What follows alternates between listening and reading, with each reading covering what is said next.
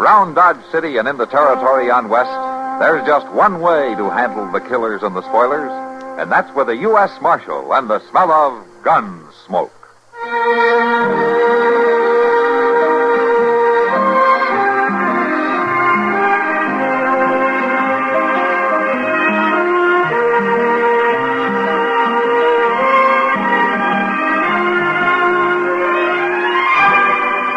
Gunsmoke, starring William Conrad. The story of the violence that moved west with young America. And the story of a man who moved with it. I'm that man. Matt Dillon, United States Marshal. The first man they look for and the last they want to meet. It's a chancy job, and it makes a man watchful. And a little lonely.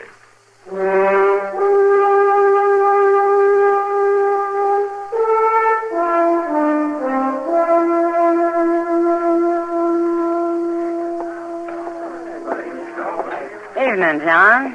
Oh, Miss Russell. Good evening. Hello, Chester. Oh, Miss Kitty. Why are you sitting over here all by yourself? Oh, it's my new boots. I just could not stand on my feet another minute. New boots? Yeah. Oh, hey, they're mighty good looking, Chester. Yeah, but I'll be thankful when they feel as good as they look. Here's your coffee, Chester. Oh, my, I sure do thank you, Sam. Waiting on me hand and foot this way? Well, it ain't every day that you get new boots, Chester. It sure ain't, and that's a fact. Oh, look, the man at the door. What do you mean? Good heavens.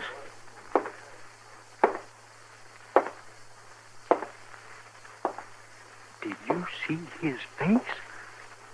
Yeah, I did. Hey, you. He means you, Sam. Say, look, maybe I better go get Mr. Dillon. I want to talk to you. I guess I better go see what he wants. Uh-huh.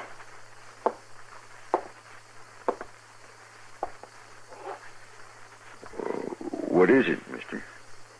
Can I get some food here? The store is closed. You put it in this bag, I'll take it with me. Well, okay, mister. Charlie, put some bread and meat and some ground coffee in this bag right away. Okay, Sam. The food will be right out, mister. Thank you. He just wanted something to eat, Kitty. I know. Sam, I can't bear to look at him. Well, maybe he'll leave when Charlie brings him food. I hope so, Sam. I really do. It'll be 35 cents, mister. Oh. Thank you. Yeah, he's leaving now, Kitty.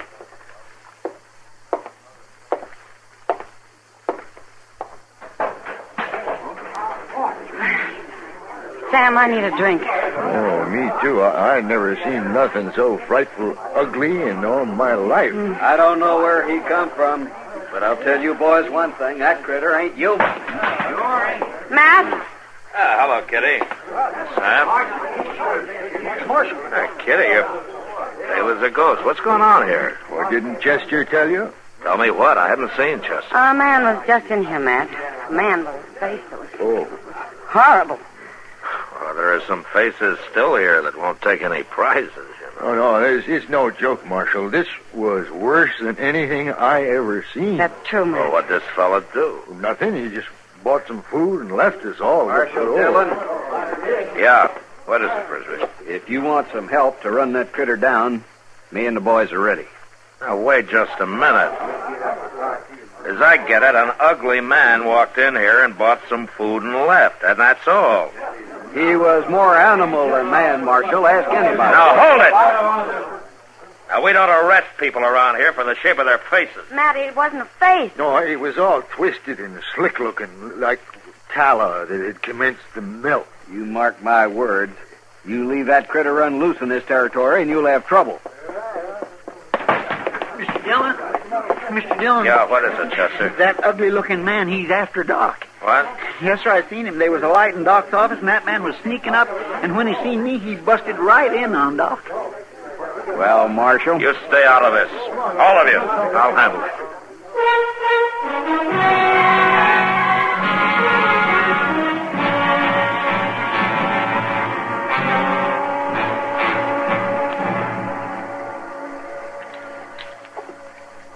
You see what I mean, Doctor? Yes, just tilt your head back a little more, Bruno. My, oh, my. That's unbelievable. Doc? You all right? Well, of course I'm all right, man. Why wouldn't I be? Come in. Come in. Yeah. Oh, this is Bruno Thayer, Matt. Matt Dillon's the marshal here. How do you do, Marshal? I'm glad to meet you there. Bruno, you're going to have that pain no matter what. I figured that, Doctor. Now, when it gets to bearing down, we'll use hot packs and hold hot salt water in your mouth. Mm-hmm. That's about all I can tell you. You can just put your shirt back on now. How much do I owe you, Doc? Oh, nothing. When Bruno was 16, Matt, he tried to outrun a buffalo stampede and his horse fell. Oh? Yeah. They run right over me, Marshal. Well, I better get going. He's going to take over the old Jenks farm, Matt. Oh, that's so. I'm going to try it. How old are you now, Bruno? I guess I'm 26, Marshal. There's a year or two I don't remember much about. It's a miracle you lived at all. It was a bad bargain, Doc. Oh, no, I don't say Doc, that. with a face like this, would you want to live? Would you, Marshal? My horse and my dog, the only ones don't care what I look like.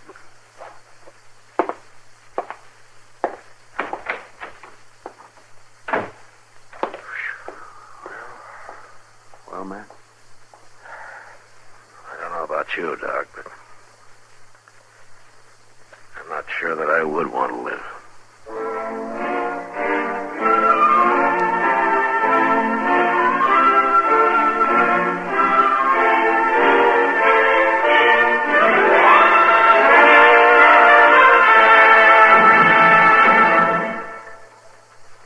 Now, just listen a minute, if you will. I've got a little story to tell you. Well, it's not so little. It's sort of a tall tale. It's about the pride of Company 40. Mose was his name, a fireman and a legendary hero of firemen. They say old Mose had feet like East River barges. His beaver hat measured 2 feet from crown to brim, and his fireman's helmet was about the size of a pup tent. Yes, Mose was big, and he was strong. And in addition, he had the speed of a panther. Mose was always the first to reach the scene of a fire, and it seemed that no rescue was impossible for him to execute. He could climb buildings using the windows for a ladder, jump over alleys like a cat, tear through walls with his bare fists, blow a path through smoke using his lungs like a bellows. And when he'd come across a small one-room fire, he'd close the doors and windows and inhale, and the fire would be smothered from lack of oxygen. Oh, he was quite a man, old Mose. And when Mose wasn't fighting fires, he was the terror of the East Side toughies and the plug uglies. Mose just naturally didn't like bullies and lawbreakers, and he'd fight them singly or in groups of any size. If the occasion called for it, he'd rip a tree out of the ground and use it like a policeman's nightstick. Yes, sir, the lawless element gave old Mose a wide berth, you bet. But Mose was a bashful sort of feller. And when public admiration got too strong for him in New York and folks got to sending in false alarms just to see him, why, he just faded out of sight. Later, people in Illinois swore they saw him put out the Chicago fire in 1871. And Californians credit him with countless rescues and the final smothering of the San Francisco fire of 1906. Yes, sir. Stories about old Mose, the pride of Company 40, are easy to believe, aren't they? Say, isn't it nice being citizens of a country where you can laugh and talk about things free as a breeze, and write and read and worship, too? Yes, sir. Maybe you don't think about it much, but you should.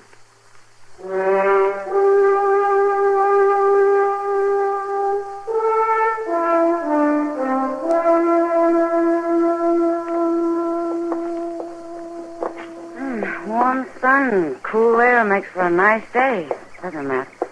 Yeah, it does. Sure does, Kitty. What are you thinking so hard about? What? Oh, there's Bruno Thayer, Kitty. Oh. Yeah, he's been out on the old Jenks place 2 weeks now. Maybe I ought to ride out there and see how he's doing. Why? Well, everybody else in Dodge has, judging by the number of wild stories going around. He murders travelers and buries them in his garden. He conjures up evil spirits. He calls the coyotes to counsel with him in the middle of the night. All kinds of crazy stories like that. Well, I'm not so sure it's all crazy, Oh, Matt. Kitty, will you... Look, 3 different friends of mine swear they've ridden by and heard Bruno talking to something, but there was nothing there to talk to. Sure there was. What? His dog. Come on, let's get some dinner.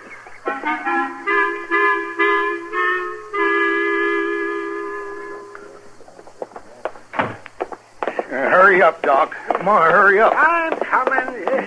Yes, what happened? It's Hazel Perkins. They found her out south of town, scared half out of her wits. Oh, Doc, he was right over me. Now, all right, Hazel. All right. Just calm down now. You're all right. Who was it, Miss Perkins? Was it that Bruno? Yes, that's who it was. Oh, now, she's in no condition to talk now, Frisbee. I ran, but he came after me, and he chased me, Doc. No. Doc, what are those gashes on her arm? Well, I don't know yet, Sam. Looks like some animal clawed there. You mean some half animal, don't you, Doc? Now, Frisbee, you're a fool. Get out of the way. No. Come along, Hazel. Right up here. Fool, am I? Maybe I'm just fool enough to believe that the women folks ought to be protected. I say it's time something was done. I say we got to stop that ugly brute and stop him for good, like they used to do in the old country. Yeah, but how do you mean, Frisbee? My grandpappy knew. He told me when a hateful, unnatural monster like Bruno was found, they burned it.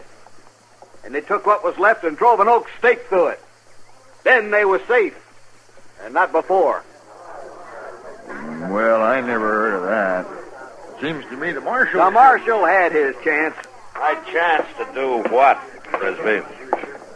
It was you let that critter loose on us, Marshal.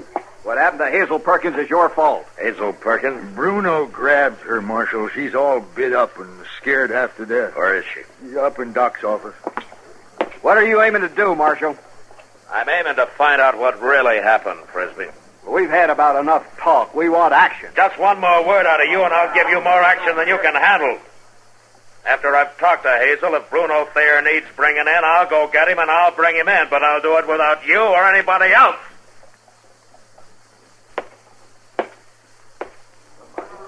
Get killed before You better hurry. You sure better hurry, Marshal.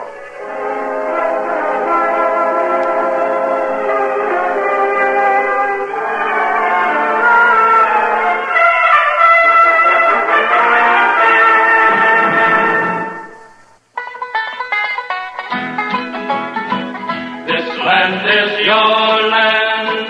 This land is my land. This land was made for you and me.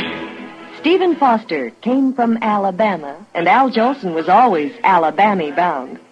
Even though there was no particular validity to these claims, there was a definite sincerity behind them. For Bama has a sense of charm and hospitality unlike any other state. Maybe Stephen Foster didn't come from Alabama, but Helen Keller did. And so did a lone wolf train robber named Rube Burrow. And what if Jolson didn't go there? George Washington Carver did. and his experiments at Tuskegee brought international fame to him and the state. For all the deep radical changes experienced by the Cotton State, some things never seem to change. Each spring, the fields and roadsides are carpeted with primroses. Green fields turn pale pink and roll wave-like in the wind. Alabama, like much of the South, seeks to combine 20th century industrial progress with the barn raisings and candy pulls of an earlier era. And what is more, Alabama succeeds.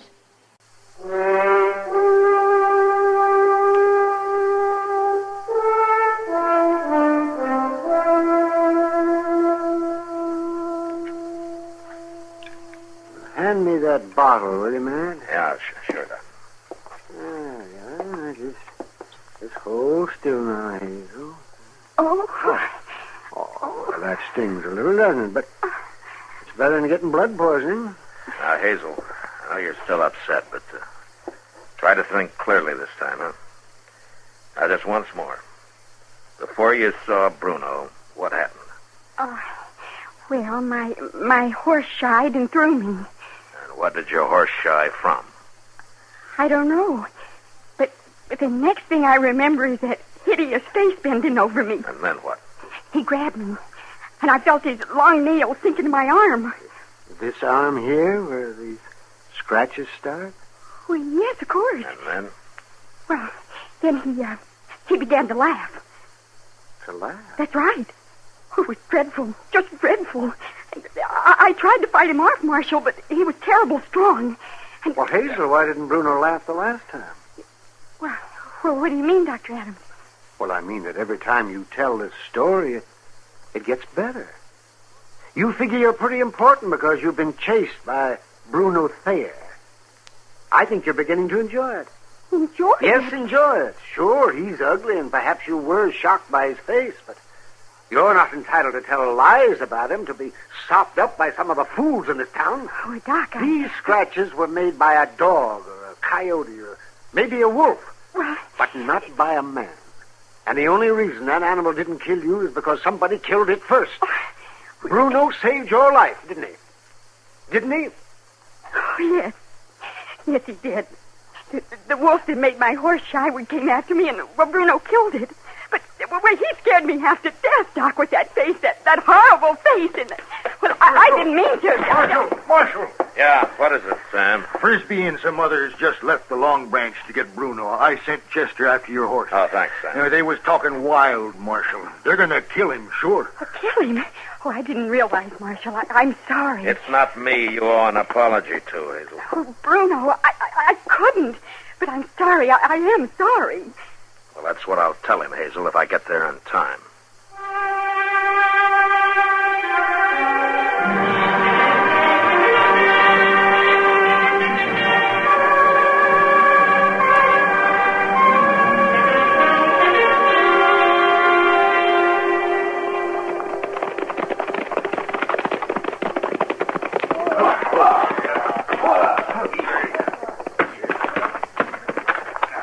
There he is. He ducked in his shack. We got him trapped now, just like we wanted. We'll spread out and circle him. Watch me. We'll close in on my signal. Hey there! Hold it, come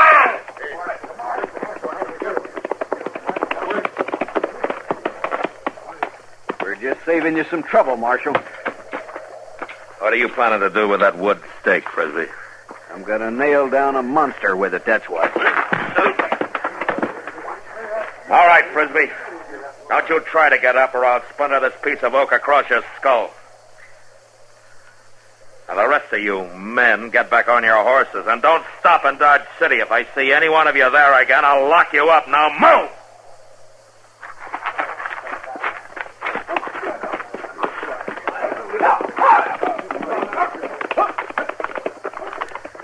Chester.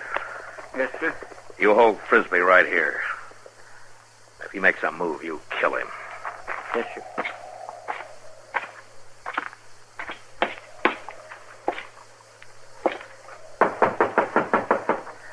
Bruno. Matt Dillon.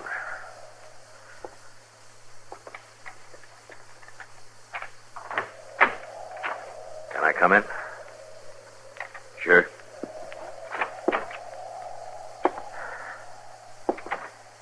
You saw those men out there, huh? I saw them. You know that they were out here to get you, didn't you?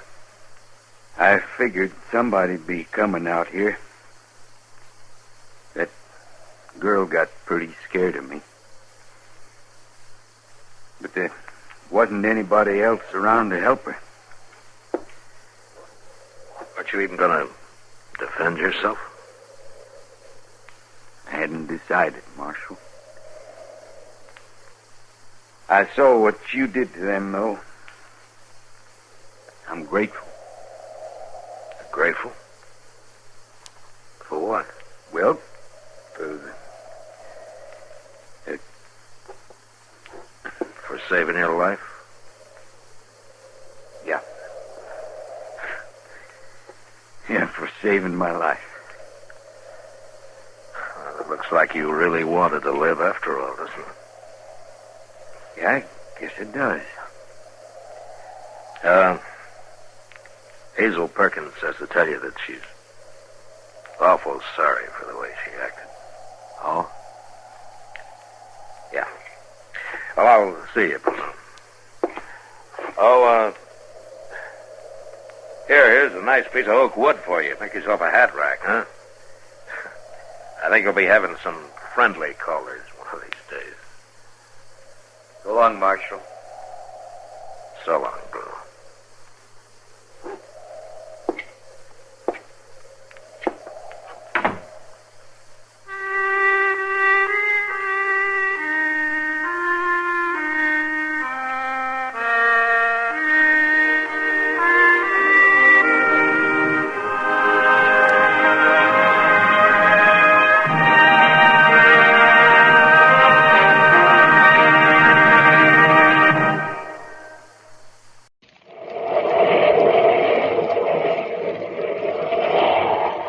The American Broadcasting Company Radio Network presents Space Patrol!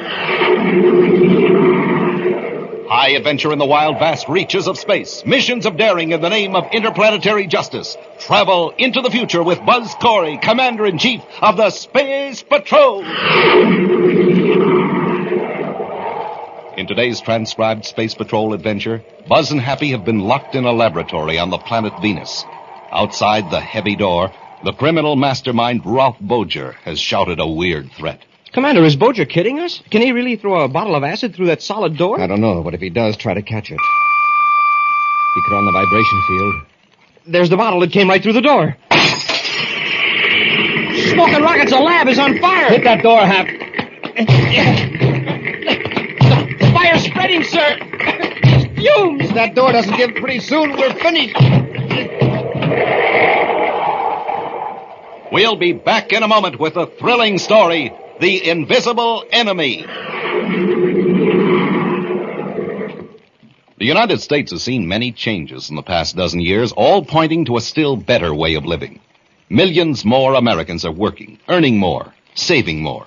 More young people are going to high school and college. More of us are enjoying the luxuries of life, sports, radio, television, the theater, concerts. Church attendance and membership has climbed steadily upward, and, in addition to these material and spiritual changes, have come the miracles of jet propulsion, supersonic flight, antibiotics. The better you know America, the better the future looks.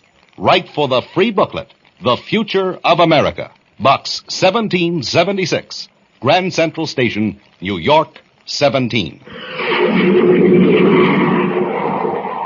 Now today's Space Patrol adventure, The Invisible Enemy. Somewhere in the solar system there lurks a dangerous enemy. His name is Ralph Dowager, and he holds control of an invention so revolutionary that the entire resources, enterprise, and courage of the Space Patrol are almost powerless to combat it. Commander Corey, in his first encounter with Dowager and his criminal activities, succeeded in capturing Clayton Slake, Dowager's accomplice and chief muscle man. As Buzz and Happy bring Slake aboard the Terra 5 at the Terra spaceport, the criminal smirks over his shoulder at the commander. Get in that compartment, Slake. Why the rush to take me to the Venus Rehabilitation Center?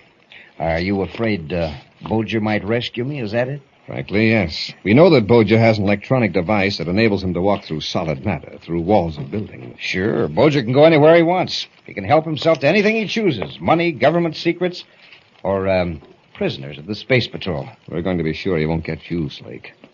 Come on, Happy. Yes, sir. So long, boys. All right, Hap, up forward. Slake sure doesn't seem worried. No, that may be just an act. Or he may be too ignorant to realize the limits of Dowager's device. Well, just what are the limits? If he can walk through solid matter as though it wasn't there, well, he can do just about anything. Dowager's motive is greed, Happy. Sooner or later, he'll attempt something a machine can do, but that Dowager himself can't survive. And he'll destroy himself. That's likely. But he might take innocent people along with him. Let's blast off, Hap. Oh, we're cleared with space control, sir. We've got the green light for space lock number 3. Okay. Close ports. Close ports. Fire jets. Fire jets. Up ship and away.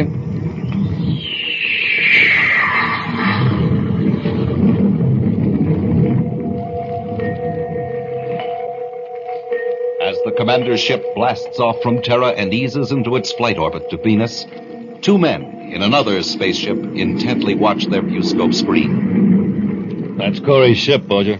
I guess I better get into my spacesuit. There is no hurry, Grog. I got to compute his exact vector and then set our own course to intersect it. Then we close in, midway between Terra and Venus, right? Yes. Here, put these on just before you get into your suit. What are they? Some kind of goggles? Well, they are electronic spectacles. For what? When we move in close to Corey's ship, all the matter in this ship will be vibrating at a very high frequency. Yeah, I know. That's what makes us invisible. Exactly. And ordinary matter will be invisible to us because it's on a lower spectrum, a lower plane.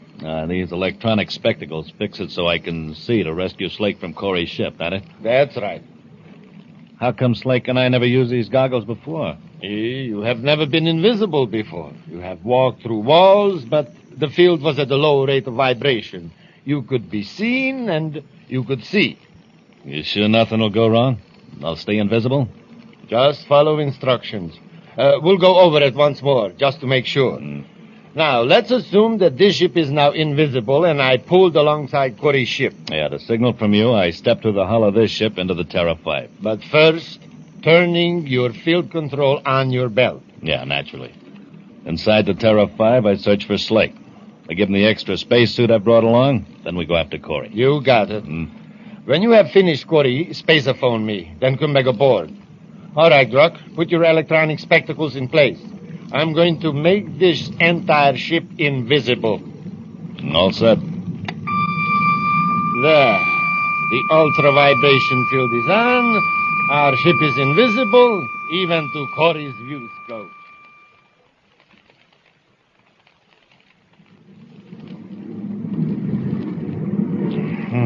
There's no way out of this compartment, that's sure. Hey, what's that? Something funny's going on. Where did you come from? To the hull of the ship. Benson Grock. Yeah, it's me. But calm down. Here, I brought you a spacesuit. Put it on. Oh, sure, but how did you get in the ship? From Dowager's cruiser. It's right outside, waiting. How'd you pull alongside without Corey finding out? Dowager's ship's invisible. Just like you'll be when you turn up the field in your spacesuit belt. Invisible? Yeah. Dowager's using extra high frequencies this time. Guess he's got a lot of tricks you and I don't know about. Here, let me help you with your suit. Yeah, thanks. Well, I'll sure be glad to get out of here. We got a job to do first.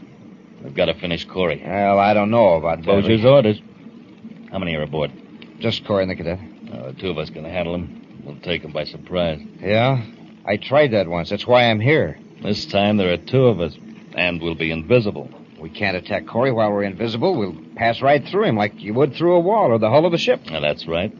While we're invisible, we're as harmless as moonbeams. But we can sneak up on him. Then we cut off the field control.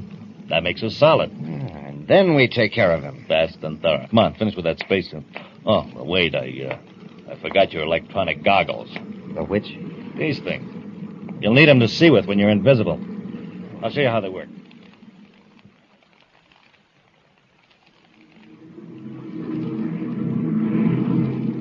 Well, Hap, we're past the halfway point to Venus and no trouble yet. Were you expecting any? Oh, I've been on the alert for spaceships. I thought Dowager might make an attempt to rescue Slake. I think it's too big a risk for Dowager to take. Anyhow, we can pick up another gorilla like Slake without any trouble. Say, Commander, I've been thinking. Yes, Happy? It'll be about 2 hours before we reach Venus, and by the time we hand over Slake to the rehabilitation camp, that'll be another half an hour. Oh, you're hungry, is that it? Me? Oh, well, no, not especially, but I thought I'd go back to the galley and get you something. Oh, good idea, Hap. Get 3 servings of 4J. 3 servings? Yes, we've got a passenger aboard, you know. Oh, yes, Slake. I forgot about him. Well, how about the 5H pills for him? No, Hap. When the crew eats, the prisoner eats, and the same kind of chow we do. Oh, sure, Commander. I'll see that Slake is taken care of. But watch him when you take the food into his compartment. Oh, I will, sir.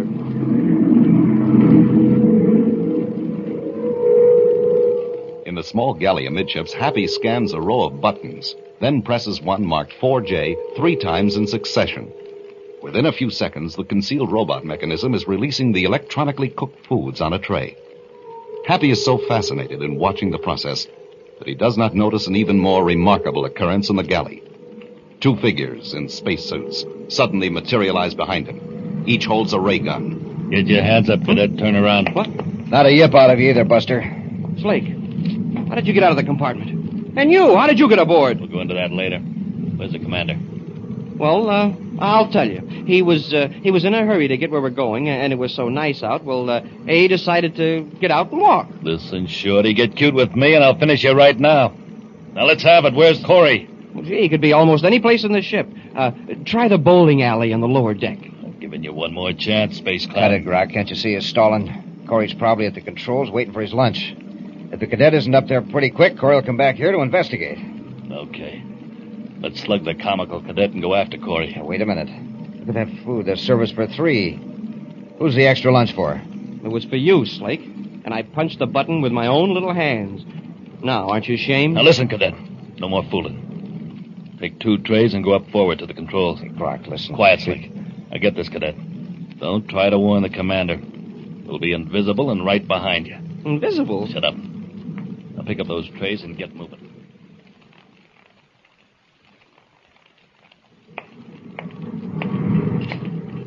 Well, there you are, Hap. I was beginning to get a little worried. Here, I'll take one of those trays. Oh, yes, sir. That hot cocoa smells good. Have you fed Slake yet? No, not yet, sir. I think I'll give him his tray right now. Happy! What got into you? Why did you throw that tray of food? I thought they were right behind me. You thought what? Happy, what's the matter? They're gone. I aimed it right where their heads should be, but they're gone. Who's gone? Well, Slake and that other fellow. They were in their spacesuits, and suddenly they vanished. I was standing there in the galley watching the food come out of the robo-server, and suddenly I seemed to hear a voice say... Put up your hands. And there stood... Commander, look, it's Slake. That's right. My pal Grok has you covered, too. You heave the tray right through us, cadet.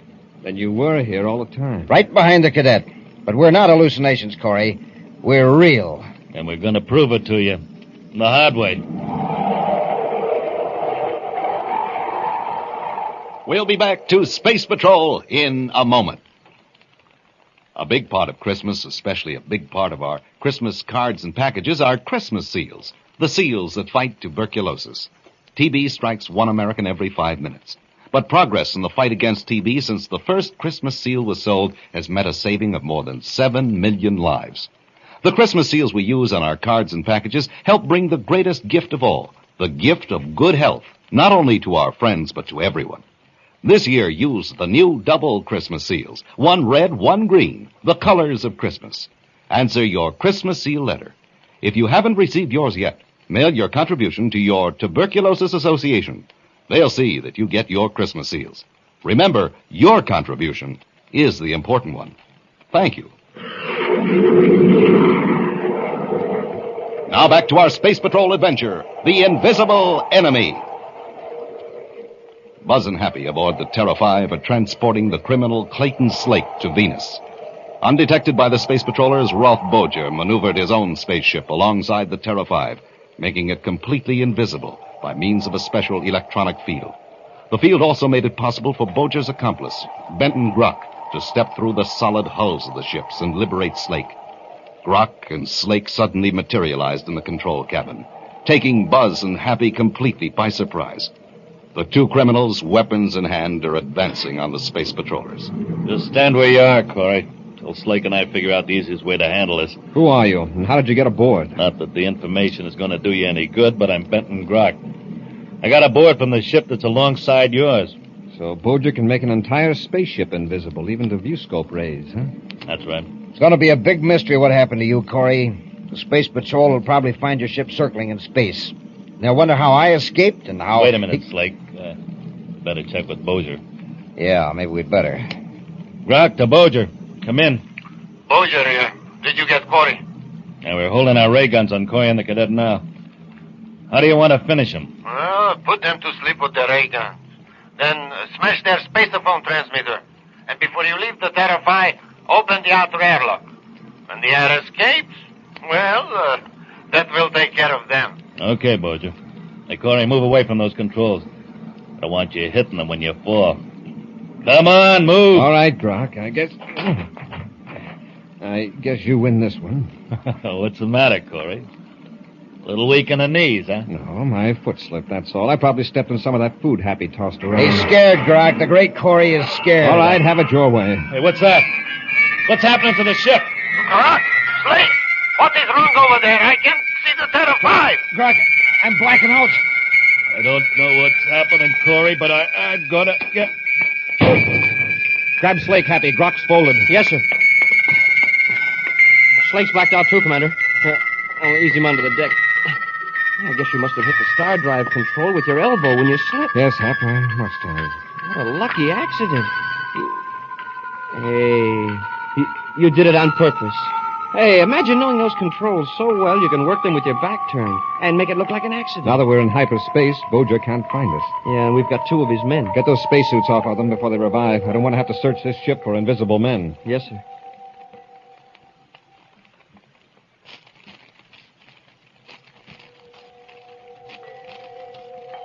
I've got our hyperspace vector figured out, sir. We'll be cutting back into regular space in a few minutes. Good. I think Grok's coming around now. Grok, snap out of it. Grok, can you hear me? What happened? You're in hyperspace. We're as invisible to your pal Boger as you were to us. Hyperspace? Star drive. You got away from Boger by kicking into star drive.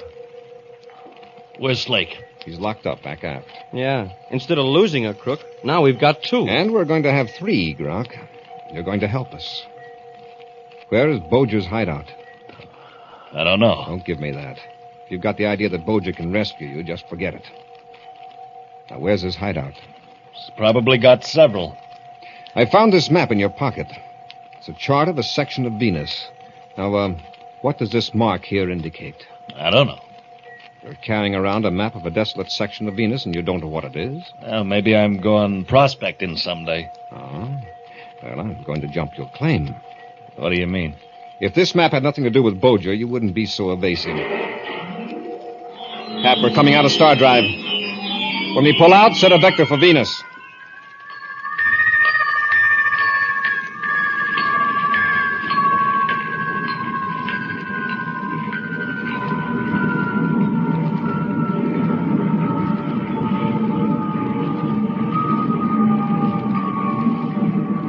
At an altitude of several miles, Buzz scans the surface of the planet Venus, as projected on the viewscope screen, while Happy keeps an eye on Benton Grok. There's a structure down there between two rows of hills, but no sign of any activity. How does it check with the mark on Grok's chart? It pinpoints it exactly. Grok, if you change your mind about talking, what is that building down there? You're smart, Corey. You figure it out. I have. Boger knows that even if you don't willingly tell me what you know about him, I can get it with a brainograph. His first thought will be to rush to the most important hideout that you do know about. Yeah? Why? To wait for you to arrest him? No. No, to destroy evidence and to pick up valuable equipment or money that he has hidden. That's it, isn't it? Oh. No, you're way off, Corey.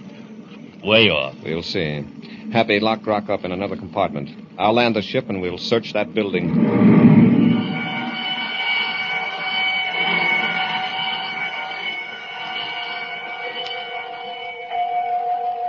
With Grock and Slake securely locked up in the ship, Buzz and Happy land the Terra 5 a few hundred yards from the low, sprawling building in the Venus Hills. Now they stand before the heavy front door. It's probably locked. It'd be a job to break it in. Strange. It's unlocked. Bojo must feel that isolation is all the protection he needs out here. Maybe. If it is Bojo's place, we'll find out in a few minutes. Come on.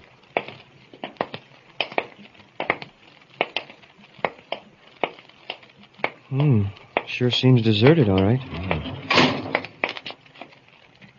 Perhaps someone's in the next room. Easy now. Have your ray gun ready.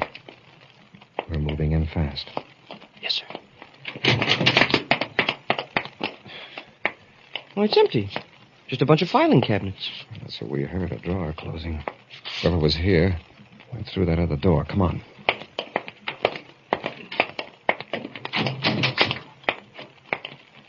Oh, no one's in here either.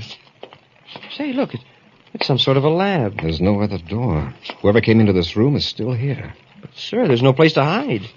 Bojo doesn't need a place to hide. Huh? Oh, the ultra-vibration field. Yeah, he can be invisible. Tap the door. We're too late. We're locked in. That's right. You walked into a trap, Corey. It's Bojo, all right. He's on the other side of the door. And escape from you is if I were a million DUs away. Let's hit that door, Hap. Yes, sir. Listen to me, Corey. You are wasting your time. You can't break out of that lab. This door has to give some time. Yes, but you won't live that long. What do you mean? I have a bottle of acid in my hand. When I turn on the vibration field, I can hurl the bottle right through the wall into that room. Oh, tricks, huh? Yes, it's an amazing trick. Inside the room, the bottle will leave the vibration field and become solid again. It will crash and break. And then what? Just wait and see, Corey. Wait and see. He cut on the field. Oh, is Bojo kidding us? Can he really throw a bottle through a solid? I don't know, but if he does, try to catch it. There's the bottle. It came right through the door. Right through the door! Smoking rockets. The lab's on fire. Quick, Hap. We gotta break down that door. Those fumes. Hit the door, Hap. The fire's spreading, sir. If the door doesn't give pretty soon, we're finished.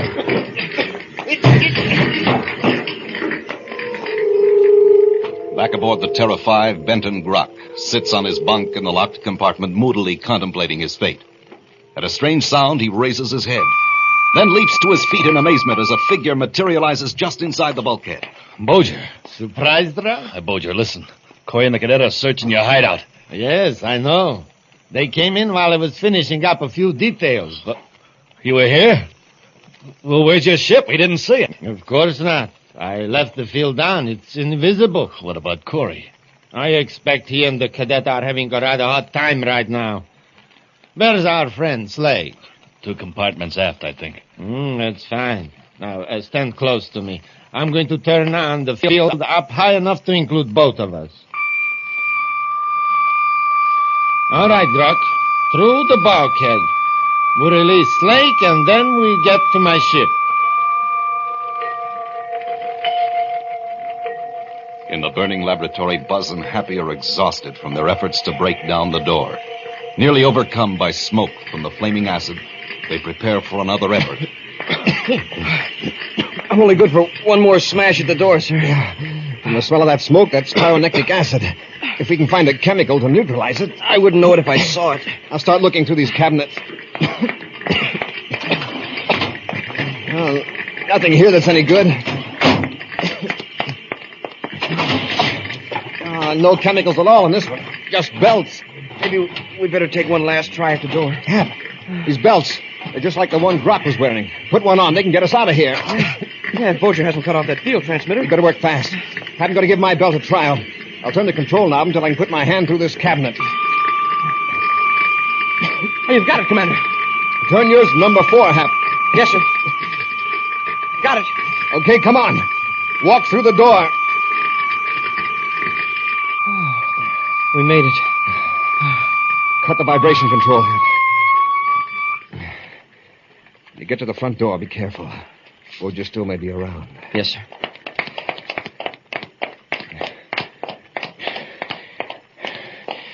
Okay, Hap, hold it.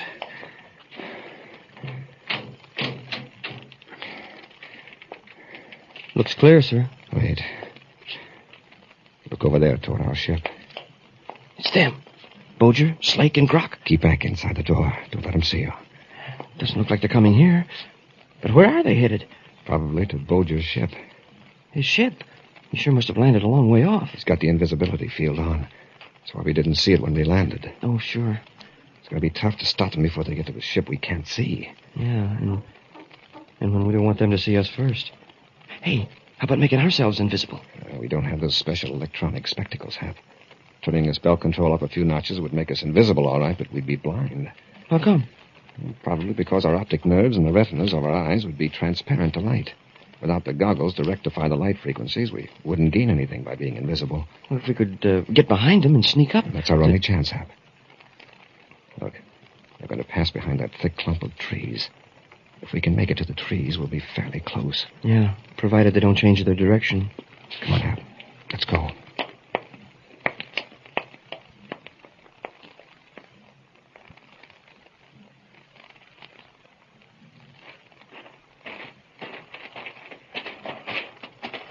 How far is it to the ship, Dowager? Oh, less than 100 yards. It's just this side of that big bean of soap.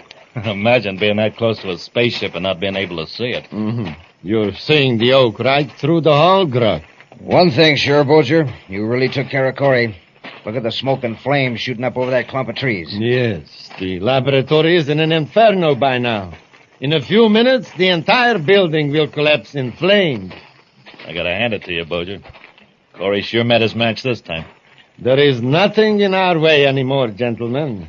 Incidentally, I will have to board the ship first and cut off the field transmitter. Why? To materialize the ship. Otherwise, you couldn't see to get aboard. And you would pass right through the hull. Oh, sure, I forgot about... Dowager, look behind us. Why, it's Corey and the cadet. I thought you said you'd finished. Yes, I'm happy. Yes, sir. Dowager, do something. Let go of me, Corey.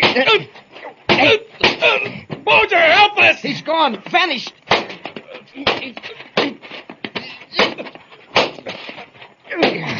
Okay, I'm through. Yeah, hold it, Corey. I've had enough to. All right, get up. We'd have licked you, though. If Dowager hadn't run out on us. Hey, maybe he didn't run out. Maybe he... Shut up, Grok. Commander, did you hear what Grok said? Dowager might have gone after weapons. And being invisible, he could pop up any place. Yeah, you better let us go, Corey.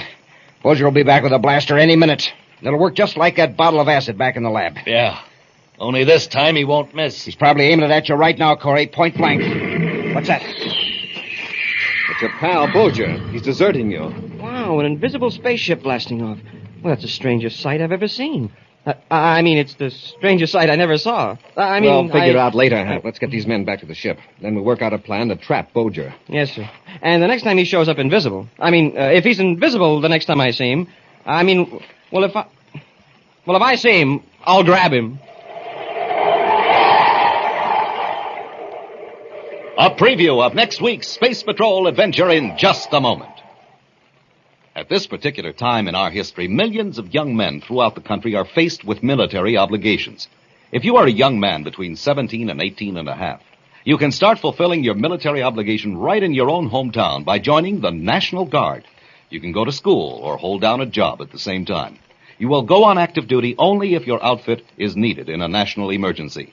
The Guard offers many advantages and opportunities for its recruits. These include extra income, learning new skills, pilot training, retirement benefits, and sports and social activities. Get the facts about joining from your local National Guard Armory.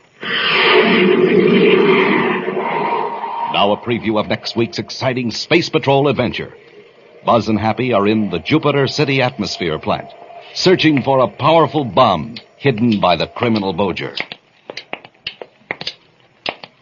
Commander, listen. Hear that?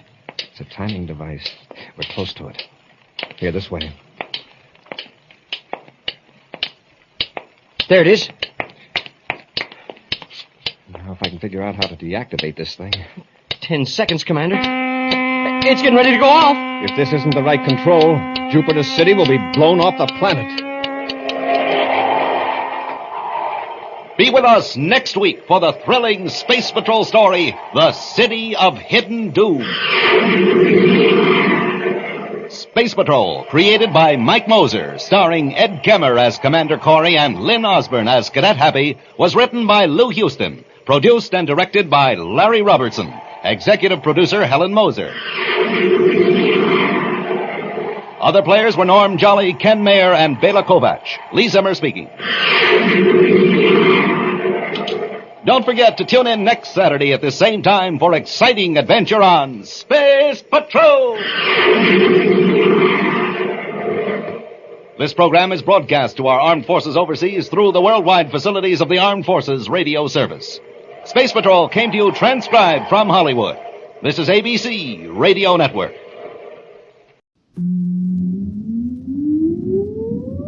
Countdown for blast off.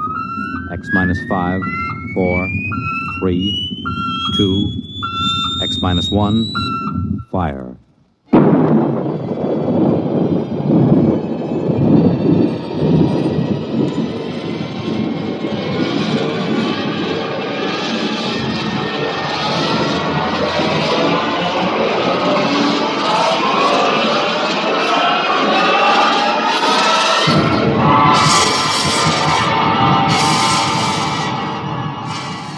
From the far horizons of the unknown come transcribed tales of new dimensions in time and space. These are stories of the future, adventures in which you'll live in a million, could be years, on 1,000 maybe worlds. The National Broadcasting Company, in cooperation with Galaxy Science Fiction Magazine, presents X minus 1.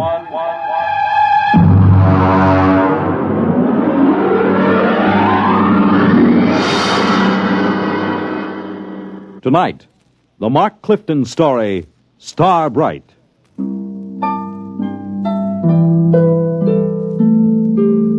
Well, it's finally happened. I've known it would for a long time now. That's why I'm writing this, in the hopes that you'll understand and not think me mad. Whatever the outcome, I hope you will not judge me too harshly for what I've done or failed to do. Mr. Holmes. Mr. Holmes. Come in. Oh, hello, Chief. I just wanted to let you know, sir, that we're doing everything we can to find the children. Yes, I'm sure you are. We've got 300 men out combing the woods for them. The Army base has volunteered another 100 men, and we've sent an all-points bulletin to every police unit in the country. Fine. I just wanted to check and make certain our description is accurate. Your little girl, Star, was wearing a blue dress and white sandals. Is that right? That's right. And she is how old? 6 years old. And the little Howell boy, how old was he? 7, I believe, yes. 7. Uh-huh, thank you. Well, I'll be in touch with you. Well, that's very good of you, Chief. Oh, by the way, yes. Mr. and Mrs. Howell, how are they taking it? Well, they're pretty upset, naturally. Mr. Howell, he's out with the men searching. Yes, I know. Mrs. Howell's in the car outside. Ruth is outside? Why didn't she come in? Well, she said she'd rather not. Oh, I see. Do you, Pete? Well, Mrs. Howell, I thought... I decided to come in. I'm not going to sit on my feelings any longer. Now, Mrs. Howell... No, I have to say this. Pete, Bill and I have been your neighbors for almost a year now. Our children have been almost inseparable. I know that. Then how can you just sit here writing letters when they may be lost somewhere or in trouble?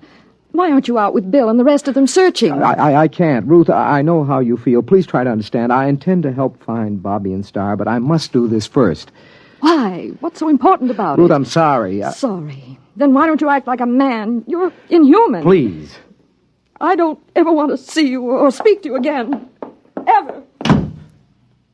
Perhaps you won't. What was that, Mr. Holmes? Nothing. Chief, if you don't mind, I'd like to be alone for a moment.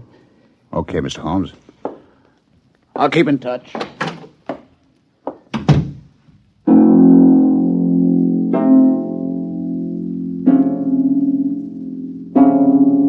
How can I tell them? How can I make them understand? I write this to you because they must be made to understand somehow, but I have to begin at the beginning. I think I first noticed it one evening when Star was 3 years old. I was in my reading chair going over some work. Star was sitting on the floor in the circle of light with her blunt-nosed scissors and scraps of paper.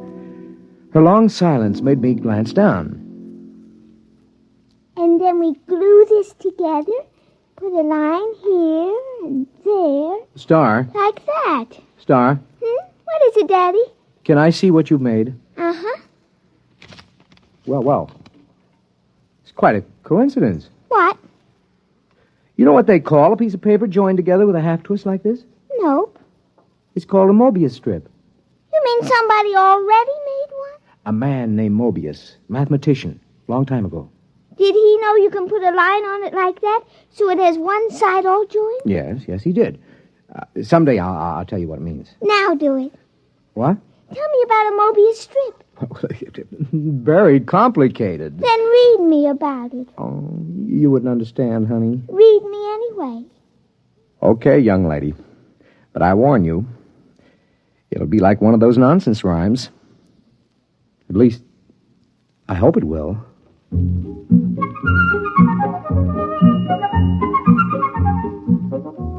At 3 years, a child shouldn't have enough functioning intelligence to put together a Mobius strip. I had known for some time now that Star was an exceptionally bright child. Just how bright, I had no idea. Not until I began to read to her from an advanced physics book, The Theory of the Mobius Strip. To the power of infinity. Now then, are you sufficiently mixed up, young lady? Daddy, you know what? What? You read too slow. You say a word, then I think a long time, then you say another word. Oh, I see. Just, what would you have me do about it? Well, teach me to read. Then I can think as quick as I want. The word is quickly. It's an adverb. Oh, Daddy, really? You pick on such unimportant things. I want to learn to read. Okay. When would you like to begin? Right now, tonight.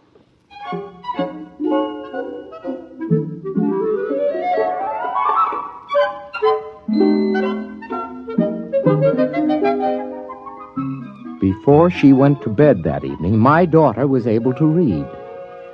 In the months that followed, a great deal happened. Some of our friends, like Jim Petrie, have dropped in and been amused to see her on the floor, rapidly turning the pages of an encyclopedia as big as she is. Sit down, Jim. Oh, thanks. Star, aren't you going to say hello to Uncle Jim? Hello. I see she's taken to looking at the pictures in the encyclopedia, huh? Oh, yeah, yes. Come on in the library, Jim. I'd like to talk to you privately. Yeah, sure thing. Bring your drink, huh? Okay. I'll shut the door here. Why all the secrecy? Sit down.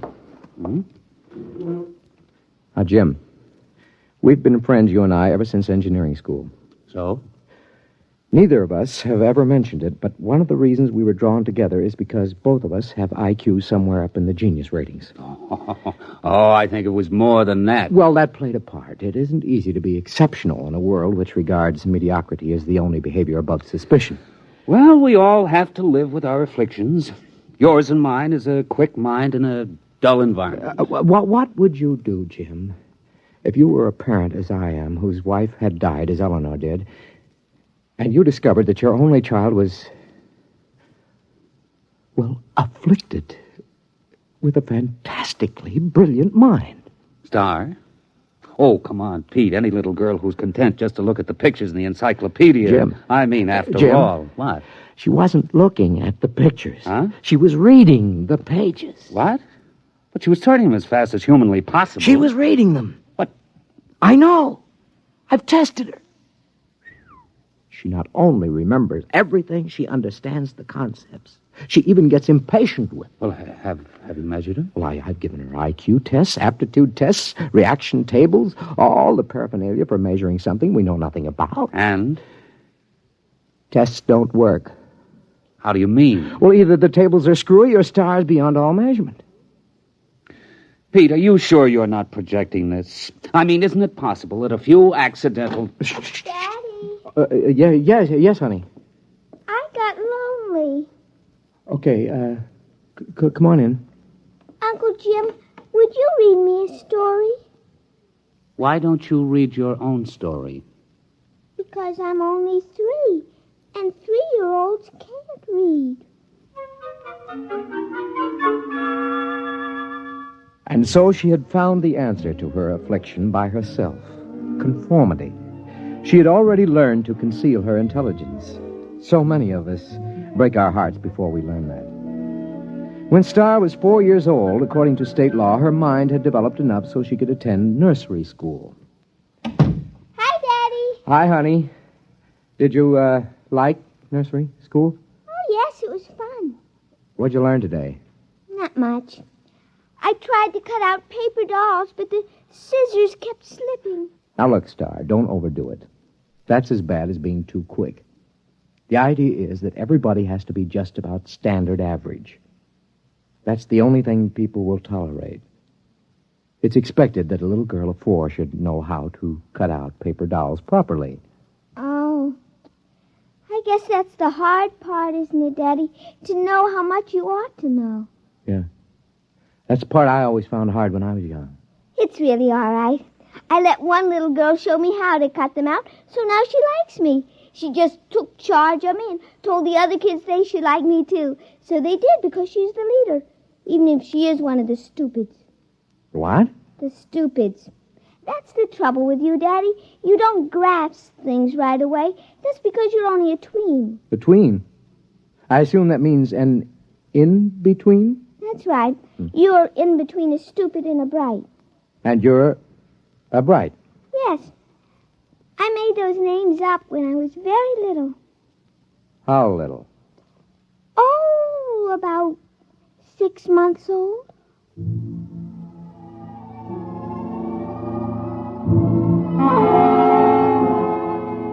The thoughts began to whirl around in my head after that one.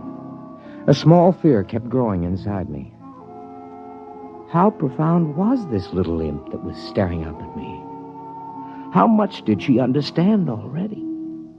Even as the thought formed, I learned the final horrifying fact about my little girl. It's all right, Daddy. Don't be afraid of me.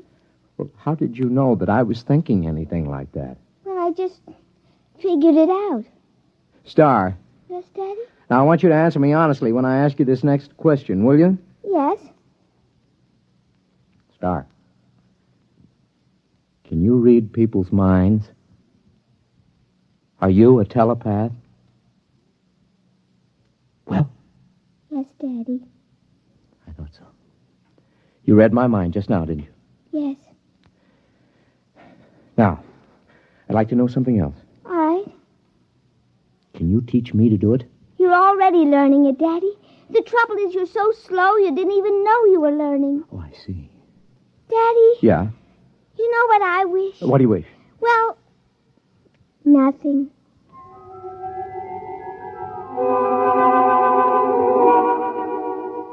All the same, I knew exactly what she was wishing. She was wishing for a companion whose mind would match her own. You see, I was becoming telepathic. Just a minute. Well, hello. Is your little girl home? Yeah, she's upstairs. Who are you? I'm Robert. Robert who? Robert Howell. My mother and father moved next door yesterday. Oh, well, come in, Robert. I'd like to play with your little girl. How'd you know I had a little girl? Oh, I just know. Oh, I see. And how old are you? I'm 6. Well, I'll ask Star to come downstairs. I'm sure she'll be glad to see you. Yes, she will. Tell me, Robert, are you a tween or a bride? Oh, I'm a... What did you say, Mr. Holmes? Nothing.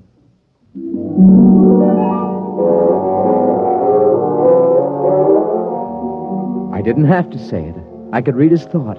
He was a bride, and it was no accident that he and his parents had moved next door. Somehow, Star had managed to make contact with him, and they had arranged the whole thing. A father is prepared to lose his daughter eventually, but not so soon, not so terribly soon. Coming. Oh, hello, Ruth. Something wrong? No, I was just looking for Bobby. I thought he was over here playing with Star. Well, I thought they were over at your place. I don't understand it. I've noticed that they've been disappearing for a couple of hours almost every afternoon. Well, I suppose they'll turn up again. They know better than to cross the street by themselves. They're too little for that. If they come here first, tell them to come over and have some milk and cookies. Yeah, I'll do that. Oh, by the way, this must belong to your star. Oh, what's that? Oh, some sort of coin or medal or something. I found it out in the backyard after Star and Bobby were playing. It looks brand new. Let's have a look. Oh, is something wrong? Did you say you found this in your backyard? Yes. What is it? I don't know. Well, I've got to get back. Bill will be getting home for dinner soon, so see you later. Yes.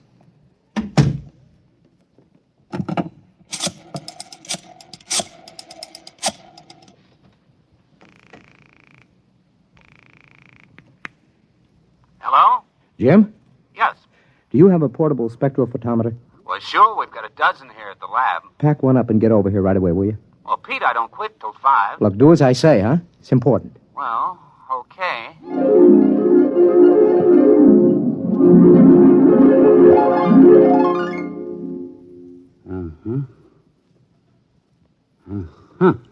Well? Let me check the amount of radioactivity again. You've checked it 4 times. That's about it. Okay. What's your opinion of this coin? Well, first of all, let me say this. It's the real McCoy. And? Also, it doesn't exist. Makes sense. Look, Pete, that coin is pre-Egyptian. It's hand-cast. It's made out of one of the oldest bronze alloys, one that was lost 4,000 years ago. So it's 4,000 years old. It is and it isn't. What do you mean? Listen, Pete, old coins show wear. The edges get rounded with handling. The surface oxidizes. The molecular structure changes, crystallizes. Pete, this coin is authentic, and yet it's brand new. It might have been struck off yesterday. You realize, of course, that that's impossible. Where'd you get it, Pete? I don't know. I think the kid's got it. Star? Yes. How? I don't know. I'm almost afraid to think. Well, why not ask her? She isn't around. She and Robert are off playing somewhere. Well, do you know where? No, Oh, Jim, it's just too fantastic. It isn't possible. I haven't said a word. I know what you're thinking. As a matter of fact, I was thinking something fantastic. How did you guess? I just guessed. Jim, let's find those kids right now. Okay. Star! Robert! Let's try the playroom. Star? Robert? Not in here. Let's try back here. I hear something. What? Pete, it's coming from the room we were just in. That's impossible. There's no place they could have hidden. I'm going to open that door. Peekaboo, Uncle Jim. There they were, in the middle of the playroom, holding hands, a little shamefaced, a little defiant. Star, Robert, where have you been? Now, I know you weren't in this room a few seconds ago, and there are no windows you could get through. Well? It's nothing, Daddy. We just went a little ways. That is not answering me. Where did you go? You see, Star, we've found this coin. Come on. I shouldn't have to tell. You're both just tweens. Star, I'm still your daddy. Even brights have feelings about their parents. Now. I tried to ESP you, Daddy. Does she mean extrasensory perception? Yes. You just don't ESP good, Daddy. Robert does it very nicely. He can always find me when I hide. That's 'cause you don't have much imagination. I do, too. Yeah, but you always have to look at a book to ESP what's in it so you leave an ESP smudge. I just look at where you left the smudge, and I go to that place, and that time, and there you are. Oh, but that's cheating. It isn't. You just haven't got imagination. You can't teleport yourself to a place that hasn't been. I can, too. What about the moon people? They haven't been yet. Oh, Star, they have, too. Not for your daddy, they haven't, but for the things from Arcturus. The moon people were about 10 million light years ago. Now, wait a minute, kids. Hold on. Jim, have you been listening to this? I think I heard it. Now, look, kids. You're either playing a big joke on us older folks, or you've actually figured out a way to travel to places in the past. Right? And in the future, too, Daddy. Star, could you tell us how you do it? It would be easier if I could ESP it to you. Well, just pretend we're stupids and tell us in words. Well, you remember the Mobius strip? I remember. She made it about a year ago, Jim. Well, you join the ends of a strip of paper with a half twist to make one surface. Then you take a sheet and give it a half twist so you can join the edges together all over. That's Klein's bottle. Oh, you know about that. Yes, we know that. Go on. Well, then you take a cube. You imagine a cube, and you twist it. Tesseract? Shh. Go on, Star. And you ESP the twisted cube all together the same way you did Klein's bottle. Now, if you do that big enough all around you so you're sort of folded into it, you can teleport yourself any place you want to go. And that's all there is to it. Jim, what do you think? I need another drink, Pete. A big one.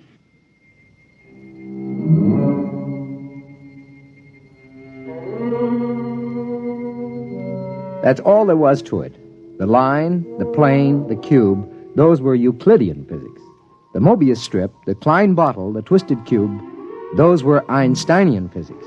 Well, I was pretty advanced in both, but I'd have to do some heavy thinking to really grasp it. Meanwhile, the two little kids stood there staring at us. Star, Robert, can you tell us some of the places you've been? All over, Uncle Jim. The Romans and the Egyptians and places like that. Is that how you got the coin? Uh-huh, I found it. It wasn't stealing, was it, Daddy? I just found it in the dirt. We'll skip that for a minute. What about going to the future? There isn't any future, Mr. Holmes. What's that? It's kind of hard to explain. Even Star doesn't get it. Oh. But when she gets to be 6, like I am, she'll probably understand. Well, try to explain it to me. Well, it's all connected, just like the Mobius strip. If you go far enough, you'll get back to where it starts again. You start with the cavemen, then us men, then atomic men, the moon men, planet men, star men, and brights. Only somehow... What? The brights got off the strip. We haven't been able to find them any place in time. I'd sure like to know how they got off and where they are. Now, look, kids, this kind of thing can be dangerous. You might be eaten by a dinosaur or something. Oh, we just ESP ourselves right out of there. Well, anyway, I don't want you leaving this part of the time strip.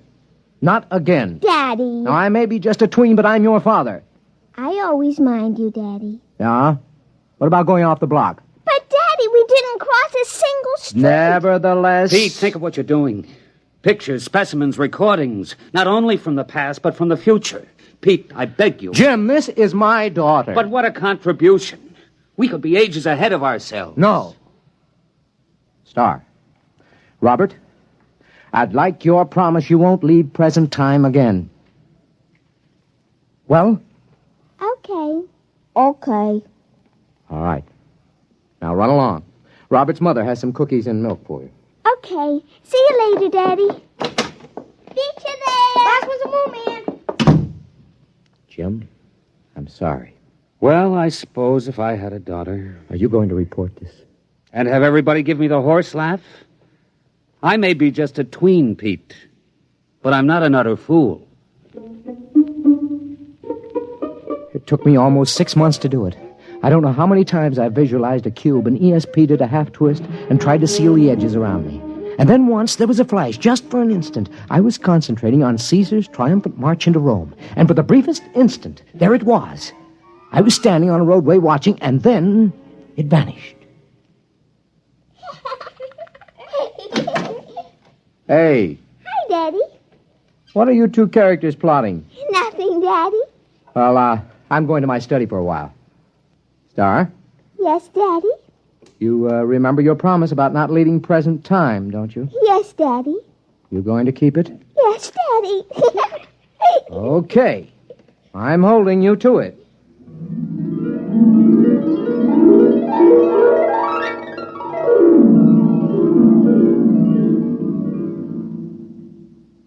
Hello? Hello, Pete. This is Ruth Howell. Yeah? Are the kids there? No? When did you see them last? What time is it? Oh, about 10 this morning, 6 or 7 hours ago. Why?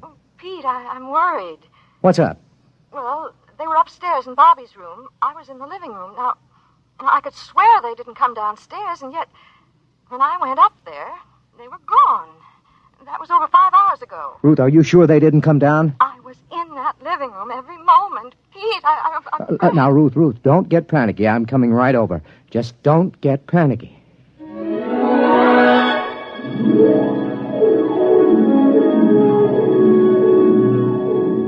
There wasn't a trace of them. Well, that isn't exactly true.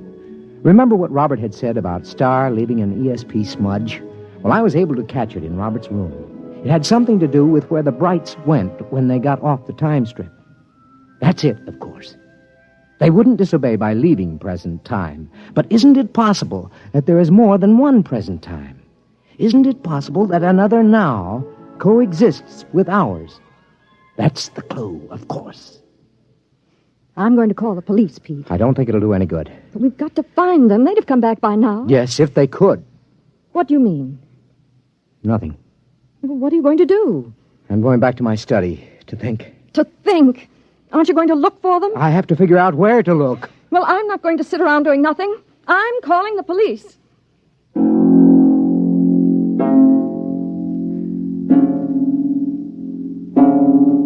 That was this morning. I've been doing some desperate concentrating since then, Jim. I'm writing this down so you'll know.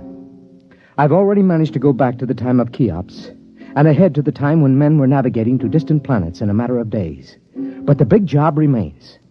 How to get into a dimension parallel with our own at the same time. I figured out that to get the equivalent of a Mobius strip with depth, you must use the supercube, the tesseract. That's what I'm working on at the moment. If I succeed, there is a possibility. I may not be able to get back. I hope you will be able to make Bill and Ruth Howell understand. Okay, now if I take 6 cubes and fold them in one another so that every angle is a right angle.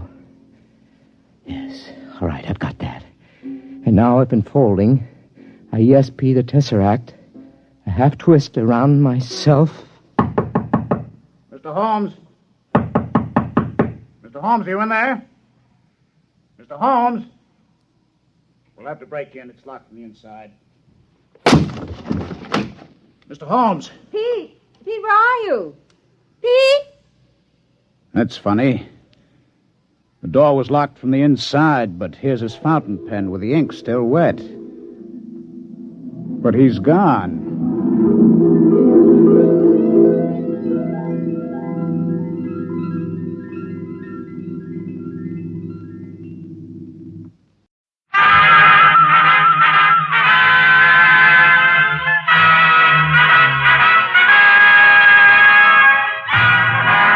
Of the Texas Rangers, starring Joel McRae as Ranger Jace Pearson. Another authentic reenactment of a case transcribed from the files of the Texas Rangers.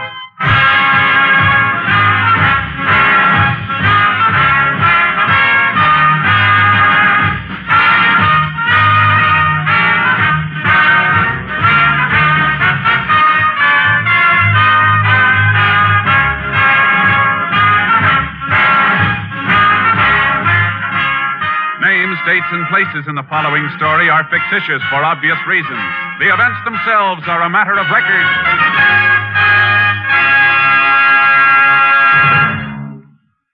Music means all things to all people. Music is relaxation, adventure, Elysian fields of dreams come true. And at this joyous holiday time, music is Christmas. We of NBC feel proud of our Monday evening lineup of truly fine music programs. Tomorrow means more fine music on NBC with the Railroad Hour featuring Gordon MacRae and Lucille Norman in The Happy Prince, a special Christmas Eve production to add to your listening pleasure. Also tomorrow there's The Voice of Firestone with guest Eleanor Stieber. Later, there's the Telephone Hour with guest soloist Blanche Thiebaum. And tomorrow, enjoy the Christmas program of the Mario Lanza Show with Mario Lanza, lovely Giselle McKenzie, and Ray Sinatra's orchestra. Yes, Monday is your invitation to music over most NBC stations. Make a program note to hear the Railroad Hour, the Voice of Firestone, the Telephone Hour, and the Mario Lanza Show tomorrow. Monday means music on NBC. Hear it on this station.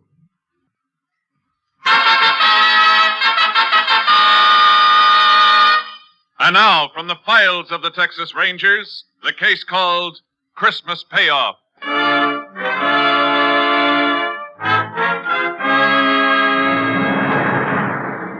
It is 4 p.m. on the afternoon of December 25th, 1940, in the small West Texas town of Rockfield. In his office, Dr. Edward Hartley and his nurse are just clearing up after treating an emergency case, which has taken the doctor away from his family on this Christmas day. Doctor, before I leave, would you like me to stay? Alice, I would just like you to scoot on home where you should have been hours ago. And what about you? I think it's a shame. The one day in the year family should be together and you have an emergency. Well, anyway, old Mrs. Thompson will feel a lot better now for the holidays. Pretty nasty infection. Mm-hmm. Guess doctoring's the one business can't be run by a time clock. And nursing's a part of doctoring, so I leave when you do. Trapped. Sure would have loved to spend the whole day with the youngsters, though. No, they probably won't even let you back in the house. Well, Christmas got them so excited I don't think they even know I'm gone. Oh, by the way, you sure you won't have supper with us? I'd love to, Doctor, but... Oh, no. Huh? What's the matter? Doctor, you come over to the window for a minute? Not another patient. I think so. Well, guess the Christmas tree can wait a little longer. Who is it? I don't know. Here, look. That man just getting out of the car. I don't recognize him. That arm must be in pretty bad shape. Bandage clear to the elbow. And why didn't he come in 2 hours ago? Huh? What do you mean? That man was sitting in that car 2 hours ago. Only was parked in front of the house next door.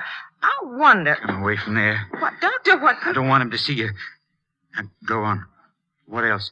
Well, just an hour later, when I took Mrs. Thompson out to her car, he was still there. And he meant it. He really meant it. Doctor, what is it? Alice, now listen to me. Don't ask any questions. I want you to get in the supply closet and stay there. What? Whatever you do, don't make a sound. No matter what happens out here, don't give yourself away. You understand me? Your life depends on it. What is it? Why don't we call the sheriff? I'm going to. Hurry into the closet. Now remember, not a sound. I should have known it'd come. I didn't know when. Come on. Operator, this is Doc Hartley. Listen carefully. I have to speak quietly. Get the sheriff to my office as quick as you can, and don't call back. Just get him out here. Can't stall any longer. Come in. Just a minute. Here goes.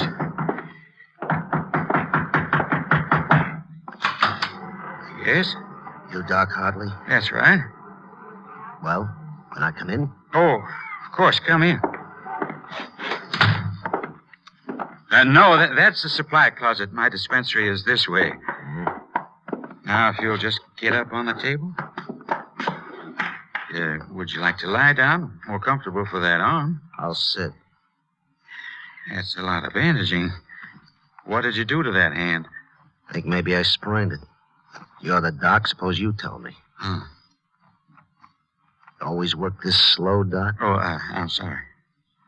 Where's your nurse? She's gone home long time ago. Not even supposed to be working today. This is Christmas, you know. Yeah, I know. Why don't you pull the last of the bandage off, Doc? Don't you want to see my hand?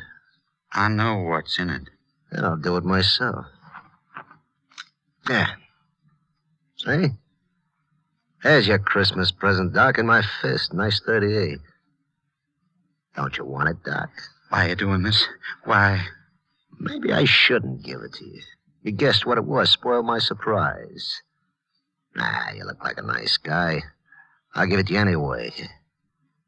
Look at me, Doc. You know what it's for. You get your... Merry Christmas, Doc.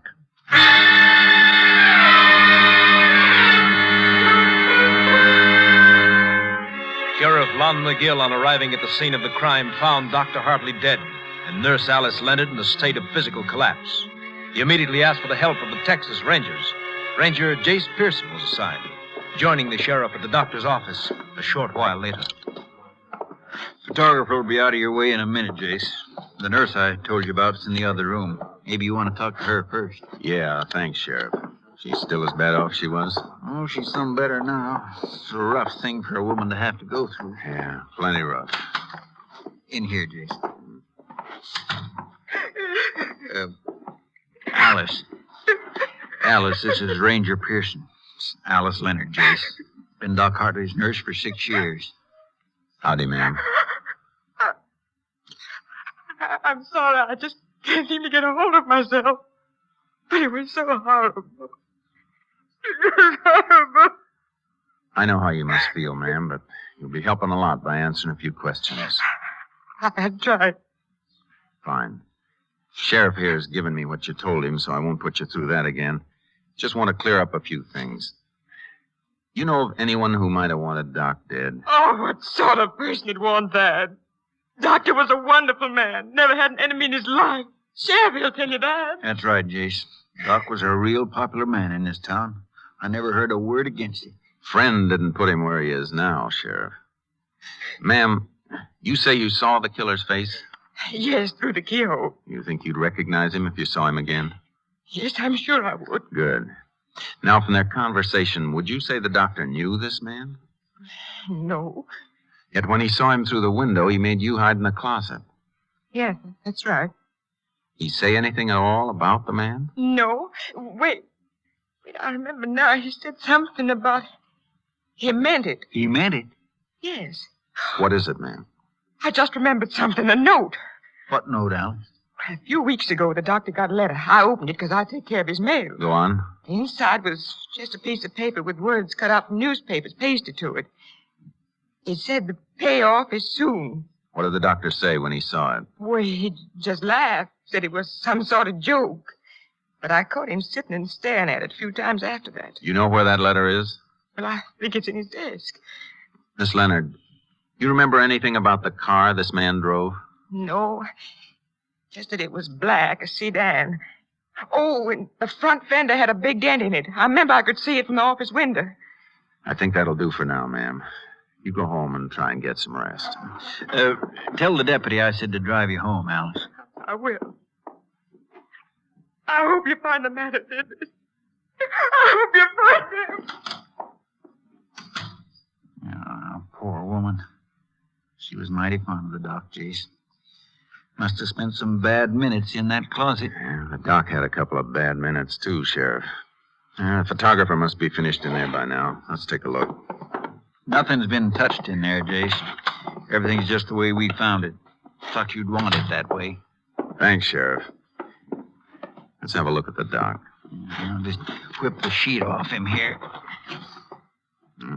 He shot at close range, all right. Powder burns.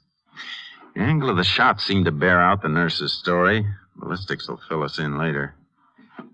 Let's have a look at this desk. Okay, Jace? Well, there's not much on this side, Jace. What's the matter? Drawer full of Christmas candies. That'll be a nice Christmas for those poor kids. Hey, wait a minute, Jace. I think this is what you want. And that's it. The payoff is soon. No envelope with it? I reckon Doc threw that away. It'd be a tough one to trace. Cheap paper, the message in newspaper captions. And it's used a lot for blackmail because it's so hard to run down. Well, where to now, Jace? Has the doc's wife been told about this yet? No. Been holding off.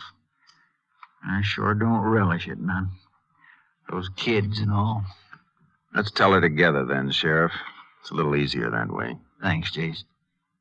Anything more we can do here?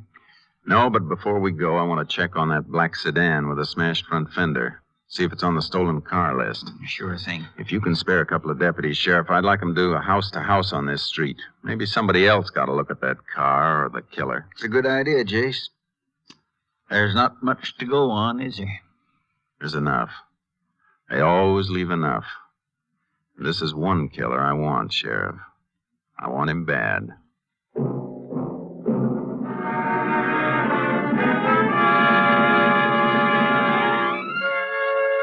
A black sedan with a smashed front fender was on the stolen car list. We finished our calls and left. 15 minutes later, we stood in front of a large, neat house on a well-kept street. Staring at the front door, Doc Hartley would never open again. Through the parlor window, we could see 3 laughing kids and proud grandparents around a Christmas tree. It was a rough doorbell to ring. Darling, I thought you'd never... Oh, I'm sorry. I was expecting my husband. Oh, Sheriff McGill. Howdy, Miss Hartley. Can we come in? Oh, why, of course. Please do. I imagine you want to see Ed. I'm sorry he had an emergency, but if you like, I can... Mrs. Hartley, this is Ranger Pearson.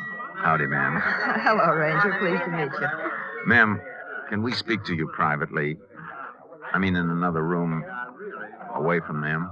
Of course. Come in here.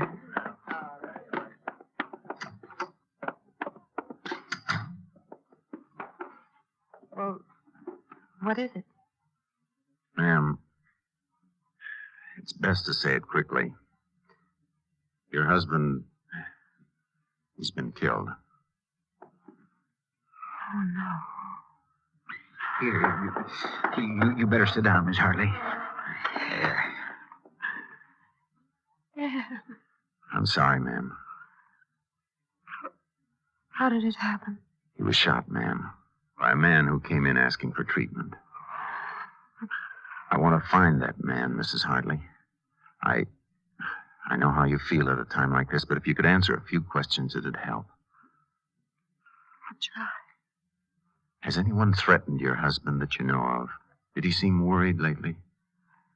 No. Did anyone call him today beside the woman he went to treat? Just a man. What man? A little past noon, the phone rang. Some man asked for my husband. I told him he was at the office on an emergency, and he just hung up. You recognize the voice, Mrs. Hartley? No. Just one more question, ma'am. Do you know of anyone who had a grudge against the doctor who'd have wanted this to happen? No. Nobody. Nobody except... Except who? Oh, I was thinking of that man, the one he sent to prison. Sent to prison, ma'am? I think I can explain that, Jace. You mean that Nixon thing, Miss Hartley? Yes. Well, it happened a couple of years back, Jace. A fellow named Al Nixon robbed the payroll of a gas cracking plant about 40 miles from here. Shot during the getaway, though. Came through here and forced Doc Hartley to treat him at gunpoint. You know what kind of stretch they gave him, Sheriff? No, I don't remember. You see, that was before I was sheriff. I was living at the other end of the county then. Well, anyway, seems Doc somehow sneaked a phone call while he was treating Nixon, and the police got him. Isn't that right, Miss Hartley? Yes. They sent him to Huntsville. Mrs. Hartley, I'm sorry to put you through this. We're going to leave now. Is there anything we can do for you? Nothing. There's nothing anyone can do. How will I tell the children?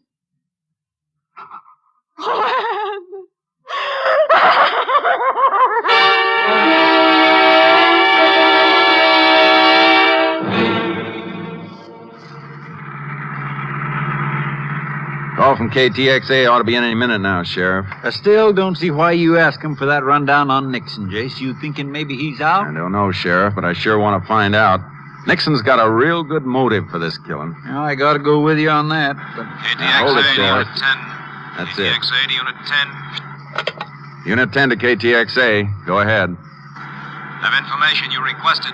Al Nixon, sentenced life term, Huntsville Penitentiary, December 1937. Money from gas cracking plant payroll never recovered. 10-4. Unit 10 clear. KTXA Austin. Well, that kind of kills that, don't it, Jace? Man with the best motive of all is serving life at Huntsville. It's still too good to pass by, Sheriff. What do you mean? Look, Nixon may be in Huntsville for life, but that doesn't change his motive. It's still good. So good I want to see him. I'm going to Huntsville in the morning.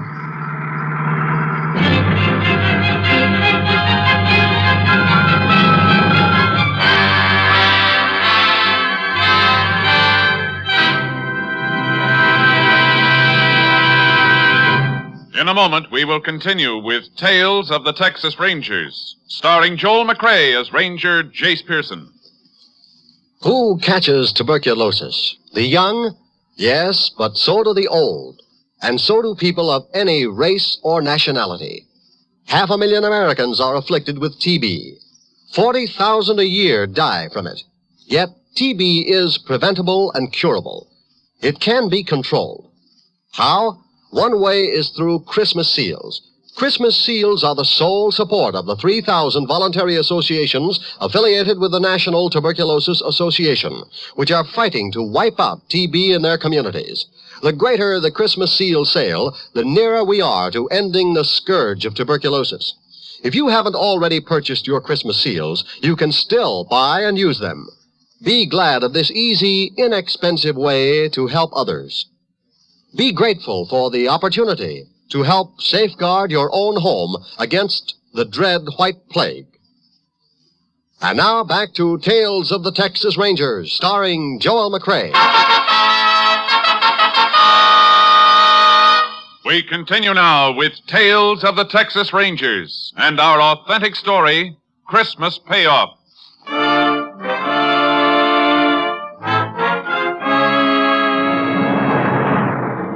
Next morning, I left Nurse Alice Leonard with the sheriff to begin the long job of trying to pick a killer's picture out of the gallery. Then I headed for Huntsville. I wasn't in the visiting room 5 minutes when Nixon was brought in. A brutal-looking little man who shuffled forward and sat across the table from me, waiting for me to talk. My name's Pearson, Nixon. Ranger Pearson. What do you want, a medal for remembering your name? I want some answers. And if I don't give them to you, you'll have me arrested, huh? You remember Dr. Hartley, Nixon? Yeah, I remember him. Look around. Ain't this good reason to remember him?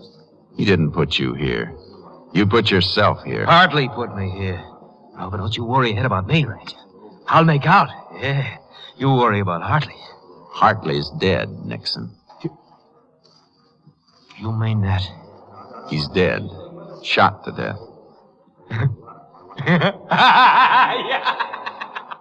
Something funny, Nixon? Sure. Don't you get it? He put me in here, now he's dead, but I'm still alive. Ooh, you cops, you're all so smart, ain't you? Sure, you got me, but you never got the money. And best of all, Hartley is dead. You're in the right place, Nixon. So that's why you're here, huh? Maybe I killed him, huh? Sure, I'll confess. I just walked through the walls, knocked him off, and flew back like a bird. Phone call for you, Ranger. You can take it in the office. All right, guard. Thanks. You through with Nixon? Yeah, you can have him. This way. Hey, Ranger, arrest me. I killed him. In there, Ranger. Thanks. Hello? Sheriff McGill, Jace. How you making out? Old trail, Sheriff. Nixon's no help. How'd you come out? Nurse picked out a picture, Jace. Swears it's him. Fella named Lou Crowder. You run a make on him? I sure did. He did the last 2 years in Huntsville. Released a week ago. Beginning to fit, Sheriff. Any more on that car? I was just coming to that. They found it about 100 miles from here. Abandoned in some brush just outside of Crest City. I want to see that car, Sheriff. Tell him to hold it where it is. As soon as I talk to the warden, I'm heading for Crest City. Want to meet me there? Sure thing, Jace. Meet you at the hotel. Never can tell what's coming, Sheriff. That cold trail's all warmed up again.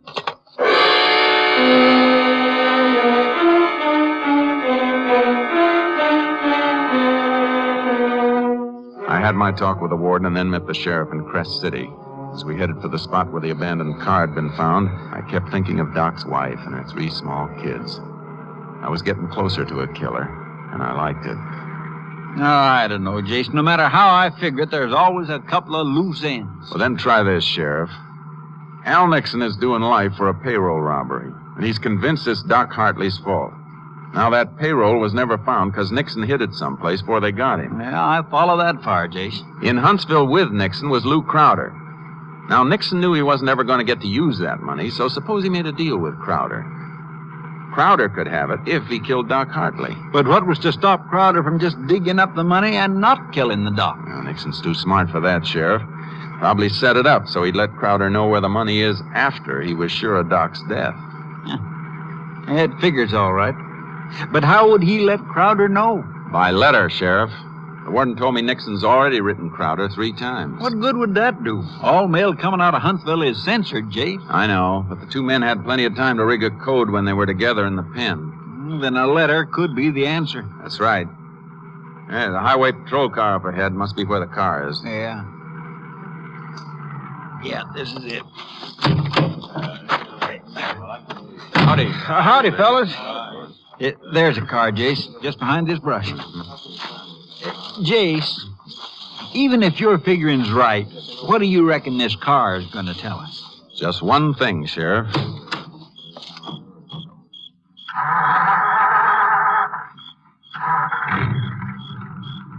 That's it. I don't get it, Jace. You will. Look. Would Crowder want to hang around a town he'd killed a man in? No, reckon not. But if he's expecting a letter from Nixon, he's got a light someplace to get it. What are you driving at? Put this together.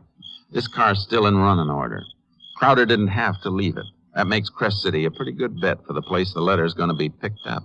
But what if Crowder's already picked the letter up? It's not likely. Nixon didn't even know about the killing till I told him today. He'd want to be sure before he paid off. What if Nixon double-crosses Crowder?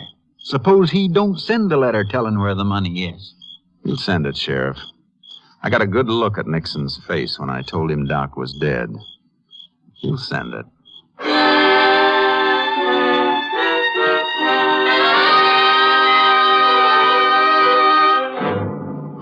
Back in Crest City, the postmaster agreed to notify us the minute he got any letter postmarked Huntsville, without giving it out. The very next day, the letter was there.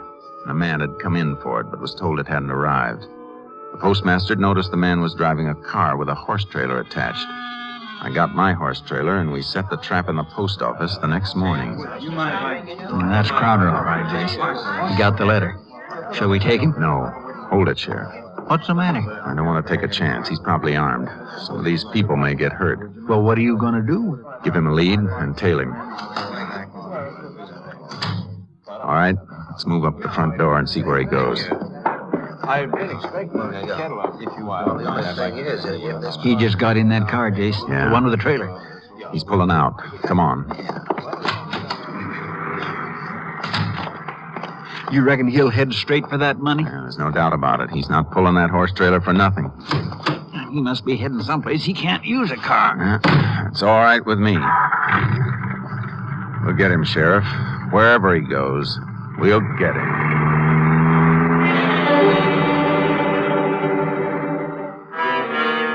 For almost 3 hours, we trailed Crowder by car, never getting too near him, just pinpointing him. When the country got rough, he left his car and switched to the horse he'd been pulling. So did we. We gave him a bigger lead and just followed his tracks. Awful rough climb, Jace. You sure we're following him? I don't see any tracks. We're following him all right, Sheriff. Didn't you just see that turned rock, moist on one side? A hoof did that. Beats me how you spot him. Hold it, Sheriff. Oh. It's a drop-off just ahead. I want to look.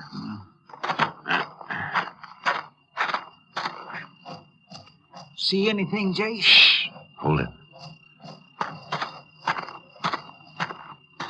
He's just over the drop, about 20 feet. Is he digging, Jace? Better than that, Sheriff. He's found it already. Now, look, Sheriff. He's in a dead-end canyon. I'm going down after him. You cut along this ridge and close in from the base. All right, Jace, but be careful. Come on, boy.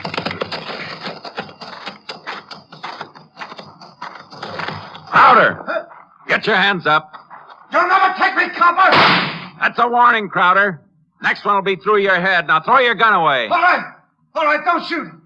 You see my hands are up. Keep them there. Look, Ranger. There's $30,000 here. I'll make a deal with you. Take half the money. Just give me a chance. Like the chance you gave Doc? You're not going to get that money. No, you don't. Give me that knife. You all right, Jace?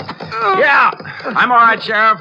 You were taking an awful chance that way, Jace. Yeah, I know it, Sheriff. I had a bad minute there when I saw his knife glint in the sun.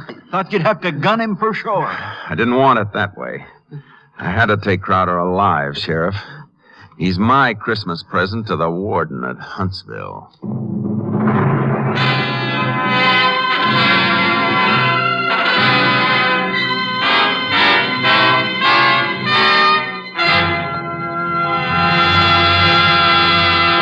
In just a moment, we will tell you the results of the case you have just heard.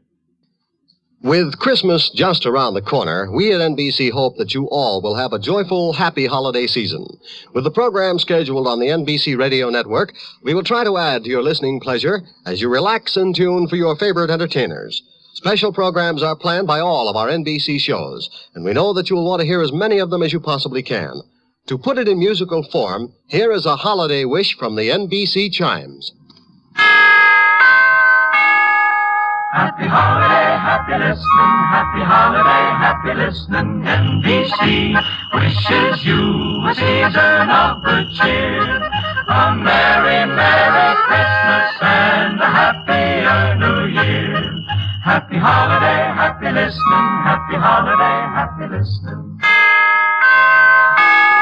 Yes, from all of us at NBC to all of you throughout the country comes this sincere, hearty wish for a Merry Christmas.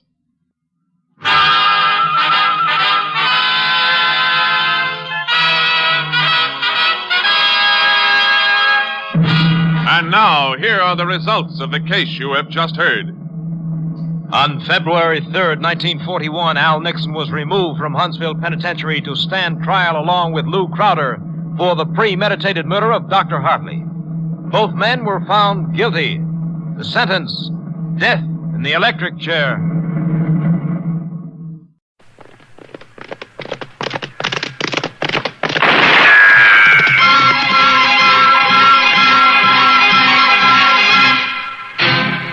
Around Dodge City and in the territory on West, there's just one way to handle the killers and the spoilers, and that's with a U.S. Marshal and the smell of Gunsmoke.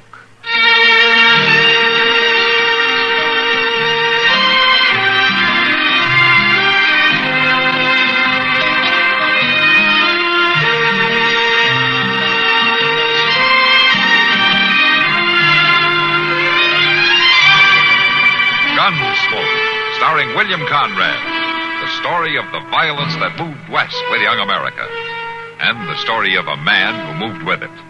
I'm that man, Matt Dillon, United States Marshal. The first man they look for and the last they want to meet. It's a chancy job, and it makes a man watchful and a little lonely.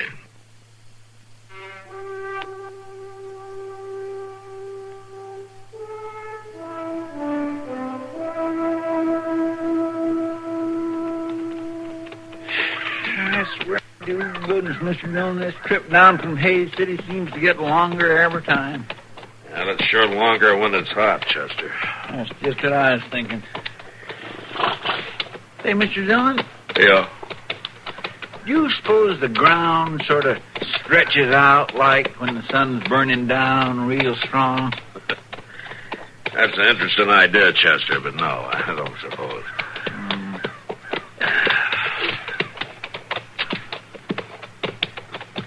Hey, Chester. Look over there. Yeah, smoke. Something on fire out there. Yeah. Come on, let's go see what it is.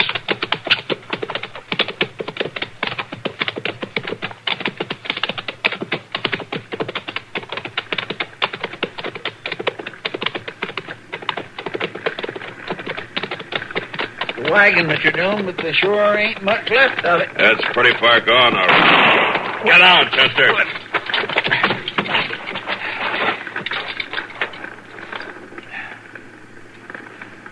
I don't rightly see where anybody could be. Maybe he's down on the other side of the wagon. You just keep your head low, Chester. Stay down, Chester. Just don't seem right. Nobody's shooting at us. Nobody's shooting? Listen there. Those cartridges are gone off by themselves, Chester. What? They're in the wagon. The fire made them explode. Well, I guess maybe that... Guess that could happen, all right. Yeah. It sounds like that was the last one. Yeah, well, I'd just soon be sure, Mr. Dillon. Now, I don't mind being shot at by somebody I can see, but... Come on, Chester. Let's have a look around.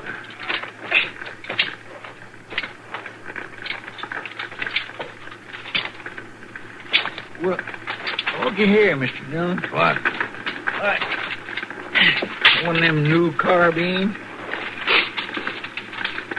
Don't seem like it's ever been fired. Here, let me see it. Yeah. Yeah.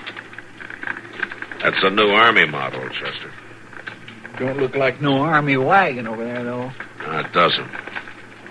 Now, let's take a closer look.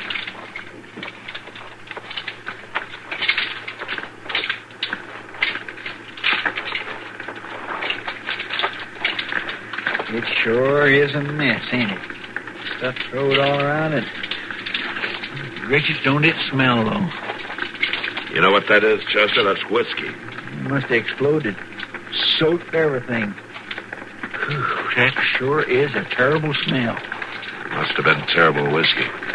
It seems to me there ought to be somebody around here, wouldn't it? Mr. Dillon? Yeah, I see it. Come on.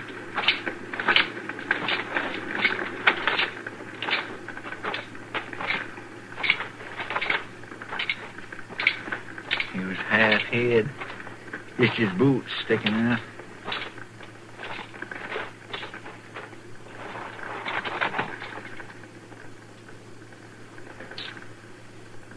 He's dead, Mr. Dillon. Yeah. Shot in the back. Maybe one of them exploding shells got him. No, Chester. From the looks of things, somebody shot him before that. It looks like he was trying to get away, don't it? Well, I hope the woman made it. Woman? What woman? The woman who belongs to the things that are strewn around here. Oh, yes, sir. You reckon they shot her, too? Maybe if she was lucky, they did. Well, let's get the horses and have a look around.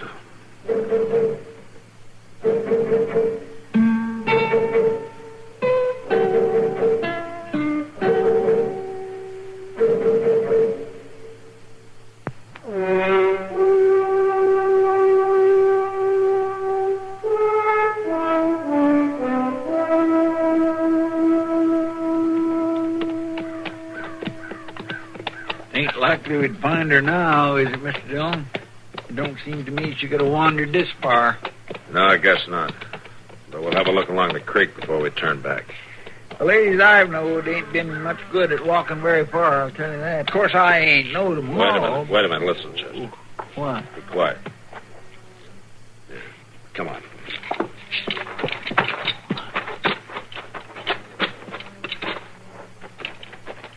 You're down the bank here.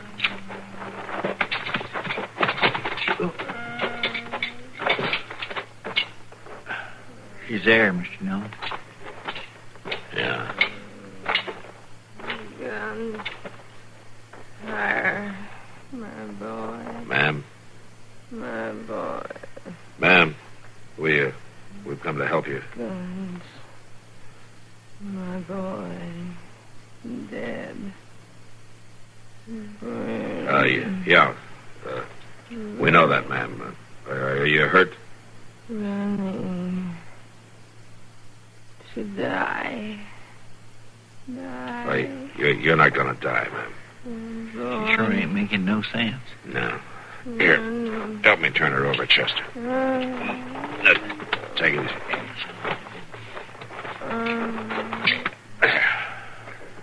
Guns. Yeah.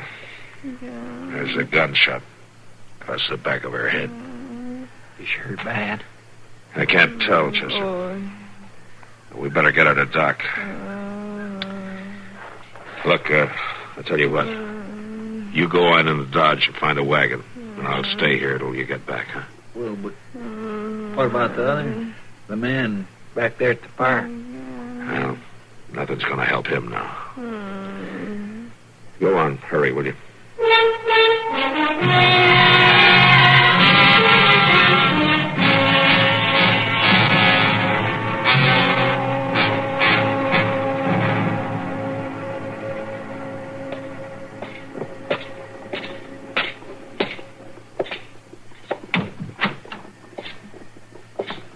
Hello, Mac. Come on in. No, thanks, Doc. How is she? Well, I don't know, Matt. No, what do you mean? I've checked her over, but I'm not sure I can tell you if she'll make it or not. That wound must have been worse than it looked. It's not the wound so much. Well, of course, that's part of it, but it's more her mental state. I can't get to her. I can't even get her name out of her. When do you think she might be able to talk, Doc? I don't know. These things can go either way. She could suddenly snap out of it, or she could suddenly sink deeper. I just don't know. Well, you let me know if there's any change, will you, Doc? Sure I will, Mac. Because without her help, I I'm never going to know what happened out there.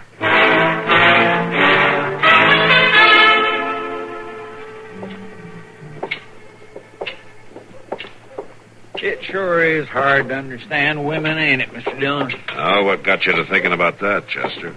Well, that woman we picked up near that fire. Yeah, what about her? Well, she just kept going on about her boy all the time, and I tell you that fellow we buried wasn't no boy. He was 50th years a day, I'll bet you. Now, Chester, some women just go on thinking like that. Hey, wait a minute. Oh, now, Mr. Dillon, ain't we going in here for a beer? I'm as dry as can be. You see that horse tied there? Sure I do. Look at the gun in the boot.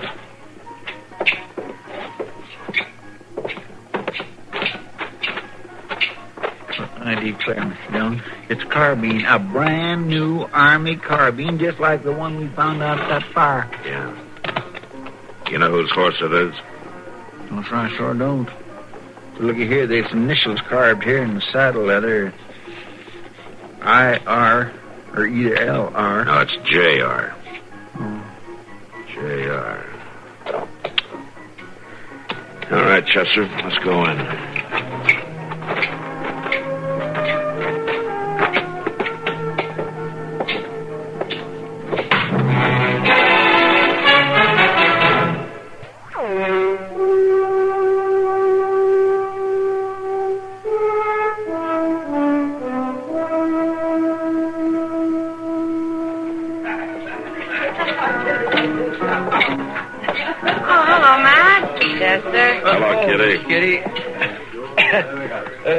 Mr. Dillon, I believe I'll just go on over to the bar. All right, sure. Of course, if you need me. I'll holler. Thank you.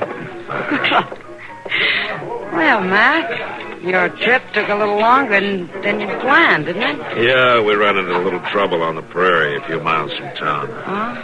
Bad trouble? Yeah, it was bad enough. Kitty, anybody around here today with the initials J.R.? J.R.? Yeah.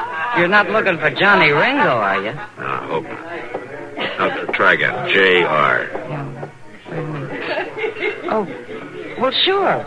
Joe Ramsey came in. I don't know what he needed with a saloon. Oh? What do you mean? He already smelled like the inside of a whiskey barrel. He did. Is he still here?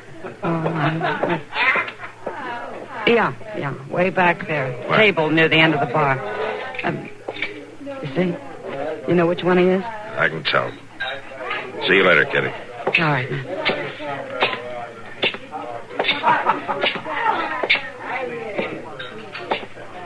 Ramsey. Yeah? Hello, Marshal. I want to talk to you.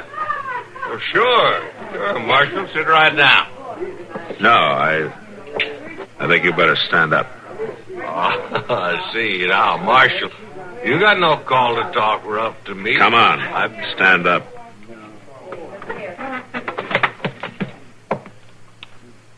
I ain't done nothing. Where did you get that Army carbine? What carbine are you talking about? You know what carbine I'm talking about, Ramsey. The one outside on your saddle. Now, where did you get it? Well, Marshal, there ain't nothing wrong about Where did you get it? I found it. Where did you find it? Well, it was just laying there. I picked it up, and that's all. Picked it up where? Well, just out of town away. I don't recollect exactly. Out Elder Creek way, maybe. Oh, yeah, Marshal, I guess it could have been out near there, someplace. You know it was, Ramsey. Now, do you want to tell me about it? Nothing to tell. I just found the... How about the burning wagon? Marshal, I didn't have nothing to do with that. You just let it burn. Well, there wasn't no way I could stop it. How did you get the gun? Marshal, it was just laying there. I come across it some ways from the wagon. I picked it up. There's nothing wrong with that. How about the man lying there in the bushes? I didn't have nothing to do with him. You didn't try to help him? He was dead, Marshal. There's nothing I could do I think you shot him, Ramsey, and then I think you rummaged through the rest of the stuff in the wagon, drank all the whiskey you could hold, and you poured the rest out and set fire to the whole mess. No, Marshal, I swear to you. Find out. You're coming with me. Oh, no, I ain't. Chester, Mr. Dillon? I'm taking Ramsey to jail. You take care of his horse and bring along that Carvey, will you? Yes, sir. All right, come on, Ramsey.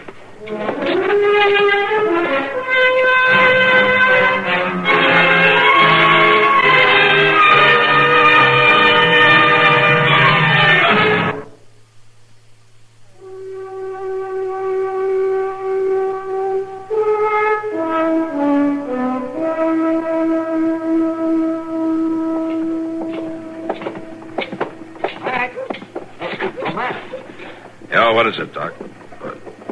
What's she doing here?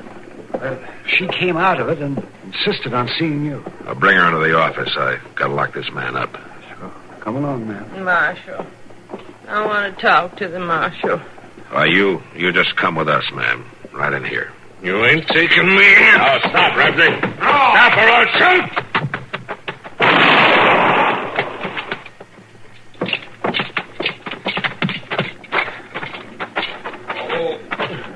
Oh, shoot a man down. You shouldn't have run. Doc, Is he hurt bad? No, I don't think so. Oh. You just winged him in the arm. All right, come on, Ramsey. Get up. Doc can take care of you after you're in jail.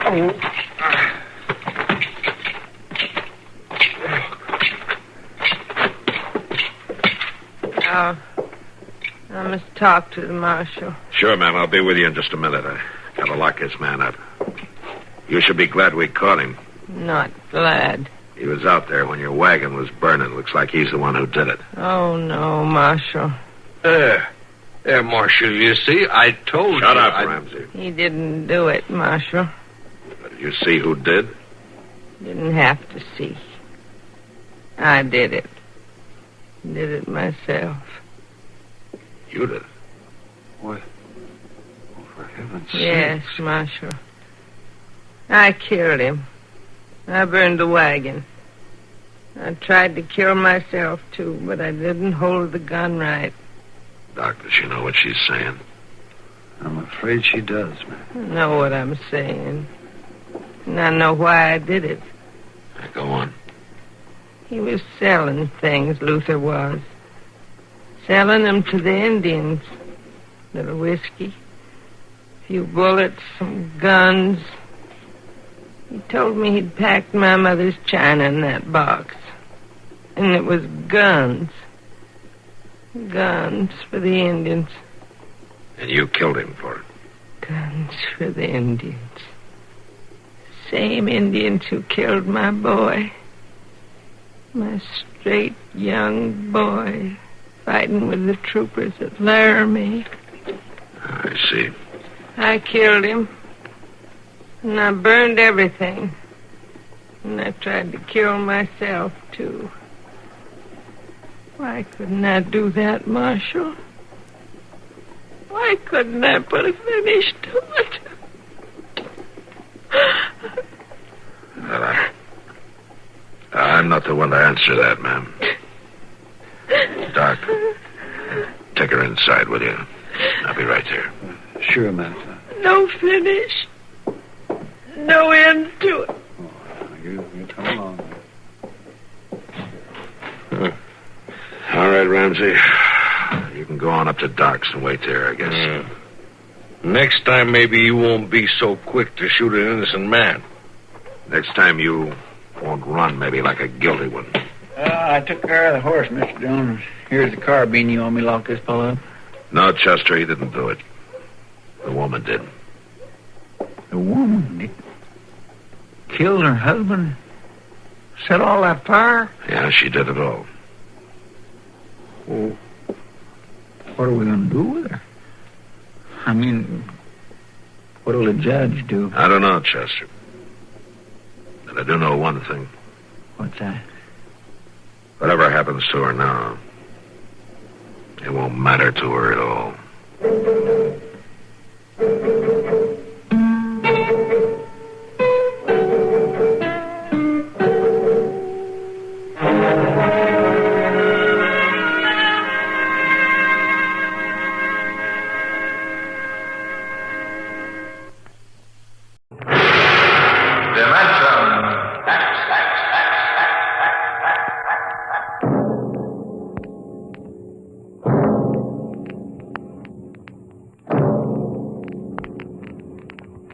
Can you predict what will come in 100 years?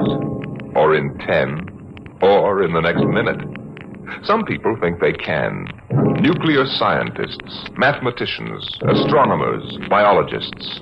They'll predict the shape of the future. Why? Because they make the future. Because they see beyond the known dimensions of time and space into the unknown, Dimension X.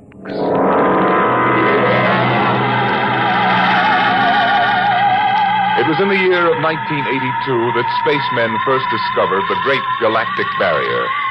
In the past 10 years, rocket travel to the moon and the nearer planets had become commonplace. And then men fixed their sights on a more distant star, the remote planet known as Volta. 5 exploratory ships went out, and none came back, each in turn disappearing mysteriously at the same vanishing point, at an invisible wall somewhere in the vast outer reaches that became known as the wrecker of spaceships, the Galactic Reef. And yet the explorers refused to admit defeat. It was on June the 2nd, 1987, that the rocket Star Cloud made ready for takeoff, the 6th to attempt to crack the barrier and win through to Volta.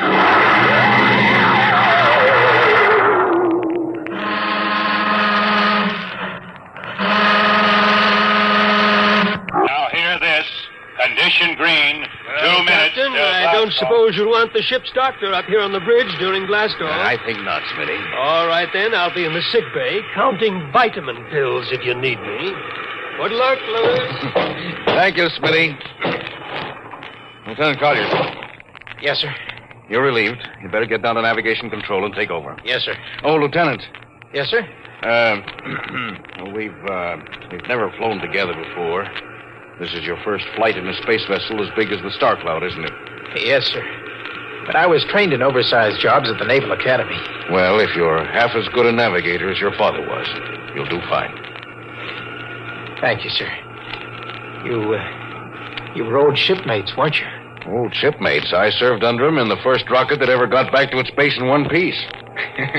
We flew that mission in a tin can not much better than a primitive guided missile. I almost went along on the last trip your father made to the barrier. Too bad about that. Yes, sir. Well, that's all, Collier. I'll bus you when you get down to nav control. Lieutenant Paulson. Yes, sir. Get me ground control tower on the radio. I want to talk to Colonel Harrison. Sparks has the circuit up now, Captain. Go ahead, sir. I patched in our bridge speaker. Colonel Harrison? Yes, Captain? We're standing by for takeoff in 60 seconds. Good. The field is cleared of all personnel. We'll try to reestablish radio contact immediately after takeoff. In any event, there'll be a 24-hour ground monitor. Fine. Good luck. I hope you make it. Thank you. Bridge to navigation control. Nav control, Collier. Ready, Lieutenant? We're ready, Captain. The course is in the integrator for takeoff at 1200 hours. All right. Stand by for blastoff. Bridge to engine room. Fire up your rocket chambers. Take off at exactly 1200 hours. I'll read you off. 20 seconds. 19, 18, 17, 16. Condition red. Hold it. Revoke all orders. Who turned in that alarm? We uncovered a stowaway, sir. Stowaway, where, Masters? Hiding in 6th Bay. Dr. Smithson found him. Have him brought up to the bridge. Engine room, kill your rockets and stand by. Thorson, this is Colonel Harrison at ground control. What's holding you up? Trouble. What's the matter with you? What's the matter with you? There's a stowaway aboard. Stowaway? Yes, I thought your men were supposed to police this base. What's the matter with you? All right, Captain, take it easy. You know what this delay can do to us, don't you? 1 minute later, takeoff can throw us 1,000,000 miles off course. We'll have to reintegrate the whole work. Well, look, how long do you think it'll take? Don't bother me for a while. I'm busy. Stupid idiots. Captain Thorson. Oh, come in, Smitty. Here's your stowaway. I'll court-martial the... Charlie. Can you use a good radio man, Skipper? See you two have met. Met? The skipper and me made 50 trips to the moon together. Didn't we, Captain? Charlie, if you wanted to come along, why didn't you volunteer? I did, Skipper. They turned me down. What's wrong with you? Acceleration bends. Oh. They said my arteries wouldn't stand another trip. Well, I'm sorry to hear that. But they're wrong, sir. I got one more good trip in me. Now listen, Captain. You know these green kids don't know the first thing about space radio operations. You put a man like me on, I'll be getting you a bedtime story from Mars. Now listen, Charlie, you know the regulations as well as I do. I can't take you much as I'd like to. Colonel Harrison will murder me for this. Oh. I'm sorry, Charlie. I'll have to put you aground. I'll tell you what. I'll ask Harrison to put you on his ground radio contact. It'll seem as if you were right here with us. He won't do it, sir. He'd better, or I'll have him busted to corporal for letting you sneak aboard. Now, you'd better be off, Charlie. Masters. Yes, sir. I'm sending this man aground. Give him time to clear the launching platform. Yes, sir. So long, Charlie. I'm really sorry. Good luck, Skipper. I thought you were going to have him drawn and quartered. If been anybody else, I would have, Smitty. But Charlie, well, he's kind of special. Been with me since my first command, when Giller run to the moon. If he wanted to come along this time, well, it's only through loyalty to me. You know, Lewis, I didn't realize it before, but you're almost human. Bilge. Navigation, Lieutenant Collier, you there? Nav control, Collier. Lieutenant, how badly are we fouled up? Can you recalculate the course, or shall I cancel the takeoff? I've already plotted a new course on the integrator, sir. Good. Can we take off in exactly 2 minutes? 2 minutes? Yes, sir. If we can, all we need to correct is for only a 1 degree deflection. I can do that before we breach the stratosphere. That's quick work. Are you sure? Positive, sir. Well, all right, Collier. I'm putting it in your hands. We'll blast off on your signal. Lewis, isn't that a lot of responsibility for a young green officer? Yes, but if he can't do his job, I'd rather find out now than at the galactic barrier. Bridge to engine room. Prepare to blast off on navigator signal.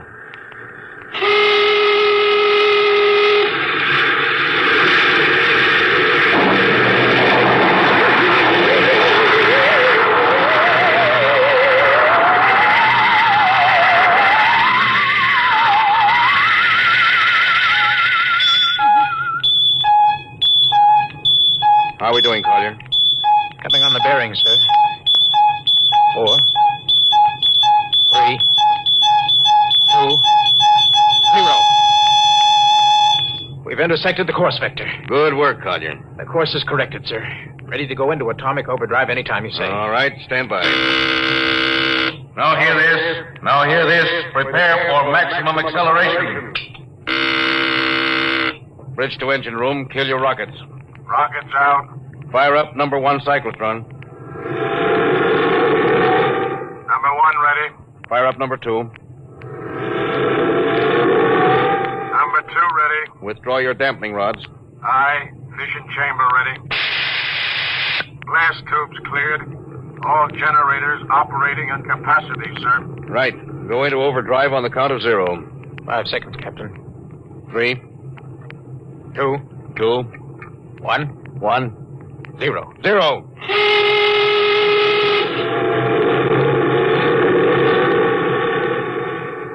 How are we doing, Collier? On course, sir. She's running hot and true. Well, my compliments, Lieutenant. Thank you, sir. This job would have done your father credit. He was one of the best navigation officers I ever saw. Thanks, sir. Now start your gyros and put her on robot control. The bridge is yours, Mr. Collier. If you need me, I'll be in Dr. Smithson's office. Yes, sir.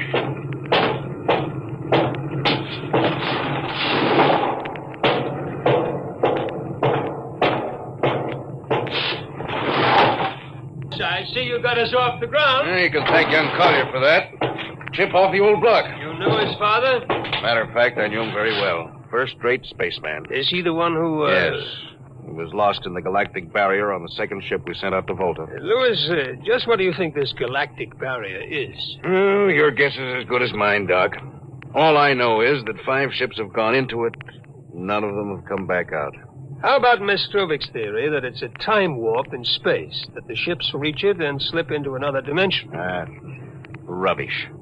My theory is that the galactic barrier is nothing more than a radioactive layer of some kind. What makes you say that? Well, we know that radar signals bounce off it like they were hitting an invisible glass wall. And we know that it destroys our ships and crews in some way. But there's no other logical explanation. What makes you think we can get through it, Lewis? Because we're ready for it. The others weren't. The entire hull is completely shielded with lead. We can crack through any radioactive cloud ever detected. Besides, we're equipped with some new UHF radio devices that should enable us to maintain radio contact with Earth. Nothing can happen. Absolutely nothing. Who are you trying to convince? Myself, I suppose. Lewis, You've had your share of glory. First skipper to reach the moon back in 1962. You could have retired. Why are you risking this trip? Because 5 ships are missing. And men like Prentice and Margetson and young Collier's father. I'm tired of seeing good men fed into that meat chopper. Then why are we going? We haven't any choice, Smitty. We're in a race, the kind of race where men and ships are expendable. According to Interspace Code, the first nation to reach Volta can claim it. Personally, I want no part of it. Doc, there are a dozen nations who feel very differently about that. I know.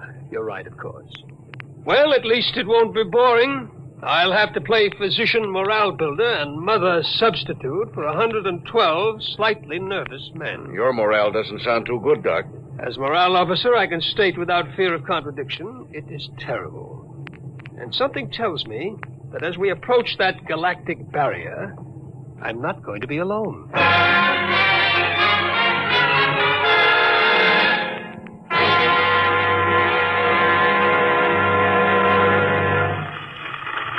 Hello, Earth. Hello, Earth. Captain Thorson of the Star Cloud calling Earth. Star Cloud to Earth. Can you read me? Hello, Star Cloud. Hi, Captain. Charlie. Well, I see they haven't court-martialed you yet. No, sir. Thanks to you. That's good to hear you. You can read us the funny papers on Sunday morning. Right. How's our signal? Strong. Clears the bell. Well, here's our log report for Colonel Harrison. Ready? Shoot. June 2nd, 1987. 4 weeks out from Earth. Running true, no radiation. Operation normal. Still making our approach to the galactic barrier. That's all, Charlie. See you later. Good luck, Captain. I sure wish I was with you.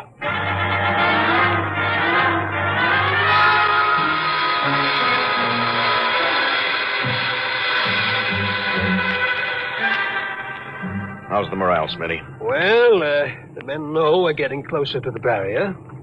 They're beginning to show a little tension, Lewis.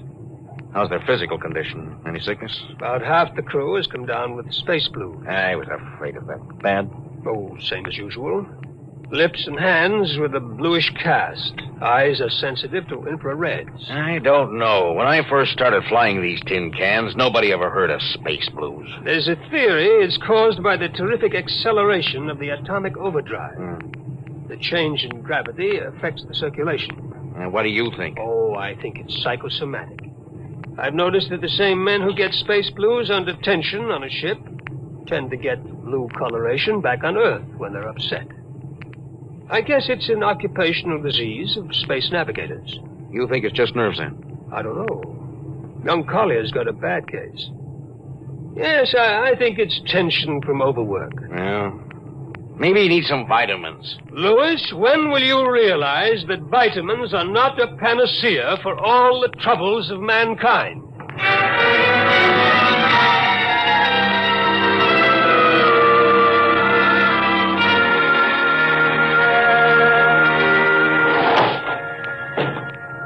Sir, I understand you've relieved me from duty. Dr. Smithson says you aren't looking very well, Collier. I'm just giving you a rest. But, sir, I feel perfectly able to continue. Your lips are as blue as Minnetonka. Captain, I'd like to remain at my post. Now, don't be so foolhardy, Lieutenant. I'm not being foolhardy, sir. You see, I have a special personal reason for wanting this expedition to reach Volta. Oh, your father? Yes, sir, my father. You think he might still be alive? Sir, I have to find out what happened. I think I understand. Very well, Collier. Report back to duty.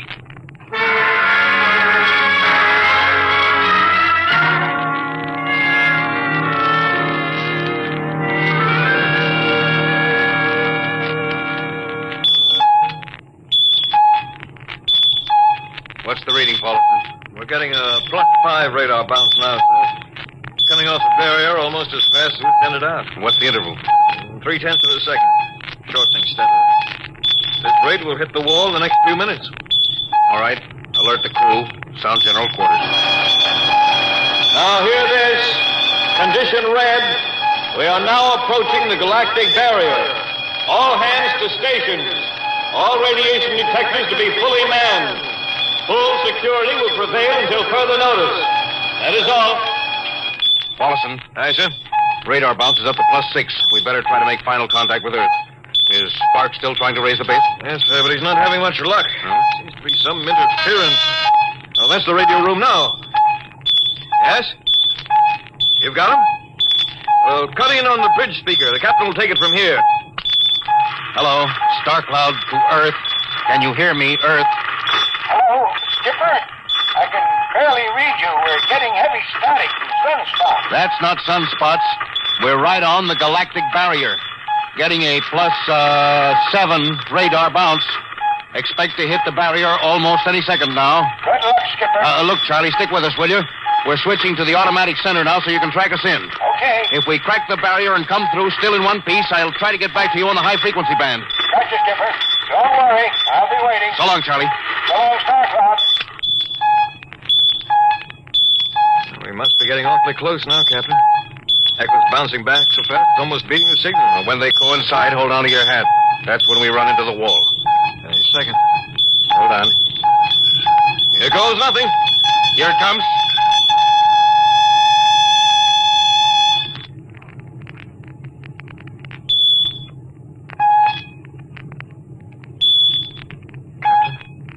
What? Nothing happened. We made it, Captain. No radiation, no time warp, no nothing. The crew's gone crazy, sir. Let them. They earned it. Hey, Doc, can you break out a few bottles of snake bite serum for medicinal purposes? I sure can, Louis. This calls for a celebration. How's your morale now? Couldn't be better. How's yours? Couldn't be better. Hey, what the? Condition red. Condition red. Radiation detected. Condition red. Radiation detected. Holy mackerel. Look at the needle on that indicator. Paulson. I see it, Captain. Picking up radiation like crazy. What's it like?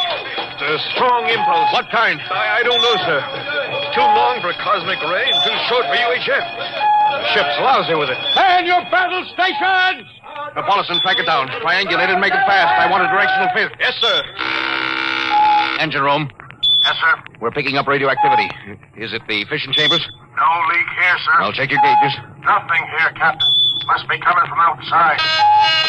Damage control. Yes, sir. Is radiation penetrating the lead field? Haven't found anything yet, sir. Well, keep at it. Paulson, how are you doing? I've got it fixed, Captain. What is it? I'll have to recheck my figures. Hurry up. The angle is correct. Come on, man, for Pete's sake, what's the radiation from? It's coming from inside the ship. But that's impossible. Oh, sir, I've checked it twice. Well, it's got to be the engines. If it is, we're finished. Engine room. Yes, sir. That radiation must be in the overdrive pile. No, sir. It isn't here, sir. Are you certain? Yes, sir. All right, keep checking.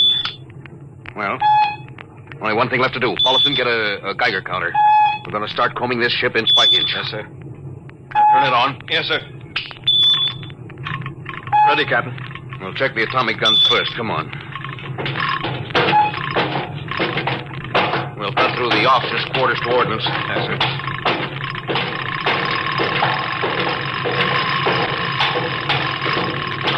Through here. Wait a minute, sir. Huh? What is it?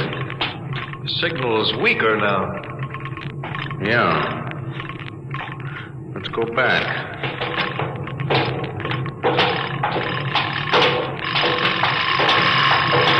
Hold it. Seems strongest right about here. Doesn't make sense. Whose cabin is this? Lieutenant Collier's. Collier! Oh, he's down in nav control, sir. I'll try the door. It's not locked, sir. Yes, it's in here, all right. Listen to that counter. It's strongest over here. Open that wall cabinet. It's locked, sir. I'll smash it. Shut off the Geiger counter. Well, what do you make of this, Paulson? Well, it looks like some sort of portable transmitter, sir. Must be foreign manufacture. I don't recognize the calibration symbols at all. I've never seen anything like it. Which raises a small question. What is Lieutenant Collier doing with a transmitter in his cabin? I don't know, sir. Well, I intend to find out, Paulson. Get down to nav control and bring Collier up to the bridge on the double. Well, hadn't we better find some way to shut this thing off first? I know a way.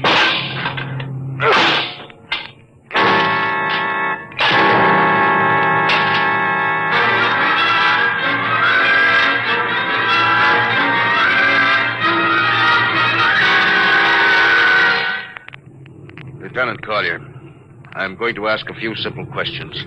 Yes, sir. And I want a few simple answers. Yes, sir. What were you doing with the transmitter in your cabin? Transmitter, Captain. You know nothing about it? No, sir, I don't. Do you recognize these calibration symbols? No, sir. Well, can you think of how it might have been placed in your cabin without your knowing it? No, sir, unless someone came in while I was on duty. Oh, would that have been possible? Well, I suppose so. Well, if someone had a key. I found your cabin door unlocked. I meant a key to the wall cabinet. I didn't say the wall cabinet. Oh, what? Well, sir, I... You what, Lieutenant? How could you have known it was in the wall cabinet? Well, I just assumed. Lieutenant Collier, I find it hard to believe you would lie. Having known and respected your father and having observed the way you handled your job. However, I intend to get to the root of this thing. May I have your wristwatch, Lieutenant? Sir? Your wristwatch. Here you are, sir. Paulison, turn on that Geiger counter. Yes, sir. Now hold this watch next to it. Yes, sir. That's all. Lieutenant, if you hadn't any close contact with that transmitter, how do you explain the radioactivity of this watch? Well, I don't, sir. I think you'd better. To whom were you sending those signals? Condition red. Condition red. There's your answer, Captain. What is this, Collier? Alien spaceship approaching. Alien spaceship approaching. Collier, who's aboard that ship? All right, now talk. Very well, Captain. My mission seems completed. Your mission? Are you admitting that you're an agent of a foreign power? I am stating it. What nation? No nation, Captain. What? I am an agent of the Voltan government. The what? The government of the planet of Voltan. Are you crazy? Are you so stupid that you think your people are the only ones who can invade another planet? Lieutenant, what do you mean? We've had agents operating on Earth since 1945. I don't believe you. What do you think happened to those 5 ships, Captain? Where do you suppose we got our information? Your language, your culture, family background. Your appearance, you look like... Like Commander Collier? Is that so surprising, Captain? We had a living model. I ought to kill you. That would be very foolish, Captain. I would advise you to surrender without delay. Alien ship now coming into ordnance range. I'll deal with you later, Collier. Paulison. Yes, sir. Put this man in irons and take him away. Don't worry, sir. We'll take good care of him. Hubner, Rustin! Gunnery. Gunnery, Richardson. What's the range? 10,000 meters. They're closing fast. Put your guns on radar tracking. Tracking. Coming on the bearing. Fire. Fire, Richardson. Did you hear me? Fire! What's the matter down there? Did you hear me? Richardson, answer me! What, who? It's no use to shout, Captain. Collier. How did you get loose? Where's Paulison? Lieutenant Paulison is dead. All stations, Lieutenant Collier has escaped. Seize him, men! Don't waste your breath, Captain. Your men can't hear you. What? Those still alive are my men. You're lying. No, Captain. Every ship that has ever left Earth was controlled by a Voltan crew. That's impossible. Those were hand-picked men. Hand-picked by us. I don't believe you. Then why not call for help? Carpenter, Robinson, Haley, report. Carpenter!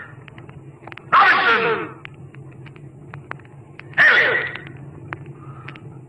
Wait. Report. You see, Captain, it is quite useless. The Star Cloud will be taken to Volta for, shall we say, further experimentation. I see. Of course, there's one thing you hadn't counted on. And just what is that, Captain? This...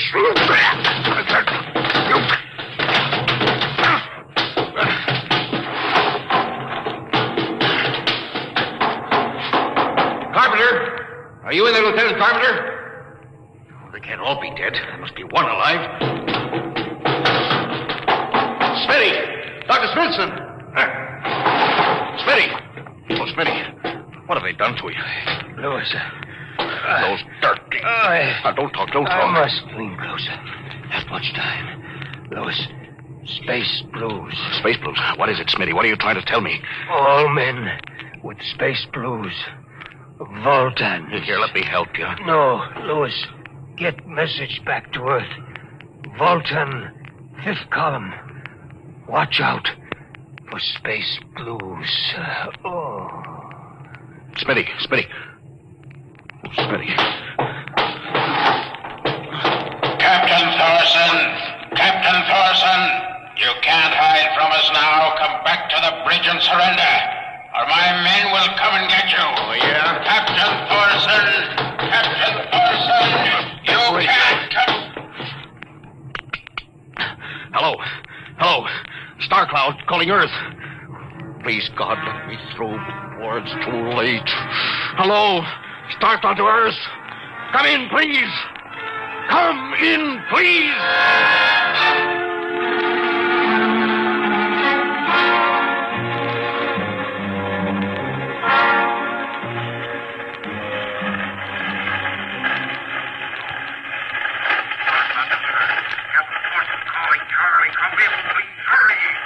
Hello? Can you hear me, Charlie? Skipper, is that you? You getting my signal? It's, coming in a little louder now, Skip. Keep sending. Thank God, Charlie. Now listen to me. Not much time. Get word to Colonel Harrison. Crew, mutinied. Most of crew members, Voltans. What? Voltans. Spell that. V-O-L... Voltans? That's right. They're from the planet Volta. Skipper, are you all right? Look, Charlie, this is serious. They'll be here any second. Now listen, they have a 5th column on Earth. They're planning to invade you. You don't mean it. Of course I mean it. Now tell Harrison. Posing as humans, you can detect them by space blues. You got that? Only Voltans get space blues. Charlie, can you hear me? Space blue. I get you. That's like you get, Charlie. It's a bagel. You warn everybody. Captain? I'm off the door. Come on, Charlie. Captain Thorson. Hello, Star Cloud. Come in. What's the trouble, Sergeant? I was just trying to raise the Star Cloud, Colonel. Had me luck? No, sir. No contact. No contact? No, sir. Nearly an hour since they hit the galactic barrier. I don't understand why they haven't tried to get a message back. No, sir. Neither do I. All right. I'll take over for a while. Yes. You do that. You go right ahead, sir. Right. Oh, Charlie, you'd better go out and get yourself some coffee. You look a little blue around the gills.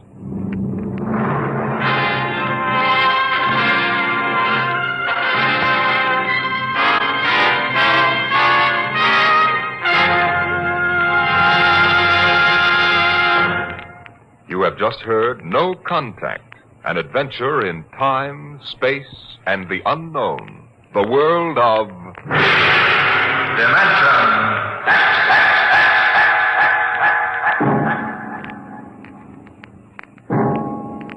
Next week we have a cheerful little tale that starts with the disappearance of Grant's tomb. It's about a veteran newspaper reporter and a strange little man who calls himself the world's greatest genius. You'll hear all about it next week at the same time when we present The Professor Was a Thief.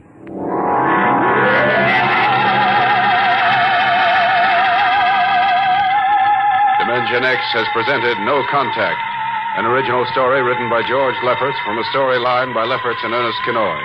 Featured in the cast were Louis Van Ruten as Captain Thorson, Donald Buca as Lieutenant Collier, and Cameron Prudhomme as Charlie. Your host was Norman Rose. Music by Albert Berman, engineer Bill Chambers. Dimension X is produced by William Welch and directed by Edward King.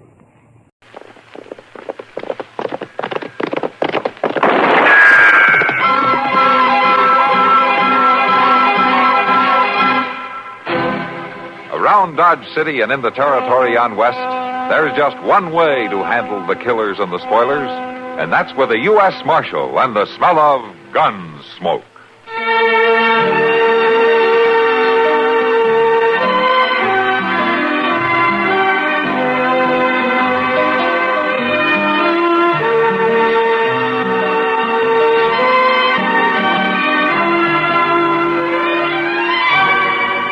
Gunsmoke, starring William Conrad. The story of the violence that moved west with young America. And the story of a man who moved with it. I'm that man. Matt Dillon, United States Marshal. The first man they look for and the last they want to meet. It's a chancy job, and it makes a man watchful. And a little lonely.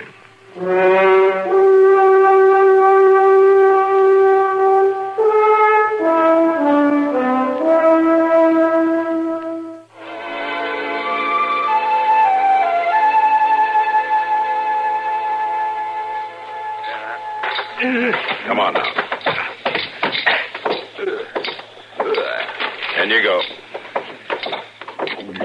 Chester, open up the cell. We got a customer. Yes, sir. All right. My gracious me, Mr. Dillon.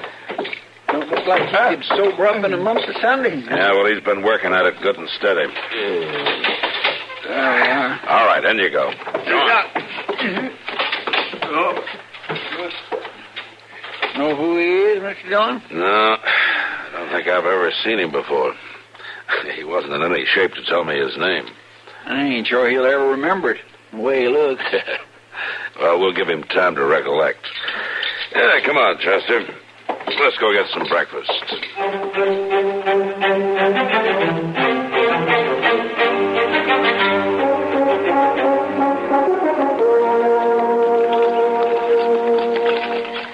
Oh, you sure did a good job there, Doc. That's a beautiful little girl of Molly's. Oh, I can't take much credit for that, Kitty. No, but you didn't hurt her any bringing her into the world. And I tell you, Kitty, if every woman was as sensible about having children as Molly is, a lot of doctors would be out of work. Well, she's had a lot of practice. I'll say that for her. With that brood of kids running around, she doesn't have much time to fuss about having another one, I guess. Yeah. Well, anyway, it was good to see her again. She never has time to come into town anymore. I should think not. And I don't have much time to get out of town. Oh, even the dry prairie looks good to me. I don't know. Doc, look there, lying in the road. Oh, yeah. I see it, Kitty. Come.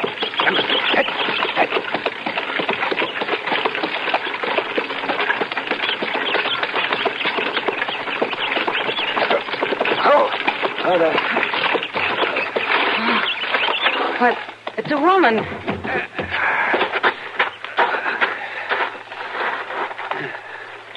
How is she, Doc? Is she alive? Oh, great Scott. Doc, what is it? Well, she's got a baby, Kitty.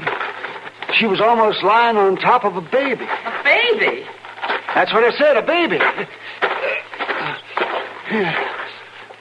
Here, Kitty, hold it. Yeah, sure, Doc. I want to get that woman into town as fast as I can. Can I help you move her? I'll make it.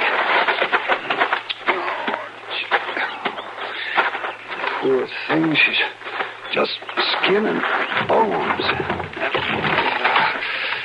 Here now, Kitty, you see if you can support her head a little bit, will you? Hold the baby in your other arm. Yeah, all right, Doc. There. Is this all right? Oh, that's fine, yeah. All right, now. We'll go. Come on.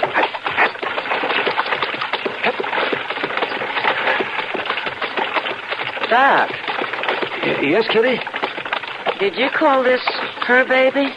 Well, sure I did. She was holding it so close she was nearly smothering it.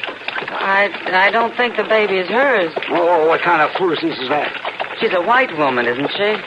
Well, you can see for yourself she's a white woman. Well, I just got a good look at the baby's face. It's an Indian baby, Doc. Indian? Here, let me have a look at it. Yes. By George, Kitty, I believe you're right. Well, sure I'm right. Well, no matter. We'd best get the both of them back to town. So come on. Up.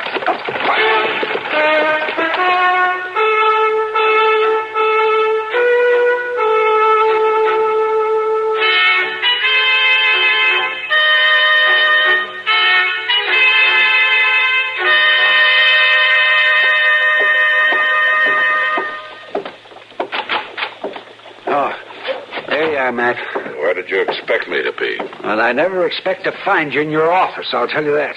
That nice buggy ride out in the country with Kitty didn't improve your disposition much, did it? Nice buggy rider. I made 3 calls, chopped a load of wood for old Lady Thomas, and brought her other patient into town. All right, Doc, all right. I didn't mean to insult you with the idea of having a good time. As a matter of fact, Matt, it might be a good idea for you to talk to the patient I brought in. Why? Has he been shot? It's a woman. All right, then. Has she been shot? No, but she's in bad shape from exhaustion and exposure. And she has a baby with her. What? Well, that sounds more in your line than mine. I'm not so sure, Matt. You see, she's a white woman, but the baby is Indian. Well, those things happen sometimes, don't they? Of course they happen. If you'll just listen to me, I'll tell you why I think this is different. All right, Doc. I don't think the baby's hers. I think she kidnapped it. Kidnapped it? Maybe I better have a talk with her. But please go easy with her, Matt. Whatever she's been through has been very hard on her. Well, do you want me to see her or not? I want you to see her. All right. Come on.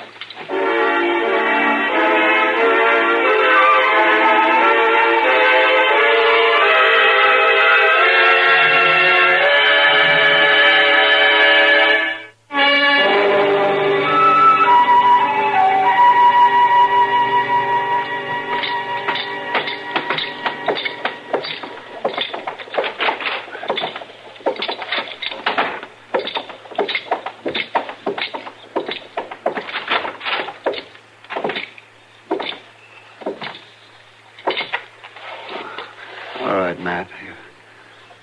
You can talk to her. Well, looks like she's asleep, Doc. I don't think so. Go ahead and try. Huh? All right. Ma'am? Ma'am? I'd like to talk to you, ma'am. And the marshal. It's about the baby. My baby. My baby. That's what I'd like to know about, ma'am. The baby. Where is he? Give him to me. It's all right. It's all right. He's right here. No. No. They took him. They killed my baby. Who killed him, ma'am? The savage. The savage Indian. Joe. Joe. Joe? Joe. Doc, you know who Joe is? Well, I think he must be her husband. The way she keeps calling his name. Yeah. Ma'am, where is your husband? Joe. Joe. Where is he, Joe? Run off. Joe run off. Baby. My baby. Give him to me. This isn't your baby, is it, ma'am? They killed my baby. I know, but this baby. Where did you get this baby? A woman needs a baby. Give him to me. I'm going to give him to her, Matt. It may quiet her and bring her out of this. All right, Doc.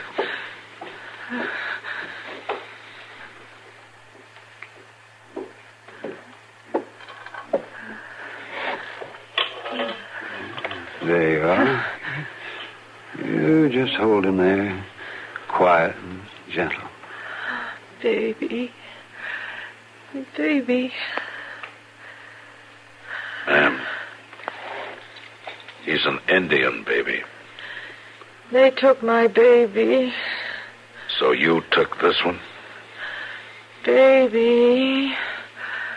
Baby. Joe.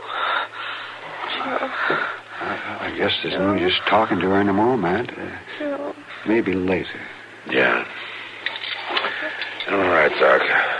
Maybe I'll know more about it later myself.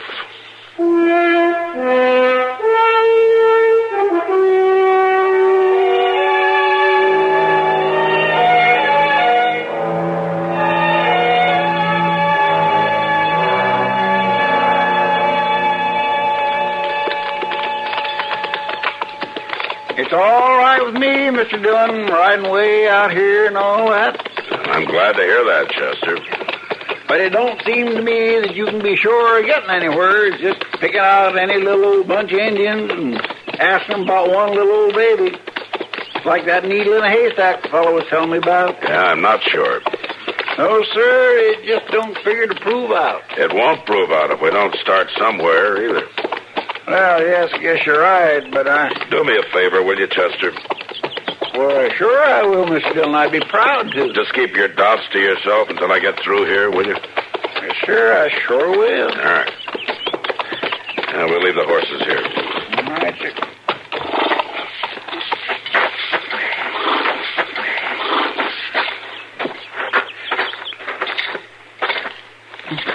Don't look like there's nobody here but just the squaws and kids.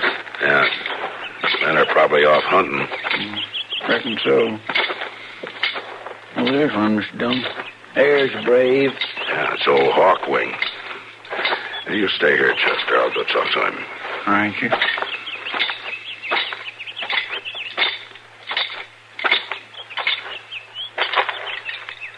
I've come to talk, Hawkwing. It is well. Sounds like you want to talk to me, too. It is well the marshal comes before the young men return from hunting. All right, Hawkwing, you tell me what's on your mind first. The marshal knows. It's the baby. Mm-hmm. But there are two babies, Hawkwing. The baby is missing from the lodges. When the young men come back, there will be trouble. I want to talk about a white baby. The white baby is dead. It is said that your people took the white baby. That your people killed it. That's not true. But you know the white baby is dead. My people buried white baby. Tell me what happened, Hawkwing. Baby lay dead of fever in arms of mother. My people bury baby. The women brought the mother to the lodges. What happened to the mother? The marshal asked that question. You tell me, Hawkwing. Mother walked out into the night. She took baby of my people. You know this to be true? I know this to be true. All right, Hawkwing. I was afraid it might be. It would be well if baby come back before young men return. Yeah. I think you may be right about that.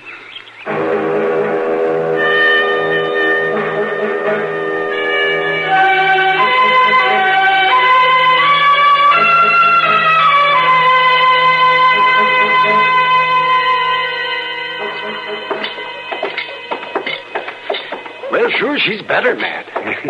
I had her moved here to Ma Smalley's so she could be quiet for a while. I found out her name's Dory. That's all. Maybe she'll talk to me this time. She's able to, that's all I can say. Whether she will or not is another matter. Yeah. Well, let's go in and see.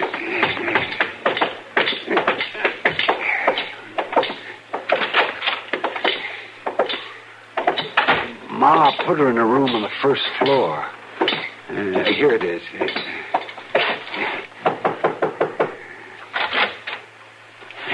It's me, Dory. Doc Adams. I brought the marshal. He'd like to talk to you. I don't want to see him. It won't take long, Dory. It's important. Please, go away. I can't, Dory. I've got to talk to you about the baby. My baby. Well, that's just it. I'm afraid he isn't yours. I'll care for him, Marshal. Well, I'm sure you would, Dory, but he still isn't yours, is he? Mother has a right to a baby. An Indian mother has a right to a baby, too. But they took my baby, Marshal. They killed my baby. Your baby was sick, Dory. Isn't that so? Your baby died. They buried my baby.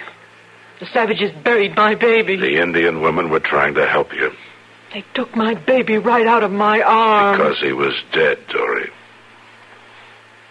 Now, you really know that, don't you? Don't you, Dory? Doc? Go ahead, Dory. It'll be better if you face up to it. I guess I know it, Marshal. But the fever and all... Yes, I know you've been sick. And that may save your life. What do you mean? And the Indians may be willing to let it go at that when they get their baby back. A baby? You'll have to give him back, Dory. Maybe they won't know, Marshal. They got lots of babies. Maybe they won't care. They know. They care. We'll have to give him back. But, Marshal... Listen to me, Dory. I'm sorry for you. But I'm not so sorry for you that I'll risk an Indian uprising. The baby has to go back, or your life won't be safe. Lots of lives won't be safe. Doc? But he's right, Dory. Do what he says. Can I have him just tonight, Marshal? And you take him in the morning? And I guess that's all right, Dory. It's too late to get out there tonight anyway. But I'll have to take him the first thing in the morning. All right, Marshal. First thing in the morning.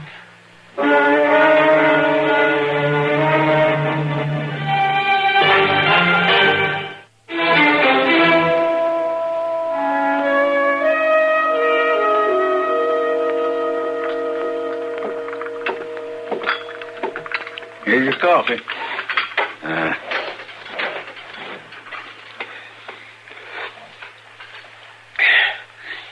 Don't seem none too hot.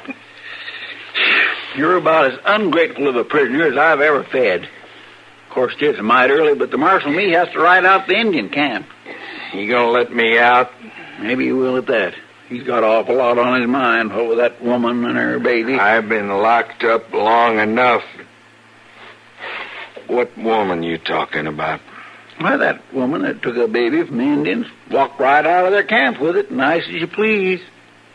Who is she? I don't know. Some woman the Indians found way out west of town somewheres. Seems her baby got killed or something, and she went and kidnapped herself the Indian baby. What's her name? I ain't never heard her name. Look, you better turn me loose right now. Well, what? Well, then you listen here. Marshal! I've got authority to... Yes. Marshal! Here. Let me out of here. What's the trouble? Marshal, I don't know, Mr. Dillon. This fellow suddenly started going crazy. Marshal, the woman and the baby, what's her name? I only know her first name is Dory.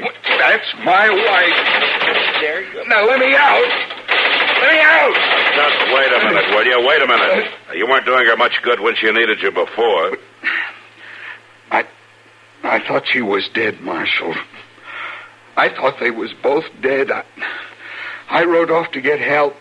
Well, they was awful sick. Yeah, I know.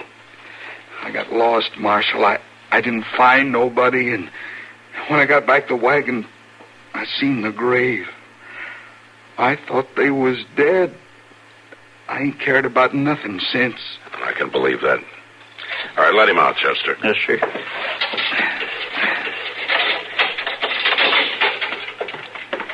Tell me your name. Joe Dance. Oh, Dance, your wife needs you pretty bad right now. I think you better go to her. Oh, I sure want to do that, Marshal. Where is she? Well, Matt! I'm in the back here, Doc. Yeah, what is it? The woman, Dory. She's taken the baby and gone. She did what? Dory's gone. Get the horses, Chester. Yes, sir. Get one for Dad, too. His wife's going to be needing him more than ever now.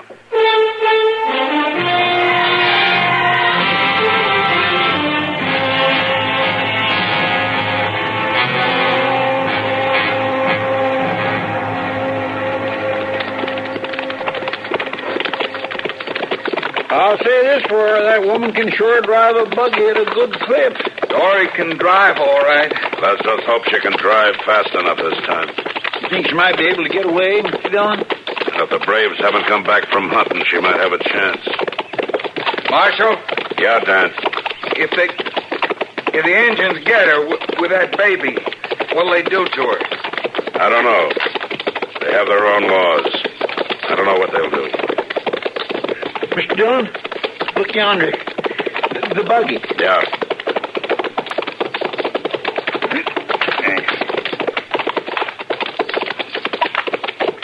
He sure did wreck it. There's quite a bunch of them. Look at those tracks.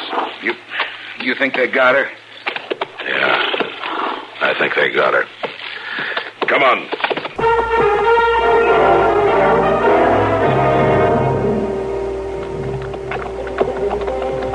Braves are sure back all right, Mr. Dillon. Look at them horses. Must be a couple dozen. Yeah, they're back all right. Do we go in shooting? You were born with more sense than that. We go in shooting, we're dead as soon as we get there. Well, how do you figure it then, Marshal? We walk in as quiet as we can and hope we can get out the same way. Let's leave the horses here.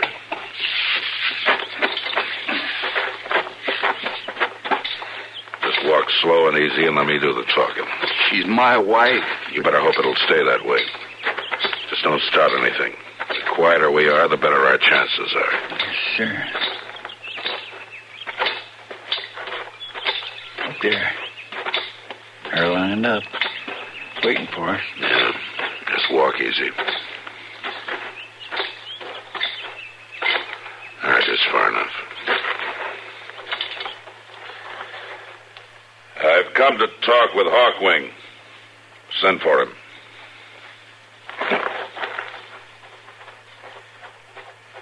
He's going after him?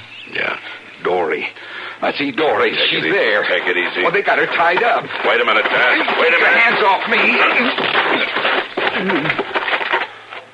He unconscious, Mr. Dillon? He's lucky he isn't dead. You're a brave man to come here now, Marshal. I've come to ask that your people be merciful. I've come for the woman. It is not decided about the woman. She's seen much trouble, Hawkwing. She took baby from my people. The woman was sick with fever, Hawkwing. There was an evil spirit with her. My people had not harmed her, yet she took baby. The baby's back. The baby's unharmed. Let her go, Hawkwing. I have told you it is not decided about the woman. Man you struck down. Who is he? He is the white woman's husband.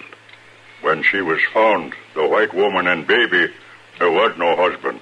It is I said, Hawkwing. She was sick with fever. The husband had gone for help. She needs help now. Her husband cannot help her now. No, Hawkwing. Your people are the only ones who can help her now. Mr. Dillon, that Indian woman with the baby, she's coming up here. Just keep quiet, Chester. I am the mother, Hawkwing. Let me speak. Little bird has suffered. I know. And I'm sorry. But White Mother has suffered more. My baby is back with me. He shows good care. Her baby will never come back. What are you saying, little bird? I wish White Mother go free. You do not wish that she be punished? She has been punished enough. Come then. We will tell the council.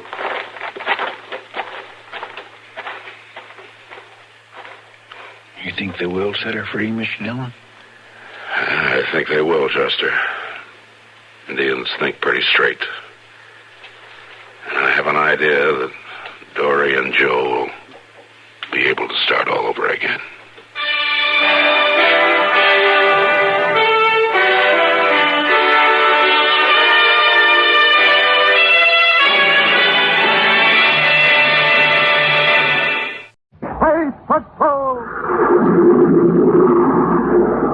High adventure in the wild, vast reaches of space. Missions of daring in the name of interplanetary justice. Travel into the future with Buzz Corey, Commander-in-Chief of the Space Patrol. In today's transcribed Space Patrol adventure, Buzz and Happy are on Jupiter's fourth moon. They've just captured two criminals and are racing in spacesuits away from a grounded interstellar ship. Keep that lock between us and the ship, Happy. Yes, sir. Commander, where's the shadow coming from? Look up above us.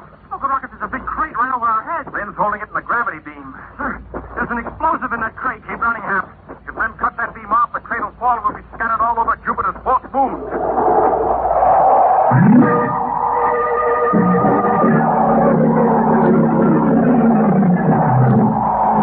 And now for the complete story of today's thrilling adventure of Space Patrol. Commander Corey and Cadet Happy are in the Terra 5, cruising near the orbit of Jupiter. With them is Gordon Spangless, a criminal who's been attempting to escape to another solar system. Buzz has recovered the electronic translator, by which it's possible to communicate with certain planets in other parts of the galaxy. While Happy guards Spangless, Buzz tunes the hyperspace receiver to scan space phone frequencies from Artrona, a planetary system 75 light years away. If we can only pick up that Artrona Space Center. Well, couldn't we try to contact them? That's what Spangless did. Yes, I know, but we don't want to get the United Planets involved with the strange solar system, especially over one of our own criminals. What's the matter, Corey? Don't you want Artrona to find out that you're trying to keep citizens from engaging in free interstellar trade? Free trade? That's great coming from you. Happy's right. You've nothing to trade except what you've stolen from honest companies. And you know nothing about Artrona. Their ships may come here and try to conquer us. That's the kind of risk you have to take if you're going in for interstellar travel. If we're going to take risks, they'll be necessary ones. And for the good of the entire solar system, not for the profit of one gang of pirates. Artrona Space Center, station GR98. There it is, sir. Artrona Space Center, calling unidentified ship at galactic point 75, hyperspace vector 16-9-43. Spaceship at galactic point 75, vector 16-9-43. Go ahead. In reference to your previous message, the High Command is now considering your request for rescue from your present position. The Command would like further details on how you happen to be stranded in this remote part of the galaxy. That condition has now been corrected. You are no longer stranded? The original report was an error. Well, then you wish me to inform the Artrona High Command that the distress call is canceled. Is that correct? Yes. The person who first contacted you is a criminal.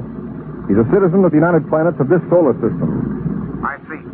As Commander-in-Chief of the United Planets Space Patrol, my apologies to your High Command and to the Artrona Space Center for this inconvenience. One thing more. In the previous contact, there was mention of the metal litronium. The High Command might be interested in a trade agreement. Well, my job is law enforcement in this solar system. I have no authority to make any statement on interstellar trade. I'll report to the heads of my government and recommend that they make an attempt to contact Artrona by hyperspacerphone. I see. And you are? Commander Corey of the United Planets Space Patrol. Thank you, Commander. I will relay your message to the High Command. Artrona Space Center out. You sure seemed anxious to set up trade with us, Commander. Yes. There must be a serious shortage of plutonium on Artrona. You're a fool, Corey. You could make yourself a nice, tidy fortune on this site. You mean unofficially, Spangless? Of course. Why, Artrona might give you materials worth millions of credits for every shipload of litronium. I'm not interested, Spangless. Oh, someday you'll regret this attitude. Keep an eye on him, Hap. I'll set a vector for Terra. Yes, sir. The sooner we get this character in a rehab center, the better.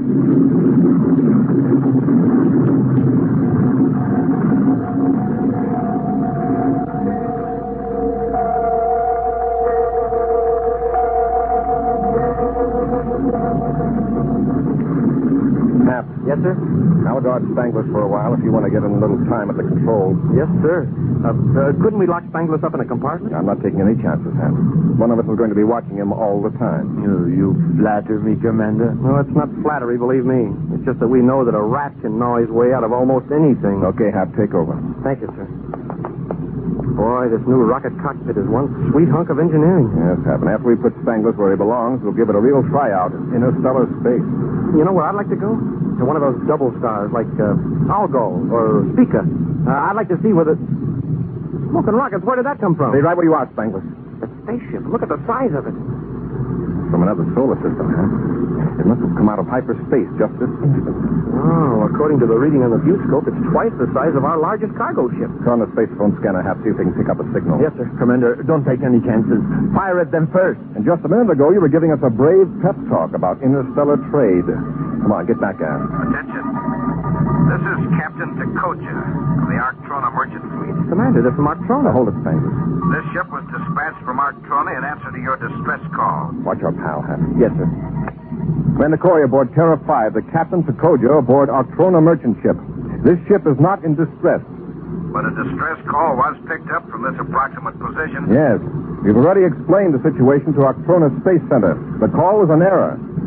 There's no trouble at all.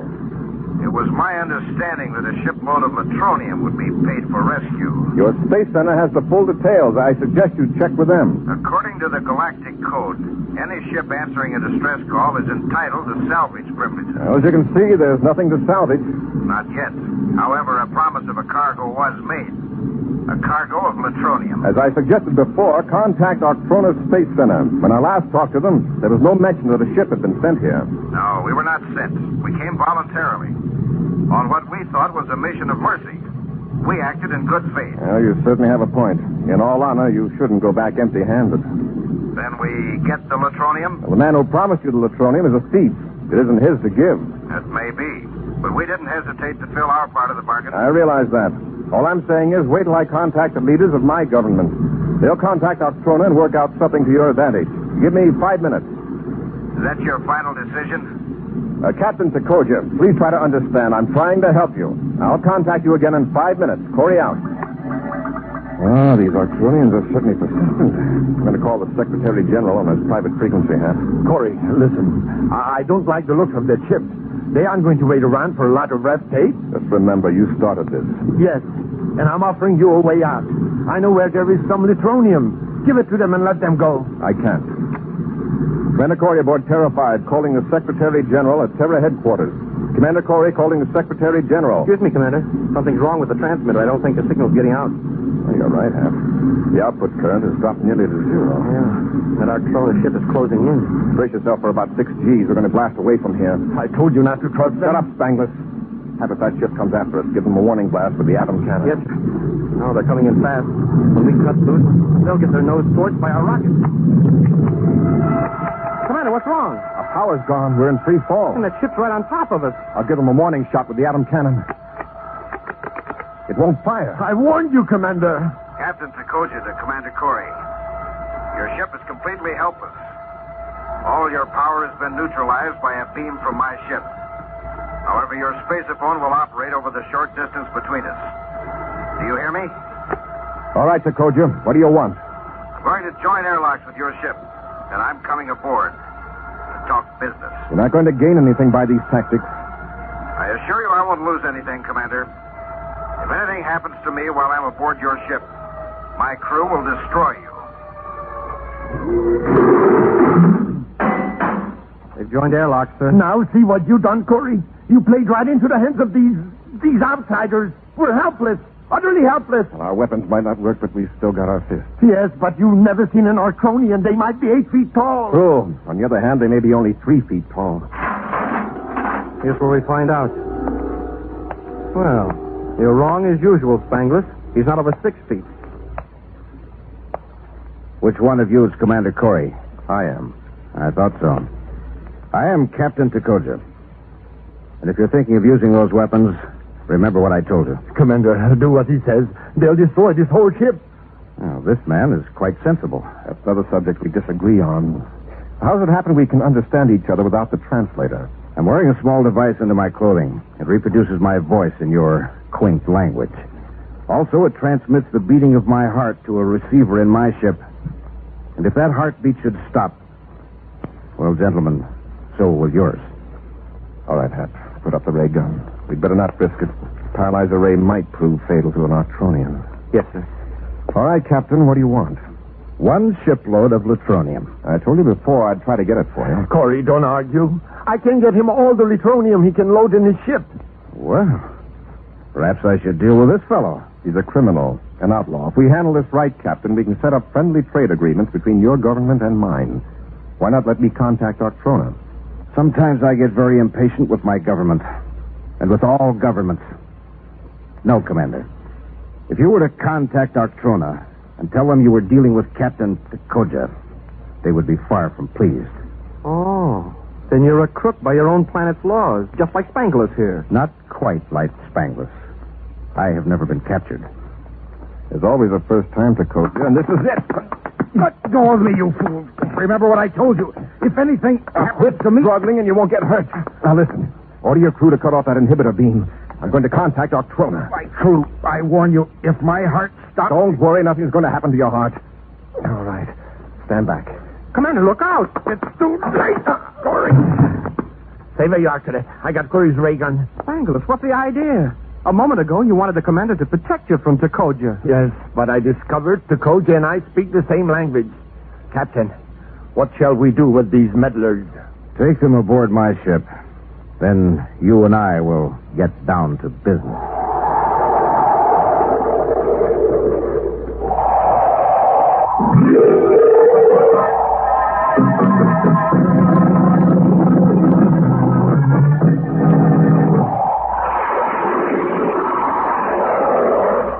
Captain Dowager, a space pirate from the remote planet Artrona, used an inhibitor beam to cut off the power of Commander Corey's spaceship, then came aboard. When Buzz defeated him in a brief scuffle, Dowager meekly agreed to contact Artrona. Catching Buzz off guard, the captured criminal, Spangles, knocked the commander down, seized his ray gun, and held Happy at bay. Joining forces, the two criminals are now guarding Buzz and Happy aboard Dowager's huge interstellar ship and discussing plans for their evil partnership. That small object in the view scope, Captain. That's Jupiter's fourth moon. Well, that's where the Latronium is? That's right. Along with a lot of other loot. But whether the other stuff is worth hauling back to Artrona, I don't know. I'll check it over. I can tell you right now, even a ton of Latronium will be worth the trip. Oh, how many are in your crew? Just one man, Rin. You mean you and one other man can operate this big ship, including loading? Yes. Rin will operate the gravity beam from the cargo hold. What's a gravity beam? Keep out of this conversation, Cadet. A gravity beam is an energy field that can be focused on an object to lift it, push it, or pull it. Something like an invisible loading crane. Why, that's marvelous. Artrona must be a very highly advanced place. We can learn a lot from each other, Spangles. Now, since Corey and the cadet are of no further use, suppose we dispose of them. Then I suggest waiting until out of the solar system, Captain. If we are intercepted by the Space Patrol, the commander may be useful. Excellent suggestion, Spangles. For the time being, let's lock our prisoners up. We don't want them in the way during loading operations. Directed by Spangles, Captain Dowager sets a big interstellar ship down on the surface of Jupiter's fourth moon. Buzz and Happy, locked in a compartment amidships, look out of a small viewport where two men in spacesuits are inspecting stacks of crates. Spangles and Dowager are out there, so that means just Rin is left in the ship. Yes, Rin's in the cargo hatch getting ready to load. If we could break out of here, we could probably take care of Rin. That look. Just beyond that rise of ground. It's a small spaceship. Where? Oh, yeah. Hey, it's partly camouflaged. From space, it wouldn't be noticed. It must be some sort of plastic covering. The same kind that's over those crates. That's a slick job at that. Oh, all this loot right out in the open. And we couldn't tell it was here until the ship was a few hundred yards above it. What's that? Rin must have started some of the equipment. Hey, look up there. One of the crates is rising straight up in the air. The gravity beam, Hap. It's pulling the crate toward the ship. Wow, that crate must weigh an Earth ton. Floating on the beam as steadily as if it were held by cable. It looks real spooky. The crate's in the cargo hatch. With that gravity beam, it won't take long to load this ship. Shall we try breaking out of here now, sir? Wait till the gravity beam starts again. Sound will help cover the noise we make. Spangles and Dowager are busy pulling that camouflage material off the crate. All right. Let's see if we can spring the door with this metal bar. I wonder if Rin heard that. Listen a minute. The gravity beam's still on. Okay, try it again. Hey, he must have heard that. We haven't stopped working. Now, before we tackle Rin, we'll search the ship for weapons. Let's go forward toward the control section. Yes, sir. Now, wait, Hap. Check this locker. There's nothing here that looks like a weapon, sir. Just some spacesuits. Spacesuits? And you won't need to tackle Rin. I don't get it. Rin isn't important. We want Spangles and Dowager. In the spacesuits, we can tackle them and get to the other spaceship. Sure. And alert the Space Patrol if we have to. Right. Here, we're on a strange ship. Even if we can handle Rin, we're on unfamiliar ground. Get in the suit, Hap, quickly. A moment later, Buzz and Happy are in Artrona spacesuits. Experimenting cautiously in the airlock of the ship, they get the spaceophone transmitters at low power. Carefully, they emerge from the ship. Several yards away, Spangless and Tokoja are busy selecting crates for Rin to lift into the ship with the gravity beam. Taking advantage of the rough terrain of Jupiter's fourth moon, they crouch low, working around and back of the two criminals. Buzz is holding a weapon he found in the control compartment. Keep down, Hap. Yes, sir. You're as close as we can get without being seen from the ship. When I motion, rush them. Okay, Commander. Get ready. Rin's got a big crate and a gravity beam. When it disappears inside the ship, we'll go. They're behind some crates now, sir. Maybe Rin won't even see it. Well, they'll have a yell over their spacephones, though. Ready now, Hap. Let's go.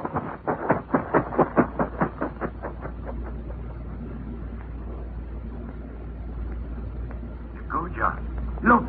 That's funny. Those are Artrona spacesuits.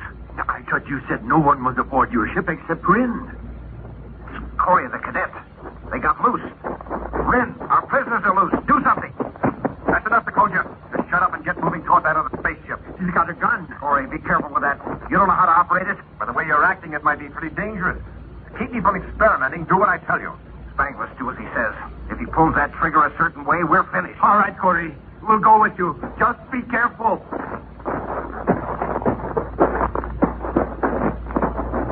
Commander, I wonder if Rin has seen us or heard anything. If he thought of a way to stop us, he'd have tried it by now. It's only a few yards to the other ship. Once we're aboard, Rin will have... Hey, Commander, something's dragging at me. A gravity beam. Rin's trying to pull us back toward his ship. Fight it, Hap. Advance the power, Rin. We're almost out of range. If he gets us in that beam, we'll be helpless. Hap, get behind that rock. Rin won't be able to see us, and he can't direct the beam. Yes, sir. Turn to the left, you two. Come on, Dowager. Commander, I don't feel the beam anymore. We're out of range. We're too heavy for the beam to affect us at this distance. All right. We'll move so as to keep this rock between us and Rin. Now keep going. Our plan's working, sir. There's just one thing. After we get aboard that ship, we'll range... Now hold it, Hap. Don't give him any ideas. Yes, sir. Hey, where's the shadow coming from? Look up above us. Smoking rockets, there's a crate right over our heads. Rin, a little to the left. Shut up, Dowager. What's he up to, sir? Rin's holding a crate over us with a gravity beam. If he cuts the beam, he can drop the crate on us. Rin, move it ahead. Dowager, shut up. Do you realize what's in the crate? Commander, it's terraforminol. See that label? Explosive. If he drops it, we'll be scattered all over Jupiter's fourth moon. Rin, listen to me. It's falling. Cut off the gravity beam. Run.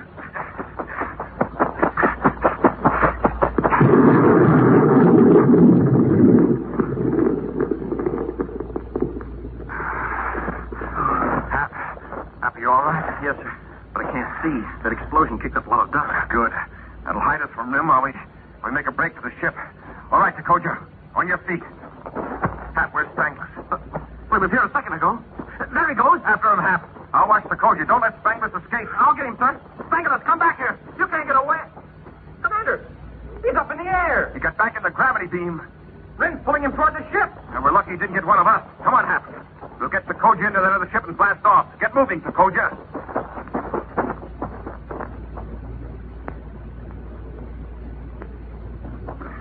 Up the ladder into the ship, Hap. Yes, sir. All right, Dowager, you're next. Into the ship. You can't get away, Corey. Get going.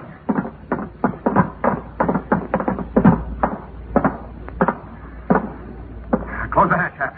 Secure the ship and we'll blast off. Yes, sir. Up forward, Dowager. Hey, it's one of those standard lunar spaceships, Commander.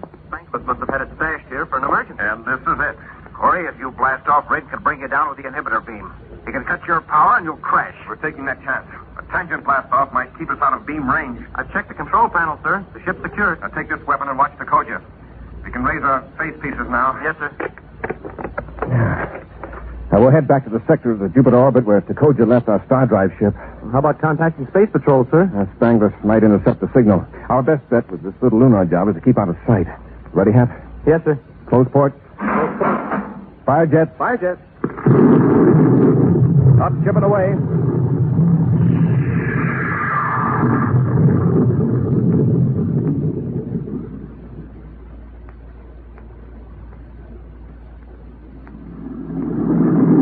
Nothing in the viewscope so far, Commander. Keep scanning, Hap. Listen, Dowager. Are you telling the truth, or are we on the approximate vector? As far as I know, yes. After all, I don't know your solar system very well, Commander. Maybe a Space Patrol ship found the Terra 5 in free fall and picked it up. You may be right, Hap. We'll risk a spacephone call to Jupiter Space Control. Commander, the rear view scope. There's a ship on our tail. Yes. A big one closing in fast. Uh-oh, I was afraid of that. It's an Artrona ship. It's Rin. You're all washed up, Corey. Right, sir. Wonder how they found us so quick. Spangler's probably figured we'd try to find Terra 5. Commander, there's our ship. See in the forward view scope. You're too late. My ship will overtake you before you can reach it. And even if you do, you'll be helpless. The inhibitor beam. Commander, what are we going to do? Nothing you can do. See, Rin's gaining on us. One thing's sure. They won't get very rough because they know you're aboard, Dowager. We'll just let them try to take you. Rin can take this cruiser back to Artrona attached to my ship. Once your power is cut off by the inhibitor beam, the battle is over. They're getting awfully close, sir. I know. That inhibitor beam is quite a powerful weapon, Dowager. I suppose you stop a lot of your own Artrona ships with it. No, Corey, not our ships, unfortunately. We devise other means for them. Corey, this is Spangler. Aboard Dowager's ship. Play it smart and surrender. Dowager, you're going to tell me how to neutralize that inhibitor beam, or do I have to pound it out of you? This isn't an Artrona ship. Quit stalling. An electronic signal of some kind. It must be. What frequency? Cut your rockets, Corey, or we'll use the inhibitor. Let's have it, Dowager, or it'll have to get rough. What's the frequency? All right, Corey. Rin, turn on the inhibitor. I'm warning you, Dowager. I tell you, Corey, I don't know. Commander, our rockets are out. You better remember, Dowager, what's the frequency? I'll tell you. It's 678.3 megacycles. Get that, Hap? Set our spacephone transmitter to 678.3. Hurry. Yes, sir. Dowager, this is Spangler. We'll have you aboard this ship in a few minutes. I've got it set, Commander. Frequency better be right, Dowager. Right. If it doesn't work, your power's too low. See, Commander, we're too late.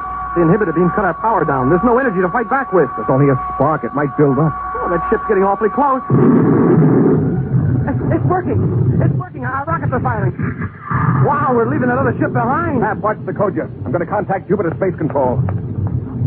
Commander Corey aboard Lunar Space Cruiser N159 calling Jupiter Space Control. Send all available units to Sector H7. Jupiter orbit. Emergency. An Artrona star drive ship is attacking. Commander, the other ship is gone. It vanished. Rin cut into star drive. He's heading back to Artrona. And he's got Spangler with him. Cowards. They deserted me. Don't worry, Dowager. We'll contact Artrona. If they'll surrender Spangler, they can have you back. No. You don't like that, do you, Dowager? I thought you and Spangler were so anxious for interstellar trade. Yeah, except the way he planned it, the rats were trading. Instead, we're trading rats. Ah! Don't you think that's funny, Dowager? Perhaps my translator is broken.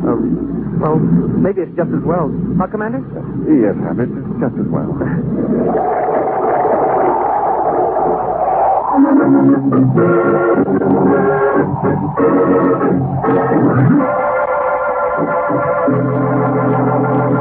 Join us again next week for another thrilling adventure with Space Patrol. High adventure in the wild, vast reaches of space. Missions of daring in the name of interplanetary justice. Travel into the future with Buzz Corey, Commander-in-Chief of the Space Patrol.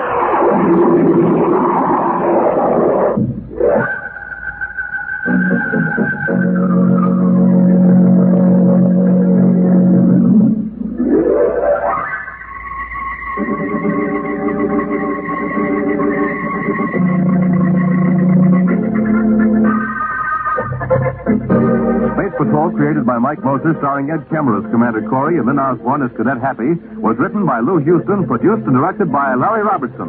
Executive producer Helen Moser. Dick Tufeld speaking. This is the United States Armed Forces Radio and Television Service.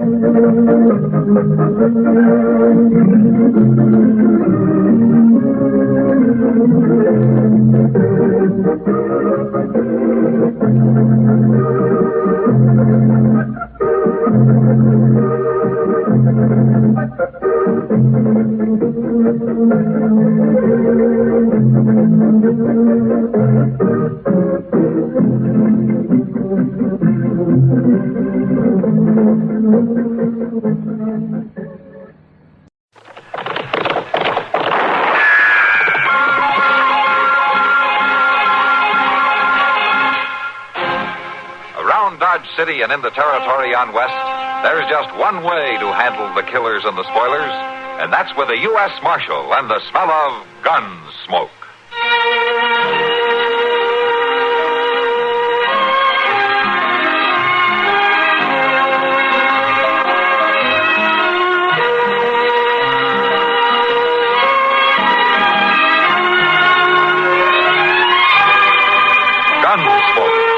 William Conrad, the story of the violence that moved west with young America, and the story of a man who moved with it.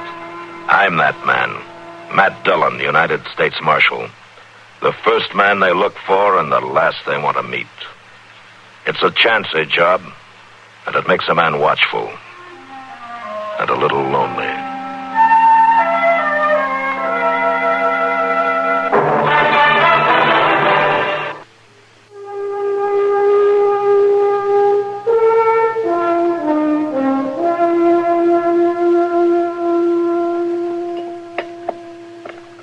More coffee, Doc?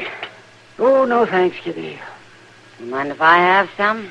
No, not if you can stand it. I can. Another game of checkers? Oh, I'll be crowning kings in my sleep as it is. Why don't we just call it a night, huh? Yeah, might as well, I guess. Doesn't look like Matt and Chester will be back tonight anyways. No use waiting up. You worried about him, Doc? What do you mean, worried? About them? Yeah, of course not. I didn't really expect them before tomorrow anyway. Or even the day after. Well, it's a long ride to Hayes City. And if they had to stay over to testify or I guess they can take care of themselves. But there has been some Indian trouble up that way again. Huh? Yeah. I heard a patrol went out from Fort Dodge last week to ransom that Mary Tabor who got captured by the Arapahoes. Well, anyway, it's not Indians I'm worried about. It's those Hayes City females. Oh, yes.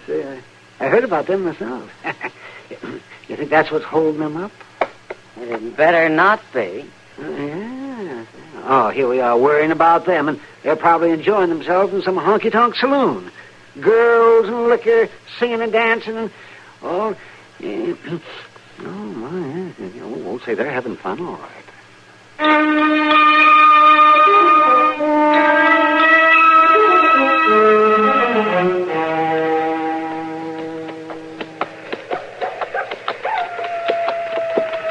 Mr. Dillon, you reckon that's a coyote singing? That sounds like a coyote, Chester. Yeah, but it might be an Indian. Yeah, it might be. What's the matter? Are you worried? No, sir. Just kindly dry. We ought to be about to the river, don't you think? Yeah, any minute now. I sure will be glad to get there. Oh, I ain't complaining, you understand. And you was perfectly right not to camp back there at them rocks. Well, the horses need water. Yes, sir, I said I ain't complaining. You was right to come on to the river, even if it is pitch dark. Only thing I declare I could eat me a buffalo, hide, hoop, and horn. But I'll settle for bacon and biscuits. Wait a minute, Chester. Yeah, looks like we're going to have company at the river. Sure enough. They got a campfire going. Reckon it might be Indians? No Indian ever built a fire that big, Chester. Yeah. What do you think it could be way out here? Only one way to find out.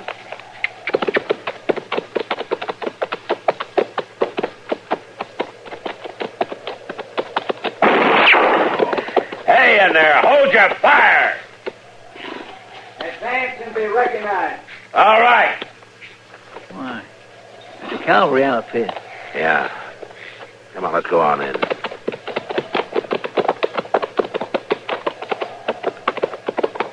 They got guards posted out. Must be expecting trouble. Ain't very many of them. Must be transport crews. Look, they got a wagon over there. Oh, Mr. Dillon, look. Huh? Ain't that a lady over there by that wagon? Well, if it isn't, the cavalry's got a new uniform. Marshal Dillon, Chester. Sergeant Cromwell. Hello, Sergeant. Howdy. Sorry about that shot, Marshal. Yeah, as long as you didn't hit us. Who's in charge, Sergeant? I am, Marshal.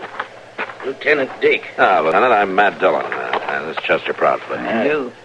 I don't remember seeing you around Dodge, Lieutenant. I only been at the fort about a month, Marshal. Ah, I see. Yeah, we've got to know the sergeant here pretty well. He's been our boarder, you might say, a few times. I sure can't recommend accommodations, though. Oh, now there. What's that cooking? Oh, buffalo steaks. You hungry? Well, now. We got our own food, Sergeant. Yeah. Well, there's plenty for everybody, isn't there, Lieutenant? Yeah. Yes, of course. Join us, Marshal. Glad to have you. I'll just go tend the horses, Mr. Dillon. All right, Chester. You're a long way from Dodge, aren't you, Marshal? Yeah, we delivered a prisoner to Hayes City, and we're on our way back. I don't have to ask you why you're out here. That's Mary Tabor over there, isn't it? So you know the story? Yeah, I heard a detachment had gone out to ransom her from the Arapahoes. Yeah. We had that wagon loaded with trade goods to buy her back. Guns and ammunition included. No? They took it, of course. You got the girl. Only because I insisted the exchange be simultaneous. They brought the girl, we rode away and left the goods. Otherwise, we'd all been dead. Oh, why? Why, they'd have turned on us the minute they got their hands on them guns, Marshal. Well, I've always heard the Arapaho deal fairly. I wouldn't trust any Indian. Or anybody else, huh? What do you mean? That shot you had thrown at us. Just ordinary riders, coming in with enough noise for a regiment. It was only a warning. We got reason to be cautious, Marshal. Those Arapaho you trust so much have been following us ever since we made the exchange. How do you know? We've seen sign. Even caught a glimpse of a scout on the horizon a couple of times. They're out there all right, just waiting a chance to take her back. Why would they wait until you're only a day's ride out of Fort Dodge? Why wouldn't they jump you right there in their own country when they had the advantage? You're only a small detachment. Small is right. 8 men, that's all they'd allow me. Uh-huh. That makes you nervous, doesn't it? Marshal, I know there's somebody out there in the dark right now. Have you scouted since making camp? Certainly. Do you mind if I go out and take a look around? I got guards mounted. I'll handle them. Suit yourself, Marshal. Thank you. You're new out here, aren't you, Lieutenant Dake? I've been commissioned over 2 years. This is your first tour on the plains, though, huh? What are you insinuating, Marshal? Nothing, Lieutenant. Nothing. But it's always better to know what you're facing. Sometimes you find you have nothing to be afraid of. You mind if I take Sergeant Cromwell with me? Go ahead. Thank you.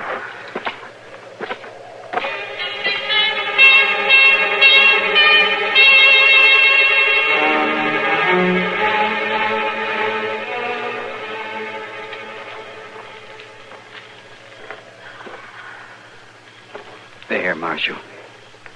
Yeah. He brought his horse down the water. Well, I'd say that he stopped at that clump of willows over there. Probably. But only one Indian. You know, come to think of it, it's always only one. We've seen sign for 3 days, but always only one rider at a time. Today I got a close look. It's an Arapaho. Now, what do you think that means? Maybe that there is only one, Sergeant. Well, what's he doing here? I don't know. But somebody might. Who? Mary Tabor.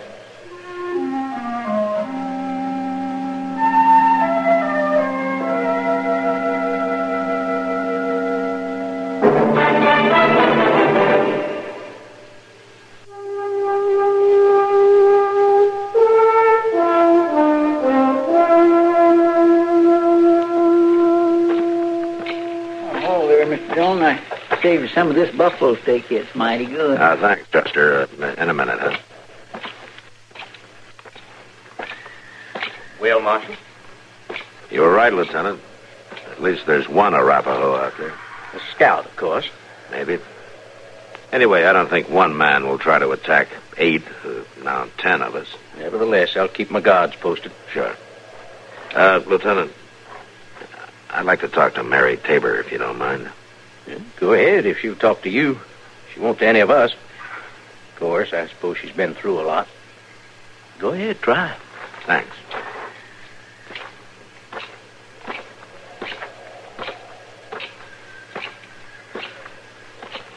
Hello, Miss Tabor. I'm Marshal Dillon. I know. I've seen you around Dodge, Marshal. Now? Now, folks back there will be mighty pleased that you're safe. Will they, Marshal? Well, sure. They thought you were killed like the rest of that wagon train. When the word came that you were still alive, everybody's mighty happy about it. Your father got together that wagon load of goods. I noticed he didn't come out himself. Well, it's a hard trip, ma'am, and he's not too young, you know. Besides, only 8 men were allowed to go into the Arapaho camp. Look, Miss Tabor, your father isn't wealthy. It took almost everything he had to stock that wagon. I'm sorry, Marshal. I don't know what's wrong. They'll all be glad to have you back, Mary. I didn't know. I was afraid maybe they'd think... You know what they'd think. How most women are treated. It wasn't like that with me. It wouldn't matter if folks understand how it is. Do they, Marshal? They say so. But I've seen how they look at women who've come back. I did it myself, and I know what I was thinking. But it wasn't like that with me. I swear he didn't touch me. He? 2 eagles. The Arapaho brave who bought me. Bought you? But you were captured by the Arapaho, weren't you? No. It was Cheyenne attacked the train. Killed everybody but me and 2 little boys. We rode all night, and then we came to the Arapaho village. And they sold me there. I guess they sold me because I was so much trouble and so worn out. They took the little boys with them to raise as warriors, I guess. And this Arapaho, 2 eagles, bought you? For 10 horses. Well, he must have valued you highly. That's a good price. But he didn't touch me, Marshal. I swear it, never in all the 2 months. He treated me fine, just like the rest of his family. Tell me, Miss Tabor, would he have any reason to follow you? Follow me? Yeah, now, here. Well, you think he's the one they've been seeing? I don't know. I'm only asking if there might be a reason for him to do it. I don't think so, Marshal. I don't think so. Well, thanks, ma'am. And don't worry about the folks in Dodge or your father. He's going to be mighty glad to see you. Thanks, Marshal. Sure.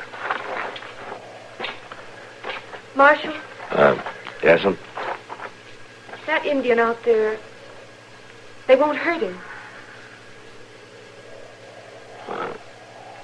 No, ma'am, not if they don't see him.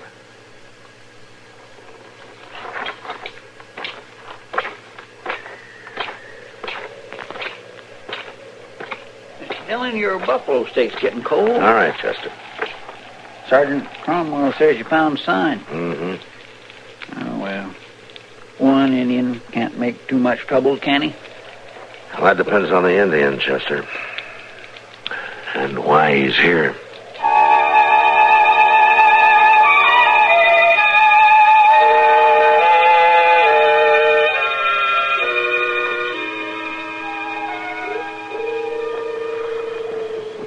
Mr. Dillon. Wake up, Mr. Dillon. What? Something funny's going on. You hear that? Yeah, it sounds like a dove. But it's still dark. I'm just breaking dawn.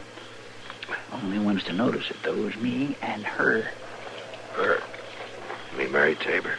She's only pretending to sleep. Every time that cussed bird calls, she lifts her head and looks around. Look, see there? Yeah, and I see why, Chester. Look over the edge of that brush there. Why, that's an Indian. Be quiet. But, Mr. Dillon... Just wait and watch. Yeah, she sees him. Well, sure she does. He's right there plain as day. That fool guard must be sound asleep. Shouldn't we ought to have... What? Well, where'd that Indian go to? He's gone again. Disappeared. Be quiet, Chester. Just look at Mary Tabor. Oh, she's out of her blankets. Crawling away. Mr. Dillon, that girl's sneaking away out into the brush. She's going to that Indian. She's running away. Yeah, it looks like it. Well, we can't just lay here. If we tell them, Chester, they'll be shooting and somebody will get hurt. Maybe the girl. I'm going to follow her. And you follow me, maybe 20 or 30 paces, huh? But be quiet. Don't worry. That guard's liable to start throwing lead at any sound he hears out there. All right. Let's go.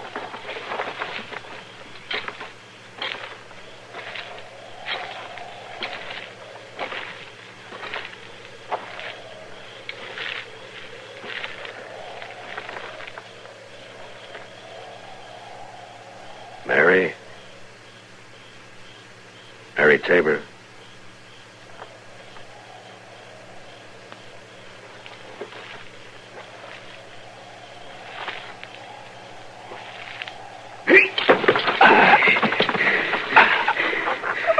White men move. White men die.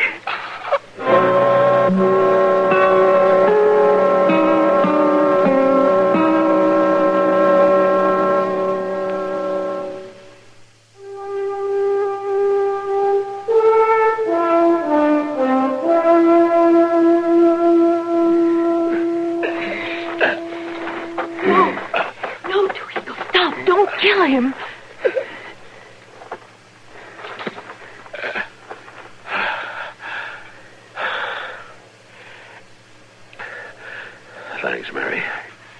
It's Marshal Dillon. He's my friend. Friend. Hold it, mister.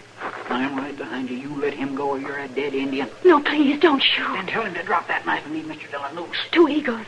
Let him go. Friend. Friend. All right. You just keep him covered, Chester. Yes, sir. Now, maybe you better explain this, Mary. Well, I just had to talk to him, Marshal. I had to see that nothing happened to him. If those soldiers had seen him, or if he tried to come into camp. So this is Two Eagles, huh? This is the man who bought you. Yes. Now, he's young. Yes.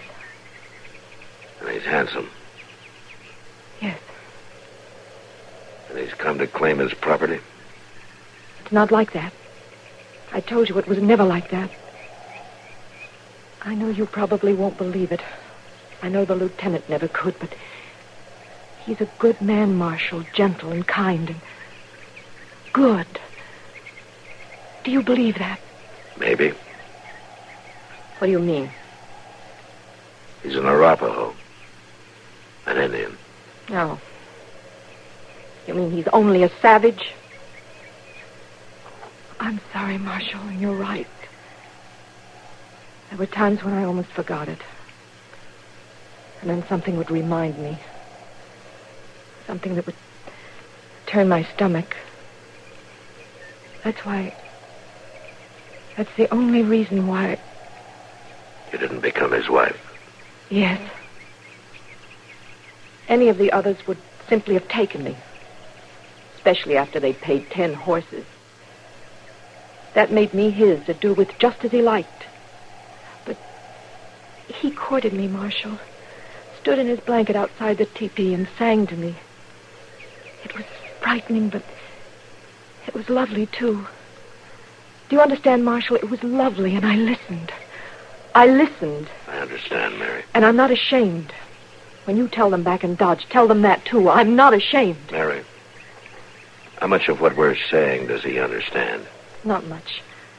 I taught him a few words of English. He taught me a few of Arapaho. But it was mostly like animals that we understood each other, by the way it was said, by the tone of voice. You should have told Lieutenant Dake about him, Mary. What for? He'd have been all the more delighted to shoot him on sight. What are you going to do? You going to go back with Two Eagles? You know I can't. Then why did you come out here? I told you to warn him, send him back before something happened. Are you sure, Mary? You must have known once he had his hands on you again, he wouldn't let you go. Didn't you know that? I suppose I did, Marshal. Then what are you going to do? You mean you'd let me go with him? If that's what you really want. If you're sure. Mr. Dillon?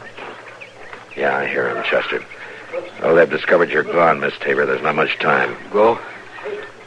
Go. How could I ever be sure, Marshal? None of us can ever be sure about the future, Miss Tabor, but you can't fear the future either. You have to decide what you want and then stick to your decision. But if I live to regret it... If you have to question it, Mary, then you're not sure enough. Squaw, come. He's getting Come. guilty, Mr. Dillon. What are you going to do, Miss Tabor? Two Eagle Love. Come. No, Two Eagles. I can't. I can't. It would be wrong. Oh, Marshal, how can I tell him? I can't help you. Goodbye, Two Eagles. No.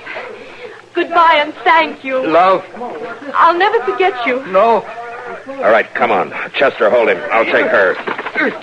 Now go on, Two Eagles. Squaw, go. Go that way faster. I know it's good for you. Now go on back to your people. Hurry, there ain't much time. Now go on. Hey, wait, stop.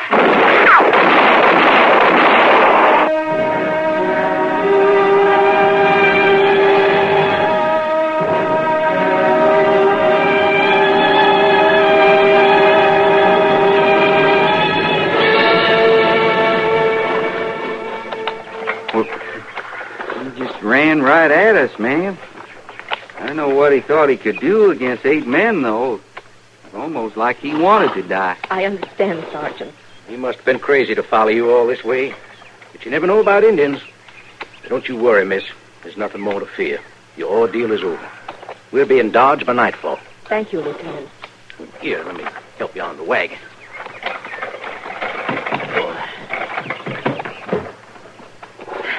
Thank you. I'm sure once you're safely back in Dodge, we'll be able to make you forget all this.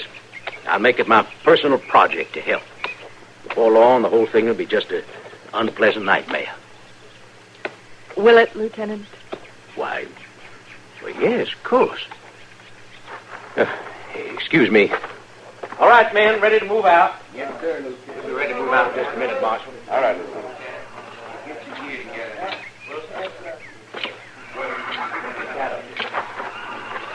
Will, Marshal?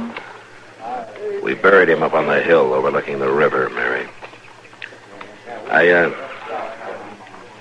brought this little medicine bag. I thought you might like it for a memento.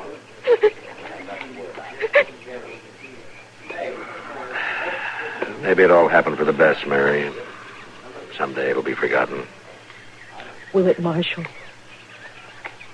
Will I ever again find a man who loves me that much? That I don't know, Mary. That I really don't know.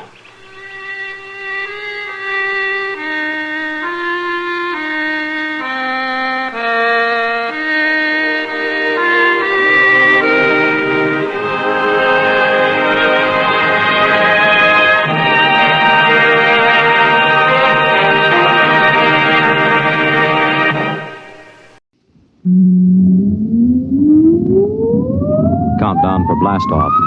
X minus 5, 4, 3, 2, X minus 1, fire.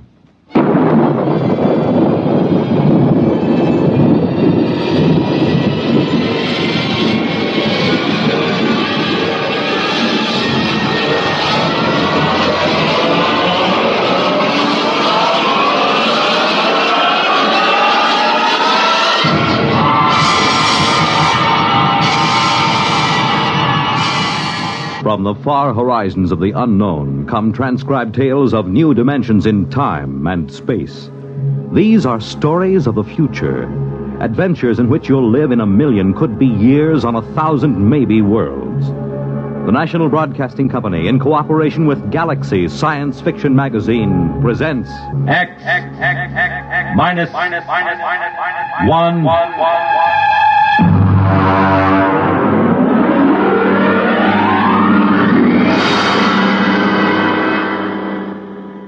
Tonight, Project Trojan by Ernest Kenoy.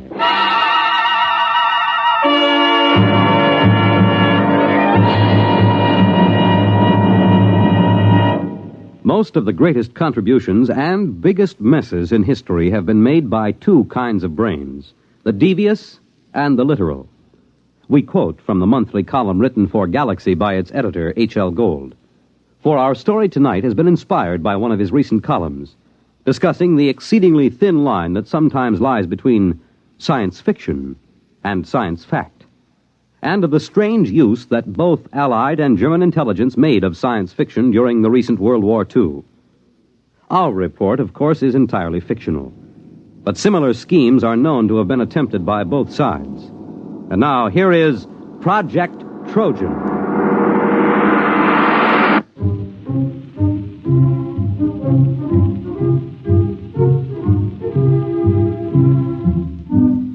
The idea of Project Trojan was originally conceived in February of 1943.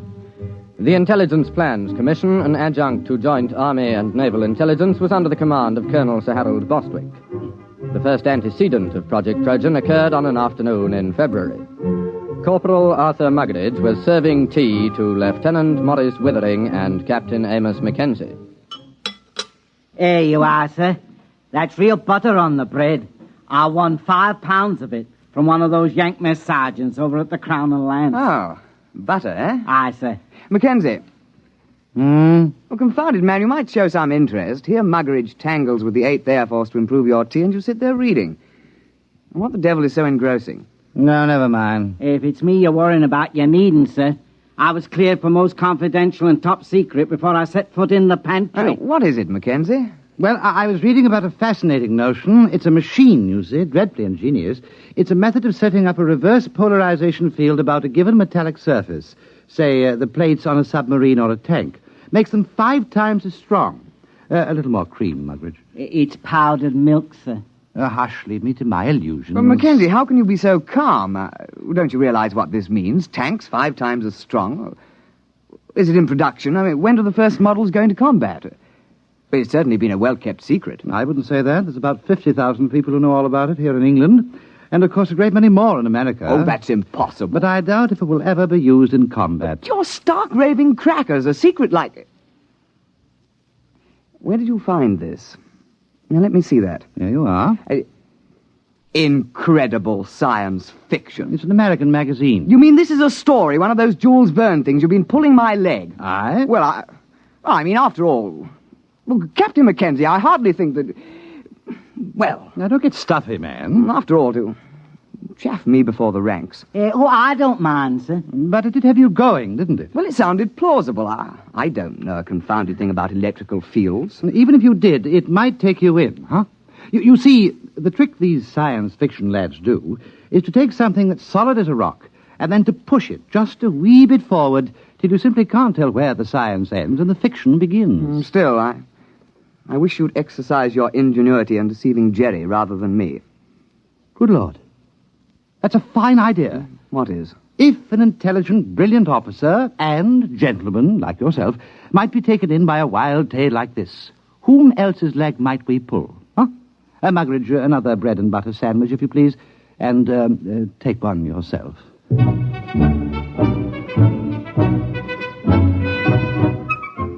Lieutenant Withering and Captain Mackenzie worked out preliminary plans for Project Trojan and presented them at an appropriate time to Colonel Sir Harold Bostwick. Well, sit down, Withering, Mackenzie. Oh, thank you, sir. We had breakfast. I understand Corporal Muggeridge has been playing darts with the Yanks again. There are fresh eggs for breakfast. We've had breakfast, sir. Oh, well, then. We have a plan, sir. Oh, capital. You remember, sir, our intelligence reports indicated a concentration of German research scientists working near Hanau. Certainly, I recall. They've got the whole lot of them inside a mountain. We tried bombing. I doubt if they even noticed. They're supplying the basic research for the German guided missile program. Yes, we know that. The reaction motor for the V1s came out of the Hanau lab. Oh, Muggeridge! Oh, you see, sir... If a considerable number of those research scientists were diverted to another project, the rocket program would be crippled. Yes, well, of course it would. What are you going to do? Advertise in the Times and offer them high wages? Aye, sir. Oh, Muggeridge, this coffee. No, sir. Next time you go to the Crown and Lance, keep coffee in mind, will you? Aye, sir.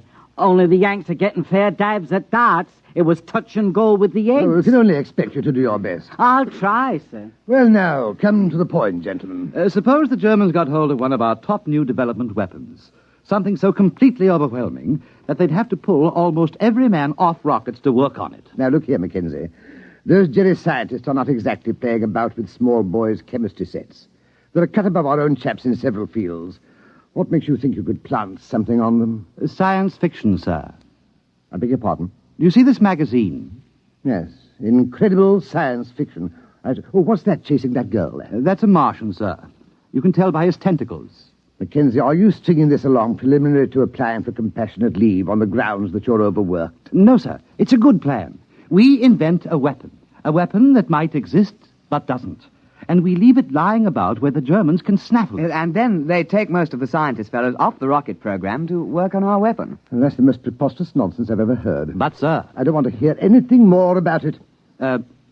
Yes, sir. I suppose she was right. Who was right? This Wren. I met her going up to London. Rather proper little type till you got to know her. But then she's rather a firebrand. Captain Mackenzie, please spare us the sordid details of your off-duty peculations. Sorry, sir. You see, she's the secretary to Admiral Sir Alan Grummins. They're talking of dropping this unit. They feel that other intelligence groups are quite competent to handle the routine, unimaginative work that we've been doing. Oh, I see. Mm-hmm. Of course, they'd reassign personnel. Mm-hmm. Would you say this science fiction scheme of yours was imaginative? Oh, it's practically visionary. Well, suppose you do some preliminary work. Thank you, sir. Routine, eh? Unimaginative, eh? Bah!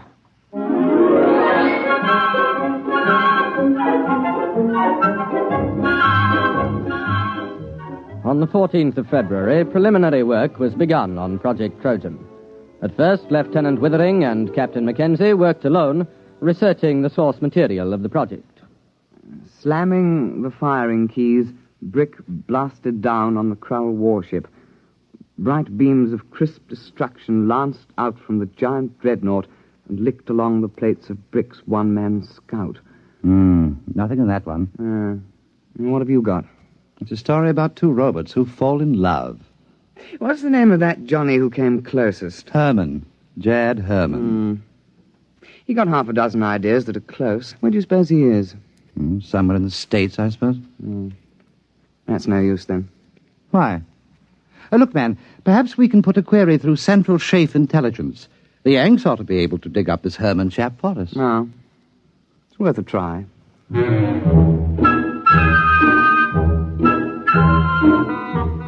It took 7 days for a report to reach IPC that one Jacob David Herman, a private first class in the American Air Force, was based on a field north of Cheltenham in the Gloucestershire area. Lieutenant Withering and Captain Mackenzie requisitioned transport and visited Herman at his place of duty. You don't mind if I go ahead with my job, do you? I gotta have this place ready for inspection by 1300. Go right ahead. Hand me the cleaning powder, will you, please? Yes, very well. Say, what do they put in porcelain in England? You break your arm trying to get it clean. Private Herman. You are Jad Herman, writer? Yeah, that's a pen name, Jad. I use it for SF stuff. I used to write for the Confessions under the name of Cynthia Herman. I remember one article. I was saved by the YWCA from a life of shame. We're interested in your science fiction articles at the moment. Oh, yeah? Well, I knew we had some sci-fi fans in England. Oh, we're not exactly sci-fi fans. We're from... anybody else here? Well, look for yourself. There's no hiding place down here. Well, we are from Intelligence Plans Commission. Uh-huh. We need your assistance, Mr. Herman. No kidding. We have a project that calls for your particular talents. You got a latrine needs cleaning? We're quite serious, Mr. Herman. Will you kindly pack your things and be ready to come with us within 1 hour? Oh, I'm sorry, gentlemen. I couldn't possibly leave until after inspection. I've got too much of myself invested in this latrine.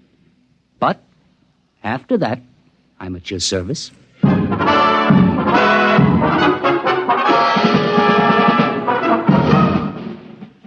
Private First Class Jacob D. Herman, 329-62126, was transferred on special detached duty to Project Trojan, and after briefing was set to work on basic plans.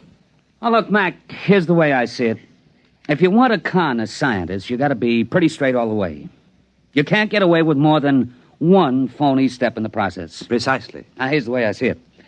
It's a focusing beam weapon. The electronics on that are square.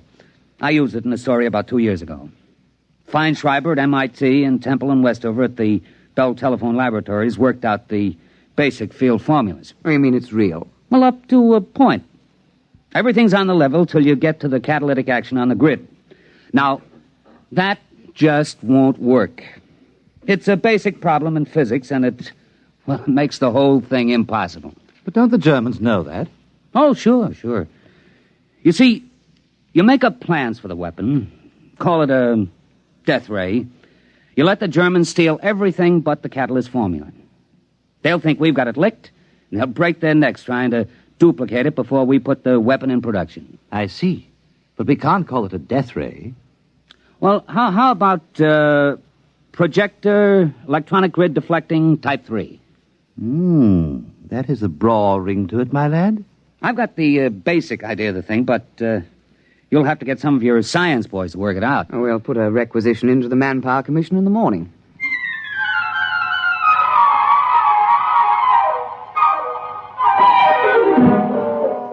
Doctors Montague, Felder, Harrison, Seisenby, and Pilsudski were assigned to Project Trojan, and under the direction of Private First Class Jacobs, complete specifications and plans for projector electronic grid deflecting Type 3 were drawn up.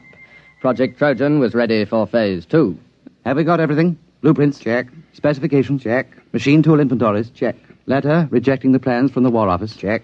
Endorsement from Supreme Headquarters rejecting plans? Check. Note from 10 Downing Street overriding rejections, handwritten postscript, build the confounded thing, WC. Check. Don't you think that's going a little too far, the rejections? Not at all. That's the master touch. A rejection of an idea by the War Office makes it appear most genuine. All right. Private Herman, if this thing were real, if it could be built, what would it do? Oh, don't ask. You could blow a hole in a mountain 10 miles away. Well, you could knock down a whole wing of bombers without even aiming. Oh, dear. Lucky it won't work. I should say so.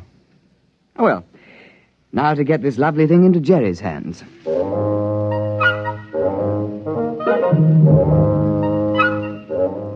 Phase 3 of Project Trojan was commenced on the 15th of March, 1943.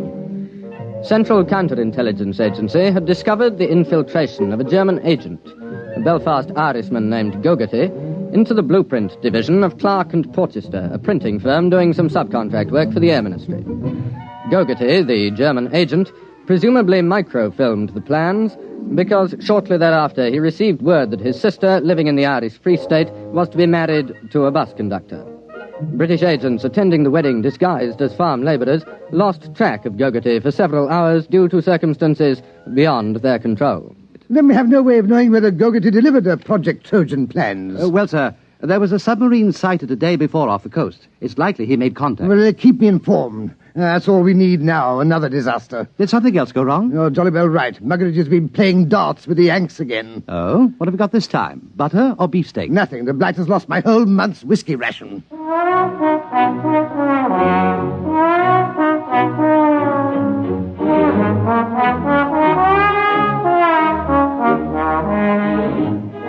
Now the cover operation supporting Project Trojan was undertaken.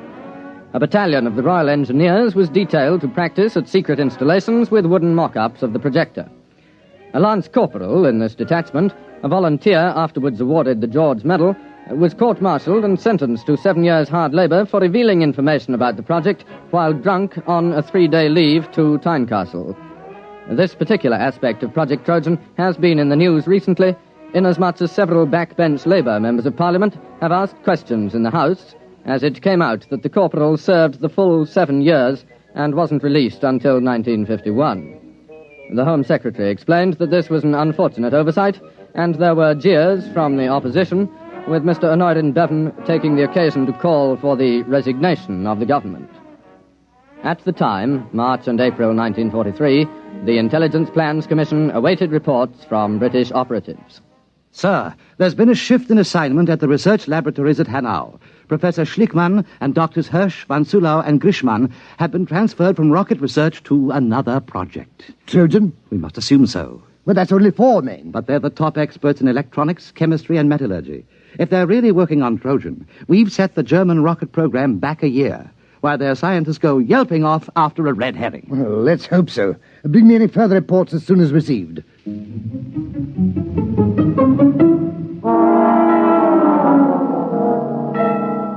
British intelligence reports, filtering back through occupied Norway and neutral Sweden, continued to indicate the success of Project Trojan. 4 more top scientists were known to be transferred from the rocket research base at Peenemünde to the Hanau laboratories. Definite knowledge was obtained that the new assignment was a startling new weapon, agreeing in detail with Project Trojan.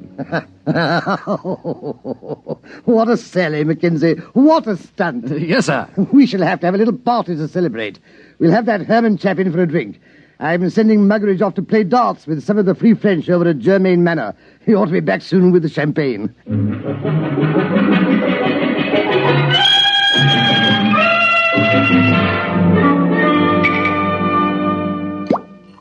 Pour all round. Private Herman? Thank you. All right now, to the projector electronic grid deflecting Type 3. The biggest fraud since the South Sea bubble. Colonel Bostwick. Oh, Withering, take a glass. We're just drinking to Trojan. Yeah, well, I think I'd rather not, sir. What do you mean? There's a dispatch from Germany. What about it? A section of the mountain overlooking Hanau has disappeared. What? It's true. It was on the reconnaissance maps yesterday, and it was gone this morning. A 10-mile slice of mountain. That's impossible. Oh, it isn't. It works.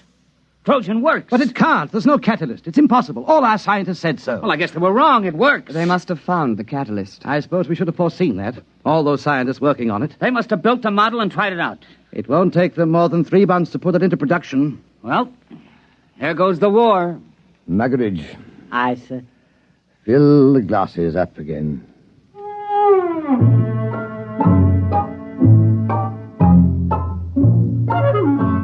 Intelligence Plans Commission now waited for additional dispatches concerning the reaction to Project Trojan in Germany. It was decided as a matter of policy to confine knowledge of these latest developments to the personnel of the project. Anything new, Mackenzie? No, sir, except that aerial reconnaissance confirms the damage to the mountain at Hanau. It's not quite as extensive as the first dispatch, but it is a bit of a hole. Oh, what do they think caused it? The Air Ministry seems to feel that an ammunition dump must have blown up. Couldn't that be it? I'm afraid not, sir. We have an intelligence report about several captured British and American tanks being brought to Hanau for testing. They were spotted the next day, completely destroyed. Trojan? Trojan. There's been an alert at factories producing parts for V1 and V2 rockets to prepare for retooling. They're going to make the projector? It would seem so, sir. Well, I suppose I'd better go up to London tomorrow and make a clean breast of it. I'm afraid so, sir. Well, that's the end. Seems rather unsporting, doesn't it? Just handing the war over to them. I hate to think what the War Office will say. Not to mention the Prime Minister.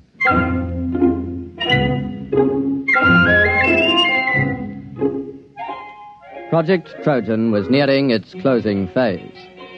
At precisely 0600 the next morning, Colonel Sir Harold Bostwick ordered his staff car and, taking a thermos of tea, proceeded to leave his office. Just before the staff car got underway, Lieutenant Withering appeared with another dispatch, accompanied by Captain Mackenzie and Private Herman. Colonel Bostwick, sir. Wait. So what is it, Withering? Another dispatch. Well, don't please. It's bad enough. There's been another disaster at Hanau. They knocked another mountain with our little present to them? No, sir. They've knocked themselves out. What? The laboratory under the mountain. It's exploded. It has? Went up like a Roman candle. We've got pictures. There was a flight of mosquito bombers over at the time. What happened? The projector. It backfired. How do you know? It had to. That's why the catalyst is impossible. You see, the metal fatigue on the grid is a function of... Never mind. Are you sure? Yes, sir. We have a reliable agent's report. The Germans are completely confused. They were operating the projector under a top-secret designation. Nobody knew any of the details except the dozen scientists working on it. And they were inside the laboratory when it blew. Our man was in the rescue squad. There isn't a thing left, sir. Plans, models, or scientists. Sir, do you realize that Project Trojan was a success? We've diverted a dozen top scientists from the rocket program permanently. Or do you think we'll be decorated? Lieutenant Withering, inasmuch as we came particularly close to handing the whole war to the Germans on a silver platter, I suggest we forget Project Trojan. Oh, yes. Yes, I see, of course. You're very canny, sir. I think we had all better return to precisely what we were doing before the whole nasty mess started.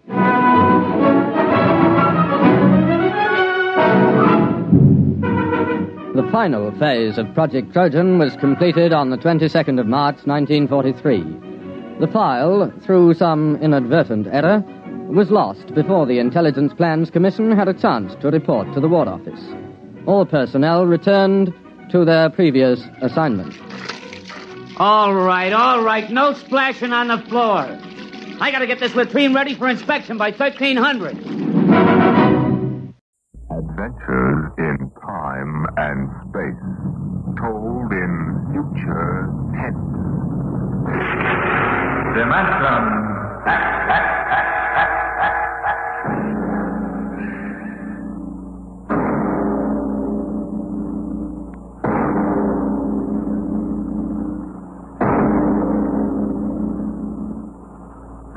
Man has always dreamed of conquering the barrier of the atmosphere. The problem is on the drawing boards of aeronautical engineers and atomic physicists. They can calculate the power needed, the trajectories, and the equipment. On the sound stages of Hollywood, the engineers and special effects men have combined to bring that day to life. The day when the first rocket leaves Earth for outer space. Now a radio play taken from the advanced screenplay of the George Pal Technicolor production, Destination Moon. On the vast concrete strip at Dry Wells, Texas, the form of the rocket towers above the cranes, the loading machinery, and the scuttling trucks and jeeps. The fuel lines snake across the concrete to the rocket. It's Destination Moon. A small pursuit plane circles in for a landing on the runway, turns and taxis toward the prefab buildings at the edge of the strip. Here comes General Fair. Got those reports, Dr. Cargraves? All ready, Barnes. We made good time. Hi there, General. Over here. Barnes, I've got to talk to you. Hey, just made it, General. Everything's running smooth as a clock. We ground test in 20 minutes. Come on over to the office. What's the matter? Come on, Barnes. Something happened in Washington? Something always happens in Washington. Let's have it straight, General. Our application for a test license was denied. Denied? I'll quote. In the opinion of the commission, should the engine fail structurally, the dispersal of radioactive material would mean danger to the surrounding area. But we've evacuated the blast No area. use, Barnes. The commission is pretty sensitive about public opinion. The Galavan newspaper chain has been after our scalp. They got mine anyway. What do you mean? I've been retired. Retire? You got a job for next general?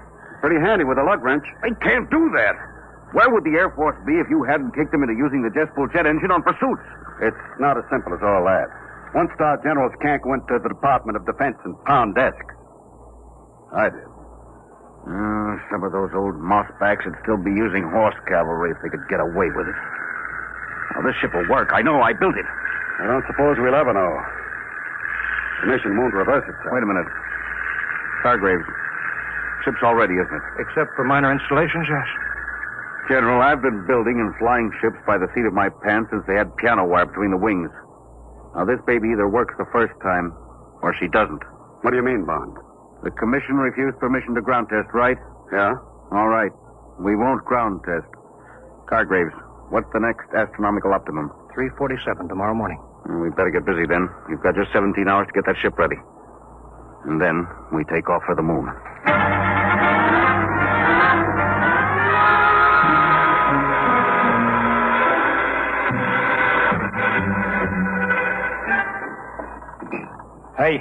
Hey, Brownie.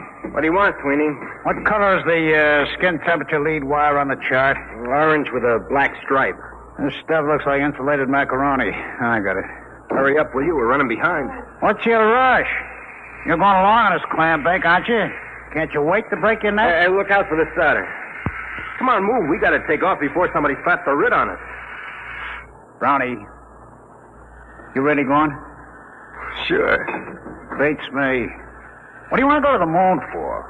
To see what's on the other side. Ask a stupid question, you get a stupid answer. What's the separation rate positively? Red and white spiral. Oh. What's the matter? Not in a bellyache. Eating green apples? No, I'm all right. Come on, Sweeney, get busy. We've got 2 hours left to patch this mess together.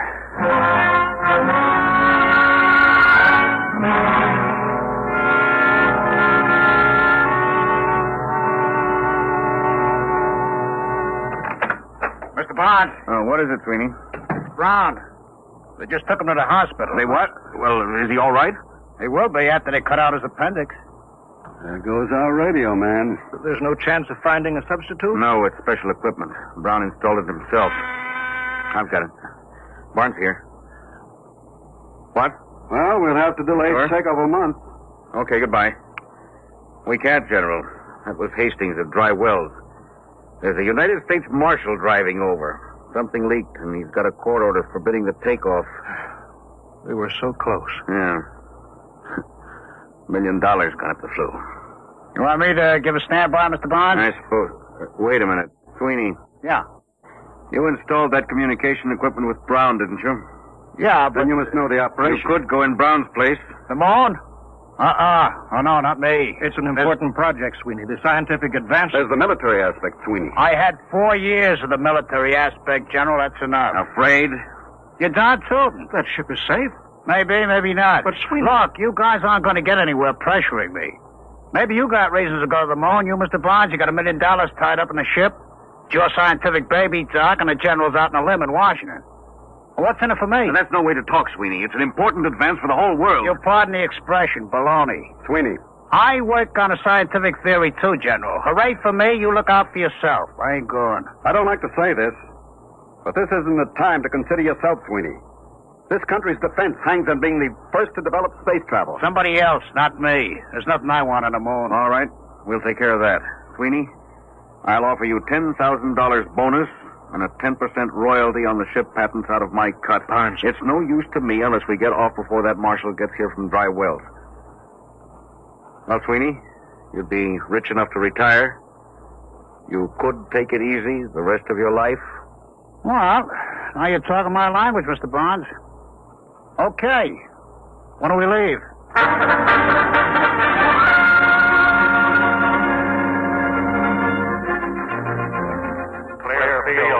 Clear field for firing. Clear field for firing. I said, Hastings. Right. I'll be tracking you from control center. Hey, what's that car doing? He's coming right out on the field. Marshal, Doc, General, Sweeney, inside. Hey! Hey, Barnes! Button her up. Hey! Hey there, commander of that ship. I've got a court order. You can't take off. Stop, mister. You can't do this. Hey! Hey! Save your knuckles, fella. You couldn't get in that ship with a blowtorch. Barnes can't do this. Suppose you tell him all about it when he gets back from the moon.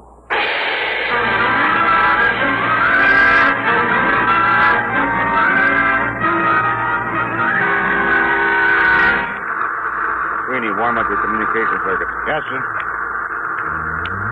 Calling traffic shack. Traffic calling rocket saloon. Over. Get a clearance check. There was a clearance, traffic. Over. All clear.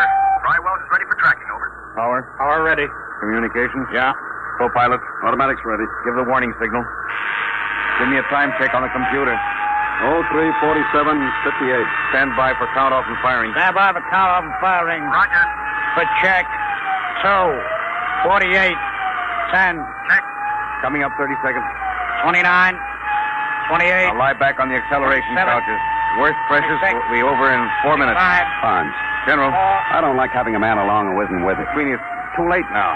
Make it pretty tough. If he's half-hearted We'll now... worry about that later. 7, 6, 5, 4, 3, 2, fire.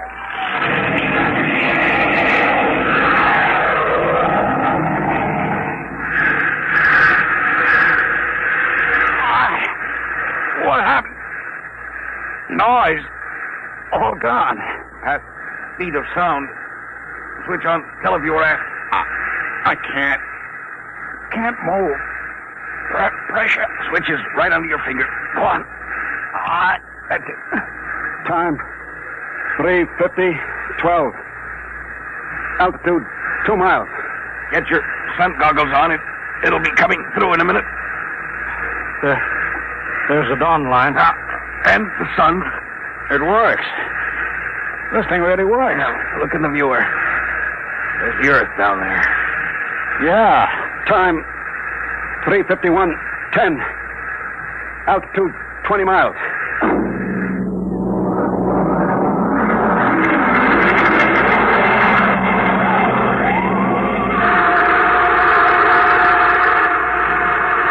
Time. 3:53:50. Altitude 807 miles. That's the end of the blast. We're in free fall. Unbuckle your straps. Hey, I'm falling. I'm falling up. There's no gravity up here. We don't weigh anything. I don't feel so good. How do I get down from the ceiling? I feel lousy, seasick. No, space sick. What's the difference so long as I ain't healthy? There's a bottle of pills under the head pad. They ought to settle your stomach. I'll break out the magnetic shoes. Then we can at least keep our feet down on the floor plate. Here, Sweeney, you put these on. Hand them up. All right. Here. Now you can walk down the wall. Try it. Like this? Hey, like a human fly. You know, this is the second time I ever walked on a ceiling. Only this time I'm sober.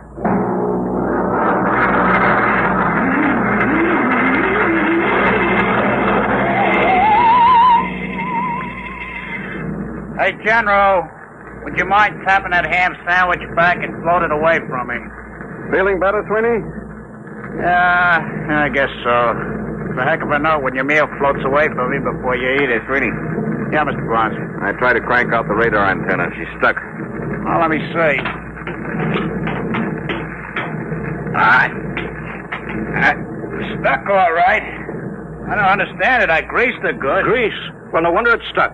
It's exposed to outer space. It must be frozen solid. What's the idea, Sweeney? Didn't you read the engineering manual? Yeah, and a flush fitting gets greased. Don't jump on me. Well, if we can't get that radar mast cranked out, we can't land on the moon. Well, it's all right by me. Don't you realize that half the value of this trip is in the landing? Geological surveys, radiation tests. Look, General, I told you before I started, this whole thing is slug nutty to me. Who wants the moon? They're trying to be first with the old Brooklyn Battery Tunnel. Sweeney, this isn't getting that mast fixed. Well, we've got to go outside in spacesuits and chip it loose. Outside? You mean outside the ship? You can't fall. You'll be in the same trajectory as the ship. Worst that could happen would be to drift away. Drift away? Don't bother getting one of them monkey suits for me. I'm comfortable in here. Sweeney, we've taken enough from you.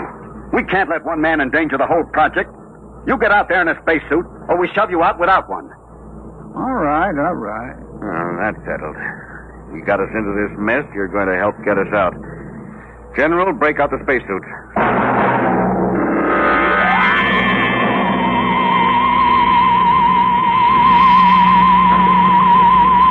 Close the inner lock.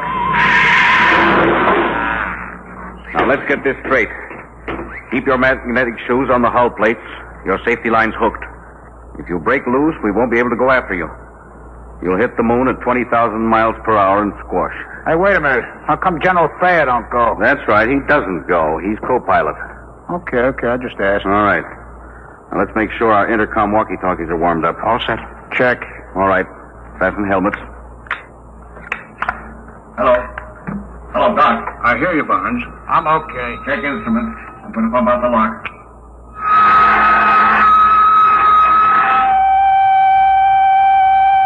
All set. Open the outer door, Doc.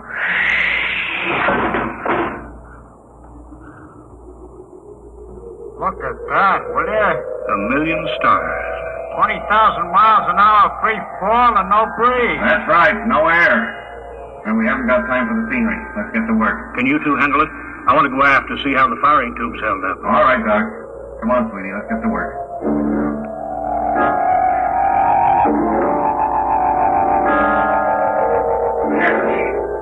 Loose now. Pull the mast out, sweetie. Slippery as a hog on ice. Yeah. Now let's get back. Suits me. That's the Earth up there? Western Hemisphere. You can see America. That dark strip against the light. Pretty far away, huh? Barnes. Sorry, what's the matter? Help, I'm loose. I'm drifting. No, what happened? My shoe magnet's pulled loose. There he is. The safety line broke. Hurry, help. He's too far to keep a line. Oh, he's cooked. We'll never get him back. Hello, General Thayer. All right, Barnes. I heard you on the control room speaker. I'm coming outside. Bring an oxygen tank. Got that? Right. Hurry. What are you going to do? Throw him a bottle of air and forget about him? Barnes, help. Now, all right, Doc. General Thayer's coming out of the lock. Where's Congreve? 50 feet out and down that left. Give me that oxygen tank. What are you going to do? Unhook my shoe first. You're crazy. You'll float away, too. I can use the pressure in the oxygen tank for a jet. Maybe I can ride the tank out there if there's enough power from the nozzle. Just turn the bell. There. What was that? Recoil's making my helmet light shake. I'll try it again. Hey, it works. Like an outboard motor. Keep going, Barnes. About 30 feet more. Swing a little to the left. All right. A couple more shots. There. Now, reach out for me, Doc. You're too far. I can't. Hang on, Doc. One more shot. There. Hang on. Can you get back, Mark? If we don't, we tour the universe together. Hang on to me, Doc. All right. You aim us when I turn the bell. You're drifting farther, Bond. There better be enough pressure to get us back. Here we go. Oh, we're moving. Yes, not fast enough. Pressure's almost down in this tank. There's the last of the gas. We're too far out, Barnes. They can't reach us with a line. Get you back to the ship. On the count of 3, push the tank as hard as you can. The reaction may shove us in close enough. Yeah. Ready? 1, 2, 3. Here they come, Jedro. Grab them. Reach out, Bond. Grab the line. I got it. All in. Thank God. Well, glad to have you aboard.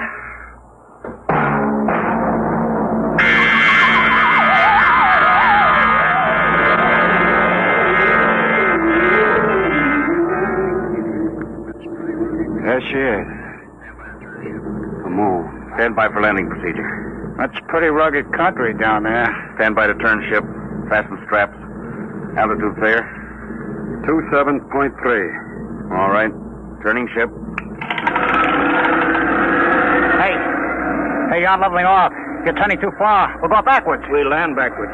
Use the jets for brakes. Holy smokes, you mean sit down on the tail? Ground speed 1.52. Stand by for deceleration. Now, fire. Radar. Closing is spotted. Give me view aft on the screen. Hey, we can't land down there. Look, mountains, cliffs. That's the crater Harpalus. We're heading for a smooth plane short of there. Don't look smooth to me. I'm going to kill our forward speed. Stand by. You won't clear the mountain. Give another blast. I can't. We won't have enough power to get home. You will make that cliff on the right. Look out, we're going to crash. Barnes, blast. You've got right. Now. Automatic landing. Automatic in. Hang on for emergency landing. Stand by for the blast. Hold it. Now. Jack down. Get out your gyros.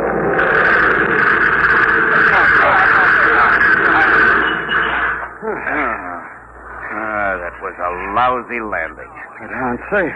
Yes, but I wasted reaction mass we'll need to get home. We'll worry about that later. Right now, I want to get out there and plant my feet on the moon. The moon.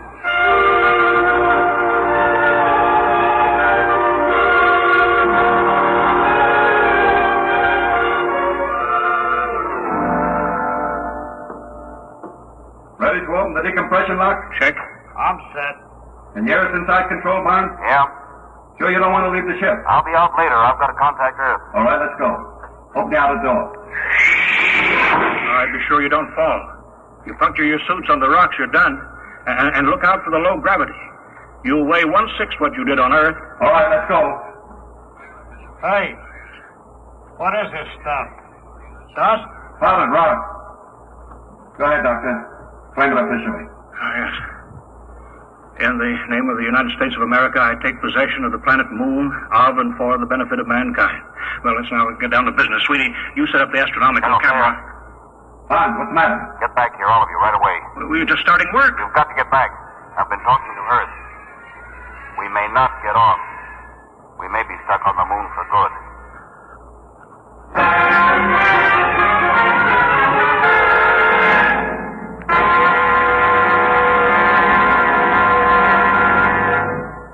Hello. Hello, Earth. Reaction mass down to 0.8672. Wasted power in a bad landing. Request new figures for return trip. Earth to Luna. Looks bad, Mr. Barnes. I'll have to run it through the machine. In the meantime, dump everything you can. I'll check back with the results. I'll be standing by. Roger. Out. Well, Barnes? Well, we wasted too much power on that lousy landing. Hastings checked the figures. We've got the lightened ship. We've got just 4 hours to get off.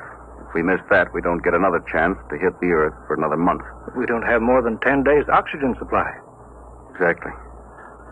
Come on, we better start dumping, and we better pray we can get rid of enough weight.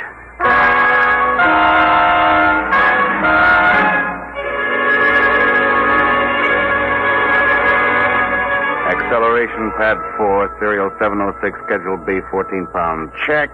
Give me a hand, Doc. Yes. Airlock's full. I'll put my helmet on and shove the junk out of the lock. Fonz, is that everything we can get out? 3 of the spacesuits will be dropped before we take off. How about the 4th? We'll have to keep that so we can open the airlock to shove the others out. I've got a removable bridge I could dump. You may have to, General. Well, Hastings is due back now with the takeoff figures. Hello, Earth. Luna calling Earth. All right, Mr. Barnes. We hear you. How much weight have you dropped? 4,003 pounds, Earth weight. Then you're still short 110 pounds. What? If you can dump 110 pounds, you can coast home. Well, we're stripped. We unbolted the locker doors, junked the radar chassis and mounts. We'll have to take a chance as we are. It's suicide. You haven't enough reaction mass to clear the moon. You could be wrong, couldn't you? I could, but not the computer. I'll be standing by, Mr. Barnes. Over. All right, Hastings. Out. 110 lousy pounds. What happens if we're not light enough? We fall back and crash. Or just go into an orbit around the moon. Just keep going around? Yeah, that's it. We've got 14 minutes left till takeoff time. Oh, that's fine. I could have gone over Niagara Falls in a barrel, but I had to come to the moon. Well, it's pretty simple. 110 pounds. One of us stays. Yes. I guess that's it. Highway 180. That's plenty. Now, wait a minute, General. I'm the oldest one here. Yeah, and I'm the captain of this ship. If anyone stays, That has I nothing to give do- the orders here. Doc is the engineer. General pilots when you hit the Earth atmosphere. But Bond... I've got no family, so I stay. No. You've got to go back, both of you. I've been discredited. They won't listen to me. You've got to tell them what you've seen. Listen, General, You've got to tell them what the Earth looked like from here. Vulnerable, defenseless, hanging in the sky. I knew this trip would have military value. Well, it does. Can you imagine atom warheads launched at Earth from up here? The moon is the perfect base for an attack on the Earth. Remember, it's only 1/6 as hard to shoot rockets from here to Earth as it is the other way. You've got to tell them the only government to control the moon must be a world government. General, I guess you don't know it. But what you just said means you've got to get back to Earth and convince them even if the rest of us don't make it. Bonds, don't... No, General, that's all there is to it. Now, listen, Mr. Barnes, General. Never mind, Sweeney, you're not in on Don't this. worry, you'll get back. I was going to say, why don't you heroes match for it? Odd man's out. All right, Bonds, I'll go for that. I'm in. No. 2-1, Bonds. Well, all right. What do we use? You can match buttons off your overalls. All right, each one pull off a button. I better check Hastings on Earth. Here's my button. Cartwright. Hello, Earth. Standing by, Mr. Barnes. We're working it out. One of us stays behind. What? We're matching for it. Check time. Well, it's only 110 pounds. Isn't that some Check other time. Ladies and gentlemen, we interrupt the program Dimension X for just a moment for 2 important bulletins from the wires of United Press. From Seoul, Korea, the North Korean radio says the North Korean Communist government formally declared war on South Korea effective at 11 a.m. Sunday, Korean time. And then a little later, this bulletin from Washington.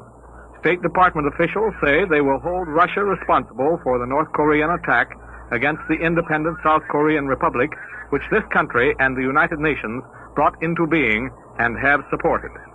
We now return to the program Dimension X. Yes, sir. 9:41:50. 10 minutes to 0 hour. Check. That's all, Hastings. We'll take off with 3 men. All right. Ready to match? Hey, what? The airlock. Sweeney, he went out. What's he doing? What? He's going out. Out there on the moon.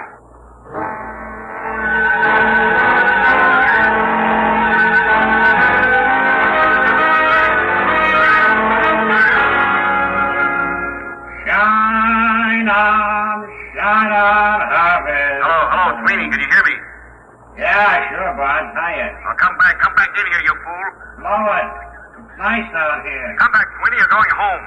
Yeah, some other time. Remember me, the girls. Any girls. Listen, Sweeney, come back. This trip doesn't mean that much to you. We've talked you into it. Nobody can expect you to do this. Now, don't be crazy. Why not? I'm a lunatic. Get it? A lunatic. Sweeney, come back. Listen, I lightened your ship, get it? 160 pounds, that's me. Now go on, take off. Come back, Sweeney. You can't do this. Listen, you guys wouldn't count me in on the matching. Oh, no. I run on hooray for me, and you look out for yourself. Well, maybe you change my mind. I've been looking up there at that Earth hanging in the sky. We're going to build something on this moon. All of you guys got to go back. Doc, he's the guy to work it out in the lab. Bonds, you build the ships, and the general, he's got to pound those desks and see that it gets done right. You'll need me. Sweeney, wait a minute. Come on, Blow, get gone. You're spoiling my whole day. So long, heroes. You don't understand. We can take off, all of us. What do you mean? What's 110 pounds? Now listen to what I say. Get back in here, and on the way, pick up a screwdriver and a rat tail file and an oxygen tank. What's the deal? Get back in here. I've got a way to get us all off, if it works.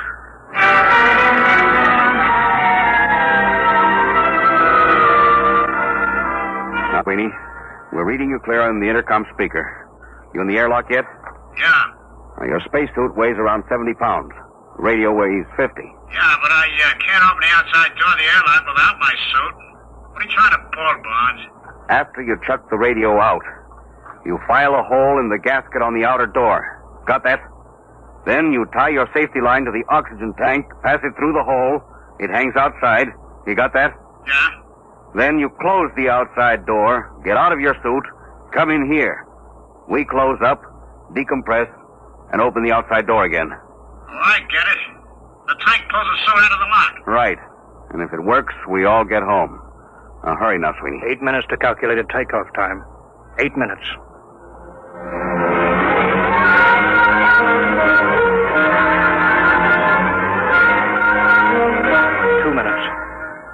All set, Sweeney? Yeah, I shut the radio out. Close the outer door. Air pressure up. I'm getting out of my suit. This doorway's pretty narrow, Bonds. If the suit don't clear, we're sunk. We'll have to take that chance. All right, here I come.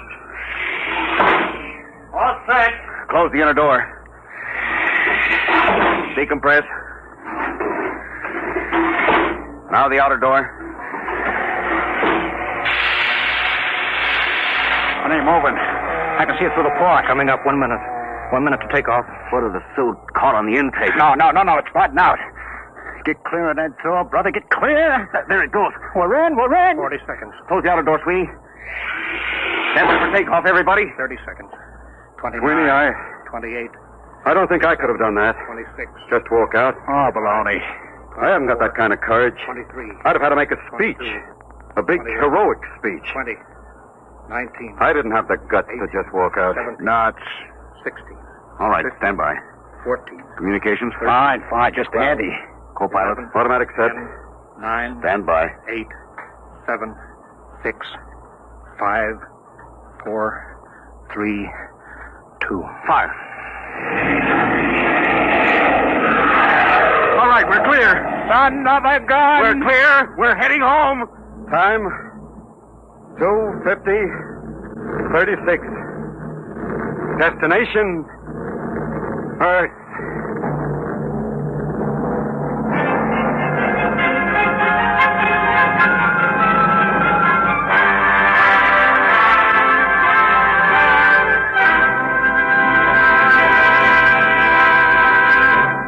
You have just heard another adventure into the unknown world of the future.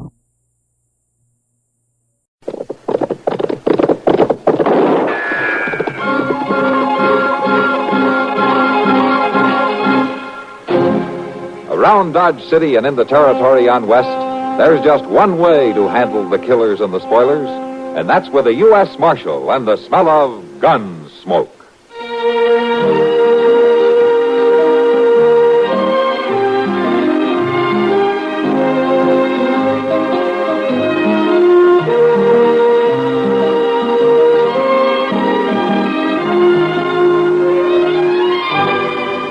Gunsmoke, starring William Conrad, the story of the violence that moved west with young America, and the story of a man who moved with it. I'm that man, Matt Dillon, United States Marshal. The first man they look for and the last they want to meet. It's a chancy job, and it makes a man watchful and a little lonely.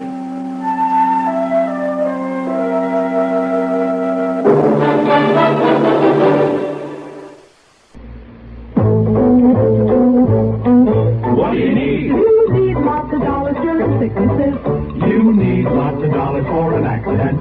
You need the kind of protection that only Mutual of Omaha sells. What do you need? You need the health insurance that is ideal for young families because it offers you special savings. The younger you are when you start your Mutual of Omaha hospital, surgical, and income protection plan, the lower the cost. Here's what you need. You need young family health insurance. Long-term benefits at low cost by Mutual Benefit Health and Accident Association. Call your local Mutual of Omaha agent in the Yellow Pages or write Mutual of Omaha, Omaha, Nebraska for information on plans available in your state. The long-term, low-cost protection every young family needs is available now. Write for details on this modern, flexible protection that can be tailored to your exact needs. Write Mutual of Omaha, Omaha, Nebraska.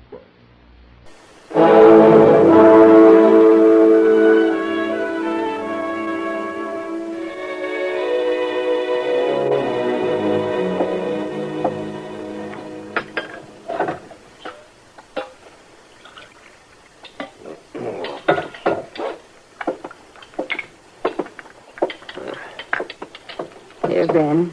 Some more coffee. No. I'll fetch some more meat and potatoes. No. Have plenty. I baked a pie. Yeah, I'll take some with me. It'd be nice if you could sit here and eat with me just once, Ben. Well... And talk like folks do. You got to get the corn in, Emma. Well, my land ought to have time to eat proper and at least speak to each other a time or two. Well, Foreman ain't talking. Be in for supper. Ben, look. Look down the road. There's somebody coming. Ben, didn't you hear me? Somebody's coming. They might be coming to call. What if they are? Well, it ain't neighborly for you to just walk out into the field. Ain't time to be neighborly. I got work to do. But, Ben, there ain't nobody been here in a month of Sunday. And we ain't wasted no time, neither. You better not waste none. All right, Ben, go back to your field. But I ain't going to turn people away, I'll tell you that.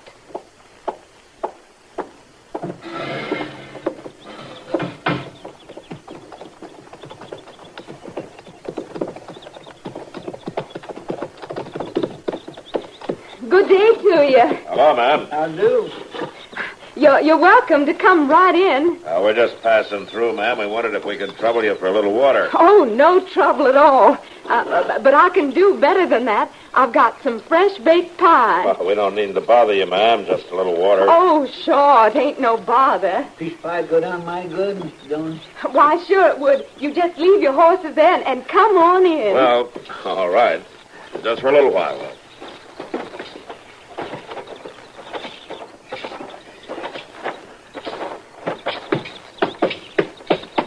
Come on, inside. Thank you, ma'am. Now, you just make yourselves comfortable. I'll fetch the pie. Oh, we're sure much obliged, ma'am. Oh, my name's Matt Dillon. This is Chester Proudfoot. Well, I'm that pleased to meet you. I'm Emma Hyde. Miss Hyde. Me and Ben been farming this place for 3 years. I got to beg your pardon for Ben. Oh, how's that? Well, he don't take no time for meeting up with folks. He's always in the field, sun up to sunset. Here's your pie. Oh, thank you. Thank you, ma'am. It looks just licking good. And here's some coffee. Thank you. That's fine. Thank you. That must have been your husband we saw as we rode up. Yes, sir. That's who it was, all right, Mr. Hyde. I tell you the truth. I've near forgot how to talk. It's so long between seeing folks. Well, it's good you got a husband to talk to, though. You'd be really bad off. Well, Ben Hyde ain't one for talking. Just sleeping and eating and working. There ain't many words between us. No, prairie living is hard work. It ain't living. It's just getting old and drying up and losing babies. You want some more pie? No, thank you, ma'am. Well, now, to tell you the truth, I could have another piece, thank you, kind. I'm afraid we don't have time, ma'am. We've got to be on our way.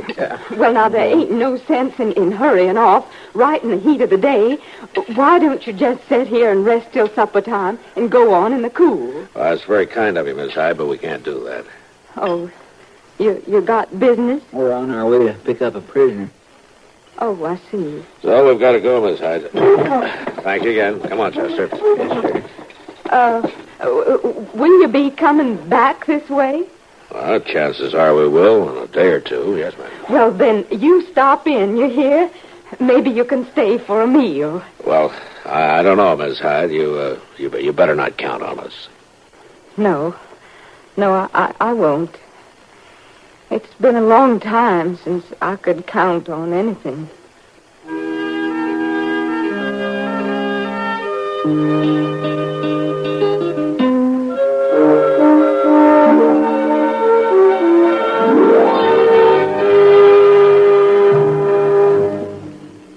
The following message is brought to you by the American Telephone and Telegraph Company. So long. Have a nice trip. Don't forget to phone. When you're away from home this summer, put long distance to work. Most people do. Like this couple. Smell that mountain air. I'm so glad we telephoned ahead for reservations, George, aren't you? Sure. Sure, dear. Oh, George, now you're not worrying about business. Well, Why not call the office then? Get it off your mind so you can enjoy yourself. No doubt about it. Long distance helps you have a carefree vacation. Call now while long distance rates are lowest. Remember, wherever you go this summer, go first by long distance.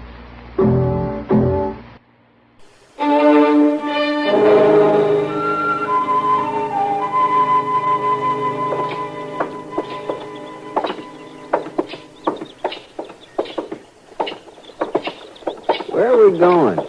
I got the horses, Percy. You come a long way from me, didn't you, Martian? Far enough. You gonna ride all the way back here with me when you let me go? Don't you hold your breath. I ain't just whistling, Marshal. I ain't the man you're looking for. Sheriff thinks you are. That sheriff don't know second. I'm nowhere near that bank. You haven't got him convinced. I will, though. Let me ask you something, Percy. You always whimper this much when you're caught? Only when I'm right.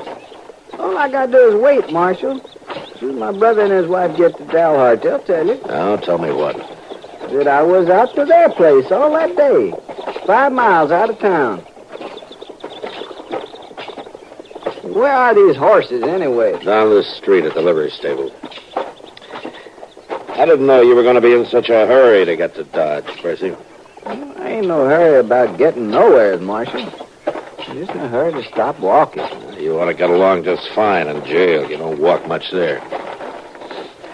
All right, Chester, you can bring the horses out now. Yes, sir, Mr. Jones.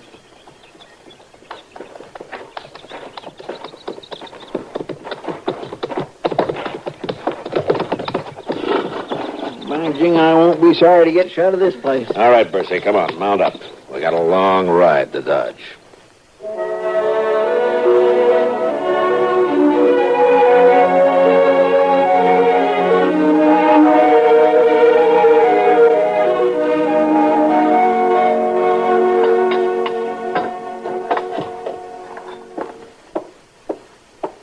The coffee'll be hot in just a minute. I swear to goodness, Marshal Dillon, I've been afraid to look out my window for fear I'd see you riding right on by. Well, we wanted to see how you were getting along, ma'am. Oh, we wouldn't have ridden by, Miss Hyde. Not if Chester had a chance at another piece of your pie. Well, he sure is welcome to it. And the rest of you, too. Oh, well, you don't need to give no pie to Bercy, ma'am. Yeah, now. We'll take care of feeding him. Well, I feed any human being that's in my house. Thank you, ma'am. I didn't see your husband as we came in today. Oh, he's over to a neighbor place selling a cow. Here's the coffee. Oh. Thank you. Thank you. I didn't think you had any neighbors. Might as well not. Mr. Hyde don't believe in socializing, only work. stay on the place and work it. Every hour, every day. It takes a lot to get started. But we don't need to grub no more, Marshal Dillon. I want to show you something.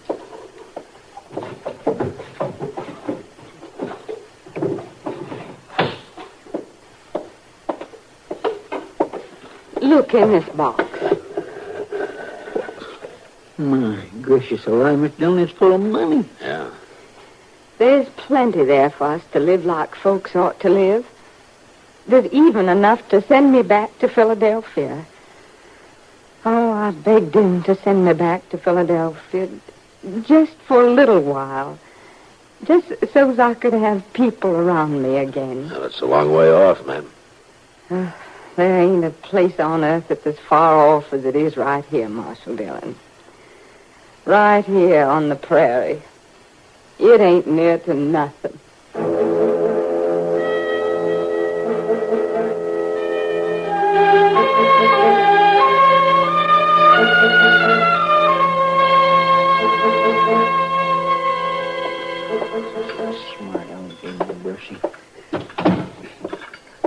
What's the matter? You got the shakes, Chester? No, I ain't. What makes you ask a thing like that? Well, those dishes aren't jumping around on that tray by themselves, you know. No, of course they ain't. I guess I was just too riled up to watch them. Prisoner causing you trouble? Well, no, it ain't exactly trouble. What's the matter, then? Well, Mr. Dillon, it's like this. A body just ain't got no life of his own when we got somebody in that cell. No, how's that? Well, I have to fetch his food and carry it and clean up after him and keep a watch on him. It just don't leave me no free time. It could be worse, you know. How do you mean? If we never had anybody in jail, we'd be out of a job, wouldn't we? Yes, I reckon you're right. I guess we would. Matt? Huh. I'm surprised to find you in your office for a change. Chester, I am. Oh, Doc. I see I couldn't find you in yours, Doc. You couldn't, Oh, yes. Well, right now I'm running errands for the marshal's office. Oh, what do you mean? Matt, I was down at the telegraph office, and this wire came in for you. Here. Oh, thanks.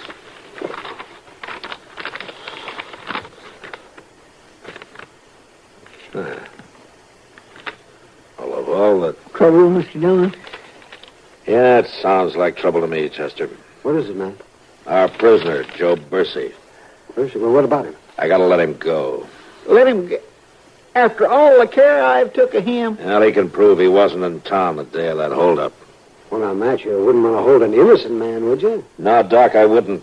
But with Bursey's record, it won't be long till I'll have to be after him again. All right, Chester, get the keys. Let him out.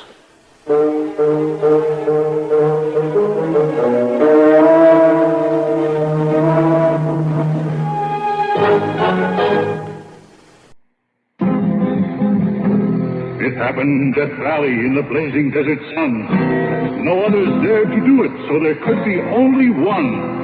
Just one past the killing grind of sun and wind and sand. The test that proved this new car wax the finest in the land. Turtle wax, turtle wax, turtle wax.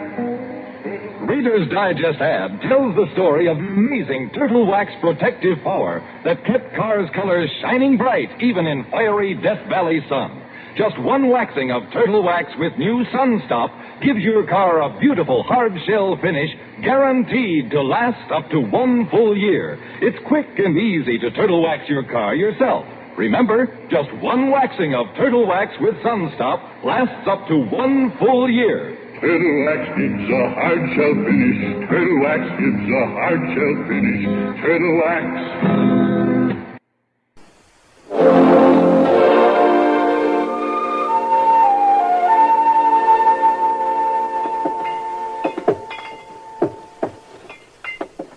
Did you look over that order, Kitty?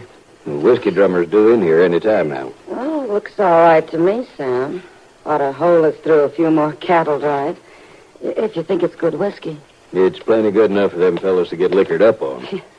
Tell the truth, Kitty. We don't get much call for anything real good.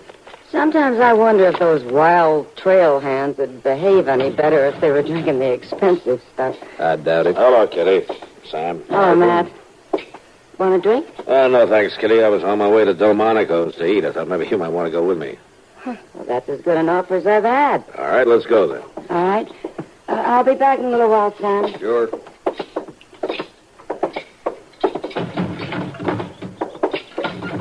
You'd better be careful, Matt.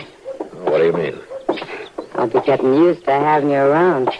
This is the 4th day in a row. Law business must be awful slow. Yeah, Kitty, it has been lately. You know, it's making Chester nervous. No prisoners. You mean he misses him? He's had that cell all shined up, waiting for somebody all week. He's afraid we're going to go out of business. He must have known we were going to eat. Yeah, what is it, Chester? Mr. Dillon, you know that Hyde place where we stopped at? Yeah, what about it? Well, Ben Hyde's been shot. He has. Well, is he hurt bad? I don't know. The fellow who rode in just said he was shot. Get dark, Chester. We'll go out there, huh? Yes, I will. Oh, Kitty, I'm sorry about the meal. That's all right, Matt. To tell the truth, after 4 days, I was getting kind of tired of you.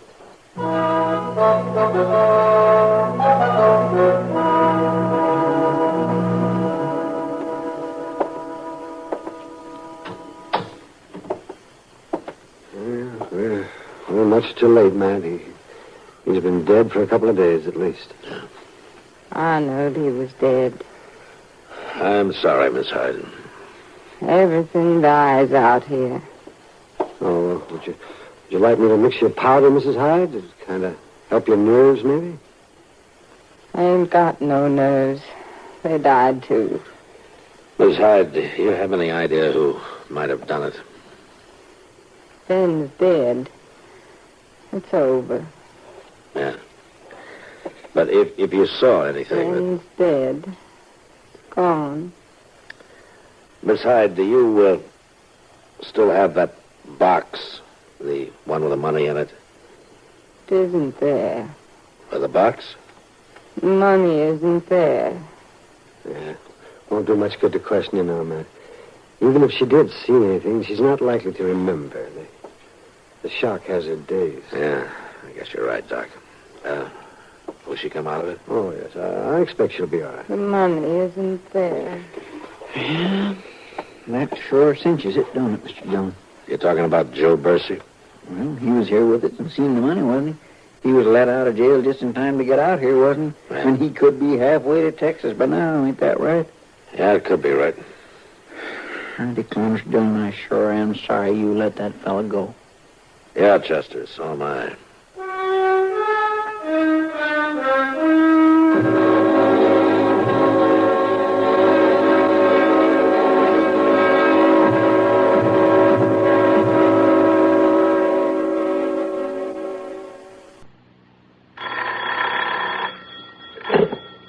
Service manager. Tell you about Guardian Maintenance? Well, sure, I'll be glad to. Guardian Maintenance is a kind of specialized service your General Motors car gets at a GM dealers like ours. Yeah. Now, it makes good sense, doesn't it, that our mechanics know your GM car best? You see, they specialize in one make of car. And what's more, they've got the right tools and factory-approved parts, too. Yes, sir. That holds true for every Chevy, Pontiac, Oldsmobile, Buick, Cadillac, and GMC truck. It's the best kind of service for the best kind of cars. And all GM dealers are offering performance service specials right now. Includes engine tune-up, tire rotation, a front-end adjustment, a wheel check, and a complete, and I mean complete, lubrication. Makes for a worry-free vacation, I'll tell you. Huh? Yeah, good. Good. We'll be looking for you. Bye. Improved K-Side tune-up. The tune-up in a can. Fill it up, sir? Yeah, regular's good. Say, that engine of yours sounds like real tired iron. Thanks. Improved K-Side tune-up. The tune-up in a can. You got a valve sticking, too. Oh, what do you get to a gallon? Not much. Improved K-Side tune-up. The tune-up in a can. Want a tune job? Haven't got time. You don't need time. How can a tune job not take time? Improved K-Side tune-up, mister. 1 can in your gasoline and 1 can in your oil will clean your motor, your carburetor, your plugs. The works. And K-Side tune-up will unstick those valves. Get you more power and smoother performance. Quicker starting, too. Okay, but how much? $1.25 a can. Results guaranteed or double your money back. Would you start her up, please? Still sounds lousy. I haven't added it yet. Improved K-Site tune-up. The tune-up in a can.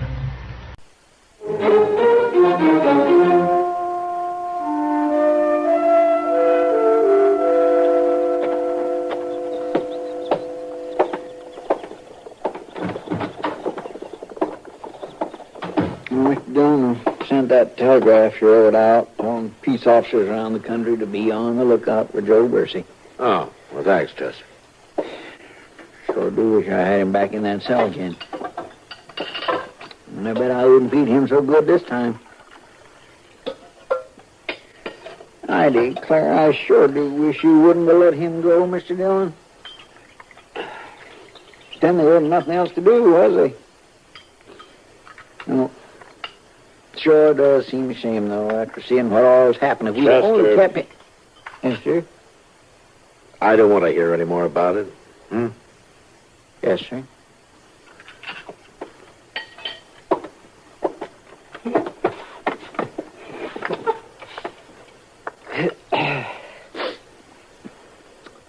Well, anyway, it sure is nice that Miss Hyde's doing so fine, ain't it? Oh, who told you that? I just seen Miss Kitty. She told me all about it. How does Kitty know? Well, she heard about it from that dressmaking lady, Miss Cunningham. You know how ladies talk. All right, Chester. What did Kitty tell you? Well, Miss Hyde's going back to Philadelphia. Oh. Well, that's what she's always wanted, I guess. When's she going? Next week sometime. She's going to wait till her clothes is done, Mr. Dillon. Miss Kitty says she ordered enough new dresses to keep that sewing lady busy night and day. Chester, where's Miss Hyde stopping? Or at the Dodge House. I guess I'll go see her. Well, say now, that's right thought of you, Mr. Dillon. Well, I hope she thinks so, Chester.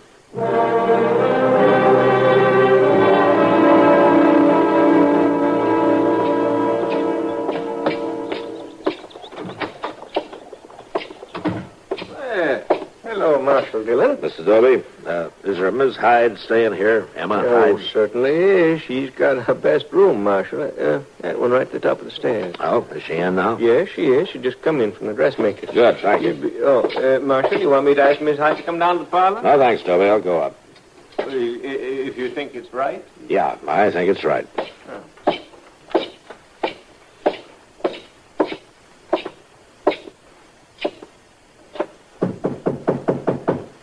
Miss Hyde?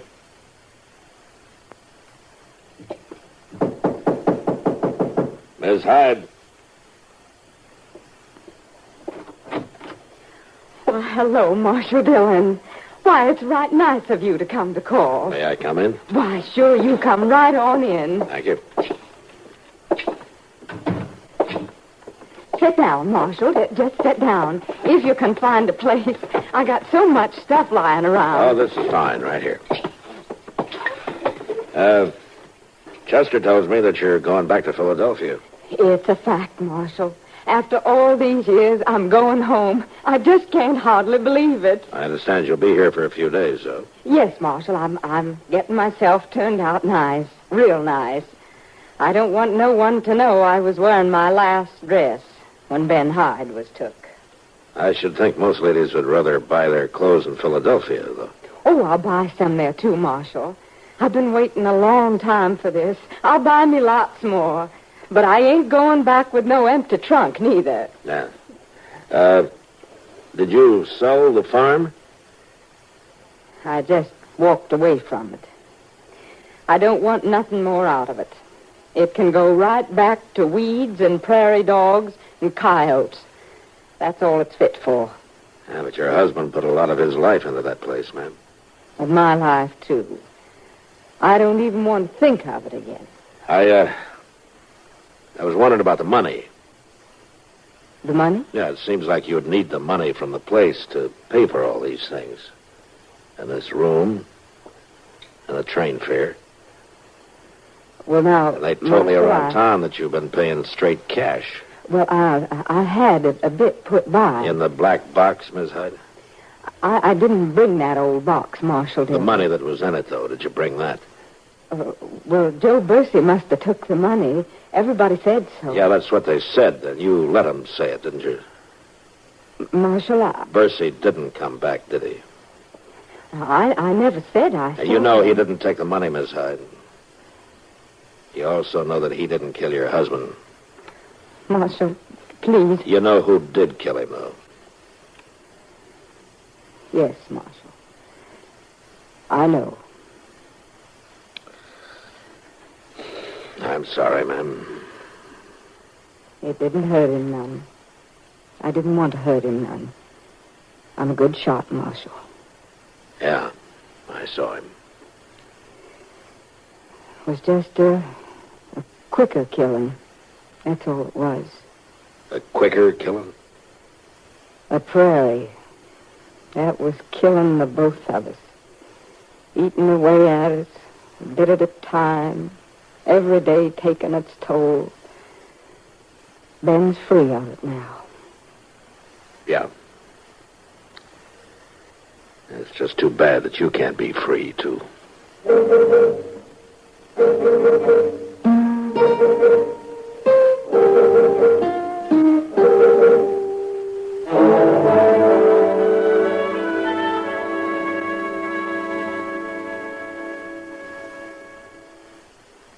Space Patrol! High adventure in the wild, vast reaches of space. Missions of daring in the name of interplanetary justice. Travel into the future with Buzz Corey, Commander-in-Chief of the Space Patrol. Now today's Space Patrol adventure, The Watchman of Warmock. On a recent voyage of exploration to the star Orion 14, 50,000 light years from the sun, Buzz and Happy discovered two planets. One, called Gobonic, is populated by human beings whose lives are completely controlled by electronic thinking machines and mechanical robots. The Space Patrollers saved one of these inhabitants from an attack by a robot.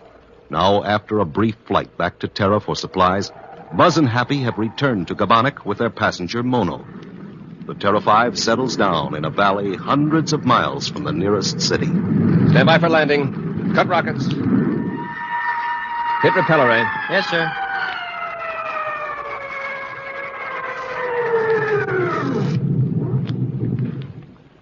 Well, here you are, Mono. Back on Gobonic. I'm deeply grateful. I don't know how safe you'll be with those robots looking for you. The robots seldom stray far from the city, unless they're directly on the trail of someone who has escaped. They don't use any kind of spacecraft or aircraft to search for you? No. Our only spaceships are the robot-controlled craft that take cargoes to the deserted planet. Oh, by the way, Mono, what do you call that planet? I believe it must be Warmock. At certain times of the year, a bright star moves across the night sky. Whether it is the same planet we visited in your ship, I cannot say. Oh, it must be. There's only one other planet circling Orion 14. You'd see it as a moving star against the fixed stars in your sky. I know you're anxious to explore Warmock for the mineral you're looking for, so I'll leave you now. All right. Hap, get that crate of spacephones for Mono. Yes, sir. You remember how they operate, don't you, Mono? Yes, Commander. You want to be careful. Don't let these instruments get into the hands of the robots or the administrators. We'll be very careful, Commander. My first task will be to take one of these spacephones to Anila in the city. Anila? Oh, that's the girl you told us about. But, Mono, how are you going to get to the city? I'll find a way. Here, Hap. I'll take the box. Okay, Mono. Careful, it's heavy. I've got it. Thank you. Open the hatch for him, Happy. Yes, sir. We'd like to give you more help, Mono, but we're outsiders. If we were to interfere actively, the administrators would turn the robots against us, and also against large sections of your own people. Sure, they'd try to put down the revolt in a hurry. I understand. But with these spacephones placed with our sympathizers in the cities, we can tell the people the truth. We can tell them that half of all they produce is dumped on a deserted planet. Yeah, and when they hear that, they'll make the administrators change the robots. I'll open the outer hatch.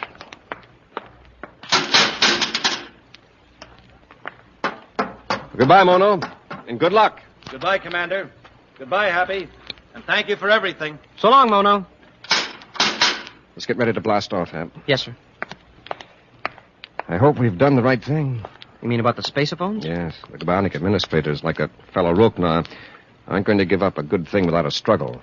They could still have a good thing if they listen to reason. A robot government is a form of dictatorship, Happy. And dictators aren't famous for listening to reason. Now, let's see what we're in for on Warmock. Close ports. Fire jets. Up ship and away.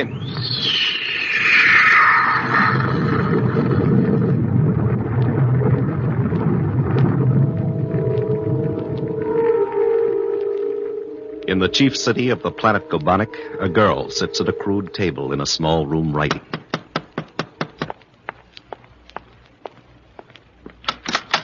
Yes? Why, you're an administrator. Yes. I am Roknar, administrator of Class H functions and robot controls. And you are Anila. Yes, I'm Anila.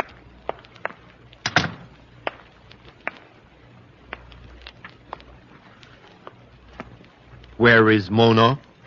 Mono? Yes, Mono. Your friend who works in the document reclamation plant. Where is he? Well, I don't know. That's the truth. I don't know. When did you see him last? 4 days ago, we had lunch together in the 4th Sector Commissary. And you haven't seen him since? No. That's strange. You are such good friends. Have you wondered about him? Have you been worried? Yes. No. I haven't been worried. Why should I worry? You're lying. You know that Mono has escaped from the city. Escaped in it? No, I didn't know he'd escaped. But you knew he was going to try. You knew he was an aberrationist. An aberrationist? Apparently, you do not know that a few misguided individuals have that insane idea that they know more than the robots. They feel that they can improve upon the routine and regulations set down by the electronic computers. Mono did nothing wrong. Anila, are you an aberrationist? Well, are you? No. I've done nothing against the robots. That's good. Since you are loyal to the Gobonic control system, you will be happy to learn that Mono will never return to the city. You know where he is? Yes. I happened to witness his tragic fate. Oh, no. He has no one to blame but himself. He fled and was destroyed. What happened to him? His fate is too horrible to describe. Perhaps you know some of his friends. People who may also be misguided. Perhaps you can keep them from making Mono's mistake. Oh, Mono. That's all, Anila. And I hope it will not be necessary to call on you again. Mono. Mono. Millions of DUs from Gobonic. Commander Corey brings the Terra 5 down on the huge spaceport of the deserted city on the planet Warmuck. The city is in ruins from a disaster that, from all appearances, occurred a century ago. Yet at regular intervals, robot spaceships from Gobonic land and dump their cargoes, as they have for ages past. Mountains of unused supplies now almost cover the spaceport.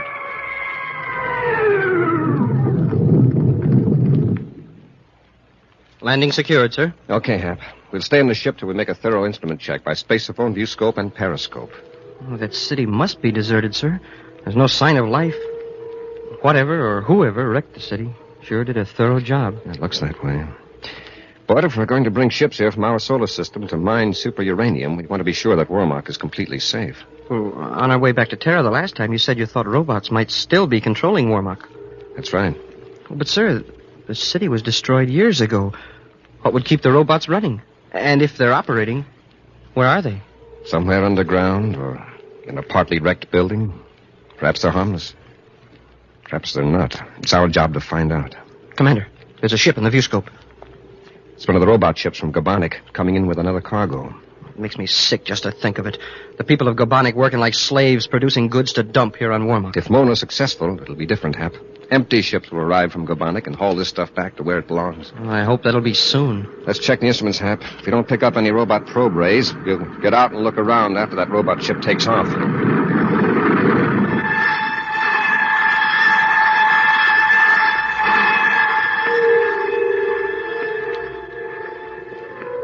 For several hours, Anila has lain on her bed in her room, too stunned by grief even to think.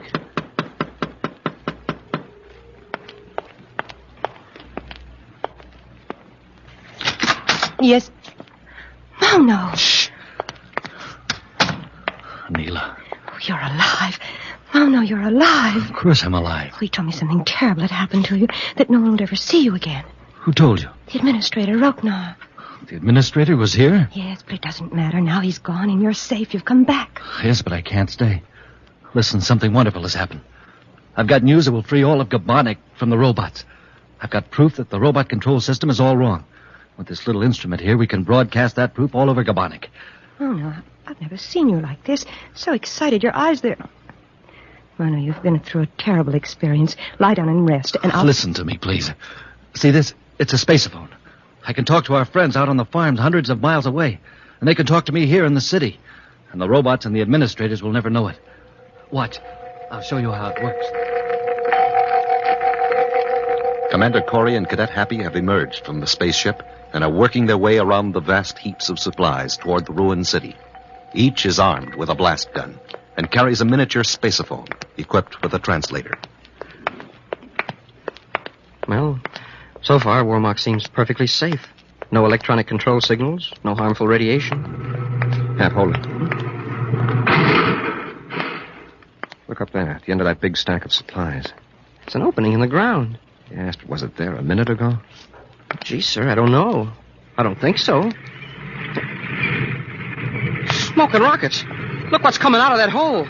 It's a giant beetle. It's a robot tank with legs and tractor treads. Whatever it is, it's a monster. And it's coming right toward us. Get back to the ship, Hap. Hurry. It's gaining on us. Commander Corey, this is Mono in Gabonik City. It's Mono, on the miniature spaceophone. Commander, can you hear me? This is Mono. Yes, Mono. I can't talk to you now. Contact me in 10 minutes. It's urgent, Commander. You've got to help me. Anila's in danger. Oh, whatever it is, I'll trade places with her. Hey, Commander, that robot's right behind us. Hey, it's closing in, Commander. We can't outrun it. Maybe we can hold it off a minute. There's a small space between those two stacks of supplies. Duck through the gap, quickly. Yes, sir.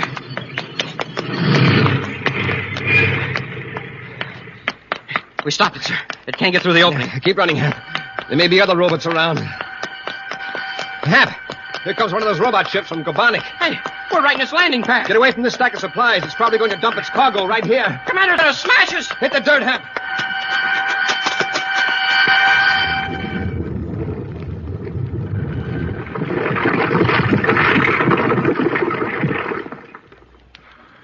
Oh, that was close.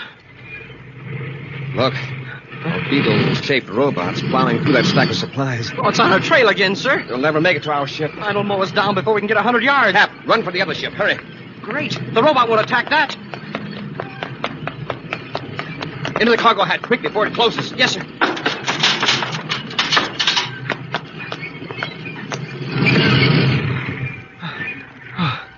Oh. Hey, it worked. The robot stopped. Maybe our blast guns will put it out of commission. Whoever built that giant watchdog must have put teeth in it. If we attack it, it'd probably blow this whole ship apart. Commander, the hatch closed.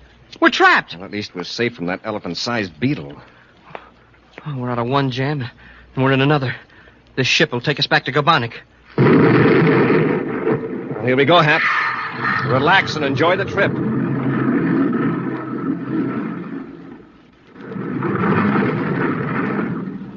What happens when we set down on Gabonik? We'll stay in the ship. Then when it returns to Warmock with another load, we will make a dash for the Terra 5 before the mechanical Watchman wakes up. Commander Corey, can you hear me? Hey, it's Mono. I'd forgotten all about him. Corey here, Mono. Sorry I couldn't talk to you before, but we were a trifle busy. I was afraid you deserted me. I'm at Anila's place in the city. Yes? But there's a robot patrolling the streets. Roknar suspects something. If I leave now, the robot will follow me, and Roknar will arrest Anila. He'll find the spacephones. If you can't help me, Commander, everything will be lost. I'd help you if I could, Mono, but there's nothing I can do. I thought of something, Commander. I may be able to get Anila out of the city. If you could pick us up in your ship before the robots track us down... That's just the trouble, Mono. I don't have my ship. What? I'm in a robot freighter bound for Gabonik. I'll have to ride out a round trip back to Warmock to get my own ship. But it may be hours or even days before that ship will be reloaded for blastoff. Days? Smoking rockets. All right, Mono. Pappy and I get to Anila's place and decoy the robots. You two could escape, right? Yes, Commander. It would give us a chance. Now, could Happy and I return to the spaceport and stow away in an outbound freighter without being caught? For a human being to get aboard a spaceship... Well, it's such an unheard of idea on Gabonik that the robots may not even be adjusted to detect it. Good. What about our space patrol uniforms? Won't they attract attention when we walk down the streets of the city? I never thought of that. Of course they will. You'll be picked up as a non-conforming aberrationist. Well, how can we get some Gobonic-style clothes? The work barracks at the port. During his shift, there'll be no one in the barracks. If you could sneak in without being seen, you could find some off-duty clothes. Okay. Now, Mono, give me the exact layout of the spaceport and how to find Anila's place, and the safest way to avoid the robot patrols. Tensely, Buzz and Happy crouch in the empty cargo hold as the robot ship sets down at the spaceport on Gobonic. A few seconds after landing, the cargo hatch automatically opens. Cautiously, the space patrollers peer out of the ship. No one in sight, sir, except clear over there. Over there where they're loading. That long, rambling structure down there must be the work barracks. Let's go, Hap, and keep on the far side of this row of ships. Yes, sir.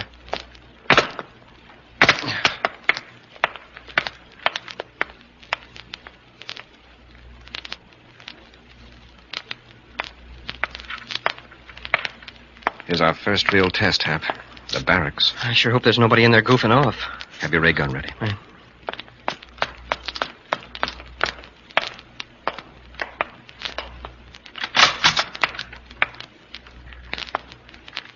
Hey, we're in luck.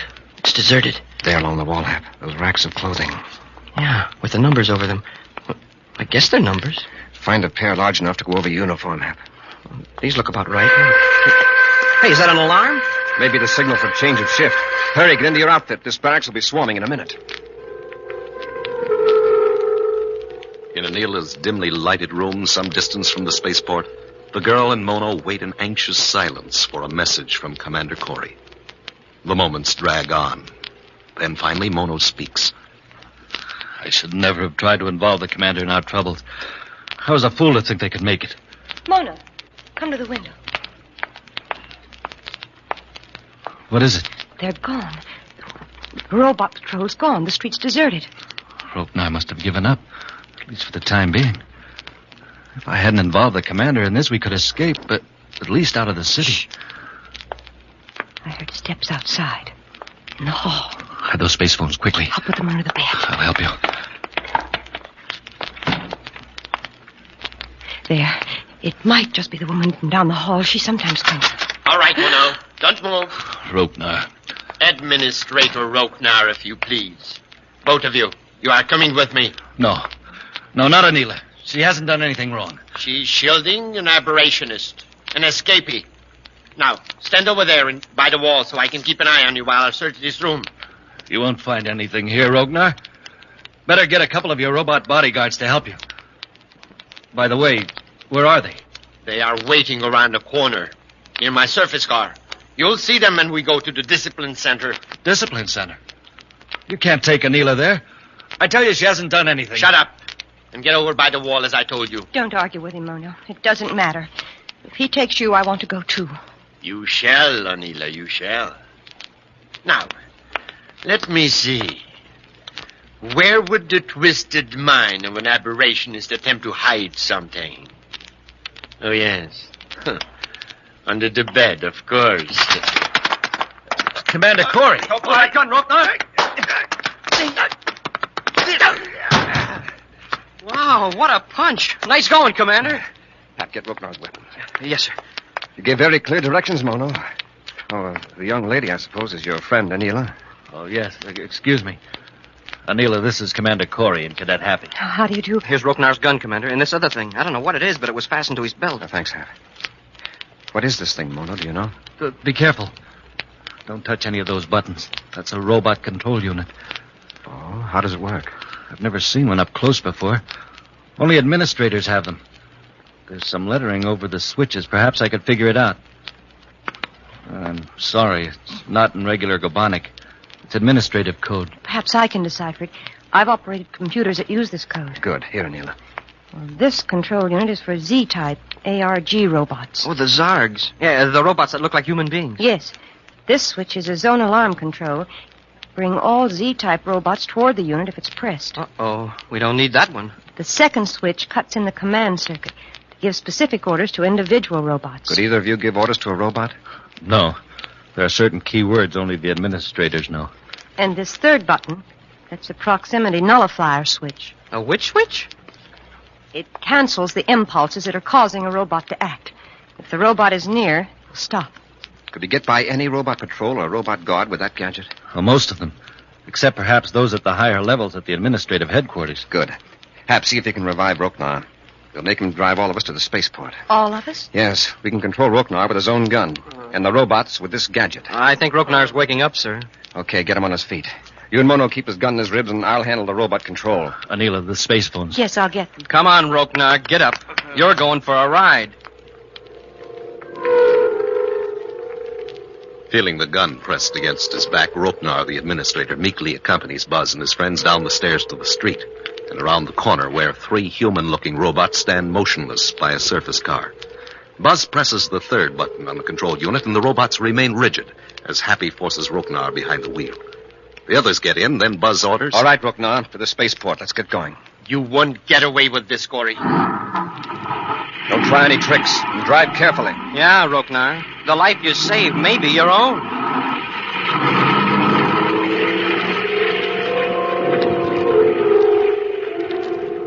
The reluctant Roknar drives through the city to the spaceport. As the car glides through the gate, Buzz presses the control switch and the robot guard stands motionless.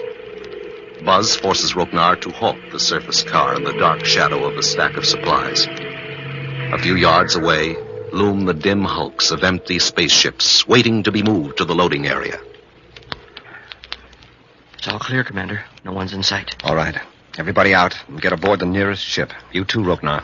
No. I can't leave Gobanek. It's unthinkable. Nobody's asking you to think. Anyway, isn't thinking just for robots? You're getting in that ship if we have to carry you. Get going. Let's go, Anila. Riding a spaceship, this is exciting. You're mad. All of you, completely mad. Mad, I tell you, you're mad. Completely mad. Half carrying the terrified Roknar between them, Buzz and Happy move swiftly to the spaceship, followed by Mono and Anila. Climbing through the open cargo hatch, they work their way forward into a cramped compartment.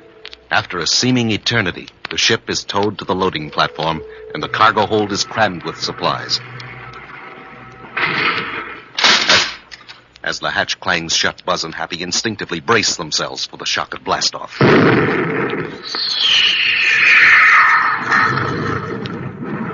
When the ship is faceborne, Buzz leads the others back toward the cargo hold. Working in the dark, they tie Roknar with strips torn from his jacket. Hours pass. And then... The repeller ray just cut on. We're setting down on Warmuck. Warmuck? Sure. That's where your stupid robot system has been sending half the wealth of your planet. Didn't you know? I didn't know where it went. That wasn't in my department. Now listen, everybody. When the ship lands, the cargo hatch will automatically open and the cargo will be dumped out. Now, wait till I give the signal. Then jump out of the ship and follow Happy and me. Understand? Yes, Commander. I understand.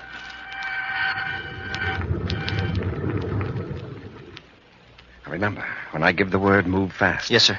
What about me? You got me tied up. You're going back to Gobanek in this ship. We just brought you along to make sure we'd get here. Yeah, you'll be able to work free of those bonds long before you get back to Gobanek. This is going to be noisy.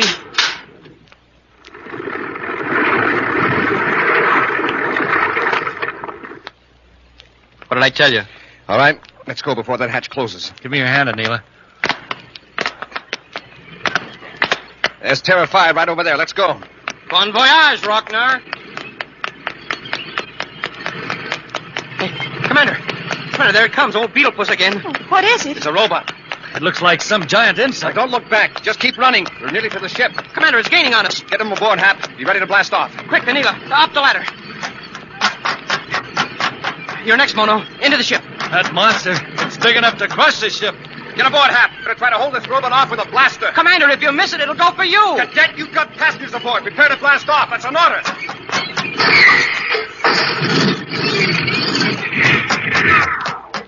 Nice shot, Commander. You stopped it. I always wondered how those old-time big game hunters felt when they were charged by a rhinoceros. Now I know. You must have blasted that robot right in the control center. I sure hope that's the last of the robots here on Warmuck. You've given me courage, Commander. Now I know that the robots can be conquered. Good, Mono. You've got a real battle on your hands back in Gobanek.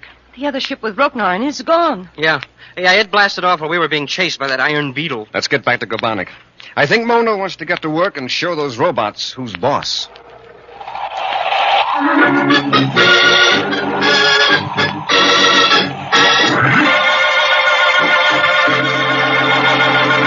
us again next week for another thrilling adventure with Space Patrol. High adventure in the wild, vast reaches of space. Missions of daring in the name of interplanetary justice. Travel into the future with Buzz Corey, Commander-in-Chief of the Space Patrol.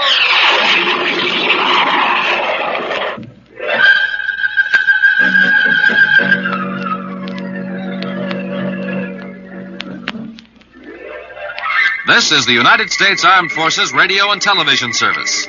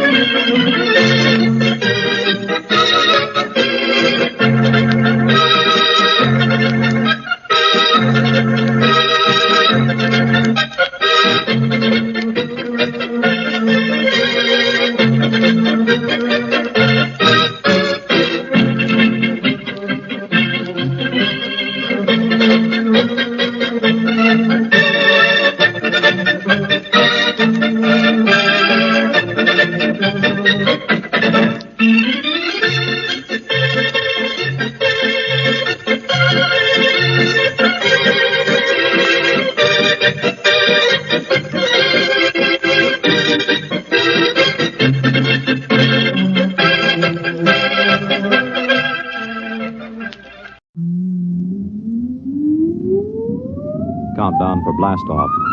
X minus 5, 4, 3, 2, X minus 1, fire.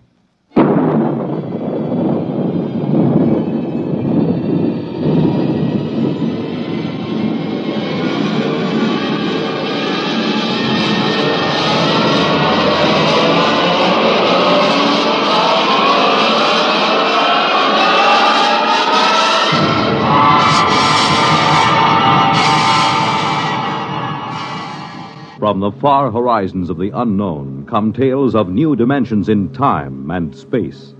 These are stories of the future, adventures in which you'll live in a million, could be years, on 1,000 maybe worlds. The National Broadcasting Company, in cooperation with Galaxy Science Fiction Magazine, presents X minus 1.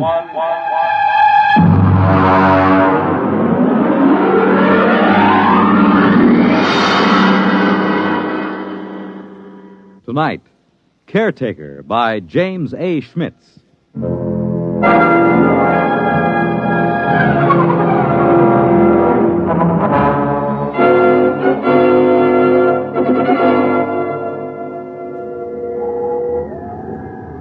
Commander Lowndes? Yes, Mr. Harris. Astrogation reports planetary orbit secure. What vector, Mr. Harris? Approximately 1,000 miles above subject planet 3785. Well, we'll have to give it a name soon, Harris. Yes, sir. Engineering secured. Damage control parties working on the hull. Very well. Has Martyr touched down in the scout ship? Yes, sir. We have him on the tight beam. Give him to me on my screen. Yes, sir. Sparkman, put Martyr on the command screen. Exploration ship Titan calling ship 375. Come in. Scout 375 reporting. What's it like down there, Martyr? It's not much different from the scan report, sir. I'm at the head of a valley. It's green and it's scarlet. It's all swampy. And there's a big river threading through it. Harris, get me a pinpoint on Martyr's location. Aye, sir. There are mountains beyond. I can see Holman's house from here. Looks like a Swiss chalet standing over the lake. Have you made contact? Yes, sir. Boyce is over there now. How is he? Well, it's hard to say. Tell him we're recording the planet officially as Holman's planet. That might please him. No, I don't think so, sir. What? Boyce suggested it during our first visit with Holman today. He wants us to record it instead as, I'll spell it. Cresgyth, Cresgyth. What's that, local? Well, that's his phonetic interpretation of the name the people here use. Fair enough, if that's how he wants it. Anything to add on your present report? No, sir. I'll call you back after we've met his woman. His wife? Yes, sir. I'm glad it was you and Boyce who found Holman. You're reliable men, you in particular. Martyr, I don't need to emphasize that Holman's discovery of what appears to be the first genuine human race ever encountered outside of Earth is of primary importance. Yes, sir. Boyce might be inclined to hurry through the diplomatic overtures. You'll be careful about that part of it, Martyr.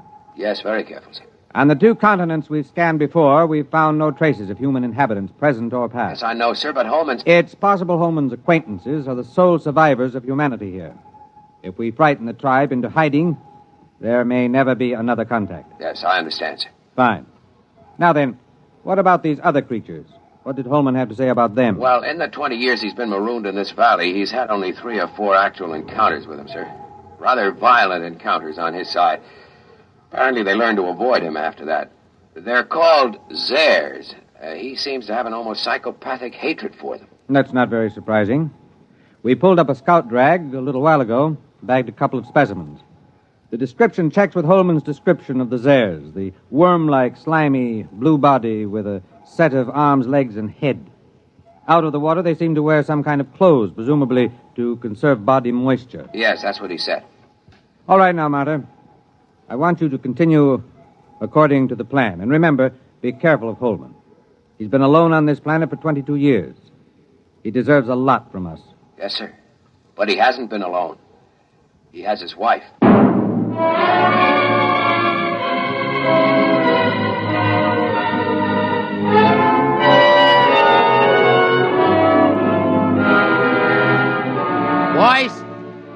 Boyce, where are you? Down here.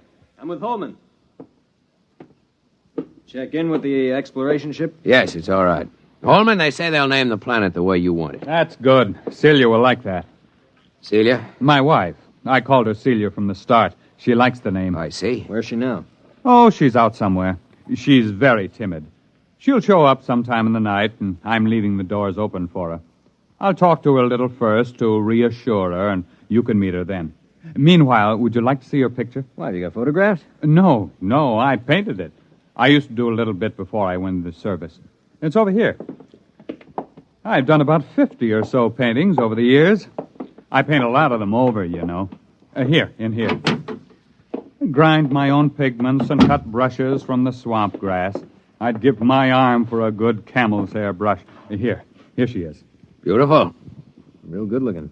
Of course, it isn't an exact likeness. I tried to capture the spirit. I think I've got it pretty good. You know, there's something about that picture sort of... Never mind, boys. Boyce doesn't know much about art. Yeah, but I know what I like. I like a good-looking woman. You're a lucky man, Holman. You wanted to see the deep water well. It's right through here. Actually, it's just an opening through the concrete to the river that runs below. It's as pure as anything you could wish. If they want to refresh the water tanks of the ship... Yes, I'll take it up with the captain. We'll be staying a week or more. We're to follow your judgment in every way in establishing contact with the Crescithians. Good.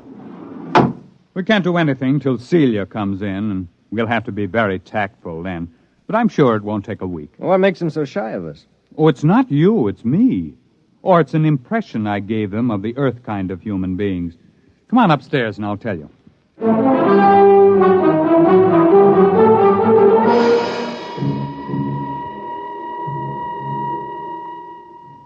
Cigar? It's a local swamp grass. Is it safe? Oh, I've been smoking them for years. You were telling us about the native humans. Well, I've never asked Celia much about her people. There's some kind of very strong taboo that keeps her from talking about them. How'd you meet her?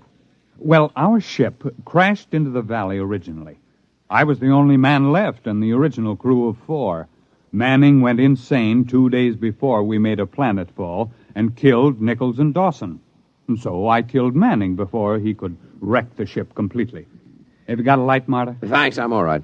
You see, it was unavoidable, but they never understood it, those people of Celia's. Well, how did they find out? I was unconscious for about a month and completely blind for 6 months afterward. Blind? Well, they got me out of the wreck and nursed me back to life. But as soon as I was out of danger, only Celia would stay with me. She and I were alone for weeks before I regained my sight. How did they know I killed the others? Well, they're sensitive in a number of ways, and there were those bodies in the ship. They withdrew from me. as soon as I no longer needed their help. Then in all this time you were never able to gain their confidence? It's not a question of confidence. It's a question of, well, I'm trying to tell you. I didn't mind being alone with Celia. You'll understand that when you see her. The others stayed in a small lake village they had a couple of miles up the valley across the swamps. Celia went up there every few days, but she never brought anyone back with her. I suspected it was simply because I was an alien. I thought they'd get over that in time. Celia seemed happy enough, so it wasn't a very acute problem. Well, could you observe them? Well, one day, when she'd slipped away again, I remembered a pair of field glasses I'd taken off the ship, and I got them and trained them on the village. That was a very curious experience. I never found a complete explanation for it. Well, what happened? Well, just for one instant, I had everything in the clearest possible focus. There were children playing on the platforms above the water, a few adults standing in the doorways of a house, and suddenly everything went blurred. Well, something go wrong with the glasses? No. They didn't want me to look at them. They just blurred my vision. What do you mean? What, you mean telepathically? Well, I don't know. The glasses had a 4-mile range, and they were functioning perfectly. But the instant I turned them on the village, the field blurred. Well, I never felt so snubbed before. Yeah, I guess that's quite a hint. Well, I admit it annoyed me. The next day, I announced to Celia that I was going over to the village. Well, she made no objection, but she followed me in the distance, probably to make sure I didn't drown on the way. It's wet going around here. At last, I came over a rise and found myself 100 yards from the village on the land side, and then I realized they'd left it. I walked around it a while and found cooking fires still glowing, but nobody had waited to receive me. So I went home insulted and very sulky. I wouldn't even talk to Celia until the next morning. Well, did you see anybody there? Nobody. Well, I settled down and built a house for the two of us, and that took up all my time for several months. I couldn't ignore them. There was something so curiously happy and peaceful about them, even though they gave me the cold shoulder. From the one look I had of them, it showed me that they were the most beautiful people I'd ever seen. Well, you've seen the picture. It doesn't do her justice. Boy, she must be something. One day, when Celia was gone, I made another trip to the village, and the same thing happened. Well, did you make any attempt to explore further? Oh, yes. I got the little lifeboat flyer repaired enough to get it off the ground and set it down again. I had enough fuel for one 24-hour trip. I flew down the valley for almost 50 miles before I came across the first colony of the other ones, the Zares. Is that what the people here call them? No, Zare, that's the word for snake. I named them that. Did they live in caves? No, that's what fooled me. It was a village of houses just like the one here. I sat down on the lake and I saw them. They just stood there, very quietly watching me through the doors and windows. What made it worse somehow was that they wore clothes, but the clothes didn't cover enough. Those weaving, soft blue, slimy bodies and those staring eyes. I backed down the ladder with my gun ready in case they rushed me, but they never moved. Did you find any more of them? There were about 8 more colonies of Zares further down the valley, but there was no trace of another tribe of humans. At the time, I didn't know just what to make of it. There was a possibility that my village represented an advanced troop of human beings into the land of snakes. But it turned out to be the other way around. It seemed to be the snakes that were pushing out the humans. So I swore to myself that as long as I lived, at least, human beings were going to hold this section of the valley undisturbed in its safety. When I came back, I said to Celia, "Celia, I must speak to your people. Go tell them I'll come again tomorrow, and they mustn't run away." Well, she looked at me, and then she went in the direction of the village. Did they wait for you? Well, she came back late at night, crept into my arms, and told me they promised to wait for me. Oh, I set out the next morning full of great plans. After all, the Zare snakes lived in widely scattered settlements. The villagers and I could wipe out those settlements one by one until we'd cleared the land. But then I didn't realize how different Celia's people were from us. How? What happened? Well, I came over that rise, and there the village was. This time I knew they'd stayed home. And then, not 20 feet off my path, I saw two of the Zares standing in the bushes, one watching me and the other looking at the village. They were the first ones I'd seen that close, and they were horrible. They had a rapacious, greedy look. They seemed oily and unclean. Each had a kind of tricky crossbow over his shoulder, and they couldn't be seen from the village. Would you like something to drink? There's some kind of fermented homebrew I made. No. What happened? Well, I shot them both down before they got over the surprise. It was a natural thing to do, wasn't it? Sure, I guess so. But apparently, from the point of view of the villagers, it wasn't. The village was empty again. When I got back home, I was actually sick with disappointment. And then I discovered Celia was gone. She stayed away 3 days. And when she came back, I never went back to the village. But I don't see why. Neither did I until it was too late. They won't kill their enemies. They're too polite for that. So their enemies are gradually squeezing them out of existence. Captain, what do you expect us to do in this situation? Kill the Zares, as many as we can find. If the human beings of this world won't defend themselves, we'll have to defend them. I can't be on guard here forever. It's up to you and the other men on the ship to do the job right. You will, won't you? You'll make a report to Commander Lowndes? We'll make our report. Oh, that's fine. Well, gentlemen, I suppose it's late now. I suppose you'll want to turn in. When will your wife get back? Well, she'll be back later. Don't worry about her.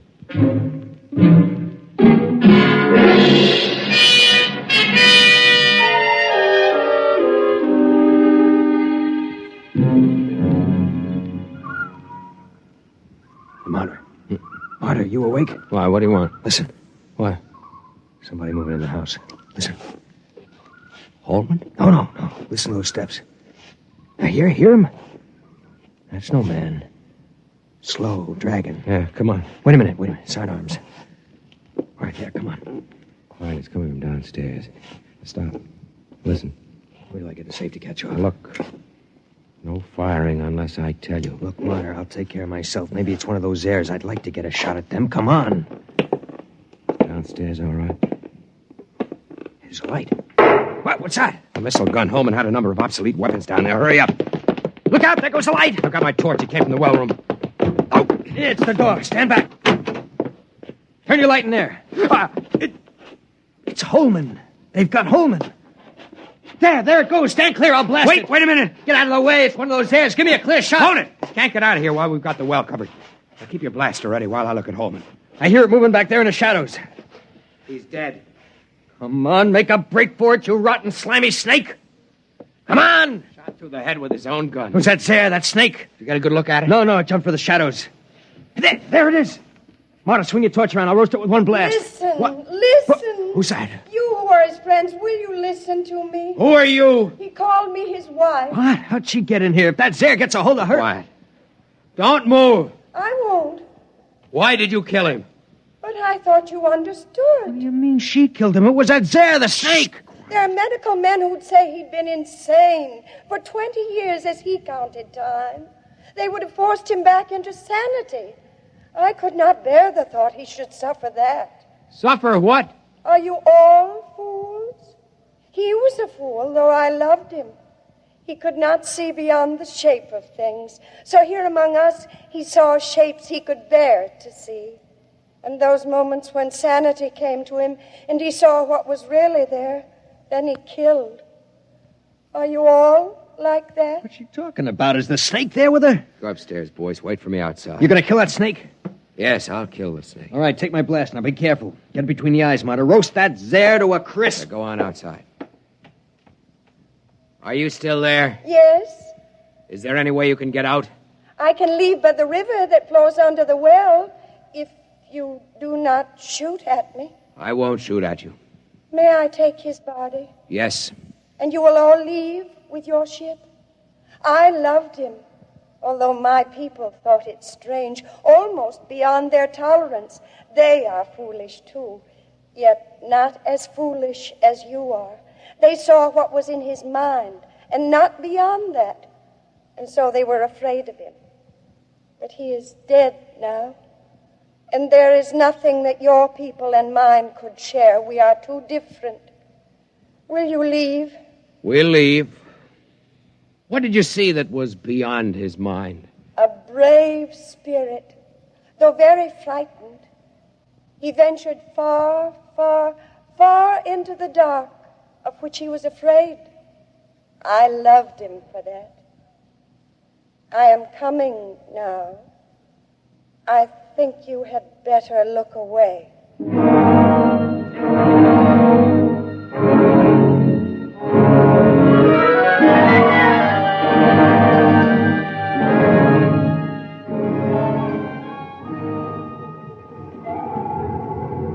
Martyr. Yes, sir. I've just been down to sickbay. Boyce is all right.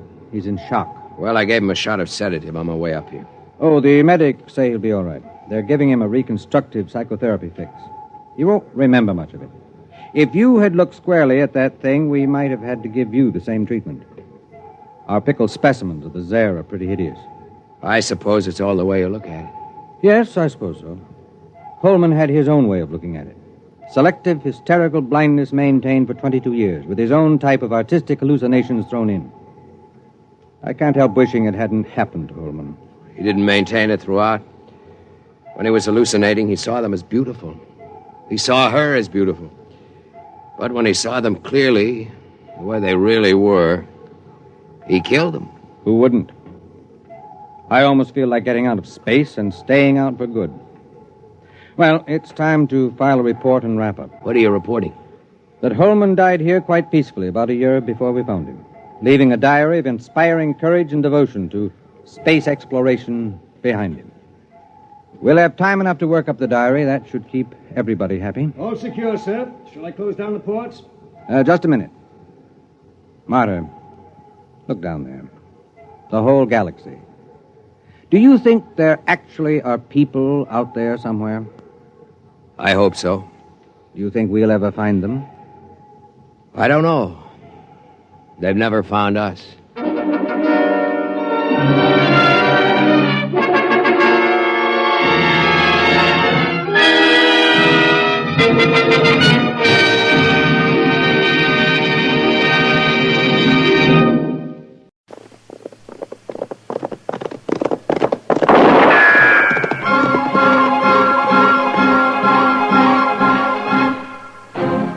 Around Dodge City and in the territory on West, there's just one way to handle the killers and the spoilers, and that's with a U.S. Marshal and the smell of Gunsmoke.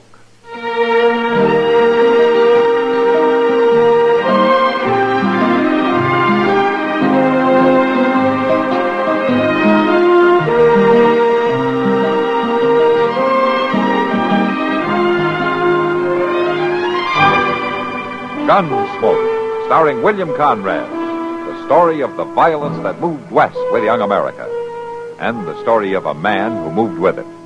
I'm that man, Matt Dillon, United States Marshal. The first man they look for and the last they want to meet. It's a chancy job, and it makes a man watchful and a little lonely.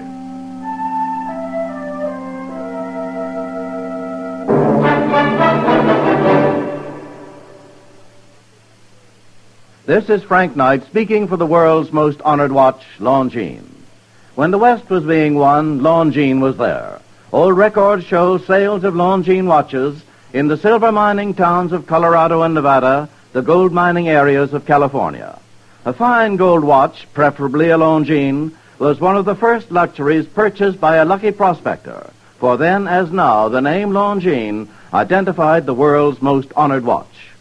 Longines watches won their first World's Fair Grand Prize in 1878, won grand prizes in Paris, Brussels, Philadelphia, and at many other places.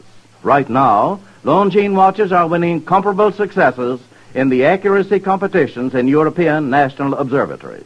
Today, you needn't make a gold strike to own a Longines. Many beautiful models for ladies and gentlemen are priced as low as $75. Visit your authorized Longines Whitnor jeweler. He will be honored to serve you.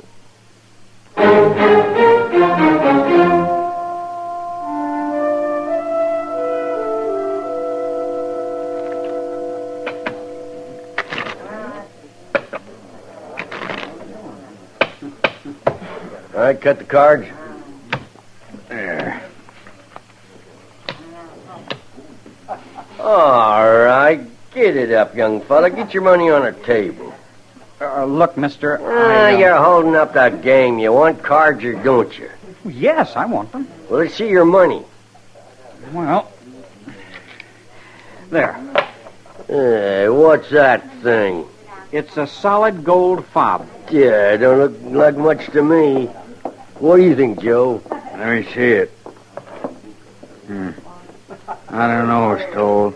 You don't seem like a young drifter like him would have no gold. It's gold, all right. Why don't you ask somebody who knows? This ain't no assay office.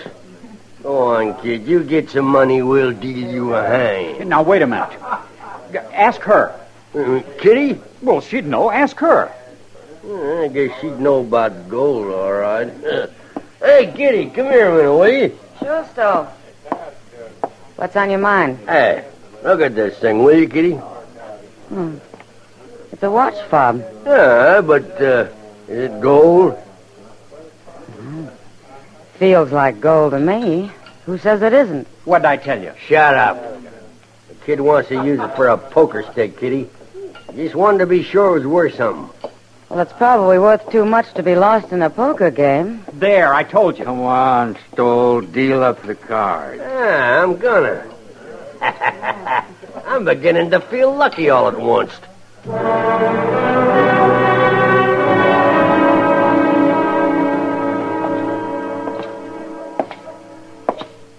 Dillon? What? Mr. Dillon? Yeah, Chester. I declare I sure am glad I found you, Mr. Dillon. Oh, what's the trouble? Oh, well, sir, I just think you better get on back to the office right away. You sound mighty excited. Somebody start an Indian uprising or something? Well, no, sir, it ain't nothing like that. A prisoner escape? No, it ain't that neither. Well, you are going to tell me what it is. Yes, sir.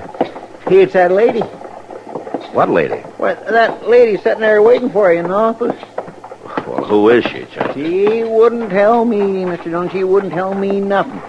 She's just sitting there fanning herself straight as a ramrod, claiming she wants to see the marshal and where is he at and why ain't he tend to his office. And all right, Chester. I'll see to it. How are we going to handle her? I'll handle it, Chester. Well, yes, sir, I know, but how? Well, the first thing is you're going to go for the mail. For them again? That's right. I already got it, Mr. Dillon. I brung it early this morning. Don't you remember that? Well, you never know, Chester. They might have forgot to give you some of it. Go on. They ain't been but 2 circles this Go on, Chester. No. Yes, sir, I'll be back directly.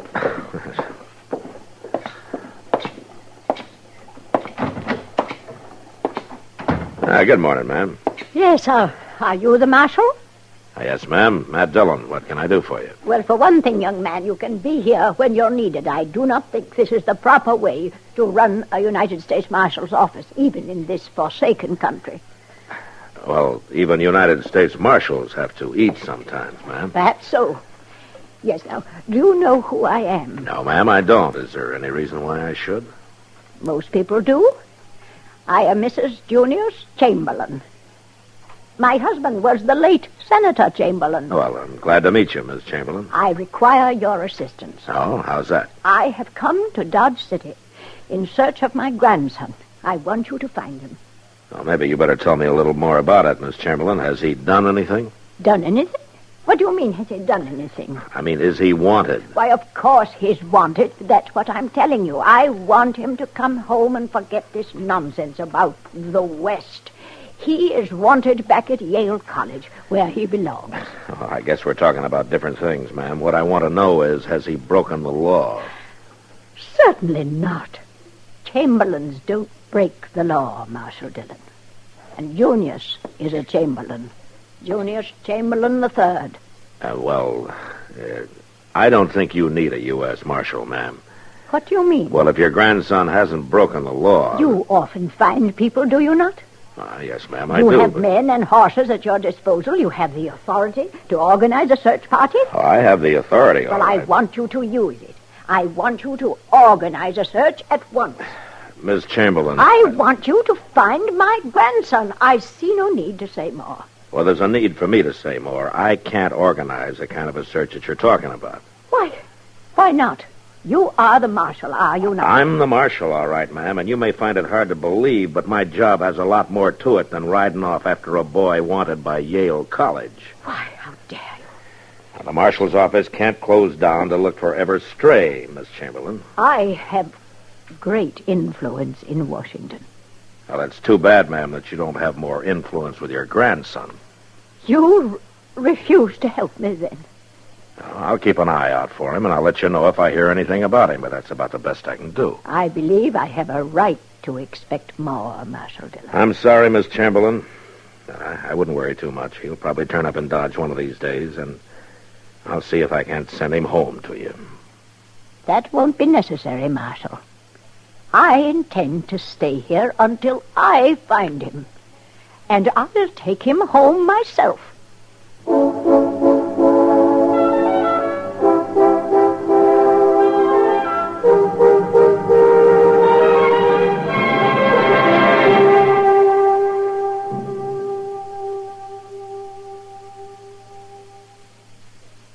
Sociable, up-to-date, debonair. What's this, a new word game? No, I'm just mentioning the qualities that people admire in other people. Oh, I see. If you're sociable, up-to-date, and what was that other word, debonair? Yes, debonair. But listen to it this way.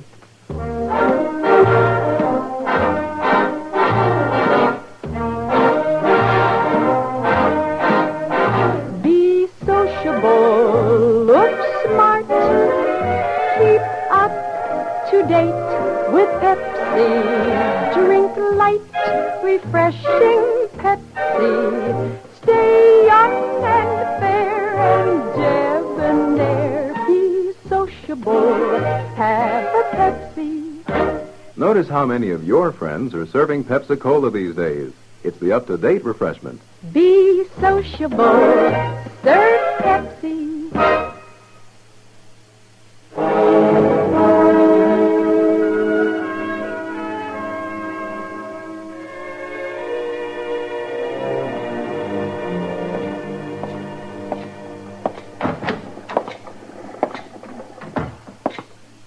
Hello, Ma. Hi, Kitty. Sit down. We ordered a steak for you. Oh, thanks. You better not think it's none that gets here, Mr. Jones. They sure have been offering some terrible stringy steak around this place. Oh, I don't think you'll be too particular about the food, Chester. Just so he gets a chance to eat in peace. From what I hear, he's lucky to sneak in here without being caught by that woman who's causing him so much trouble. You two think it's all pretty funny, don't you? Well, no, Matt, there's two ways of looking at it. Uh-huh. You take Mrs. Chamberlain now. I've never met her, but I hear she's a strong, good woman doing what she thinks is right. All over town. Well, you'll have to admit, Matt, picture of an old lady going around like a Pinkerton man's pretty funny. Yeah. Well, I'll feel more like laughing after she moves on out of Dodge. I'll bet you will. Some of the men down at the Long Branch say she's not being too complimentary to you. Kind of talks as though she's doing your job for you, looking for that boy. Yeah, well... Mr. Dillon, there's one thing about this all that I just don't understand. But you are laughing, though, aren't you, Chester? Well, yes, sir, I was laughing all right, but... But what? Well, it's just that I never heard of this place that feller escaped from. What place? What are you talking about? Why, that Yale, the place that lady says he broke loose from. What is that place, Mr. Dillon? Some kind of a stockade or such like? Well, it'd seem like a stockade to you, Chester. Now, will you go ahead and eat and let Miss Chamberlain do the worrying about Yale?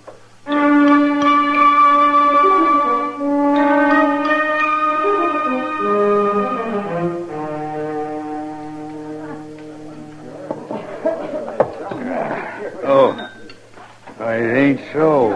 What ain't so? Turn around and look. I swear there was an old lady over there standing in the doorway, big as life. Yeah. Good glory. She's coming on like a stern wheeler. Man just ain't safe nowheres no more. Barkeep? Oh, barkeep, Yes, ma'am. do you own this establishment? Well, not exactly, man. That is, Then I wonder if you'd be good enough to summon the proprietor. Well, you see, ma'am, Is he not here? well, I tell you... Never mind, Sam. I'll take care of him. All right, Miss Kitty. My name's Kitty Russell. What can I do for you? I was asking for the proprietor. I wasn't expecting you. Well, I wasn't exactly expecting you either, but I'm the proprietor. Oh, isn't that odd? Not especially. You're very direct, aren't you? I have to be. Yes, well, I like directness. I'll come to the point. I am Mrs. Junius Chamberlain. I've heard of you, Mrs. Chamberlain. Yes. Miss Russell, I am looking for my grandson. I heard about that, too. I can get no official help from your marshal, so I've had to undertake the task myself. The marshal says his office cannot cope with problems of this nature. Now, Miss Russell, I would appreciate it if you would take this description of my grandson. His name is Junius Chamberlain III. That much I know. I would appreciate it very much if you would keep your eyes open, Miss Russell. I'd like you to let me know if the boy comes into your establishment. Well, eyes open or not, Mrs. Chamberlain, I very well might not see him. You'd see him. Junius is a gentleman. I'll be staying at the Dodge House. Good day, Miss Russell. Good day.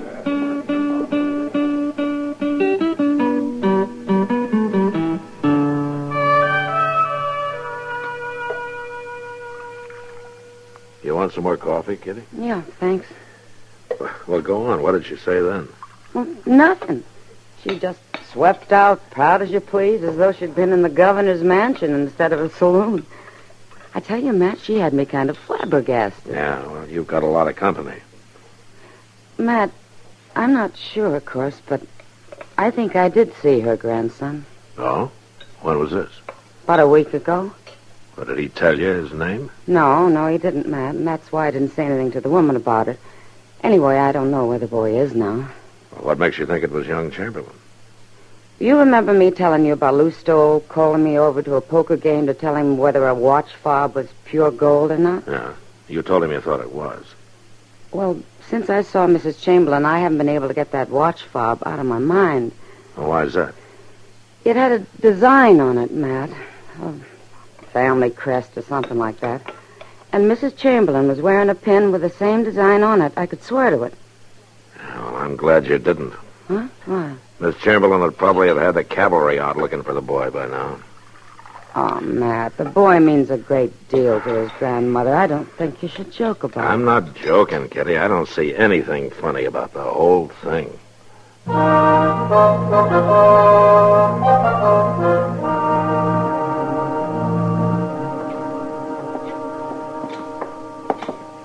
Marshal, get him. I don't know what in the world got into Mr. Botkin. I don't know, but he seems mighty upset about something. Yeah, maybe his bank got robbed or something. Marshal, you've got to come quick. What is it, Mr. Botkin? What's wrong? I just got robbed is what's wrong. What? One of the men got hit. He's lying there in the street. Come on, Chester. Who shot him? I did. I had to shoot him. There were two of them. They were holding up the bank. Oh, where's the other one? He got away. Rode right out of town. All right, will you stand aside, please? Please, will you stand aside? Let me in, please. Will you let me in there? Looks like he's hurt bad, you know. Yeah. That's what happened now. Like I say, there were two of them. Came into the bank. Guns drawn. Demanded the money. I shot at them. I don't think I hit the other one. You sure didn't miss this one. I mean, he's dead? No, not yet. You know who he is? No, Marshal. I never saw him before. You recognize him, Chester? No, sir, I don't. There's one peculiar thing, though, Mr. Dillon. Oh, what's that? Now, look at there. Hanging from his gun belt. Huh? Oh, yeah. I've never seen no gunman wearing a watch fob there before, have you? He may not be an ordinary gunman, Chester. Come on, let's get him up to dock.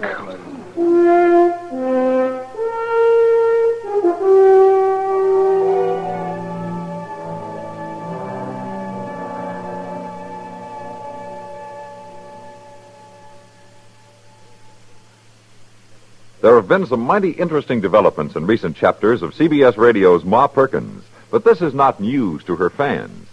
The story of Rushville Center's favorite citizen, her relatives and friends, has captured the attention of listeners across the nation for many years. For millions of listeners each Monday through Friday, the daytime hours bring no less than 7 absorbing true-to-life dramas, including the story of Ma Perkins on CBS Radio.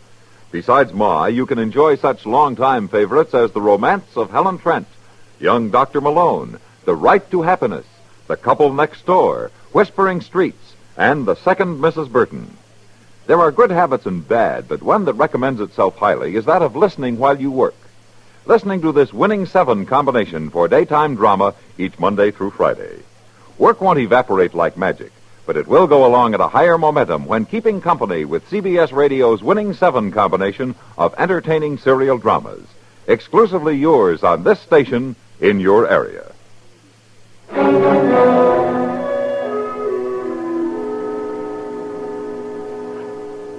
Does Doc reckon he'll make it, Mr. Dillon? No, he doesn't think so.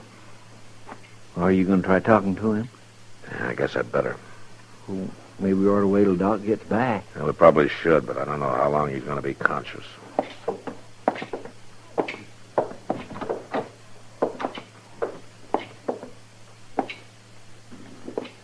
Chamberlain? Chamberlain, can you hear me? What? I'm Marshal Dillon. I'd like to ask you a couple of questions. What did you call me? Chamberlain. Isn't that your name? I ain't got nothing to do with that name, Marshal. There's no need to hide anything now. I may be dying, but I ain't afeared. Anybody by the name of Chamberlain, he's afeared. He's yellow-livered. How did you get this watch fob? I won it off him. I won it fair, Marshal. And I wore it for luck. He run off and let me get shot. Some luck. You mean Chamberlain was with you in the bank? Yeah, he was with me. He wouldn't stand and fight. He ran. Just tell me one thing. Where did Chamberlain go? The old Boone place. That's where we hid out. You get him, Marshal. Get him from me. Yeah. I'll be getting him for a lot of people.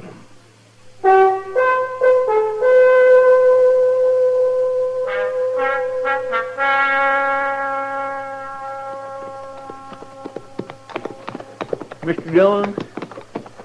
Yeah, Chester. Don't you think it's an awful mean day to go out hunting a man? They're all mean, Chester. Well, I know that, but if it was nice and cool and pretty... If it was nice and cool and pretty, you wouldn't want to be working at all. Now, will you quit complaining? Well, I ain't complaining. Well, I'm glad to hear that. I'm not in any frame of mind to listen to you. Hey, Mr. Dillon, ain't it kind of funny that nobody ain't found out who that dead gunman is yet? Well, he was much more interested in telling me who he wasn't than who he was. No wonder why. He didn't want to be mistaken for a Chamberlain. Now, there's the Boone place. Come on. We'll ride right up to the house, Chester. You cover me as I go in. I don't think there's going to be any trouble. All right, sir. All right, you stay with the horses.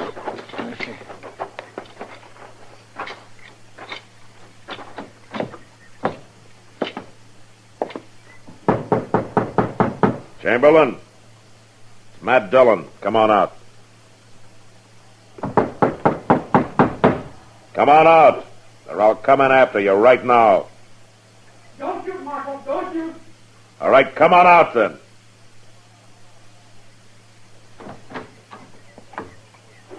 All the way out.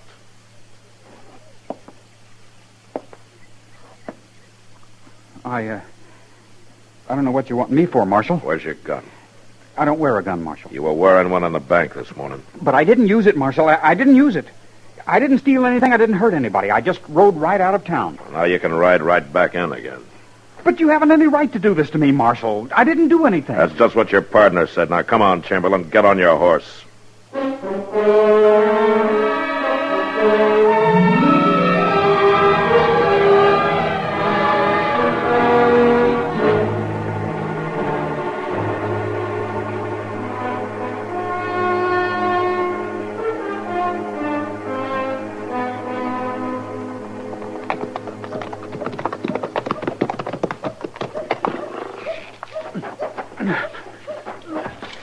I'll take him in, Chester. All right, sir. Will I put up the horses now? No, not yet. I want you to go over to the Dodge house for me and get Miss Chamberlain. My grandmother? Here in Dodge? You want me to bring her over to the jail? That's what I said, Chester. Right to the jail. All right. Come on, Chamberlain.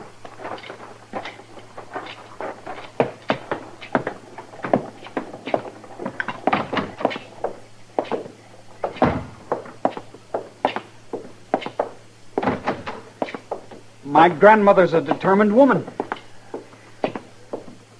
She has a lot of influence in Washington. All right, get in there. My grandmother has great family pride, Marshal. She won't take kindly to my being in jail. I'm kind of ashamed to have you here myself. Mr. Dillon? Yeah, Chester. She must have saw us right up, Mr. Dillon. She was halfway across the street. Where's my grandson? He's in the cell here, Miss Chamberlain. I want to talk to him. All right, ma'am. I told him you wouldn't let me stay in jail. Well, Junius, I must say I would rather have found you in different surroundings. I know. It's the way they do things out here. Back home, they would never have locked up a Chamberlain. I hope not, Junius. Well, go ahead, Grandmother. Tell him about us. I want to know some things about you, Junius. We can talk later. Get him to let me out first. Is it true, Junius, that you participated in the hold-up of the bank this morning? I didn't do anything, Grandmother. I swear it. Were you there? Well, yes, I was there, but I didn't do anything. I didn't take anything. I didn't shoot anybody. But you threatened to. It was just a prank. Nothing more than a prank. And when there was trouble, you turned and ran. Why, of course I ran. I didn't want to get involved. And you left your partner in crime to bleed and die alone. But I was thinking of the family. I was thinking of the Chamberlain name. The Chamberlain name has never been worn by cowards, Junius. But, Grandmother... Right or wrong, we don't run. Marshal Dillon? Yes, ma'am. Could your man help me back to the hotel? I'm a little tired. I'll go with you, Miss Chamberlain. You can't leave me here. You've got to help me. I can't help you, Junius. I pray it's not too late for you to help yourself. Marshal Dillon? Right away, ma'am. Here, take my arm.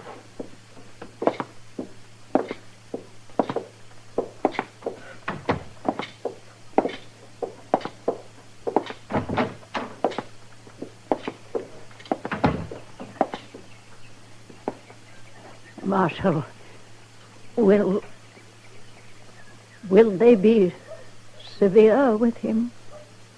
Well, he'll have a sentence to serve, ma'am. But as he said, he didn't really hurt anybody. Except you.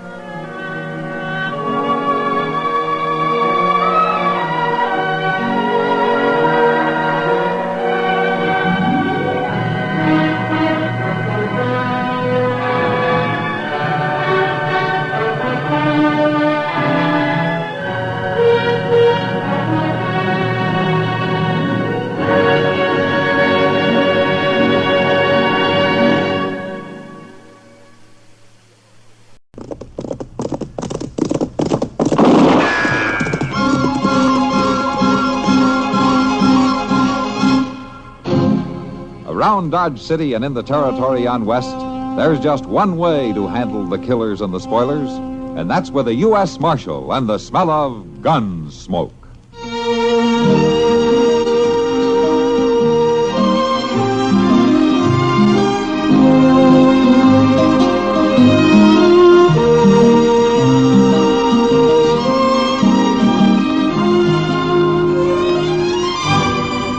Gunsmoke, starring William Conrad, the story of the violence that moved west with young America, and the story of a man who moved with it.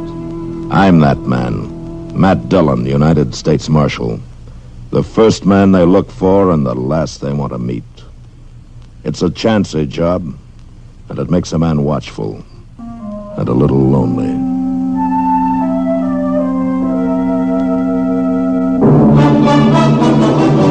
All right, Letty.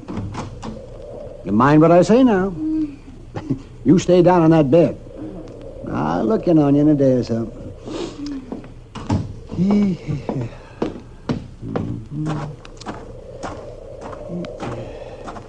Oh, sorry to have kept you waiting out here so long, Kitty. But Letty had a lot on her mind. That's all right, Doc. Kind of nice sitting here with the evening breeze blowing. Yes, the air moves around more out here than it does in town, and that's a fact.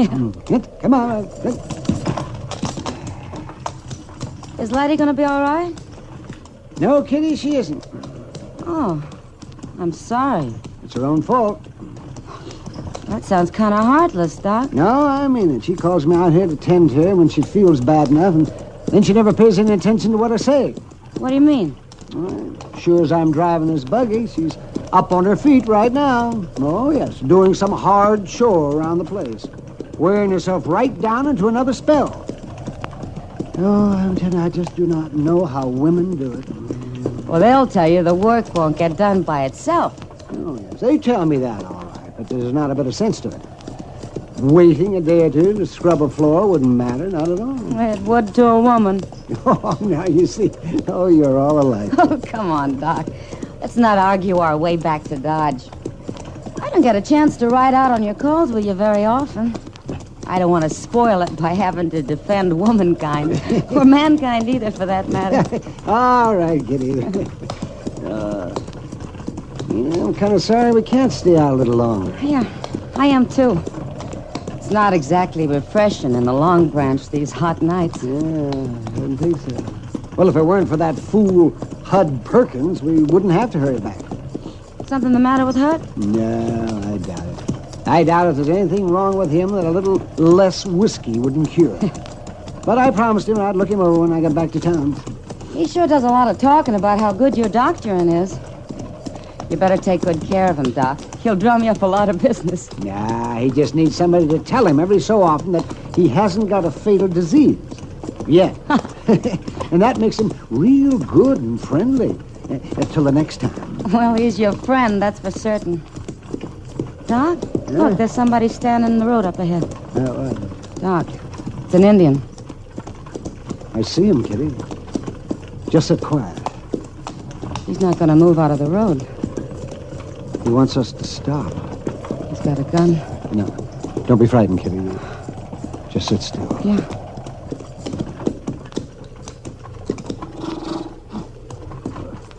Why do you stop me? What do you want? You, doctor? Yes, I'm the doctor. You come. You want me to come with you? Other way. You come. What does he mean? Well, it means to turn the buggy around and go back the way we came. Other way. There's another one, Doc, on a horse, back at that tree. Yes, I see him. I expect we better do what they want.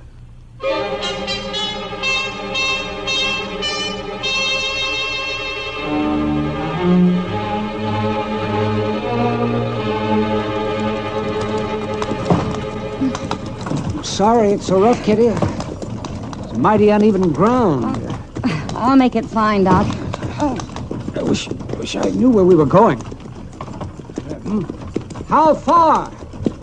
Where do you take us? Not exactly gabby, that's one thing. I don't feel too talkative myself. No, neither do I. Oh. What? Look at that, Kitty. In those cottonwoods by the river. Doc, I feel a little sick. Golly, there's a lot of them. They've set up quite a camp down there. So, we'll be stopping soon. You just sit straight and quiet. Yeah, all right, Doc. And don't be afraid. No. You stop. The men, they're walking all around us. Don't show any fear. Is there a chief among you? I will speak to your chief. I am Little Wolf. I am chief. You will tell me why I've been brought here? You are a doctor. Yes? Yes, I'm a doctor. Walk down. Out of buggy. Little Wolf has not told me why his braves have brought me here. My son. He is sickened. Oh, you want me to look at him? You will make him strong. Walk down. If I look at your son, Little Wolf, the woman here in the buggy, she'll be safe. You will be safe. The chief will give his word. Little Wolf gives his word. I will come with you. You just sit quiet, Kitty. You'll be all right. The chief means what he says. I hope so, Doc. I won't be long. All right, Little Wolf. Show me the boy. Come. This way. There is no medicine man with Little Wolf? Medicine man made magic. The boy still sickens. And you think I can cure him? Little Wolf was prisoner with white men. He saw white man's magic bring strength to fallen soldier. You make my son strong. He lies in there. Go in.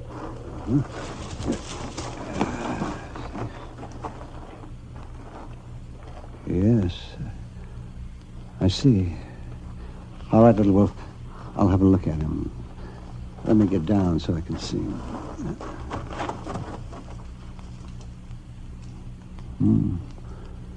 Yes, he has a fever. Erratic pulse. How long since your son has spoken? Yesterday, sunrise. I see. He will be well. Your son's a sick boy. A very sick boy. You make him strong. I will try. You will stay here, in lodge with my son. If I stay, Little Wolf, there must be a bargain. You bargain for the life of my son? I would bargain for the woman. She is to go free. If woman goes free, she will bring soldiers. No, I'll speak to her. I will tell her of your son. She will not bring the soldiers. Better she stay here. I have told you, Little Wolf. She will not bring the soldiers. Doctor give me his word? The doctor gives his word. The woman can go.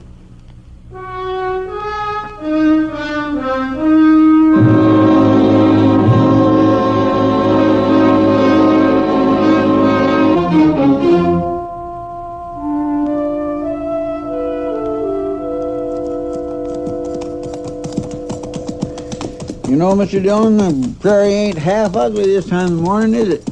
I don't know how you can see it at all, Chester. The sun isn't even up yet. Yeah, I know. Maybe that's why it don't bother me none. Yeah.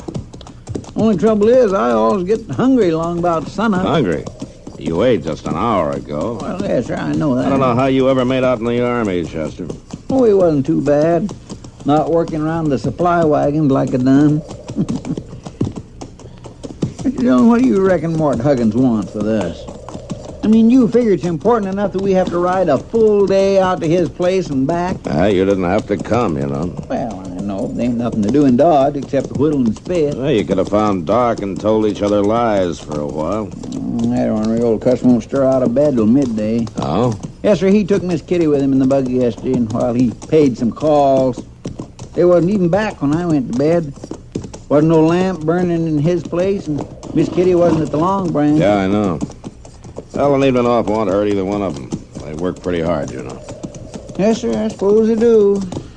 But I can't help thinking that just about the time this old prairie's hot as a cook oven, Doc will be ambling along Front Street on his way to have a noontime beer with Miss Kitty. And Miss Kitty will be there cool and comfortable, sitting on a stool. Sam will be pouring cold beer into great big pitchers, and everybody will be for sitting heaven's around sake, there. Chester, if you're going to grumble all the way out to Mort Huggins' place, you better turn around and start home right now. Oh, no, sir, I like it. I like it just fine. All right, then, let's ride. We amble along like this, we won't be home before dark.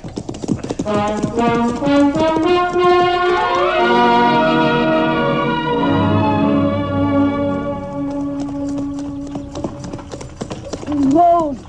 Whoa. Moss. Moss. Why, Miss Kitty. Help me down, will you, Moss? Sure. Oh. Here. Thanks. You want to sit down? No, I'll be all right. From the looks of that horse, this rig's been running most of the night. Yeah, it has. Oh? I waited up quite a spell for the doc to come in. He must have run into a real bad case out there somewhere. Real bad case. He's still out there. Well, I'll fix it for somebody to go out and fetch him. I'll hit you up a fresh horse. I can send to Petersburg. No, Moss, don't do that. Why, you ain't just going to leave him out there to walk home, are you, Miss Kitty? Where is Doc, anyway? Don't ask me that, Moss, because I can't tell you. You mean you don't know where you've been? I mean, I can't tell you. What? Have you seen Matt this morning? Why, yes, ma'am. He and Chester come got their horses before sunup. Rode out to the Huggins place. Be back late this afternoon, they said. Oh. Well, if you see him before I do, will you ask Matt to come down to the Long Branch? I want to talk to him right away. Sure I will, Miss Kitty. Thanks, Moss. Miss Kitty, you sure you feel all right? Yeah, thanks. I'm all right. You just be sure to tell Matt.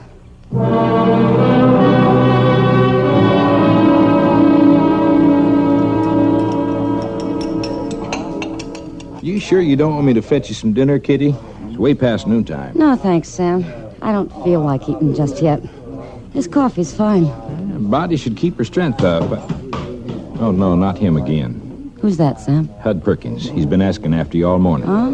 You want me to send him away, Kitty? No, Sam, I'll talk to him. Kitty?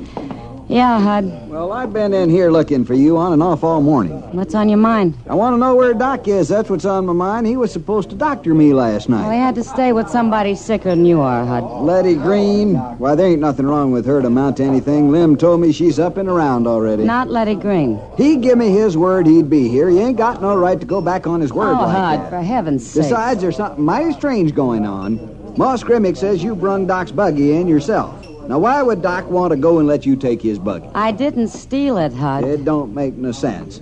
How's Doc going to get back to Dodge? Don't you worry about it. He'll get back. You bet he will, because I'm going after him. Must have headed west from Lem Green's Now, Hud, place. you just leave things alone. Don't worry about Doc. Well, it appears to me that somebody better worry about him, leaving him stranded off somewheres that way. I'm going to fetch you. Now, wait a minute, Hud. I'll take along an extra horse, and I'll bring him back. Now, listen to me, Hud Perkins. Don't go meddling in things you don't know anything about. I know enough not to leave Doc out there. If you go after him, you can endanger Doc's life and your own, too. What do you mean by that? Just what I say. Doc in some kind of trouble? He won't be if you leave him alone. Sounds like somebody's holding him, forcing him to stay. Is that the way it is? I didn't say that. Well, I ain't gonna let nothing like that happen to Doc. He's got plenty of friends in this town. We'll go break him Now, loose. Hud. Hey, listen here, everybody. It seems to me old Doc's in some kind of trouble. We ain't gonna stand for that now, are we? Hud, stop it. We'll just go get on our horses and go get him. Come on now, we'll meet in front of the depot in an hour. No. Let's go. Wait, Hud. Listen, come back here. You'll get him killed. You fools, you'll get him killed. Come back here. You sure couldn't stop him, Kitty. No, Sam, I couldn't. And if Matt doesn't get back, I guess there's nobody you can.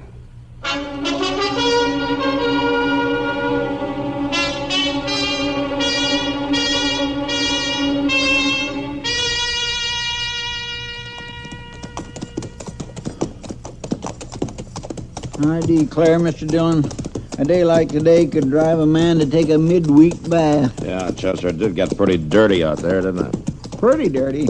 Ooh-wee. Say, you can tell folks you spent the best part of the day looking for 3 old sows. Well, if they ask me, I'll tell them, yeah.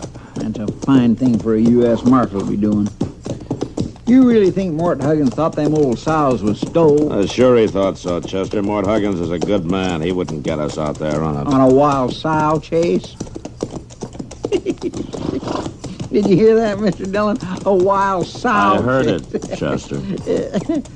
Yeah, well, that was kind of a joke. You see, Yeah. I could have said well, a wild... I can think of a better one. What? A picture of you rooting those mired-down sows out of that slough. I guess that was a sight, all right. You take my horse on around to the livery stable, will you, Chester? I want to get right back to the office. Yes, sir, I will.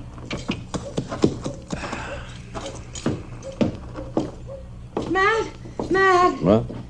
Oh, hello, Kitty. I'm so glad you're back. Oh, what's the trouble? It's Doc. They'll kill him, sure. That Hud Perkins is Hud taking Perkins? Well, why would Hud Perkins want to kill Well, it's Doc? not Hud, Matt. It's the Indians. Doc made me promise not to send help. No, wait a minute. Hold on. Just hold up a minute and start over again now, will you? Now, where is Doc? He's in an Indian camp on the river. Well, what's he doing there? Well, they stopped us and they made Doc stay with them. The chief's son's very sick. But they'll kill him, sure, if that crazy Hud Perkins rides up there with his drunken bunch. You mean Hud Perkins has set out to rescue Doc? Yeah, Matt, but he doesn't know about the Indians. Well, how's that? Doc bargained with the chief. If he let me go, I wouldn't tell about it and send help, so I didn't tell Hud. Oh, I see. But with all this going on, I thought I'd better tell you. Was I right, Matt? Yeah, Kitty. Yeah, you were right.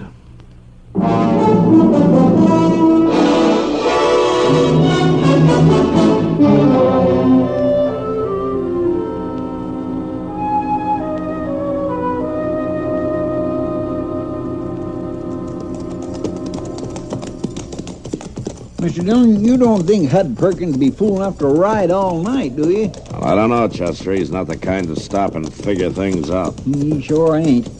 The simpleton, he don't even know where he's headed for. And I hope we find him in time to tell him. Well, looks like we're having a little luck. Somebody's fire down that wash there. Reckon it's Hud's? Well, I hope it's Hud's. Come on.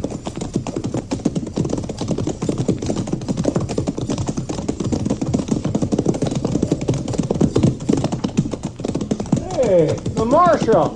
Hi, Marshal. I'm looking for Hud Perkins. Oh, Marshal. Chester, mighty glad you come to join us. Well, now, that ain't exactly I want the to reason talk we- to you, Hud. Sure, Marshal. There's coffee on the fire. I want you to take your men and turn around and go home. What'd you say? I want you to go on back to Dodge. Now, listen, Marshal. I set out to get Doc out of a fix, and I mean to do it. You know where he is? No, but we'll find him. Come morning, we're going to spread out. We'll find him. You know what kind of a fix he's in? That don't matter none. I'm going to get him out of it, that's all. A good friend like Doc, it don't matter to me who's holding him. Well, it ought to matter. Don't make no difference to me. Not even if it's Indians? Indians? A moving band of Indians down the river away. They're holding Doc to tend to the chief's son. Oh, that's the way it is. Yeah, that's the way it is. And the sooner you turn around and head back to Dodge, the better. Marshal, I ain't afraid of no Indians. We ain't afraid of no Indians, are we, boys? If the Indians have old Doc, we'll just break him loose, won't we, boys? All right, be quiet, all of you. Now listen to me. Is there anybody here who thinks he's a better friend of Doc Adams than I am? Well, is there? All right, then. You know that I'm as interested in getting him out as anybody is. Well, let's go get him in. And I'll tell you one thing for sure. If you all ride out on that Indian camp, you won't be doing Doc a favor. The least that'll happen is that you'll get him killed. And there'll probably be an Indian uprising to boot. Now, the best thing you can do for Doc is to turn around and go home and let me handle this. You figure to take care of it alone, Marshal? If it can be done at all, that's the only way to do it. Well, now, listen to him, boys. The Marshal thinks he can do the job better than all us together. Look, I know about these things. It's my job to know about them. Now, you go on, Hud. You go on back to Dodge, and you take these men with you. You always got to be the whole show, don't you, Marshal? Well, that may work in Dodge City, but it don't work out here. You tell me to go back to Dodge, you got a fight on your hands. All right, Hud. You suit yourself. You ain't giving me no more orders.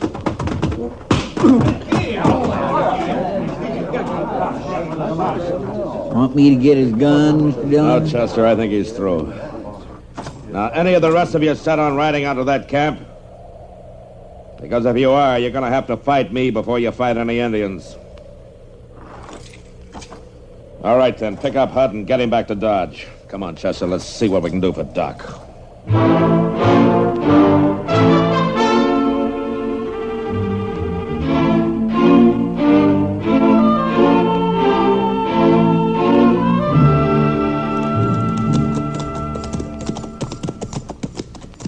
He sure must have saw us coming by now, Mr. Dillon. Yeah. Well, at least they haven't started shooting. Let's leave the horses here, Chester, and walk into camp. We won't look so much like the cavalry that way.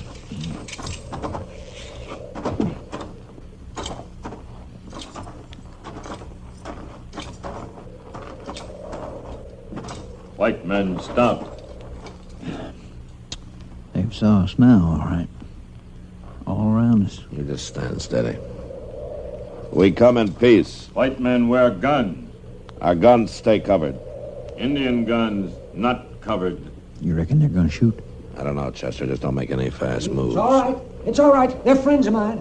The two white men are friends of mine. Yeah, it's all right now. It's all right, I tell you. You can put your guns down.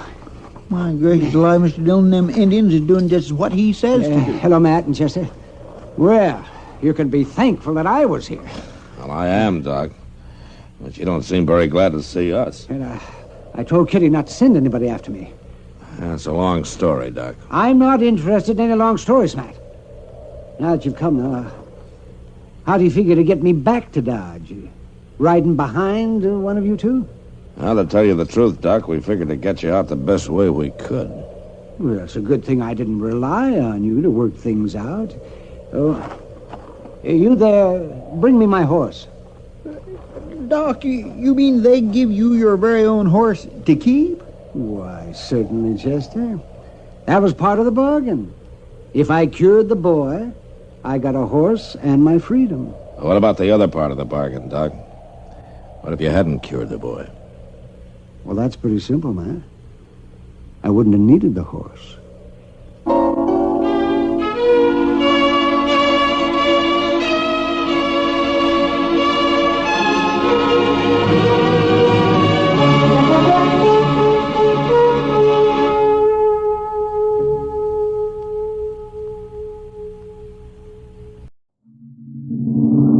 Adventures in time and space, transcribed in future tense.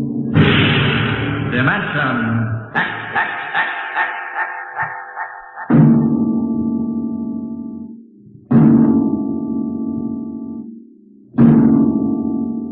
Can you predict what will come in 100 years, or in 10, or in the next minute? Some people think they can. Nuclear science, mathematicians, astronomers, biologists. They'll predict the shape of the future because they make the future. Because they see beyond the known dimensions of time and space into the unknown, Dimension X.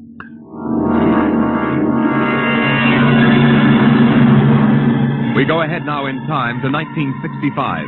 We're on a vast concrete runway set in the desert of the Southwest. A giant metal ship stands before us, prow pointed for the stars.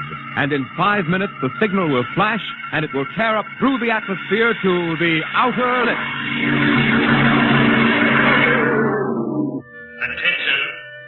Attention. Clear field for takeoff. Clear field. 5 minutes, Steve. For takeoff. Warm her up, Charlie. I want to go over procedure again, Steve. Don't worry, I got it straight. We'll just make sure. Okay. I take her up on jets to 50,000, then I cut in the rocket. No lower, or your tail blast will burn out 3 counties. I climb 4 minutes on rockets, then start maneuver tests. Remember that, no more than 4 minutes. Right. This ship isn't like those strata rockets you've been testing. She's the first one built for outer space. If she works, she can go clear to the moon. If I'd have known that, I'd have brought my toothbrush. Well, not this trip. Now get this, Steve. You've got power there to clear the Earth's gravitational field. But remember, after you cut in the rockets, you've only got 10 minutes fuel. If you go beyond the outer limit and don't save fuel for the return... I know, I won't get down again. That's right, Steve. You'll drift off into space. Get that now. 10 minutes fuel. Gotcha. As far as I'm concerned, this project is a lot more important than that cosmic ray bomb they're testing out in the Pacific tonight. Well, the Security Commission brass doesn't think so. I don't see any undersecretaries under anything. Don't worry. In the long run, our ship will make the CR bomb back-page stuff. But in the meantime, it's just as dangerous. Remember, half the principles in this ship are pure theory, Steve. Slide rule stuff. If anything goes wrong, we may have to scrape you off the landscape with a soup spoon. You have a charming sense of humor. Well, here's what I'm getting at. We're risking your neck in this test. If anything blows, we don't want to have the next man pull the same boner. I know, Hank. So keep your mic open and keep talking. If anything goes wrong, we want to know exactly why. And we won't be able to ask you. Let us know before you pull every switch. Before you do anything. You got that? Yeah. Even if you only have to blow your nose. All right, get those fuel lines away. Okay, Mr. Crow. Well, I guess that's about all, Steve. Hey, that reminds me. Look, if Mary calls, I'm just up on a milk run. I didn't tell her today was it. How is she? She's okay, but she's due about now, and I don't want her to be nervous. Hey, I didn't know the baby was that close. Yeah? Steve, I really ought to be sending a single man on this job. What, and cut me out of a soft paycheck? Forget it, Hank. You know you can't get anybody else who can take 15 G's acceleration when those rockets cut in. Yeah, I know. It's time, Steve. Yeah. Well, see you later. Don't worry, Hank. I'll sweat for both of us. Button her up, Charlie. So long, Hank. So long. We'll give you the light from control.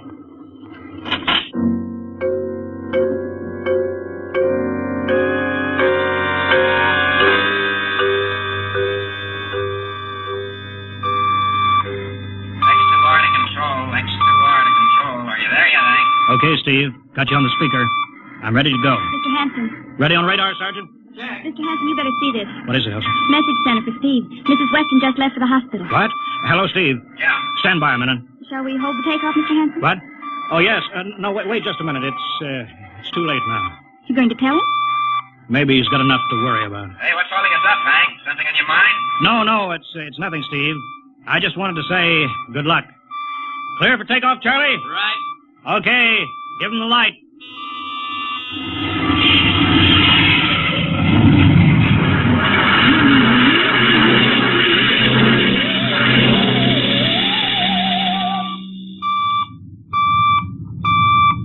All right, Steve, I'm reading you clear. 20,000. Airspeed 600. She's running fine. Soundproofing works. There's a third-degree waiver in the AGY pressure. Got that, Charlie? Check. Dead center on radar, Mr. Hanson. 50,000 now. Cutting out the port jet. Now the starboard. Off jets. Airspeed dropping. Opening the rocket ports. Switch sticks a little, Charlie. Oxy alcohol pressure at 350. All right, now I'm advancing the ignition key. Here goes rocket one.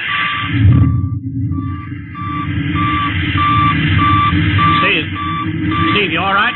Yeah. Looks like somebody smugged me with a sledgehammer. Airspeed now 1,200. Here goes number two.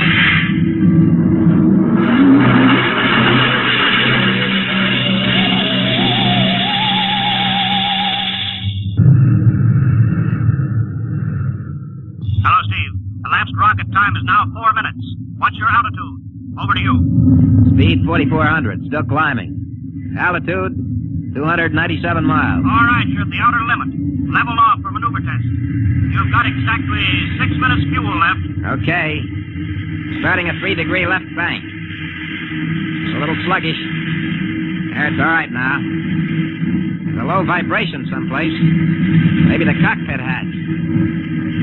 Now I'm straightening out. 5 minutes fuel left. Now I'm starting a 3-degree... Hey! What's the matter? What's wrong? There's something up here. Something shining. What are you talking about? There's something above me, Hank. I'm going to chase it. Steve, you're at the outer limit now. I can see it plain now. Steve, don't go any higher. You've only got 4 minutes left. You've only got... Getting static. I can't hear you, Hank. It's dead ahead now. I'm going to make a pass at it. Get a good look. Hey, it's swerving to meet me. It's dead ahead now. It's dead ahead.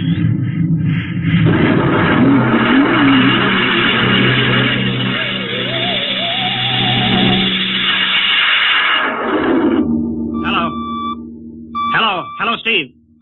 Steve, come in. 9 minutes fuel gone. Still no sign on radar. Hello, Steve. Steve, what's happened? Charlie, get out the crash squad. Tell the Army squadron to alert their search planes. Right. 9.5 minutes gone. Hello, Steve. What's happened? Who the devil is it? Charlie, Hello. for Mr. Hanson. Come in, Steve. We need a search squadron. Come in. No, Mr. Hanson's busy. Hello, Steve. Hello, Steve. 10 minutes, Mr. Hanson. That's the end of his fuel.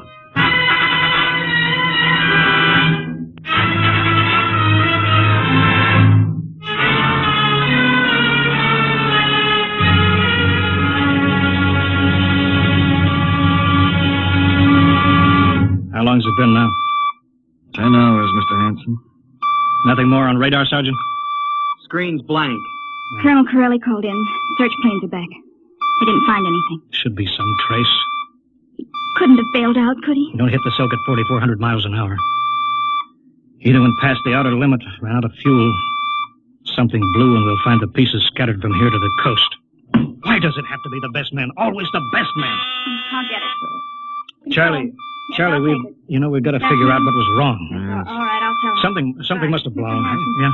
There's a message from Northside Hospital for Steve. Oh, what is it? Mrs. Weston's fine. It's a boy. Thank you, Elsie. It's a boy, Charlie. Oh. Fine. It's a boy. He didn't even know she went to the hospital. How am I going to tell Mary that? Wasn't your fault, Mr. Hanson. Ship had to be tested. Yeah, we'll build another one, and some other flying fool will shoot past the outer limit into space. Oh, I'm getting old, Charlie. You can remember when I used to take them up myself. Now I've got to send other men. It's a job, Mr. Hanson. Now I'm afraid. Every time I hear a jet go off, I jump. Every time I have to send someone up in a new model, I start to sweat. Mr. Hanson. Yeah? I think there's something on the radar. No flights scheduled in, are there, Elsie? We have the whole day cleared. It's coming in behind us. Here it comes over the building. What crazy jockey is buzzing the field like that? Is that an Army plane, Charlie? I can't see. It's turning. Charlie, alert the field. I know that engine. Steve! That's impossible. Look, that's his ship. It can't be. Well, there's no other model like that. It's Steve, all right. It's coming in. Thank God. Thank God.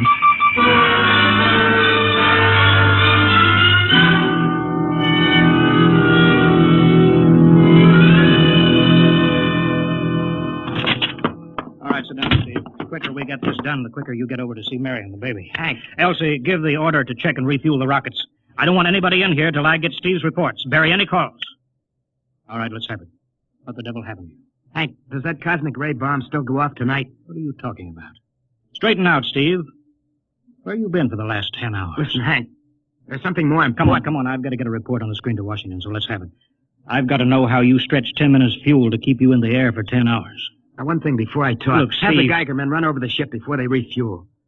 What'd you run into? So help me, Hank, I don't know. We better check and make sure it isn't radioactive. Elsie, add a Geiger report on the standard check. Steve, maybe we better have the doc look you over, too. No, I'll be all right. They said I'd be all right. They? Look, son, I know you've had a tough time, but we've had this field on the alert for 10 hours. One of the Army boys cracked up looking for you, and he's hurt bad. So let's have the story. Let's have it straight. I don't know how to tell you.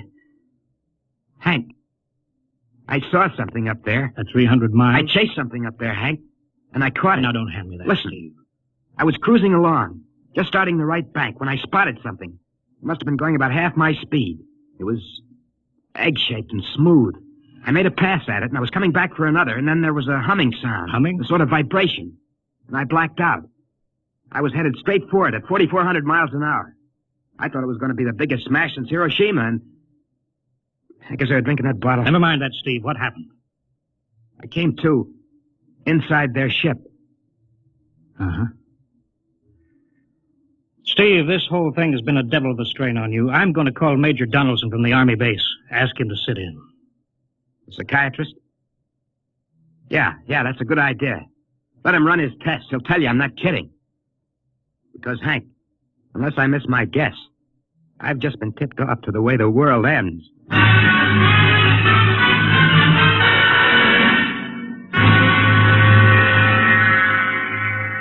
All right, Mr. Weston, suppose you continue your story. Yes, let's have it, Steve. You woke up inside the ship? Yes, and the place was jammed with machinery. Dials, blinkers.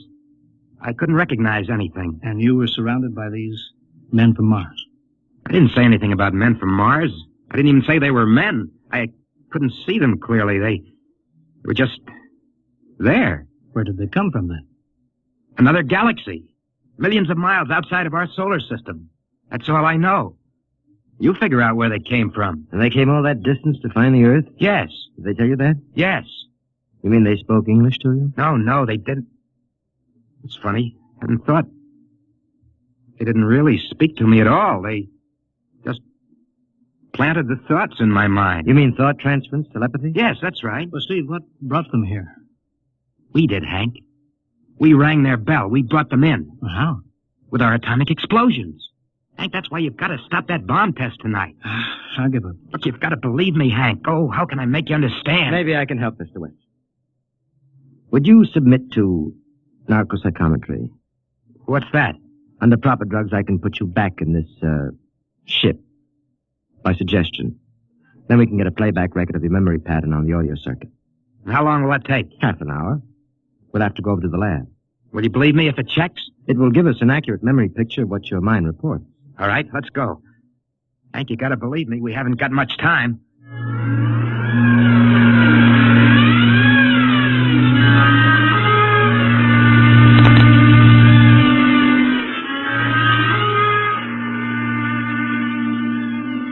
You should be getting drowsy now. Count backwards from 10. 10, 9, 8, 7, 6, 6.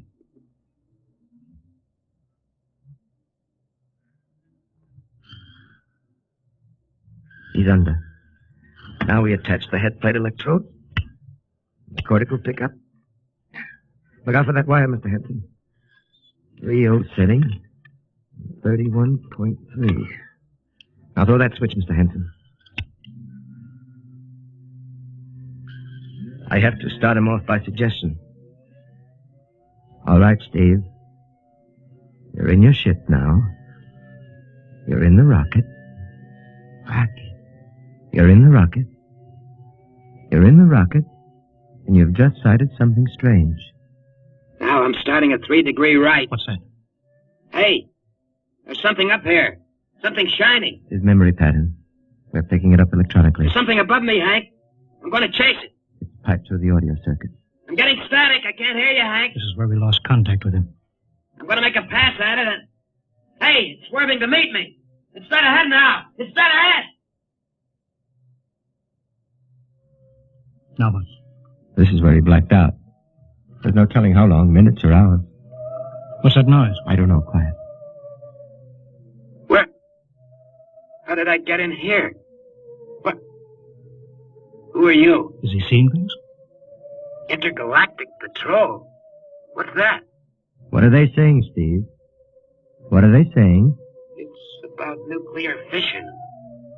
They know about it. They know the danger of it. Long ago, they had wars that almost destroyed them. But finally, they learned. Now they've outlawed war. Go on, Steve. They patrol space. When their detector picks up an atomic explosion, they send a patrol. What are they going to do? They've quarantined us. Quarantine? They've isolated the Earth. Because we don't know how to control ourselves yet. Until we learn, we'll be a menace to the whole universe. What is this nonsense? Quiet. How are they going to do it, Steve? They've spread a layer out here of... I don't know how to call it. All around the Earth. It's miles deep. When there's an atomic explosion on Earth, the radioactive particles will drift up to this layer and set off a chain reaction. It'll go around the world in microseconds. And that's the end. The end? What's he... Wait. Yes. Yes. I understand. I've got to bring back the warning. You're going to put me back in my ship to bring the warning.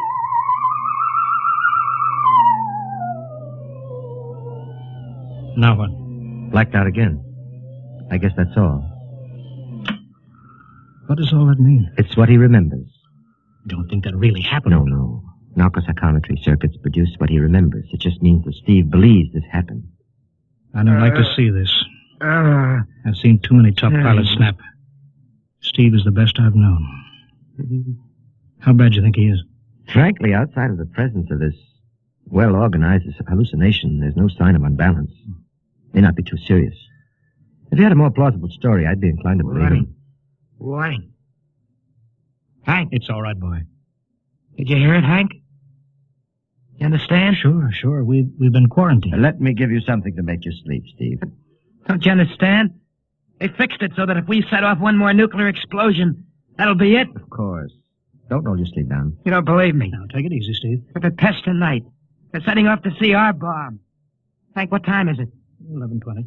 Well, it's scheduled for midnight. Hank, we gotta stop that bomb. Steve, let Donaldson give you the hypo. Hank, you've gotta believe me. I saw them. I got the warning. If we touch off that bomb tonight, it'll be the biggest galactic 4th of July of all time. The whole Earth will go up like a Roman candle. April 10th, 1965, the end. Now, look, Steve, you better calm down. Don't you want to see Mary and the baby? You've got a new son, remember? Yeah, that's just it, Hank. I want to see my son. I want him to live. If that bomb goes off, Hank, we've got to stop them. Mr. Hanson, I think we'd better get over to the base hospital. Hank, you've got to believe me. me. Sure, Steve. Maybe there is something to it. Look, it's out of your hands. I'll put it in a report and shove it into Washington in the morning. In the morning? There isn't going to be any morning, Hank. Don't you understand? You've got to call Washington now. Get the head of the Security Commission and postpone that test. Now, you know I can't do that, Steve. My neck would be out a mile. Besides, this is 1965, not 45. 20 countries have atomic bombs now. What's the use of stopping just this one? The rest will keep right on popping them. Well, then we'll have to call an international conference. Can't you understand, Hank? The first one that goes off finishes us at the end. They've given us the quarantine warning. Steve, I think you'd better go with us to the base hospital. Look, Steve, we can call up for a detail if we have to. All right. I'll go with you. You don't need a straitjacket. That's the way, Steve. You'll probably feel better by morning. Let's go.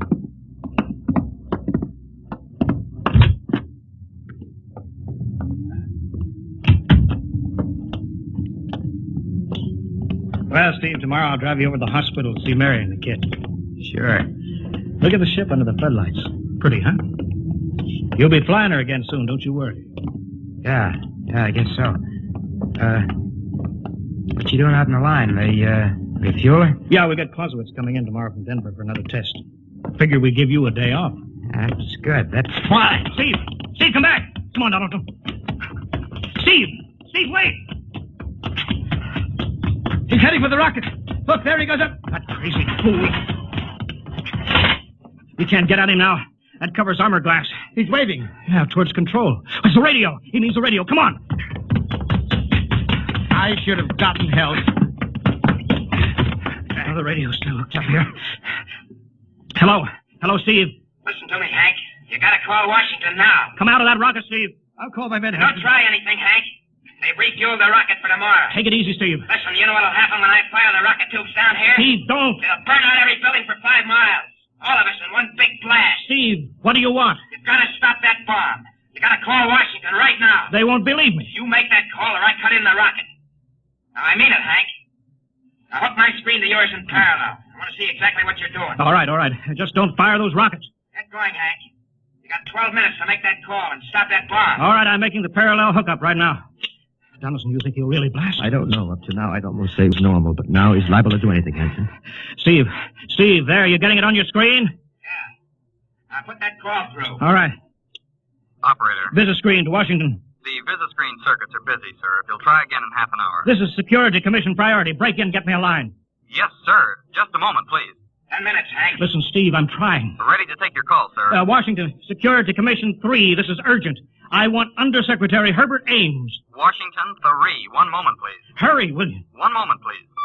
What time is it, Donaldson? 11:51. Do you think he'll fire those rockets? He might. Washington? Visit screen 3. Mr. Herbert Ames, please. That is a coded exchange. I cannot accept your call without clearance. Get it through, Hank. Listen, Washington, put it through. This is Mr. Hanson at San Marco Air Base. This is a priority call. I'm coded. 1 moment, please. I will check your code number. Get that through, Hank, and that bomb goes off at 12. Will you be reasonable, Steve? Your call has cleared, San Marco. Washington, visit screen 3. Herbert Ames, please. Security Commission Ames. Listen, Ames. Hello, Hank. Ames, you got to get me to the chief. Are you kidding? He's at the test control room. Yes, I know, but get him for me. What's up? You look lousy. Or is it a bad circuit? There's no time. I've got to get him before the test. It's about the CR bomb. I can't take that responsibility. Get that through, Hank, or I blank. Hey, what's going on there? Ames, my project has a high enough rating. This is a priority A call. What? Okay, it's your neck. I'll try to get him for you. He's in the control room, so you'll have to switch off your screen and speaker and go on earphones. Too much going on in there. Security ruling. You hear that, Steve? I've got to cut the incoming screen. All right, but don't try anything. 8 minutes, Hank. Hello? Hello? What? You got him, Hank? Yes. This is Hanson at San Marco. No, sir. Priority A request to cancel the bomb test. No, I'm serious. This is deadly serious. We sent the X2 JTR up today to the outer limit. We uncovered evidence. Yes, on the automatic instruments. What's that? No, possible chain reaction. No, I can't tell you the whole story. There isn't time here. Yes, I'll bring the readings into Washington in the morning. You've got to postpone the test till you see them. Look, I've worked on contracts with the Commission for 10 years. Yes, I have complete confidence in my information. You can record that. All right, I'll call you back immediately. Bye. Hank? He's agreed to cancel, Steve. The bomb won't go off. All right, boy. You can come down out of that ship.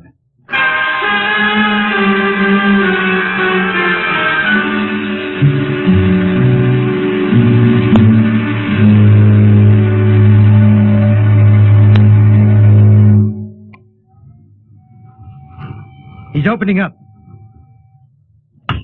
Here he comes. All right, Steve. Come on down. Sure, Hank. Just a second.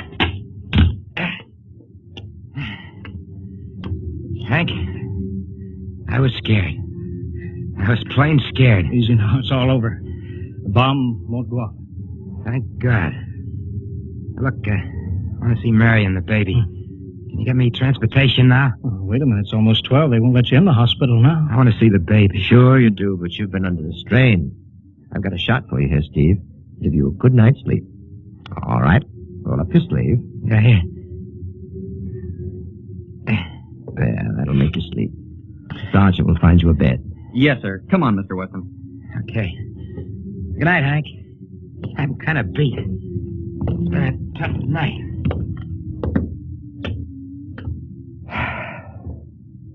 It sure has. I thought for a minute he was going to blast those rockets and send us all to Kingdom Come. Yeah. Quite a stunt getting the ray bomb test called off. It isn't called off. But the chief said... Ames couldn't get the chief. I was talking to a dead circuit. Bomb goes off in a couple of minutes. Oh. Poor Steve. Was one of the best. He was the best. 1 in 10 million. Some story of his, poor guy. For a while, he almost had me believing that quarantine. That's a very common delusion. End of the world. Yeah, I suppose so. It's a nice night. Never saw the stars so bright. We better be getting in. That wind is cold. Well, the bomb goes off in 30 seconds. Poor Steve. You know, Hanson, there's just one thing. Yeah?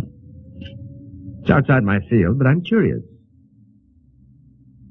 How did he keep that ship in the air for 10 hours with only 10 minutes fuel?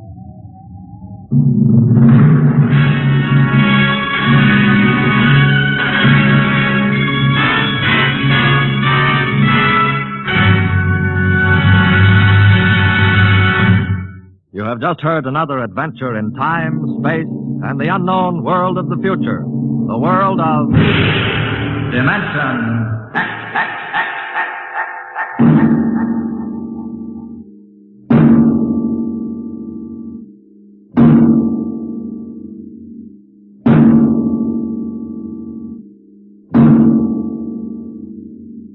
Next week, a star of the future appearing on the program of the future, Dimension X. Next week, Miss Nancy Olson, the talented young actress whose performance in Sunset Boulevard marks her as one of Hollywood's most promising young actresses, becomes the first of a group of rising young artists of stage and screen who have been invited to make an appearance in this series. So listen then for Hello Tomorrow, starring Nancy Olson on Dimension X.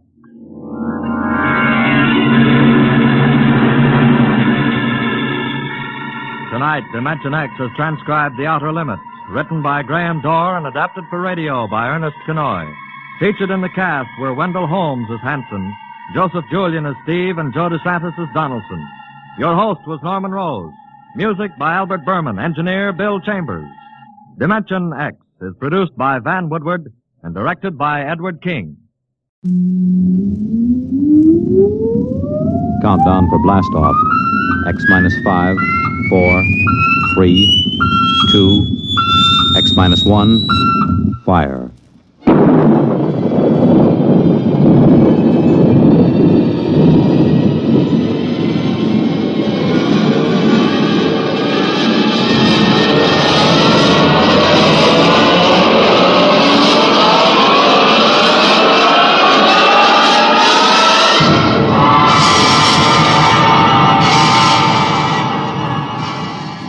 From the far horizons of the unknown come transcribed tales of new dimensions in time and space. These are stories of the future, adventures in which you'll live in 1,000,000 could-be years on 1,000 maybe worlds. The National Broadcasting Company, in cooperation with Street and Smith, publishers of astounding science fiction, presents X minus 1.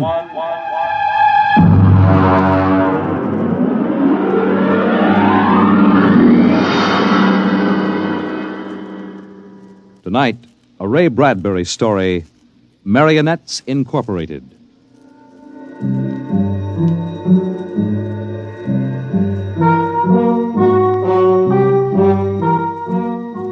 By the year 1990, we should see many amazing technological advances.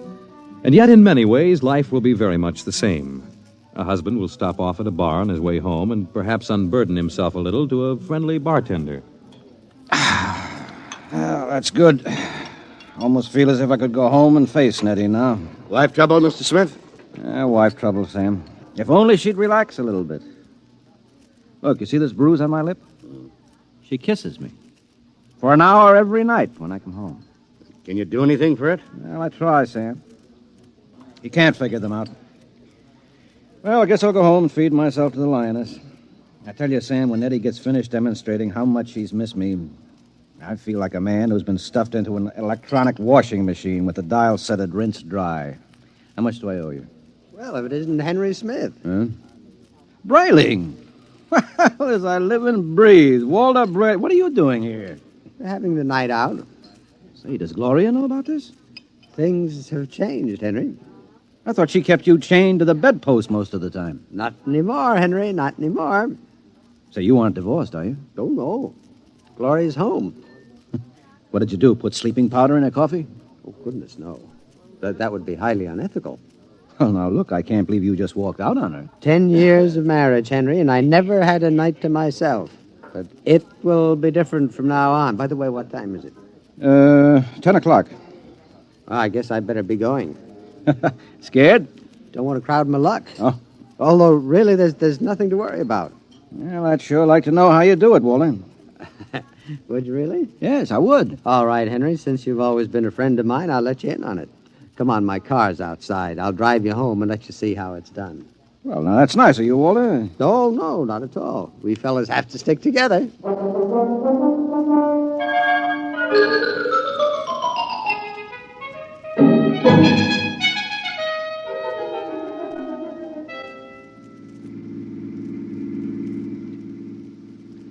I don't suppose you know how Gloria and I came to be married in the first place. No, I don't. Well, one evening, she threatened to tear off her clothing and call the police unless I married her. No. Oh, yeah. Well, that's a bit extreme, isn't it? Gloria's a nervous girl. Oh. I bet you've had a pretty wretched time of it, huh? Yeah. Didn't take long for me to become the laughing stock of the neighborhood. Henpecked Brayling, they used to call me. I know that. But things are changing now. See this? What's this? A single ticket to Rio on the morning rocket. I have hotel reservations there for a month. A whole month, Henry, to have a fling. Well, won't Gloria make trouble over there? Well, that's the amazing part of it, Henry. She won't even know that I'm gone. Huh? And I'll be back in a month and no one the wiser. You don't believe it, do you? Well, frankly, no. Just how are you going to swing it, Walter? That's the secret, Henry. I tell you, it is the most wonderful thing ever invented. Worth every cent I paid for it. Well, what is it? I'm going to show you. Now, here's my house. You notice the lights are all out? Uh-huh.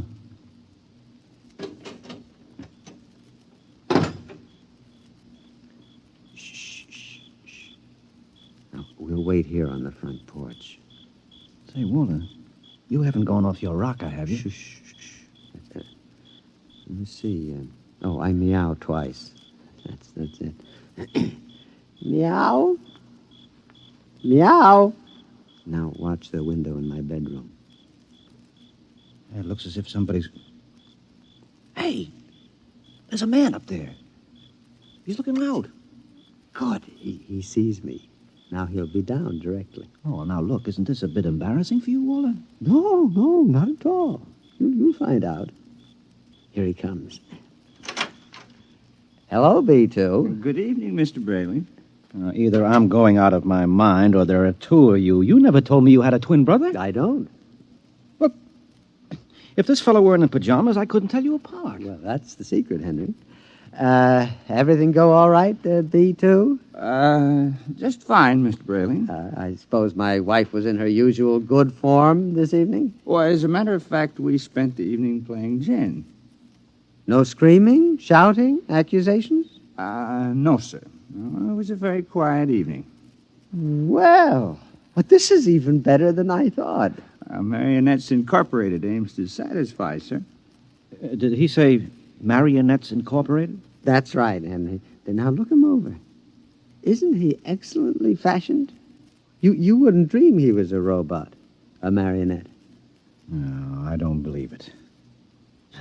Well, it's against the law, of course, to duplicate a human like this, but it's well worth the opportunity. I still don't believe it. You can't tell him from a human. Well, only one way. Put your ear next to his chest. Huh? That's it. Now listen.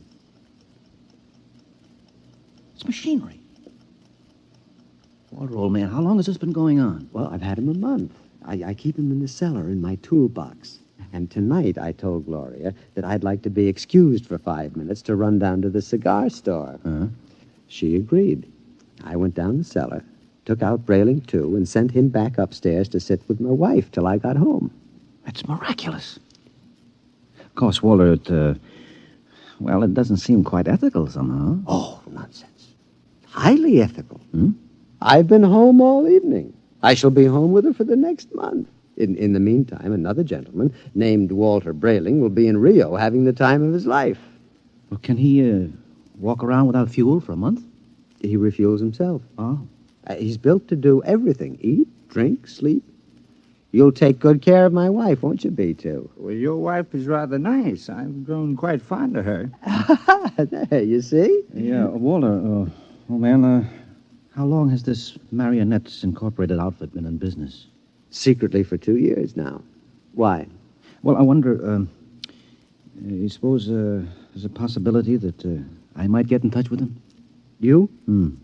But your Nettie is madly in love with you. Well, I know that, but even so, just a little respite, a night or two once a month, huh?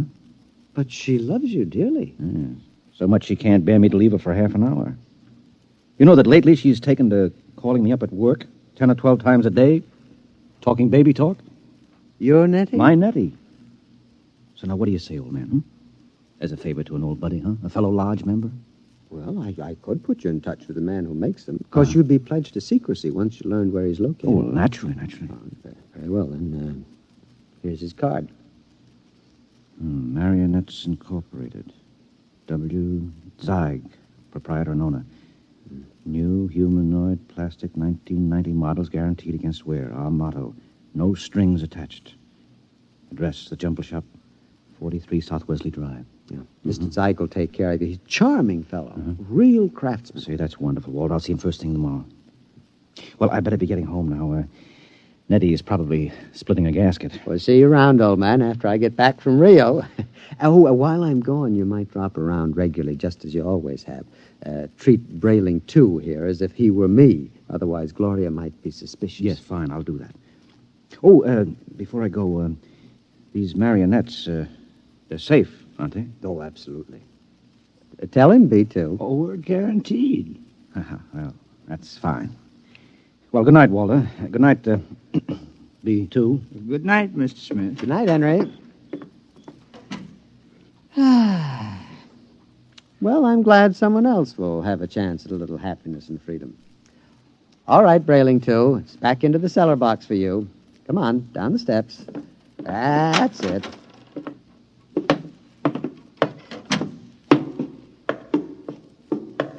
It's very damp down here, Mr. Brayling. Bad plumbing. Here we are. Brayling. Yeah? Before you put me back into the toolbox, could we have a word? Certainly, old man. Now, this toolbox. Yes, what about it? Well, I don't like it, Mr. Brayling. Why not? Well, it's cramped. Oh. Well, I'll try to fix up something more comfortable when I get back from Rio. All right, now, before Gloria gets worried. Back into the... Marionettes are made to move, not keep still. Now, how would you like to lie in a stuffy old box most of the time? Well, I didn't realize you fellas were that sensitive. Well, you wouldn't like it at all. I keep running. There's no way to shut me off. Now, I have my feelings, you know.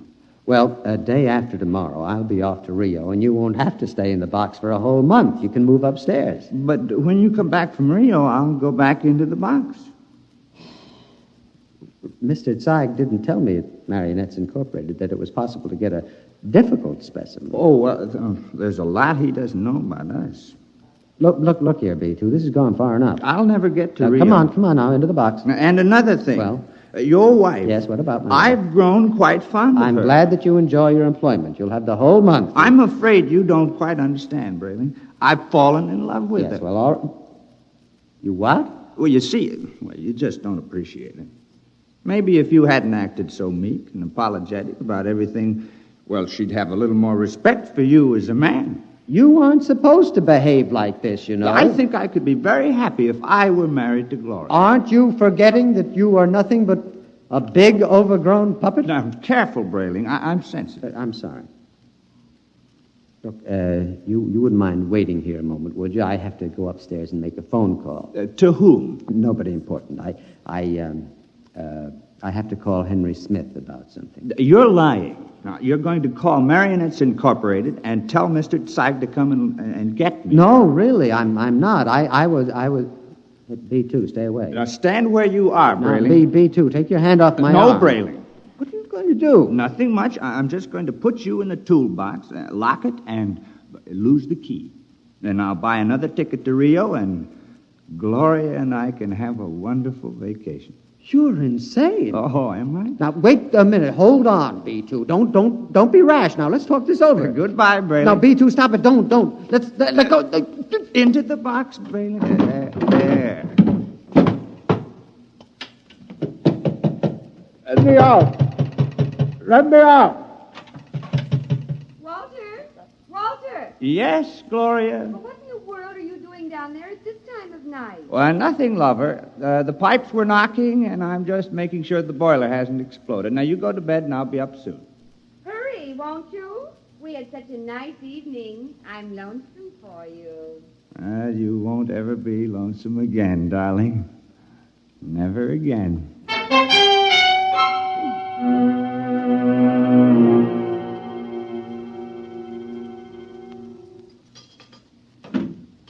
Good morning, Nettie. Good morning, darling. How are you? Have a nice time last night? I missed you so. Mm-hmm. Is breakfast ready? Well, aren't you going to kiss me good morning? Huh? Oh, yes, I suppose so. Mm. You're so wonderful, Henry. I guess I'm the luckiest person in the world. Mm-hmm. Now, here's your coffee. How would you like your eggs? Oh, any way at all. But I want to please you. Look, skip the eggs this morning. But you have to eat to keep well, darling. I'm very healthy. I have an early business appointment this morning. Oh? Yes, it's a friend of Walter Brayling's. I met Walter last night. Oh? Yes. So, I'd better be off. Now, Nettie, don't look as if I were on my way to Rio or something. Well, it's just that I miss you so. I want to be with you all the time. Oh, dear, do I have to go through this every morning? I'll be back at supper. Now, there's no need to cry now, is there? No, darling. You aren't displeased with me, are you? I try so hard to do everything just as I think you'll like it. I know. I'm not displeased. Now, goodbye, dear. Henry. Yes? You forgot to kiss me goodbye.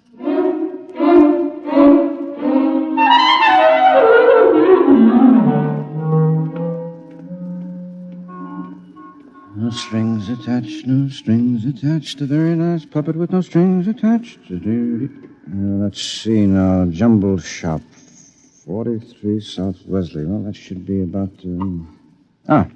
here it is. Yes? Mr. Zeig? Yes? Walter Brayling recommended me. Enter. Thank you. Your name? Henry Smith, 55 Evergreen Place. And what can we do for you, Mr. Smith? Well, Mr. Brayling showed me his marionette last night. I was intrigued with the idea. Not that my wife is anything like that female meat grinder he's married to, you understand, but, I'm a man who enjoys an occasional evening with the boys, you know, without complications. Naturally. Yes, so I thought... that I could duplicate you? Exactly. Oh, I think it might be arranged. Uh-huh. Oh, yes. How much? $9,000. I have an inferior model at $75,000. No. If I go through with this, nothing is too good for Nettie. Nettie's my wife. We've been putting money aside to buy a summer home in Westport, but... sometimes we must choose. Yes. Well, perhaps I could just slip out $9,000. It's a joint account. How soon could I have it? Oh, I could construct a mannequin in about 2 months' time. Good. Shall I consider the order placed? At once. Of course, you will have to report here for a body mold, color index of your hair, lips, skin, etc. And I'll have to do a complete electro-emotional calibration. Uh-huh.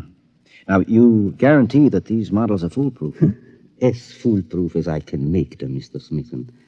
I've had years of training. And there's no chance of detection? None whatever. I've never had a complaint. Very well, Mr. Zeig. I'll get the money from the bank and send it to you. I'm sure you won't be sorry, Mr. Smith. You will be just as satisfied as Walter Brayling.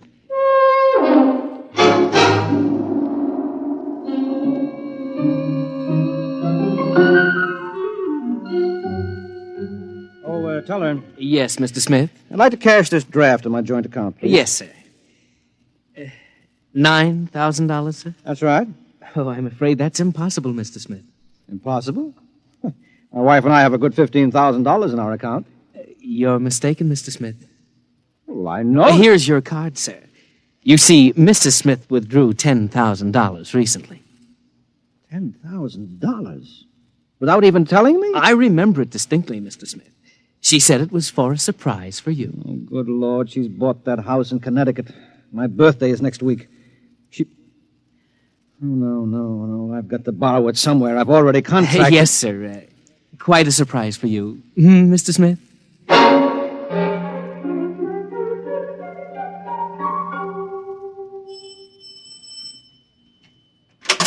Yes? Oh, hello, Henry. Hello, Gloria. Is Walter home? I'd like to speak to him. He should be back soon. Will you wait? Yes, I'd better. Oh, say, Henry, as long as you're here, maybe you can help me with something. What? I went downstairs to get an old suitcase a little while ago, and I heard the strangest noises near that old tool chest of Walter's. He mentioned that the boiler was acting up, and, well, I'm afraid to go down there again. I wonder if you'd take a look. What kind of noises? Like a thumping sound. Mm-hmm. Well, maybe I'd better go down, Gloria. You stay up here. Should I call a plumber, do you think? No. I'll take care of it. Well, it's right down those stairs. All right, I'll have a look.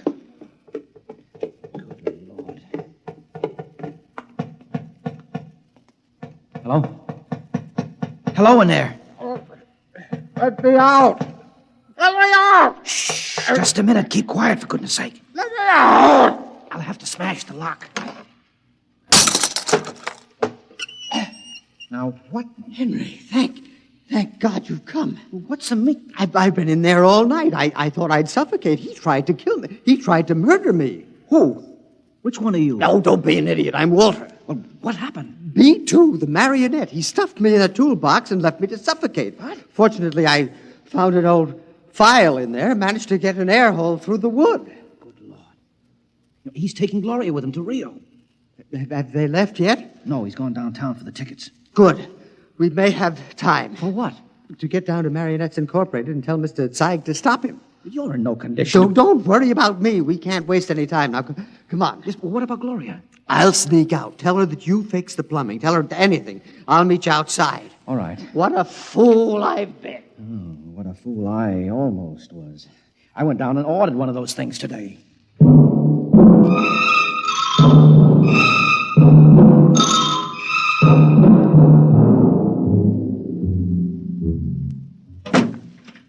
Gloria, love. Yes, darling. Did you get the tickets to Rio? Right here in my wallet.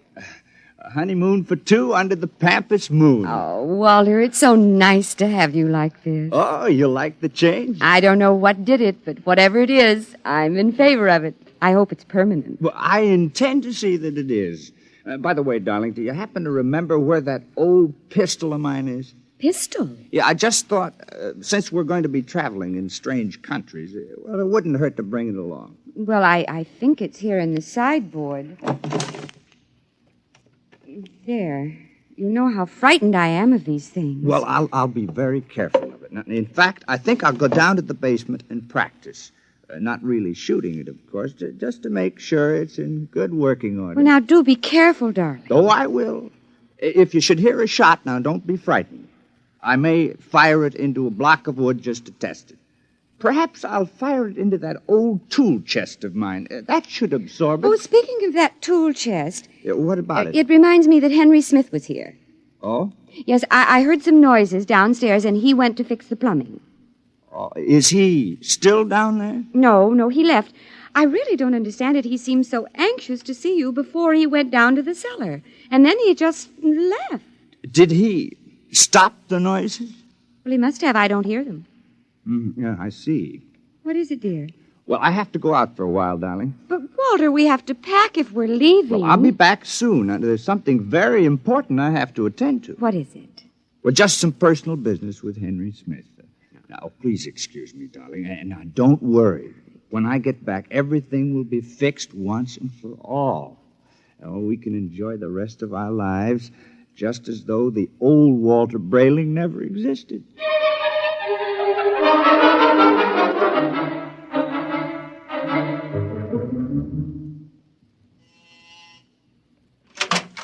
Oh, Mr. Brayling and Mr. Smith. Come in, gentlemen, come in. What brings you? Mr. Zeig, you told me your marionettes were foolproof. They are. My personal guarantee goes with We know each all one. about your personal guarantee. Except that Mr. Brayling's dummy knocked him out, Yes. stuffed him in a toolbox to suffocate, and is making plans to run away with his wife. Oh, dear. Yes, well, Mr. Zeig. Well, I really don't know what to say, gentlemen. What Mr. Brayling and myself would like to know, Mr. Zeig, is exactly what are you planning to do to stop this overambitious robot? Well, of course, we shall have to recover B2 first, and then I'll simply dismantle him Yes, and... well, he doesn't seem to want to be dismantled, Mr. Zeig. In fact, I think that you'll have trouble catching him.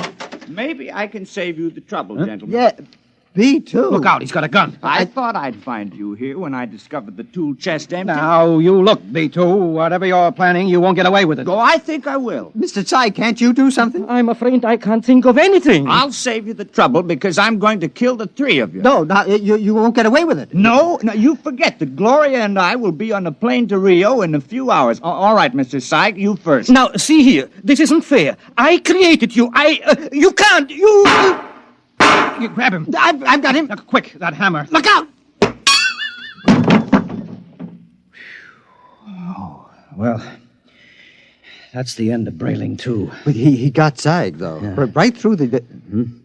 Holy jumping catfish. And look at him. Look at Zeig. It's nothing but a mass of coils and springs, just like Brayling, too. Well, he's nothing but a marionette. He's no different. Brayling. Do you know what this means? Oh, this is incredible. A marionette building other marionettes? But someone must have built Mr. Zeig originally. I wonder what... Well, perhaps Mr. Zeig turned on whoever built him the same way Brayling, too, turned on you. Well, at any rate, we'll never know. Oh. Say, I wonder how many of these things are walking around among us. Oh, I shudder to think of that. You know, some of our best friends might be. Ooh. Yeah. Come on, we have to get out of here. But the police... Now, don't be a fool, Brayling. There's been no crime committed here.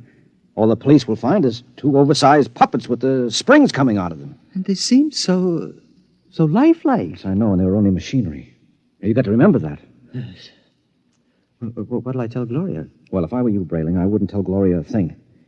I'd simply pick up that other ticket to Rio and take her on a honeymoon, just as she's expecting. But what about you, though, Henry? What are you going to do? Me? Well, I'm going home and give Nettie a kiss that'll singe her hair.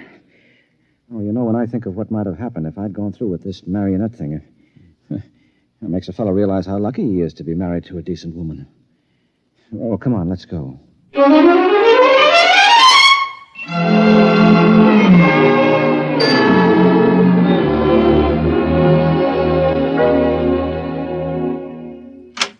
Nettie? Nettie? Where are you, sweetheart? In here, darling. Oh, I've missed you today. Come here. Oh, Henry. Oh, you look tired, darling. Can I do something for you? Just tell me I'm yours to command. Oh, man's a fool to jeopardize a nice home and a loving wife like you. Oh, you do love me, don't you, Nettie? Oh, you know I do. Here, let me get your slippers on. No. Oh, it feels good to sit back on the sofa and relax. Oh, you don't know what a trying day I've had. Oh, I can see you're all upset. Hey. It isn't anything I've done, is it, dearest? No. Well, in a way, something you've done is connected with it, yes. What's that, darling? The money. Money? Now, I know you wanted to surprise me with the house, darling, but really you shouldn't have taken that money out of the bank without consulting me. Henry, I don't even know what you're talking about. Now, Nettie. But I don't. Nettie. Oh, you're so upset, darling. If it's anything important, let's talk about it later. Meanwhile, why don't you just put your head on my shoulder and rest? Well, I must admit that sounds enticing. Here, let me make you comfortable. There. Now, you just close your eyes. That's it.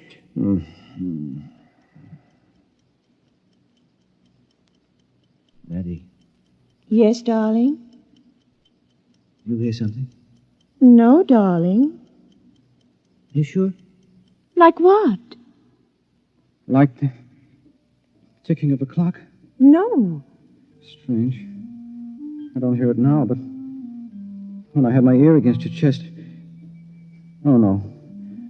Oh, no, she couldn't have done that to me. Not Nettie. What are you talking about? I'm talking about... No, I won't believe it. You're my Nettie, aren't you? You're real live flesh and blood. But I hear it. It's coming from you. It's coming from you.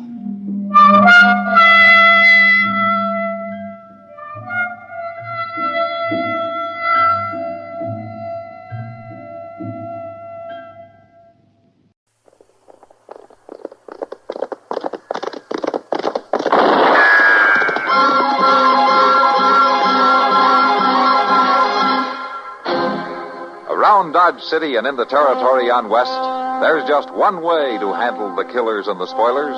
And that's with the U.S. Marshal and the smell of Gunsmoke.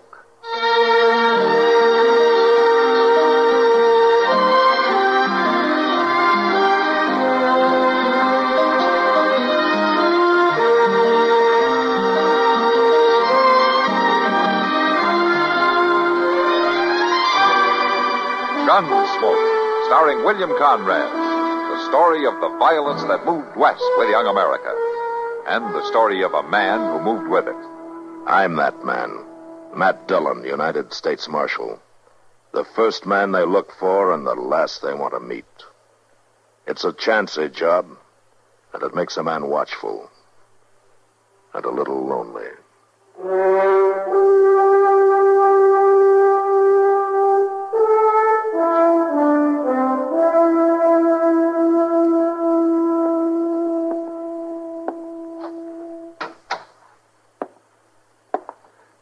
How is she, Doc? Well, she's going to be all right, ain't she? Your wife is a sick woman, Aaron. Very sick woman. Don't seem hardly right.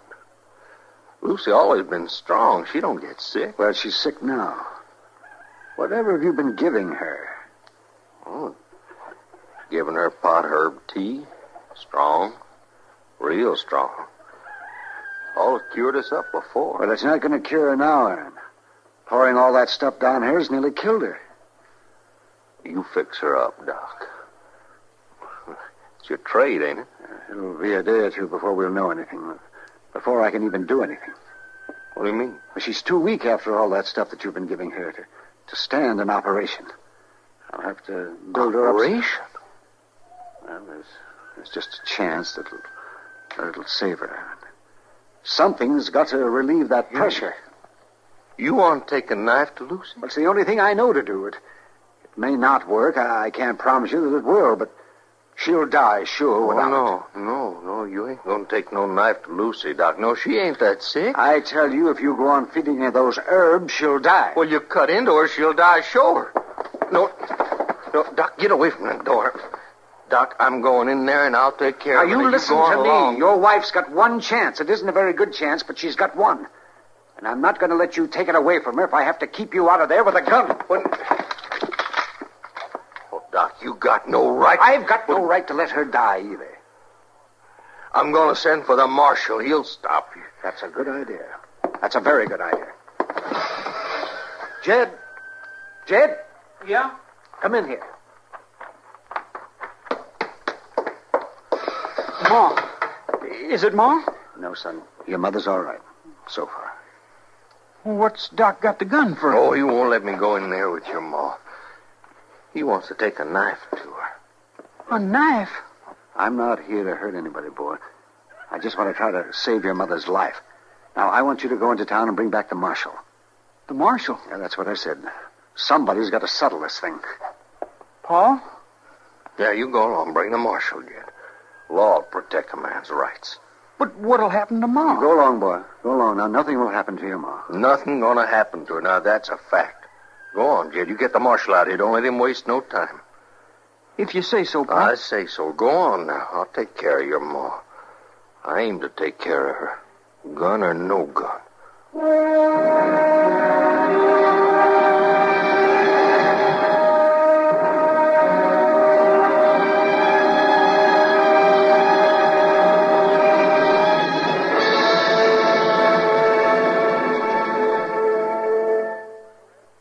Now, just listen a minute, if you will. I've got a little story to tell you. Well, it's not so little, it's sort of a tall tale. I don't know if you've heard of Joe Mazurek or not. If you've never worked in steel, then you probably haven't. But he was a legendary giant whose body was made of pure steel. It was Joe who invented riveting. Joe would stand there shaping rivets out of the hot steel with his thumb and fingers, and while the rivets were taking shape, he'd punch holes in the girders or plates with his little fingers. Then he'd plug the rivets into the holes and pound them over with his knuckles. Worked so good that they invented riveting machines to take his place on jobs he couldn't get to. Joe was a busy man, you bet. But in between jobs, he couldn't just stand around doing nothing, so he'd stockpile cannonballs. making them out of white-hot steel the way little children make snowballs by rolling them in their hands. For entertainment, Joe used to have what he'd call a taffy pull, only he'd use steel instead of candy. And as he stretched it out, his fingers would be shaping it. When he finished each long tug, he'd break it off and lay down another length of rail to cool. Guess half the rails of the B&O were made by Joe at his taffy pulls. Yes, Joe Mazurek was the spirit of the steel industry, the spirit of those men who worked and sweat before the open hearths of the Alleghenies, who laughed and bragged about the strength of their giant while they turned out the finest steel in the world. Some of that steel was Joe Mazurek himself, to hear them tell it. Seems that during the year of the big layoff, when the steel mills couldn't get metal to process, why, Joe, he melted himself down in the flames of hearth number 7 so's America could maintain its steel supply. Yes, old Joe was quite a legend, wasn't he? Say, isn't it nice being citizens of a country where you can laugh and talk about things free as a breeze, and write and read and worship, too? Yes, sir. Maybe you don't think about it much, but you should.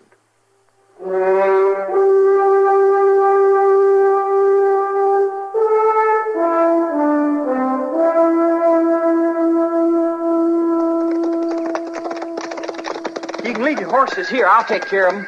Oh, thanks, boy. All right, come on, Chester.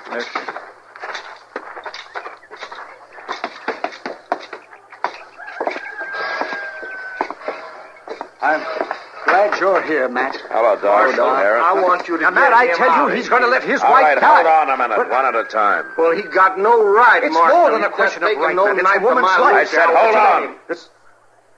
Now, Aaron, you want me to straighten this thing out? Oh, sure I do. Well, I can't do it with both of you talking at once. Now, you go on out on the porch with Chester while I talk to Doc. I'll call you in a few minutes. Well, now, Martian... Go on now, go on. I gotta get a few things straight. You go with him, Chester. All right, Mr. Dillon. Come on, Aaron.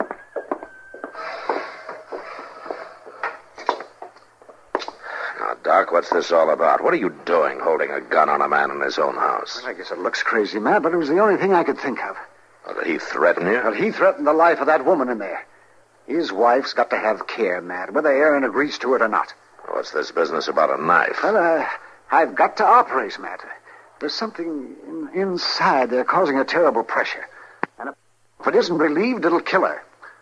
Yeah. Have you done this before? Are you sure that you can save her? No, Matt, I'm not. I haven't done it before either. But I've read about it. And I can tell you this. She's got no chance at all if I don't try it. Now, that's all I'm sure of. Yeah, it's pretty chancy, isn't it? With the husband refusing his permission. Well, maybe so. I'd rather have his permission, of course. I'd like to have you with me, too, Matt. But I'll tell you, I'll find some way to do this. Whether you stand behind me or not. I can't let that woman die because of a lot of fear and superstition. Well, Doc, I don't know. Can she talk? Is she conscious? She's just barely. Well, can I see her for a minute? Oh, I guess so. Only a minute, though. All right.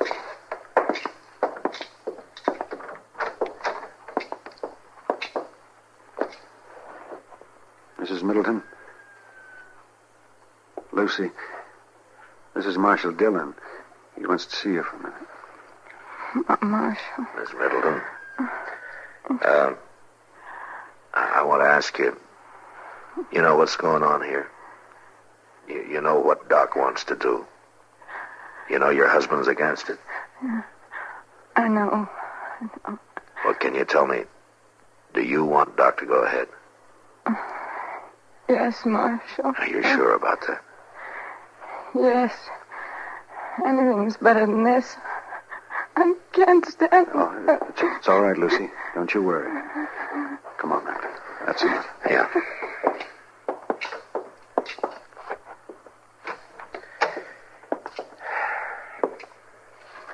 Well, Matt? I sure hope you're right, Doc. How can I help? Well, I want you to get her into my office. You can help me with that. Well, isn't that going to make things even worse, carrying her out of here away from her husband? I can't help that. I got to build her up for a couple of days. If I leave her here, Aaron will go right on pouring that witch's brew into her. She can't stand to get any weaker. Yeah. All right, Doc. I'll get Chester to hitch up a wagon. And I'll tell Aaron. Yeah. Thanks, Matt.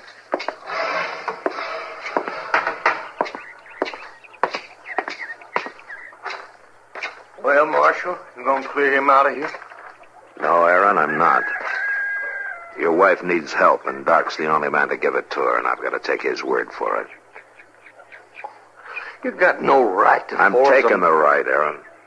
Now, Doc says he's got to take care of her in his office for a couple of days. Well, he can't take her away. Yes, he can, Aaron, and I'll tell you how it's going to be. You can stay right here calling us all names, or you can come along and help us move her. Now, that's up to you. Lucy need any carrying, I'll do the carrying. All right, then. Come on, Chester, let's get a wagon.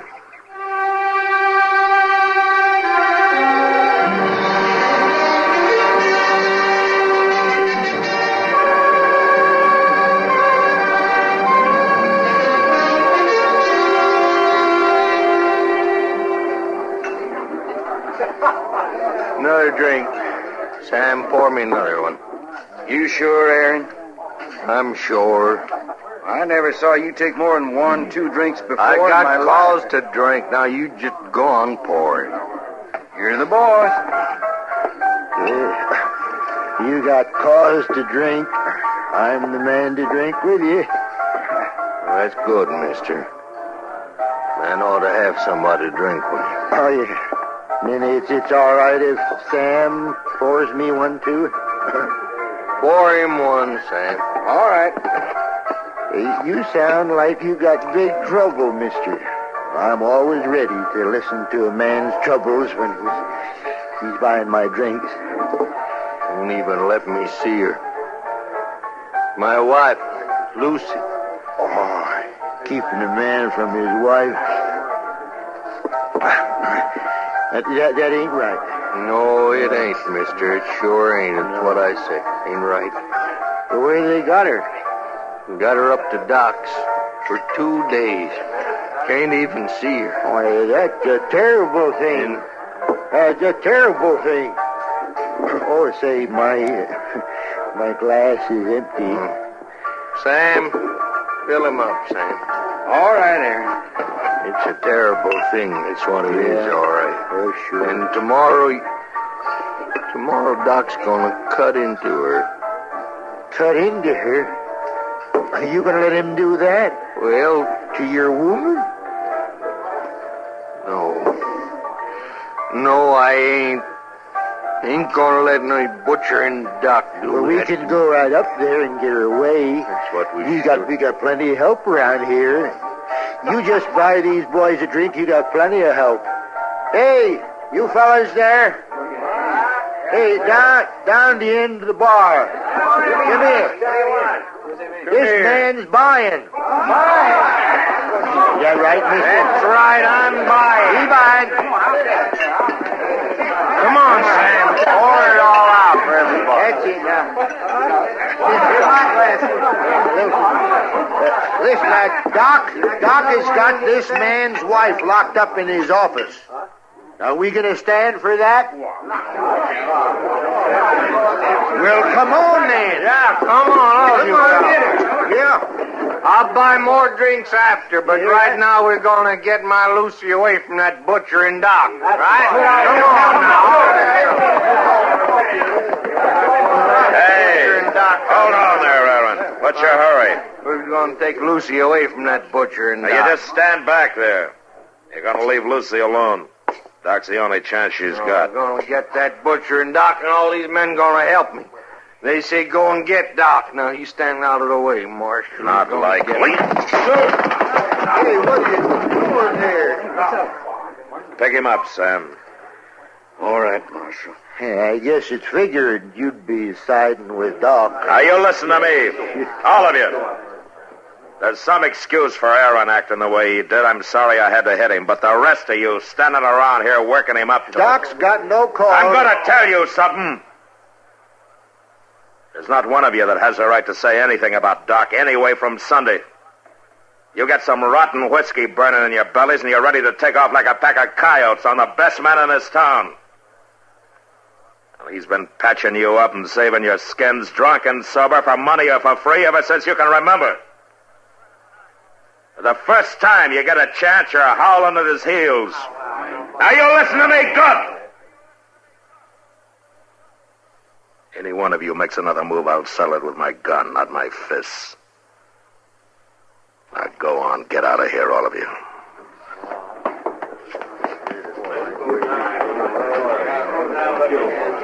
That was quite a speech, Matt.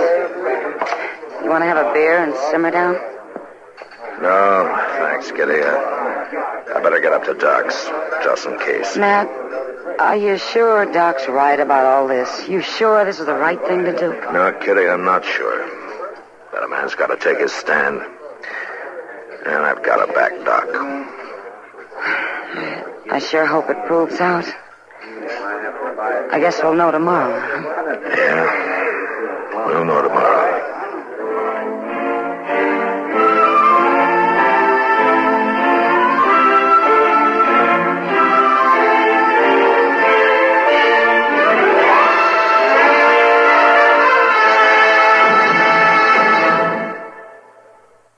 Well, here we are again. This is Myron J. Bennett with a little-known item of American military history.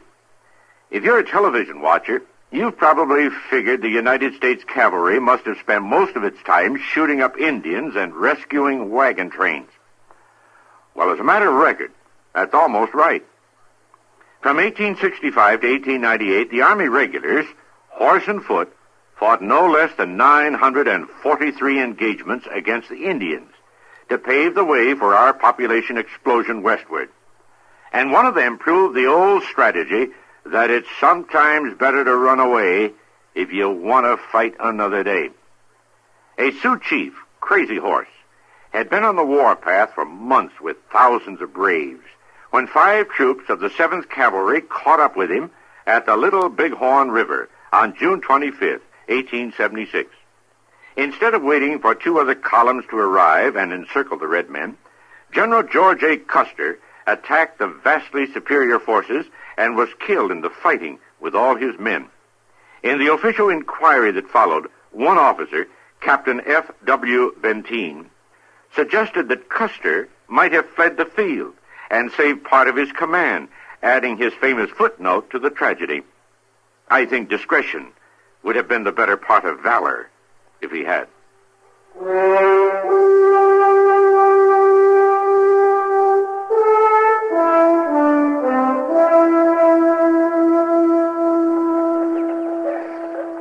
Mr. Dillon, what do you suppose is going on up in Doc's office? We've been sitting on these steps here an awful long time. You can't do things like this in a hurry, Chester.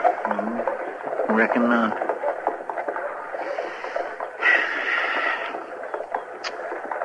Awful hot out here in the sun, though, ain't it? Not as hot as it feels up in Doc's office. Guess you're right. Mr. Dillon, how come Miss Kitty's up there helping Doc? I mean, wouldn't there be some neighbor lady? No, Chester, there wouldn't be. The neighbor ladies don't approve of the operation. Or at least their husbands don't. It sure does beat all. You notice Aaron there, waiting across the street? Yeah, I see him. He ain't took his eyes off Doc's window all morning. How would you, if it was your wife? No. Well, that is a... Well, of course not. I would... Oh, there's Miss Kitty. It's over, Matt. Doc's finished. Lucy. What happened to Lucy? She's alive, Aaron. That's all I can tell you. You'll have to wait for Doc. He said he'd be out in a minute. Kitty, you look all done in. I sure am. But is she going to pull through, Lucy? She going to pull through? Honest, Aaron, I'd tell you if I knew. You just have to wait for Doc. Could I get you something, Miss Kitty? Some coffee or a drink, maybe? No, thanks, Chester. I'll just go along now. The air will fix me up. Oh, poor Miss Kitty. Oh, Doc. Doc, how is she? Well, Aaron, Too soon to tell for sure, but I think she came through very well. She's got a lot of courage. Well, is she going to make it, Doc? Is she going to get well? I think she is, Aaron, with time. A lot of time. But yes, I think she's got a good chance. Can I see her now? Just for a minute. And don't expect too much. She's been through a lot. And don't talk to her. Just stand by there for me. Yeah, all right, Doc. Oh. Say, Doc. Yes, Aaron? Doc, I wasn't no help to you, I guess. Doc, I was afraid. Oh, I know, Aaron. Fear does terrible things to a man. But now, I want to thank you. Oh, it's all right, Aaron. You go on up there. Go on, you get up there and see her. All right, Doc.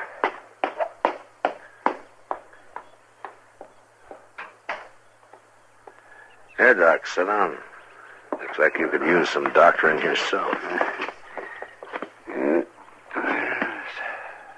Yes, that was a hard thing, Matt. It was a very hard thing. Except for Kitty, you didn't have much help, did you? No, not much. Just you and Chester. And I thank you. Well, nobody was making it easy for you, that's for certain. Oh, most of them didn't know any better. Yeah, that's no help. No, it isn't. And I just wish we had some kind of an operation that would take care of it. What do you mean, Doc?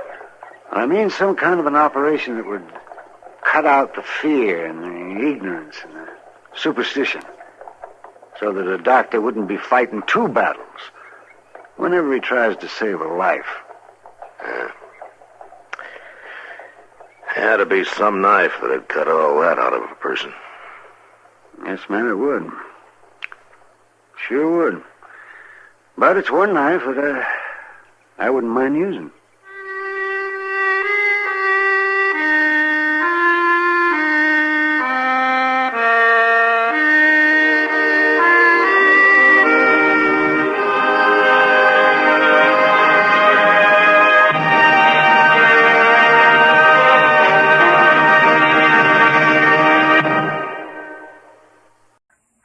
Adventures in time and space, told in future tense.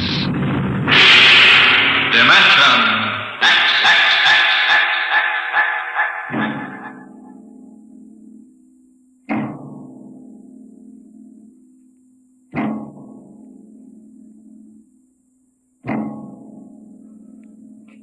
Out of the infinitude of stars and planets in the solar system and other systems in the universe, it is almost mathematically certain that there exist other forms of life on other worlds. Someday in the future, in 1,000 years, or in the next 10 minutes, daring travelers through space will make contact with the inhabitants of another world. But the question is, will we contact them first, or will they contact us?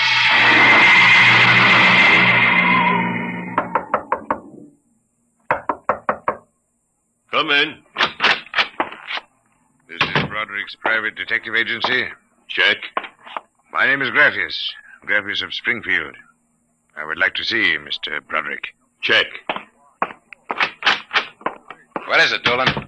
There's a guy outside. What kind of a guy? Oh, a great big guy with a big shining head and thick glasses like the bottoms of Coca-Cola bottles. And he looks like a professor or something. What I mean is, does he look like a client or a bill collector? He didn't say. Okay, Iron Man. Send him in. Check. Mr. Graffius, Mr. Broderick will see you. Thank you. Mr. Broderick? In the flesh. Okay, Iron Man. Step outside. Check. If you need me, I'll be outside. You'll have to excuse Mr. Dolan. He's a very useful man if you happen to want a house moved or somebody's head unscrewed from their shoulders. His reflexes aren't too good. He's what you might call underorganized. I suspected as much. All right, Mr. Graffius. Let's get down to business. Precisely. I would like your assistance in helping me locate something here in New York City. Just what are you trying to locate, Mr. Graffius? The Martian embassy. Would you say that again very slowly? I came to New York to locate the Martian embassy. Martian?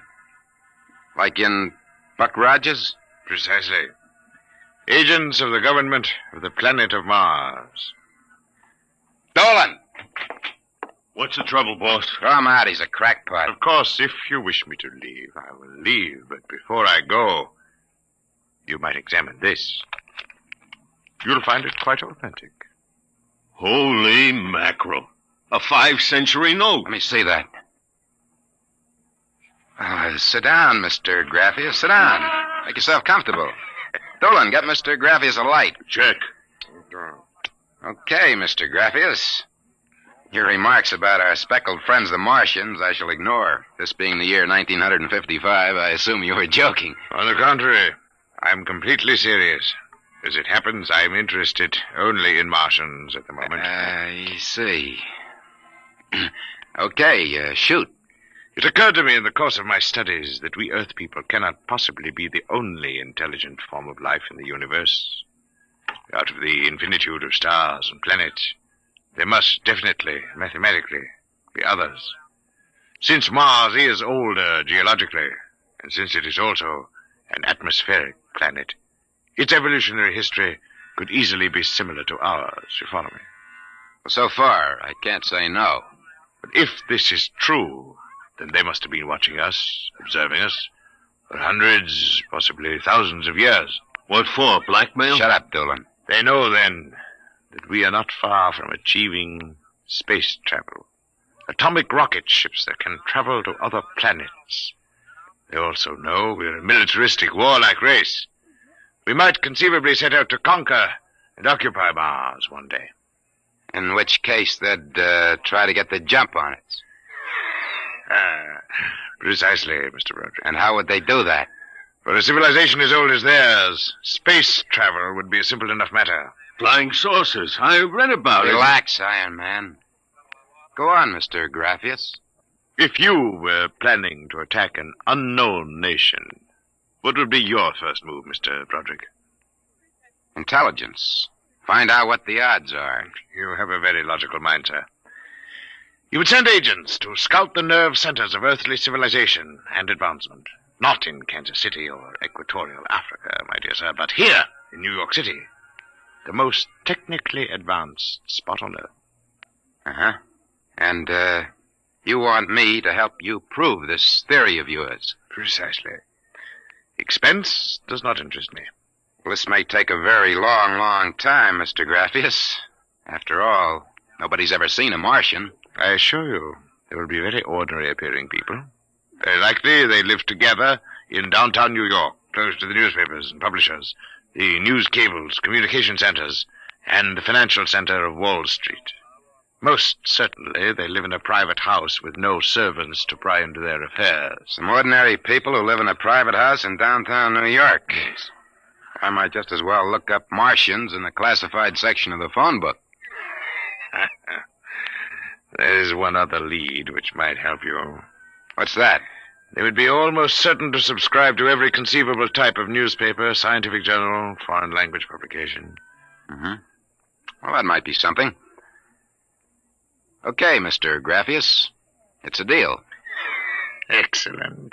I shall contact you tomorrow. Oh, before you leave. Yes? Just as a matter of interest. Why are you so interested in meeting up with these Martians? Mr. Broderick, I wish to avert the catastrophe of a successful Martian invasion of the Earth.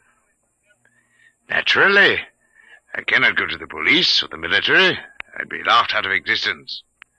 So I'm doing this privately. You seem to know all the answers, Mr. Graffius. Not all of them, Mr. Broderick. Not quite all the answers. Not quite yet.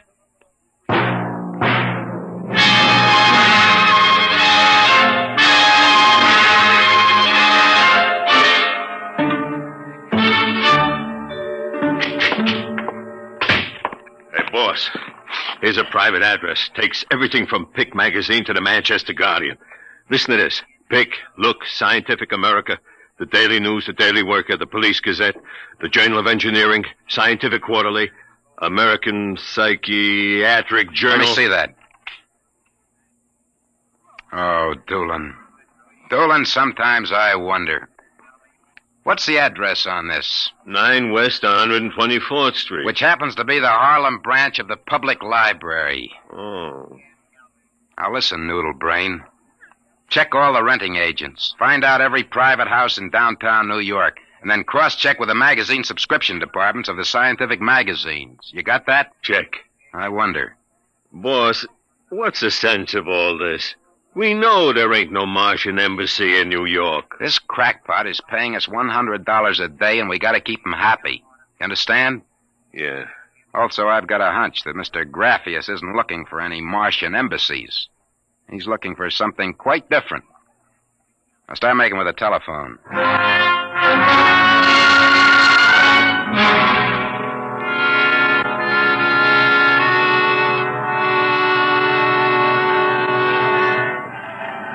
Which house is it, Dolan? Right down there. Number 108. Did you find out anything? Not a thing. I've been watching the place for a week now. Nobody comes out. Nobody goes in. I asked around. Nobody knows nothing. You ain't been blabbing around the neighborhood that we're looking for the Martian embassy, have you? Boss, I'm stupid. But I ain't that stupid. Who'd you talk to? I struck up what you might call a casual acquaintanceship with those 2 girls standing with the baby carriages up the street. The cute one is real cute. Now, look, Doolin, don't try to do anything intelligent. Just keep walking up and down. See? Check. I'm going back to the office to meet Graffius. See you later, boss.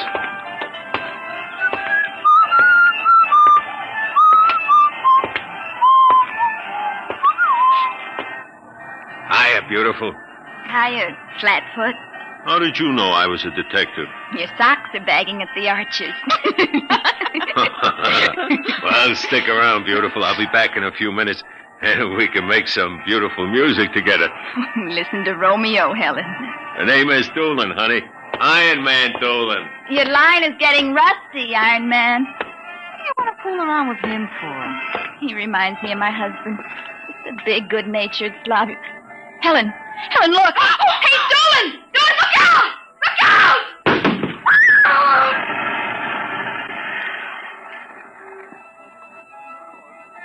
Helen?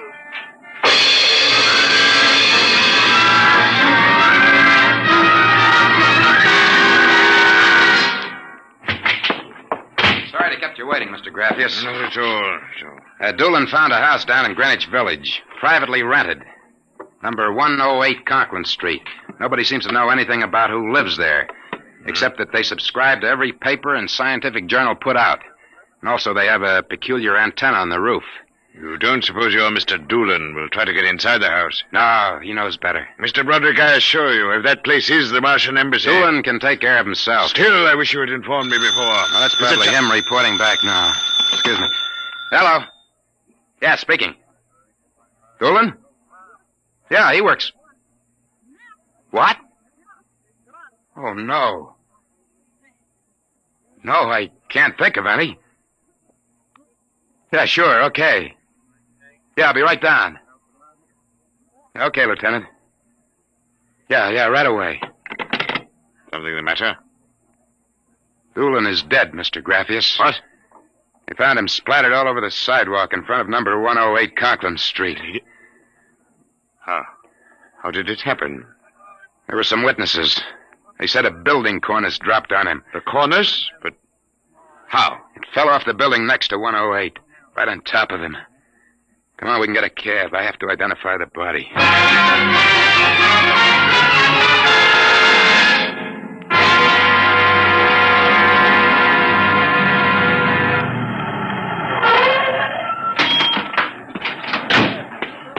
Lieutenant, I'm Broderick. Oh, well, there's your boy, Broderick. Not very pretty. Oh, Mother in heaven. That's a 1,000-pound hunk of concrete.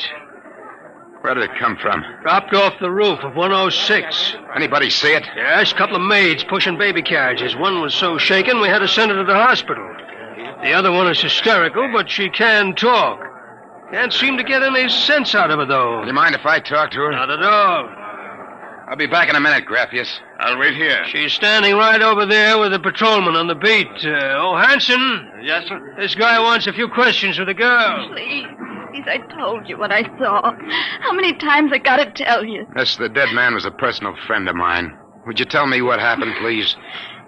Helen and I were standing in front of Rathman's candy store up on the corner. We both had the babies out. I worked for Mrs. Gillian on Washington Square North. He said hello and joked a little. Then he walked down the street just like he's been doing all week. Hadn't taken more than a few steps when... Please, miss. It's very important. I tell them, but they don't believe me. What do you tell them? How it happened. Tell me. It's too awful. Please. Well, first he squashed, and then the stone fell on it. What do you mean he squashed? They don't believe me, but Helen saw it too. She saw what? First, he squashed, then it fell on him. He was mashed flat before it even hit him. Now, look. That's the story, Broderick. Please let me alone. Let me go home. I told you what I saw. Now let me alone. Let me alone. Did you learn anything, Mr. Broderick? Huh? I don't know. I don't know what to make of it. It's crazy. Mr. Broderick, if I may make a suggestion at this point, perhaps it would be better if we dropped the entire matter. What's eating you? First you come at me with a chain of nonsense that you're staking real cash on, and now when we hit solid trail, you want to call off the dogs. Well, maybe you operate that way, but Broderick doesn't. May I ask, then, what do you intend doing?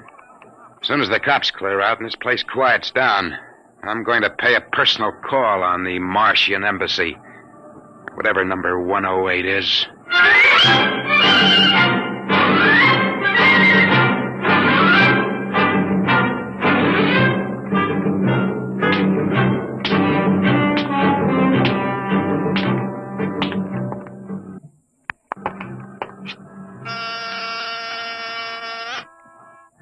Whatever you are, open that door. Got 2 heads or 10 fingers, I'll drill you like a platoon of rookies. Yes? Oh. Well, young man. Excuse me, ma'am. Is the lady of the house at home? I'm the lady of the house. Well, my name is Broderick. I represent the Manhattan Child Adoption Center. We're soliciting funds and clothing for stranded and unadopted children. I wondered if... Oh, won't you come inside? Well, we don't usually... Oh, nonsense. I'm old enough to be your grandmother. Besides, my son, Lauren, is working at home. Your son? He's a bibliographer. He writes summaries of articles and books from scientific journals and publications for libraries and universities. I see. Well, sit down, Mr. Broderick. We get so few calls, and I do like to visit. Oh, thank you. Now, what was it you wanted to talk to us about? Oh, well, I wondered if you or your son... There's nobody else living here. No, just Lauren and I. I'll have to ask him about the contribution, but I'm sure he'd like to. Good. Thank you very much. I'll send a representative to collect... Oh, please stay a moment. I was just about to have tea. Let me pour you a cup. Oh, no, thanks, really. No, young man, I insist. Well, thank you. I was getting awfully tired of having tea by myself every afternoon. You know, I'm not very much of a tea drinker, but this seems to have a strange taste. It's my own recipe. The secret is in the brewing. It's sweet. It almost metallic. It takes a few sips to get used to, like olives. Uh-huh. Well, I think I'd better be running along. Oh, but you haven't finished your tea, Mr. Broderick. I better be going. I'm late. Oh, you're not being very polite. Do finish your tea. No, really, I feel funny. Oh, I'll call Lauren. No, I'm leaving. I feel dizzy. Oh, I'm sure Lauren can help you. I'll call him. Oh, no, don't bother. But I must. Besides, you aren't well. Gee. Lauren! Gotta get out. Lauren, hurry. Got it out of my way. No, you must stay. Drugged my tea. Let go my arm. Lauren! Let go. Gotta get out of here. What heaven? The other one, that Broderick, he was here. I drugged his tea. He got away. Fool, idiot. Go after him. Use the pressure ray. Risk another murder on our doorstep. Are you insane? But he suspects. We'll have to take our chances. We'll have to think of some other way. How did they find us? I don't know how, but I'm certain someone else sent them. Who? I don't know. I'm afraid to let myself think. It might be them.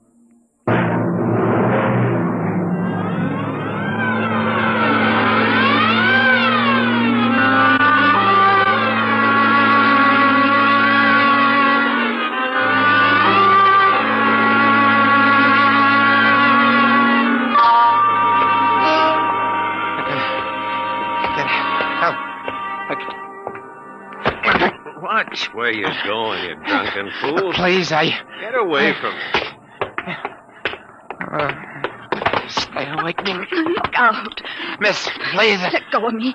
Help. Please. Help, officer. You don't understand. What's the trouble here? This drunkard is insulting people. I saw him come out of that house there. 108? That's the one. He bumped into a gentleman, and then he pulled at my arm. All right, miss. I'll take care of him. Come along, mister. I'm going to give you a break and take you back to the wife and kids. No, you can't. I'm sick. Sick, is it? What's the matter? Drugged. They drugged me. Who drugged you? Number 108. Martians. Who? Martians. Number 108. It's a Martian embassy. Well, I've seen them with pink elephants, rabbits, and mice, but you're the first one who's got Martians. That's true, I tell you. Uh-huh. Come along. Now, listen. Don't take me back there. Don't kill me. Look, I gotta make you understand. Here, I'll help you up the steps. Please, my name is Broderick. I'm a private dick. We'll find out about this.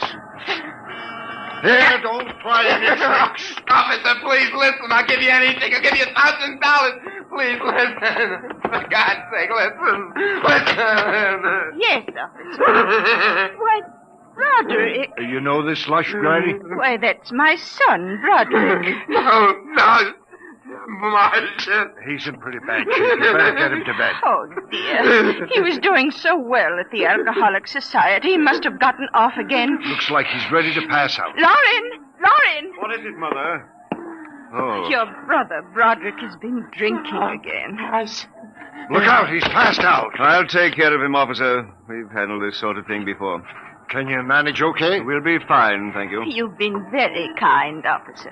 Nothing at all, Granny. I know how it is with these alkies. Well, I'll be seeing you.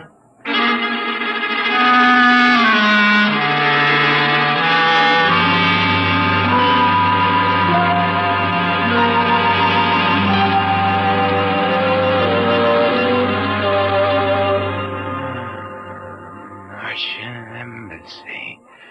Martian. Oh, my head. Oh, Mr. Broderick is regaining consciousness, Mother. What happened? Oh, I can't get up. Do not struggle, Mr. Broderick. It'll be impossible for you to rise from that chair. The pressure from this ray will keep you there. Ray?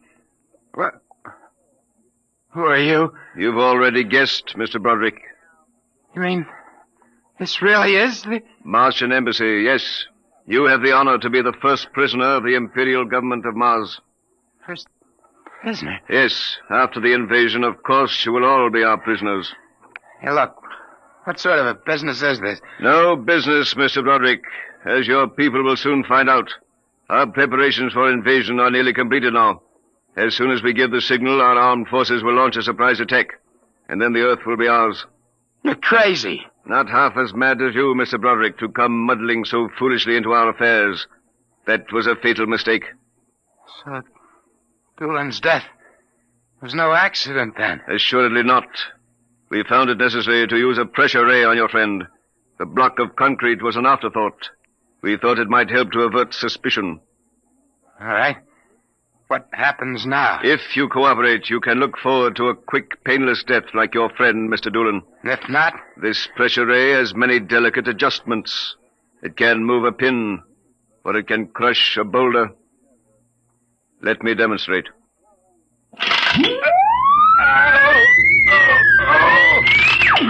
You see, Mr. Broderick, as if an invisible vice were crushing you.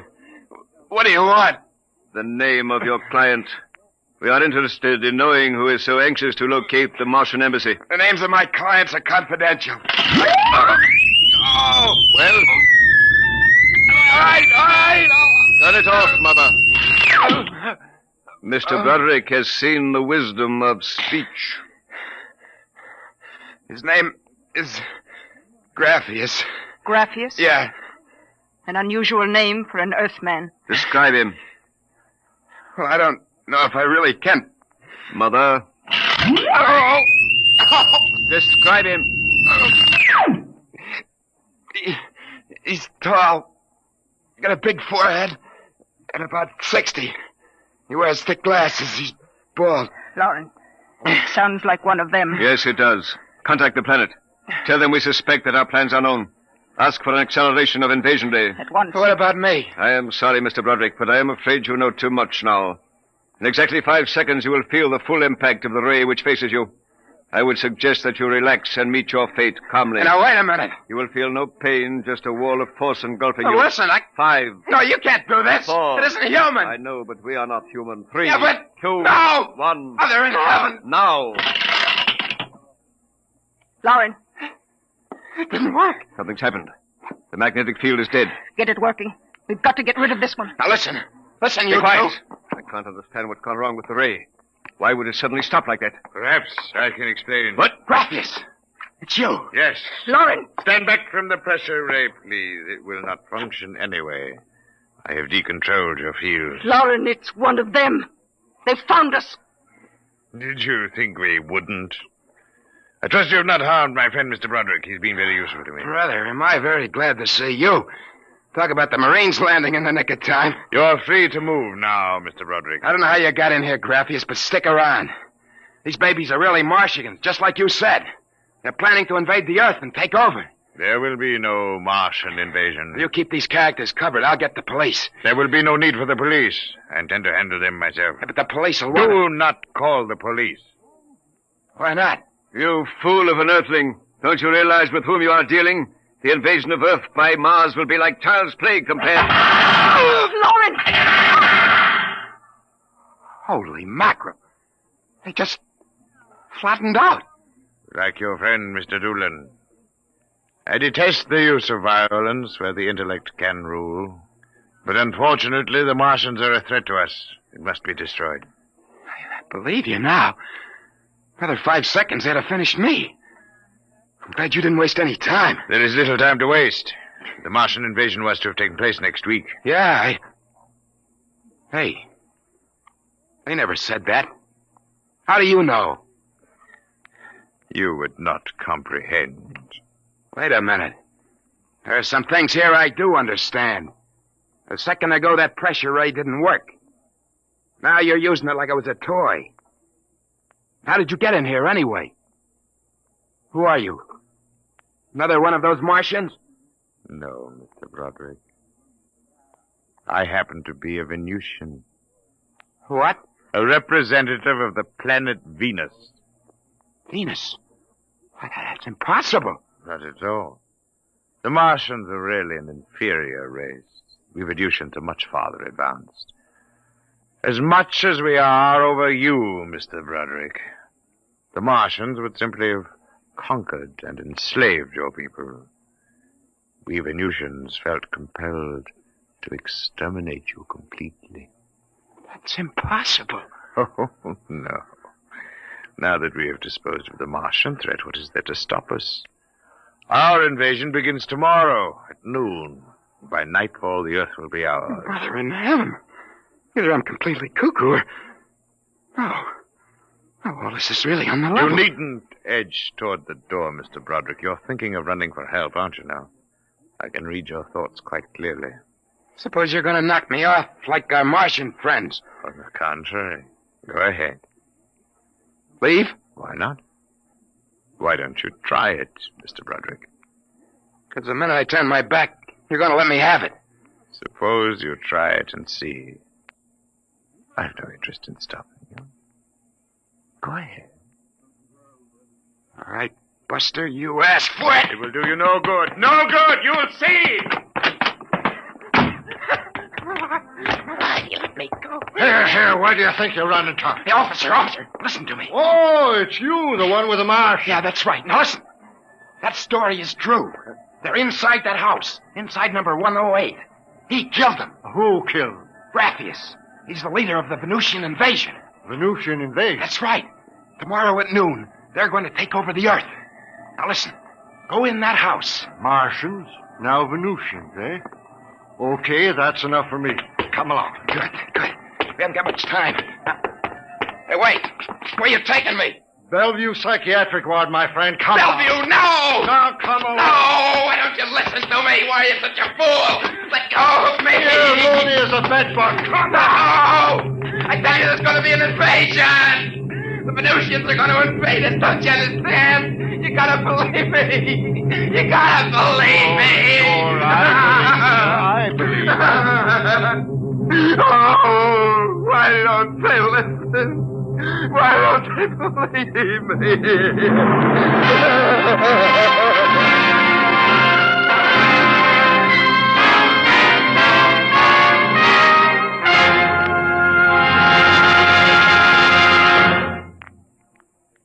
You have just heard another adventure into the unknown world of the future. The world of Dimension X.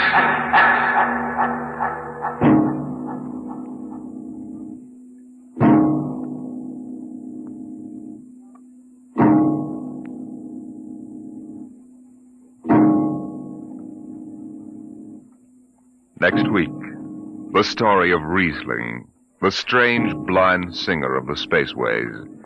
He traveled the space lines from Mars to Venus to the moons of Jupiter. No captain could refuse to carry Riesling and his battered guitar. He sang of all the wonders of the galaxy, but his greatest song was of the sight he would never see, the green hills of Earth.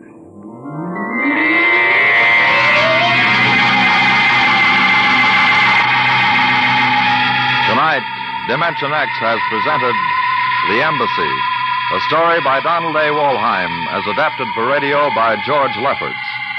Joseph Julian was heard as Broderick, Barry Kroger as Graphius. Your narrator was Norman Rose. Music by Albert Berman, engineer Don Abbott. Dimension X is produced by Van Woodward and directed by Edward King.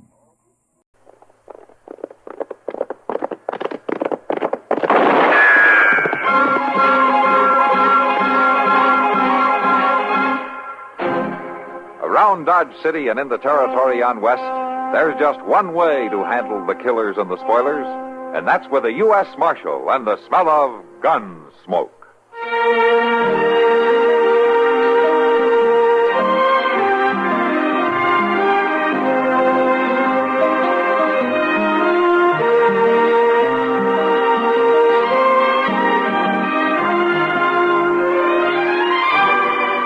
Gunsmoke, starring William Conrad, the story of the violence that moved west with young America, and the story of a man who moved with it.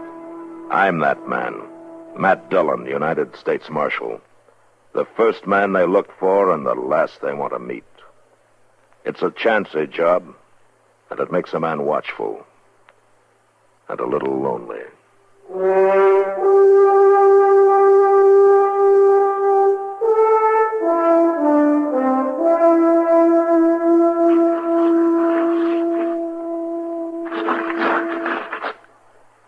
Doggone it. What's the matter, Chester? Well, I just can't figure out how he done it, Mr. Dillon. Out who did what? Well, that fellow with the medicine show over back of the Dodge house. Oh, that again.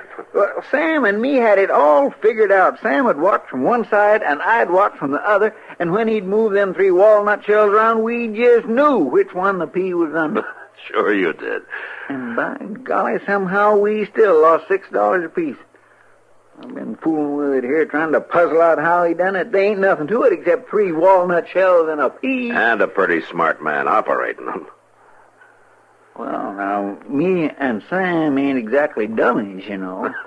Well, Matt, you better come quick. what is it, Doc? Del Bragan and some of his riders. They're up at the livery stable. They got hold of some stranger, and I think they're fixing to hang him. Huh? Come on, Chester.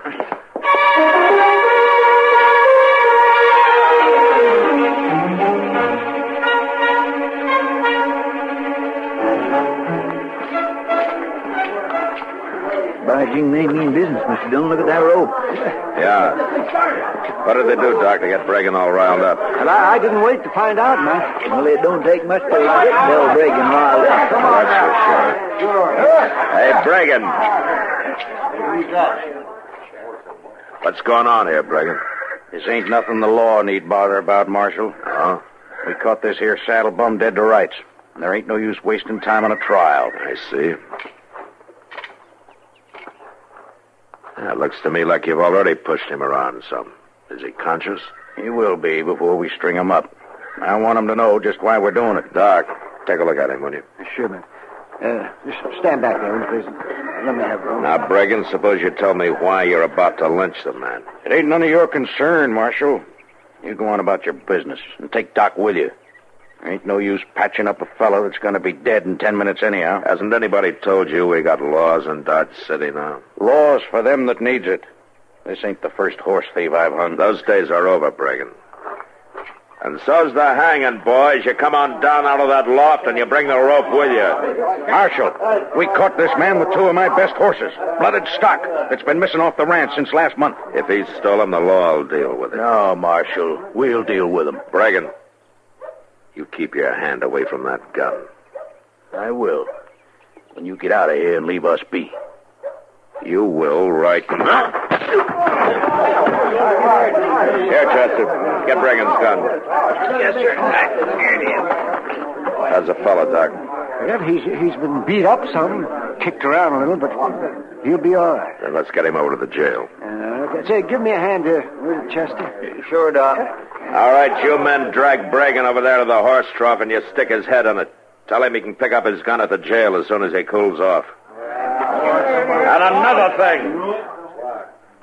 The next time any one of you brings a rope into town, you keep it tied to your saddle. Do you understand?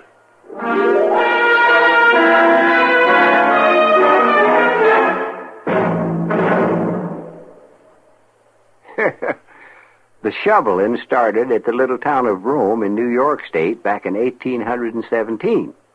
And on July 4th, 1967, the post office released a special sesquicentennial stamp there in honor of the big ditch they dug, which, it says on the stamp in my album here, was the Erie Canal.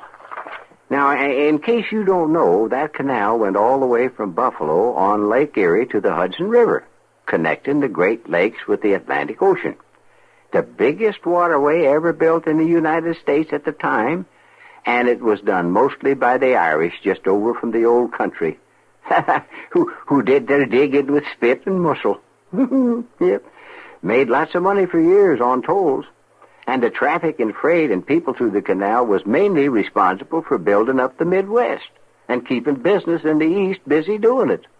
Well, of course, the Erie Canal ain't what she used to be, because the railroads do most of the job now. But the big ditch is still there, and so is all the history that went through it.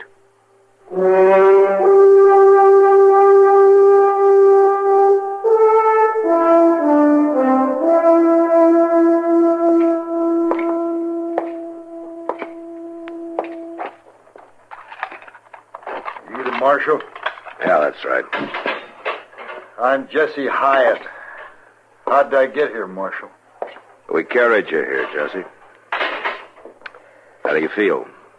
Oh, Marshal, I couldn't feel no sorer if they drove a herd of longhorns over me.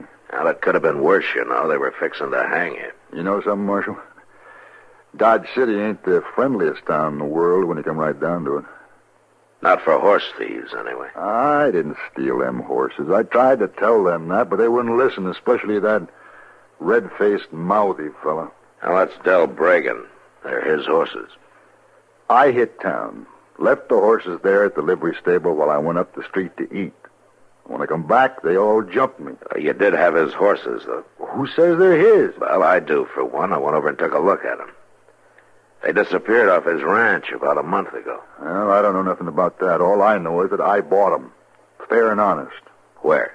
From a horse dealer in Wichita about 2 weeks ago. Yeah? What was his name? I don't know.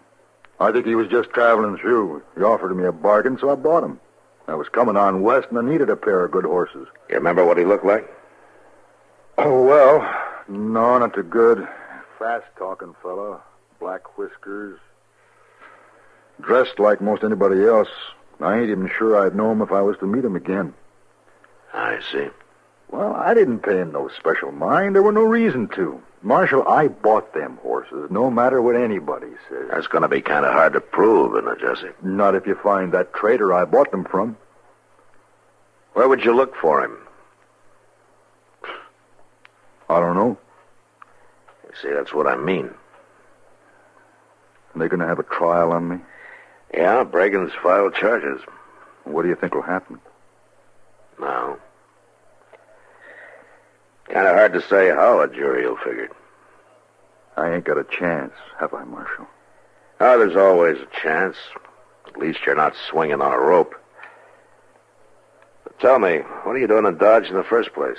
Just passing through. I got an aunt who lives alone upriver. She wrote she needed help running the place. Uh-huh. I'm sorry to bother you, Mr. Dillon, but there's somebody out there to see you. Oh, all right,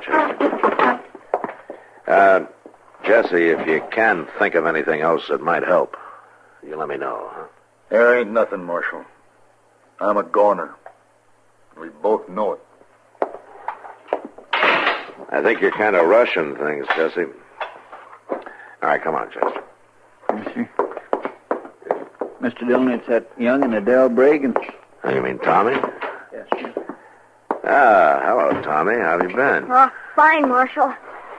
Could I see that fella, please? What fella? The one that Pa tried to hang this morning. That one he treated mean. Like he treats everybody mean. Why, your Pa thinks he's doing right, It Tommy. ain't right to be like he is. I know it ain't right. And someday the devil's gonna get him. Now, Tommy, that... Could I see that fella, Marshal, please? I want to tell him I'm sorry. Well, all right, Tommy. You go on back through that door there. He's in the last cell. Oh, thanks, Marshal.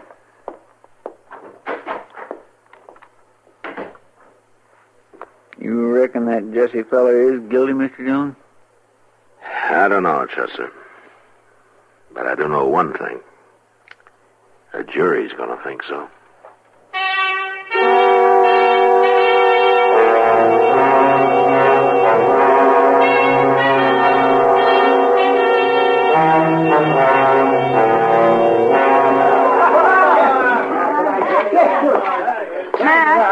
Matt, wait a minute. Hello, Kitty. Matt, what's this story Del Bragan's telling? Well, I don't know, Kitty. What story is he telling? About how he's going to take some fella out of jail and hang him if the law doesn't get a move on. And how he'd have done it this morning, only you hit him when he wasn't looking. Well, he's got more imagination than I gave him credit for. Well, he's sure been mouthing off over there at the bar. To anybody who'll listen.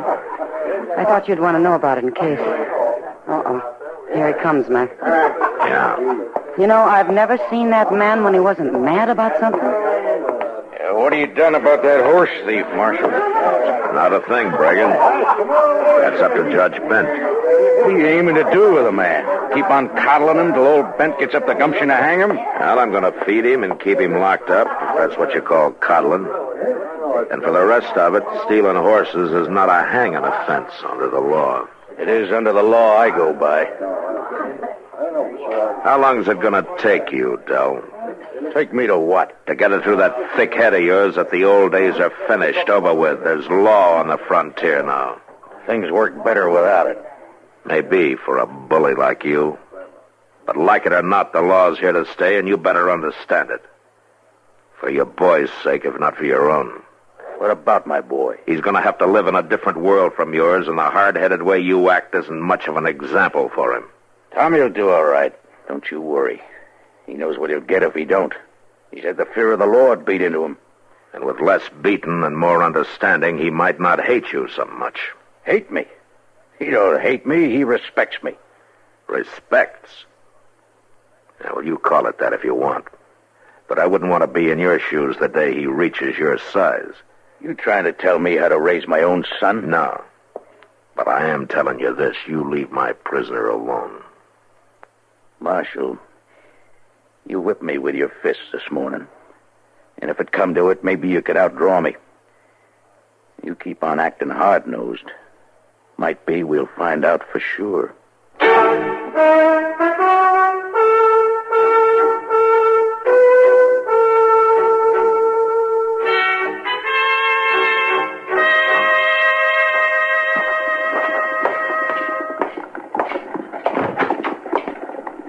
Mr. Dillon. Things been quiet, Chester? Yeah, if nary a soul's come near, you'd think this jailhouse had been quarantined for the pox or something. Well, you're lucky. It's given you more time to study that shell game, hasn't it?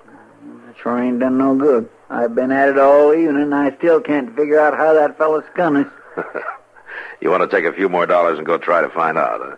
Oh, sirree. I ain't going near that medicine show ever again. Not till payday, anyway. How's the prisoner? Oh, sleeping, I reckon. I ain't been back. Maybe I better go take a look. No, it's all right. I'll go. Tell you what, why don't you set up the cribbage board and I'll show you another game you can't figure out. Oh, no. Cribbage is something I do know about. Yeah?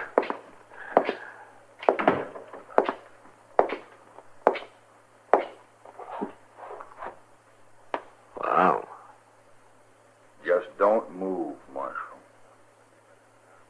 Where'd you get the gun, Jesse? Don't make no difference where. You move easy now, Marshal. I'll blow a hole right through you. What good would it do you? You'd still be locked up. Not for long, I won't. Because you're going to let me out. Don't lay money on it. Open that cell door, Marshal, right now. Don't be a fool, Jesse. The worst you'll get now is a prison sentence. You pull that trigger and you'll hang. I ain't going to prison for something I didn't do. You open that door and hurry up about it. Now give me the gun, Jesse. You're not going to shoot, and we both know it. Now come on, hand it over. I'm warning you. I will shoot. You'll still be locked inside the cell. If you did shoot me, you wouldn't be ahead of me. Now let's have the gun. Come on.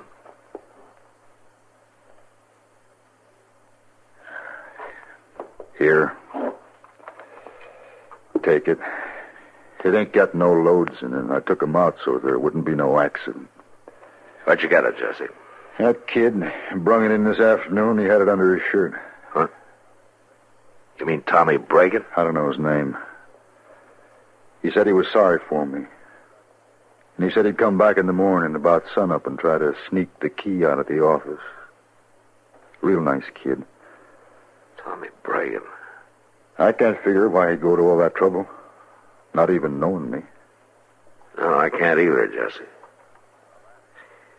But I'll ask him when he comes back in the morning.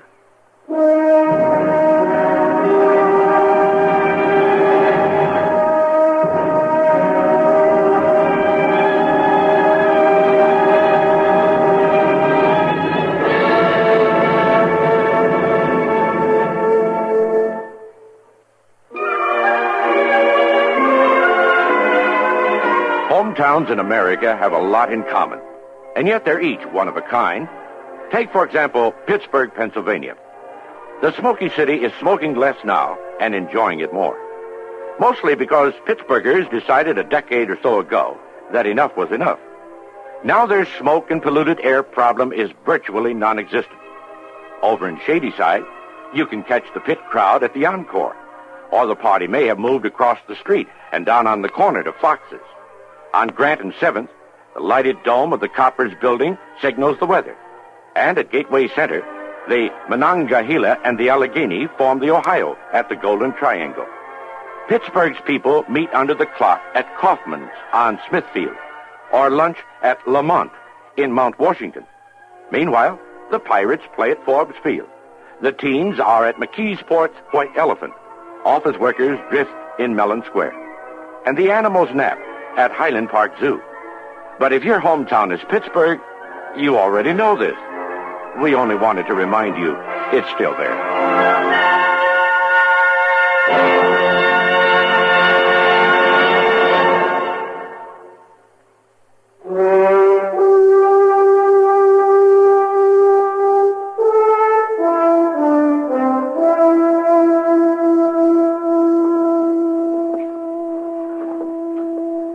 There he comes, Mr. Dillon.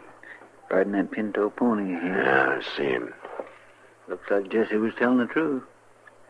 He may have been all along, Chester. Yeah, but my goodness, so a young puppy like Tommy Bragan sneaking guns into jail, trying to help prisoners break out, why, he ought to be switched good. Maybe he's been switched too much already. Look at him. Walking tiptoe, moving real quiet. I guess he thinks we ain't up yet. Then we mustn't disappoint him. You get back to your bunk and lie down, huh? Yes, sir.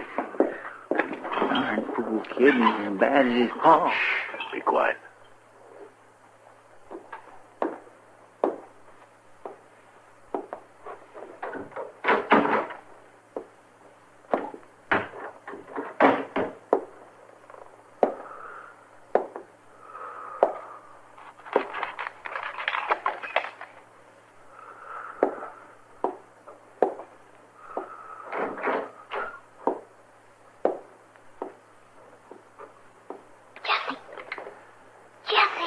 Let's surprise him, Chester. Morning, Tommy. Oh, Marshal, I thought you was... I guess Jesse was the only one who was really asleep, huh? Hey, what's going on here?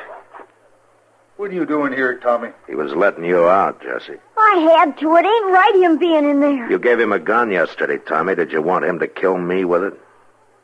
I thought we were friends. No, it wasn't to kill you with. It was to keep Pa from getting him again after I let him out. He's accused of stealing 2 of your pa's horses. But he didn't do it. He didn't steal no horses. How do you know? Because I just know, that's all. Boy, if you know, tell him who did it. My pa's always beating me, yelling at me. I wanted to get even with him. Get even with him? How? By giving them 2 horses away. You gave your pa's horses away? I wanted to get even with him for being so mean all the time. Well, who'd you give them to, Tommy? Oh, some fella riding through. He had black whiskers, and Hey, he said he was heading east. That's the man, Marshal. That's who I bought them off of. All right, come on out, Jesse. Let's go into the office.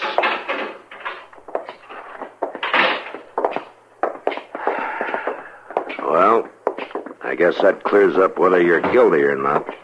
You mean I'm free to go? Yeah, you sure are. Marshal, what are you going to do to me? Now, what do you mean, Tommy? For sneaking in here trying to let Jesse out and all.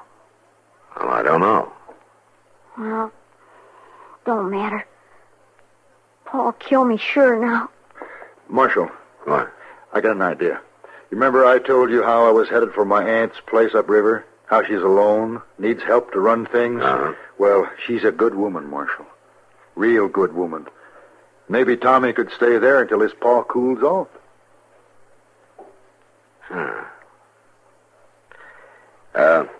Tommy, Yeah? how'd you like to go with Jesse up to his aunt's place for a little while, huh? Could I? In the meantime, I could talk to your pa, but I won't tell him where you are just yet.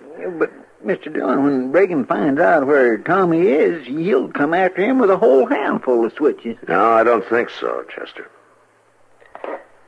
Tommy, maybe this will give your pa a chance to think things over. And you know something? He might even learn the difference between fear and respect. All right, now you two get going.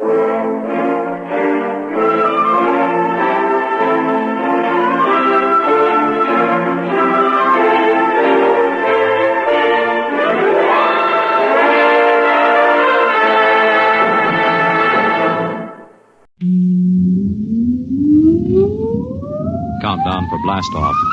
X minus 5, 4, 3, 2, X minus 1, fire.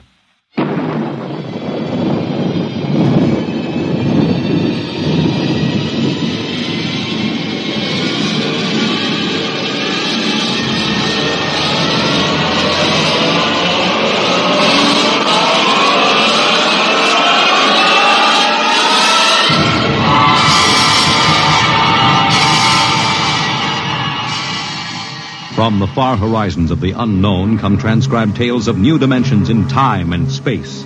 These are stories of the future, adventures in which you'll live in 1,000,000 could-be years on 1,000 maybe worlds. The National Broadcasting Company, in cooperation with Street and Smith, publishers of astounding science fiction, presents X minus 1.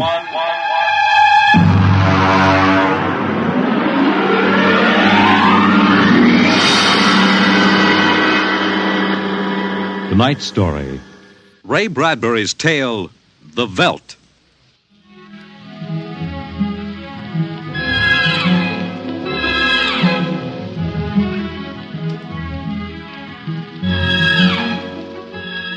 This is the office of Dr. David McLean, resident psychiatrist of the new Chicago Institute of Human Engineering. All right, Miss Carver, will you take this, please? To Charles S. Haworth, senior psychiatrist, New Chicago Institute of Human Engineering. The following constitutes my report on the case of George and Lydia Abbott, which we discussed by telephone. Subject George relates onset of symptoms to the purchase of a $60,000 soundproofed Happy Life home. Under narcosynthesis during initial interviews, subject described the experience in the following manner. Miss Carver, would you play back the sonic record of the initial interview? We'd always wanted one, and then we could afford it, so... Go on, Mr. Abbott. Tell me about the home. The home. Well, it was supposed to do everything the agent told us. And it did, I guess. It clothed us, fed us, and rocked us to sleep. Played and sang, and it was good to us. Very good, sure. Tell me about the nursery. The nursery. The nursery, ah. It was completely automatic? Completely automatic. There were crystalline walls that wavered from 2 to 3 dimensions. There were pseudo-textured floors that shifted from brick to dirt to waving grass. The nursery was the best, but then we wanted the best for the children. Doctor, I must be crazy. We have no children. What about Peter and Wendy? They're your children. Oh, no. We have no children, Doctor. We have no children. All right, Miss Carver.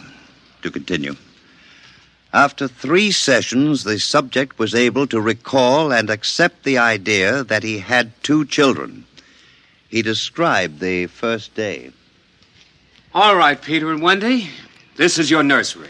What's so special about a nursery, Dad? Plenty. Just go in and see. Do we have to? You'll be surprised.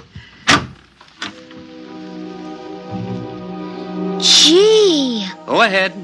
I'm scared. I'm not. Hey, it's nice in here. It is? Come on in, Wendy. Boy, look at the pictures on the walls. They're real. They're almost real. You can change them any way you like, just by thinking about it. Go on in, dear. Well, all right, Mommy. Hey, Wendy, look what I can do with the pictures. That's the White Rabbit from Alice in Wonderland. Sure. I just thought about it, and there it was. Let me try. Peter, let me try. Well, go ahead. Just think. How about Wizard in Oz? I want to see Wizard in Oz. Well, dear, there we are. Oh, they like it, don't they? Why shouldn't they? All I have to do is think, and they've got whatever they want in 3 dimensions. Color, sound, and smell. Oh, it's nice that we can give them all the advantages. Sure. What else are we working for, huh?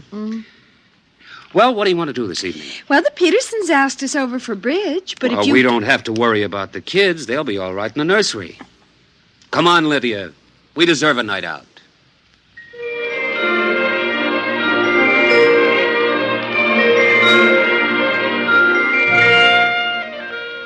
And in the nursery, the walls were a kaleidoscope of time and space and imagination.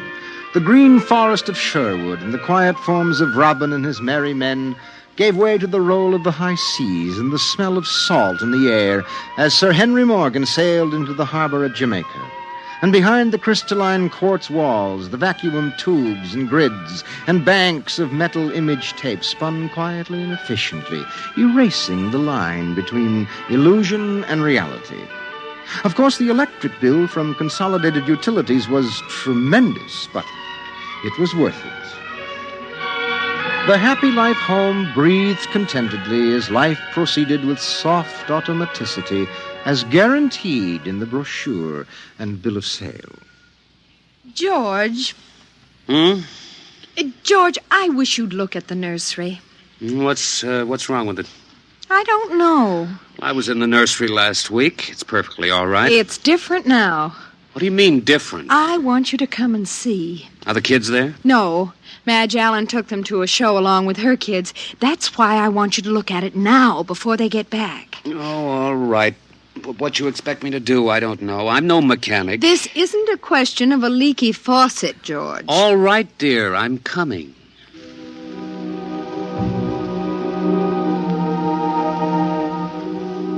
The nursery light flicked on as they came down the hall. The relays clicked and the tubes warmed and chemical odor banks and pipes bubbled into life as they paused before the closed door. Go ahead, George. Open it.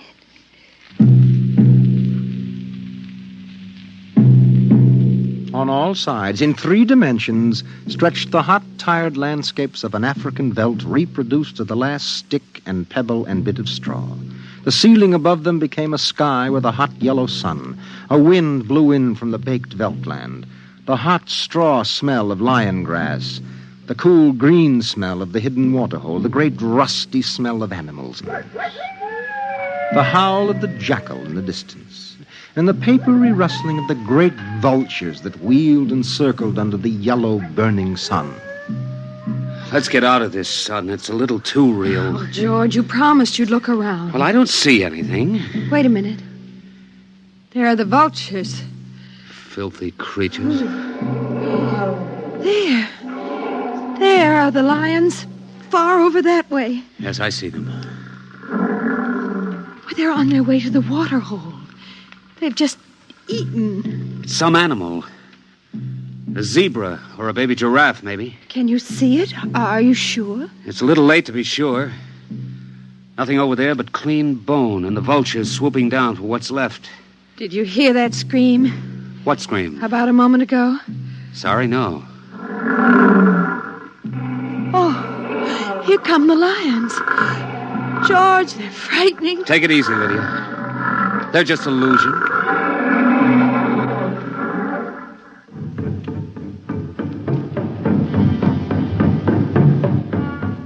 The lions were 15 feet away.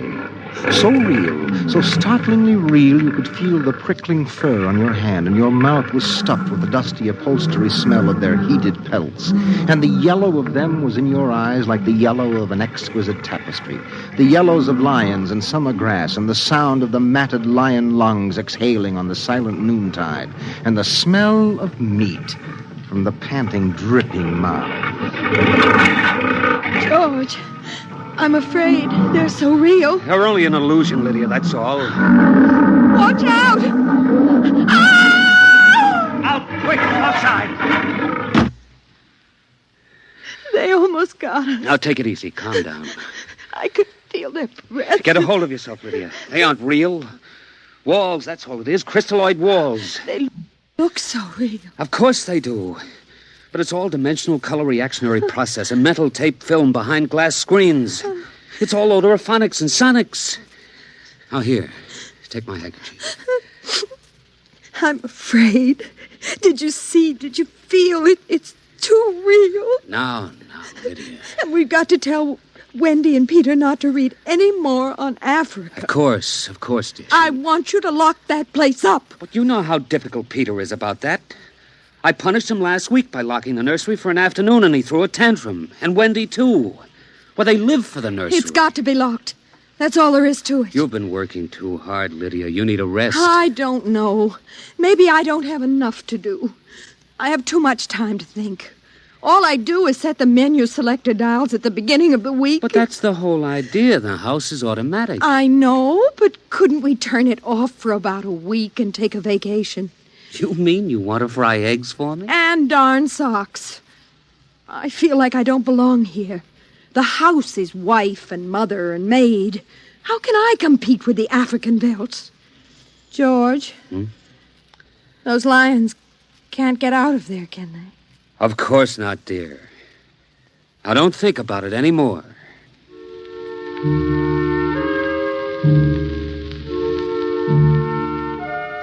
They ate alone. He sat idly watching the dining room table produce warm dishes of food from its mechanical interior. You forgot the ketchup. That's better. It wouldn't hurt to lock the children out of the nursery for a while. It was clear that they had been spending too much time in Africa. That sun, he could feel it on his neck still, like a hot paw. And the lions and the smell of blood. Remarkable how the nursery caught the telepathic emanations of the children's minds and created a life to fulfill their desires. The children thought zebras, and there were zebras. Sun. Giraffes. Death and death.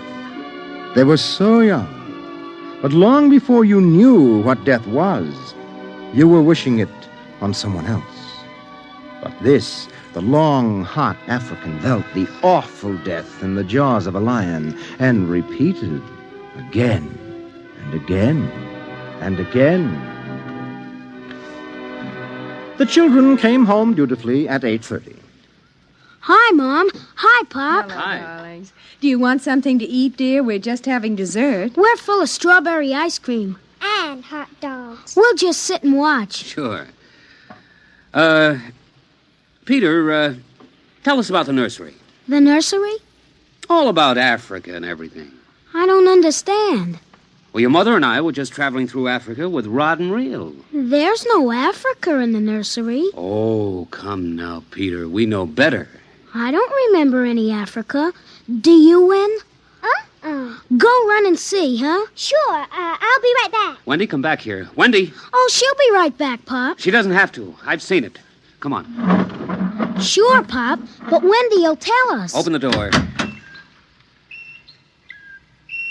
See, Daddy? It's not Africa. It's Florida. Like in Bambi. There go the deer. See? It isn't Africa. I see it isn't. Go to bed. But it isn't 9 o'clock. You heard me. Go to bed. Okay. Good night, Mom. Good night, Pop. Good night. Good night, dear. I'll be right in. Wait a minute, Lydia. Look at this. What is it? This is the corner where the lions were, isn't it? What is that you picked up? An old wallet of mine. There's a smell of hot grass on it. And the smell of a lion. It's wet with saliva. And it's been chewed. George, those smears of blood. Come on out. Now let's go to bed.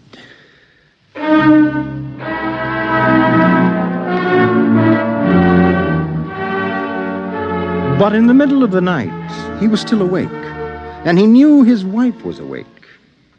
George, how did your wallet get in the nursery? I don't know. Wendy must have changed the walls from the African veldt. I'm going to keep it locked. Maybe it isn't good for the children. My father used to say children are like carpets. They should be stepped on occasionally. We've never lifted a hand. They're spoiled and we're spoiled. I think I'll have Dr. McLean come tomorrow morning and have a look at Africa. But it isn't Africa now. It's Florida and Bambi. I have a feeling it'll be Africa again before then.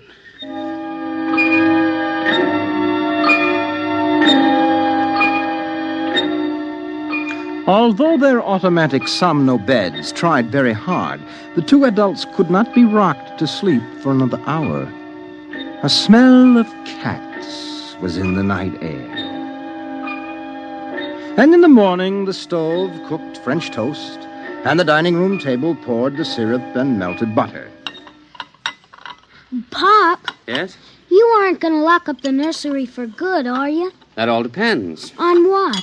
On you and your sister. We feel you should have some variety, dear. I wouldn't want the nursery locked up ever. Well, as a matter of fact, we're thinking of turning the whole house off for about a month. Sort of camping out. Be fun for a change. Now, don't you think so, Wendy? No, it'd be awful. I don't want to do anything but look and listen and smell. What else is there to do? Oh, all right, all right. Go play in Africa. Are you going to shut off the house soon? We're considering it. I don't think you better consider it any more, Pop. I won't have any threats from you, son. Okay, Pop. Come on, Wendy. Let's get back.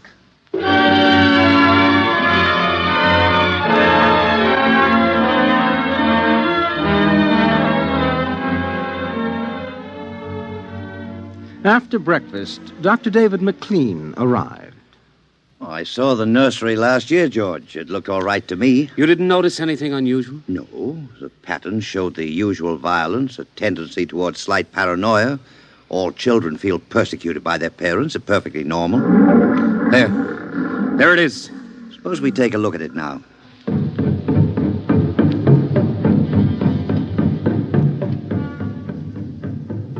They entered without knocking and sent the children out. The screams had faded and the lions were feeding quietly under the trees.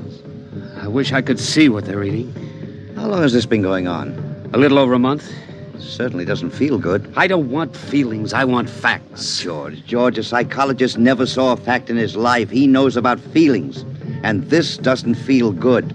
Now, my advice to you is to have the whole room torn down and your children brought to me every day for the next year for treatment. Is it that bad? I'm afraid so. You know, that's why the nursery was developed originally, to let us examine the patterns left on the wall by a child's mind. But what is it? What's wrong with Peter and Wendy? Well, it's hard to say. I haven't punished them more than average. Oh, I took away a few gadgets. Last week, I locked the nursery to show I meant business. You've let this room replace you and your wife in your children's affections. This room is their real father and mother. And now you come along and want to shut it. Well, you can feel the hatred coming out of that sky.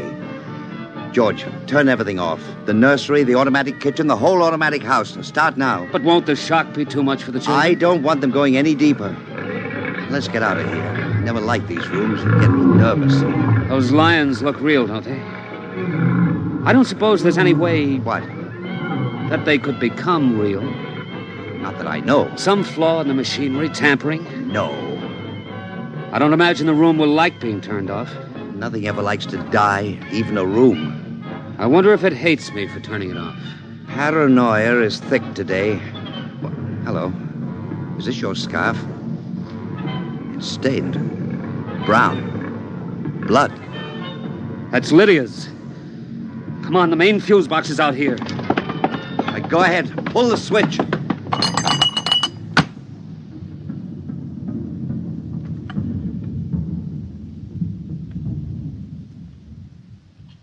Yeah. It's off.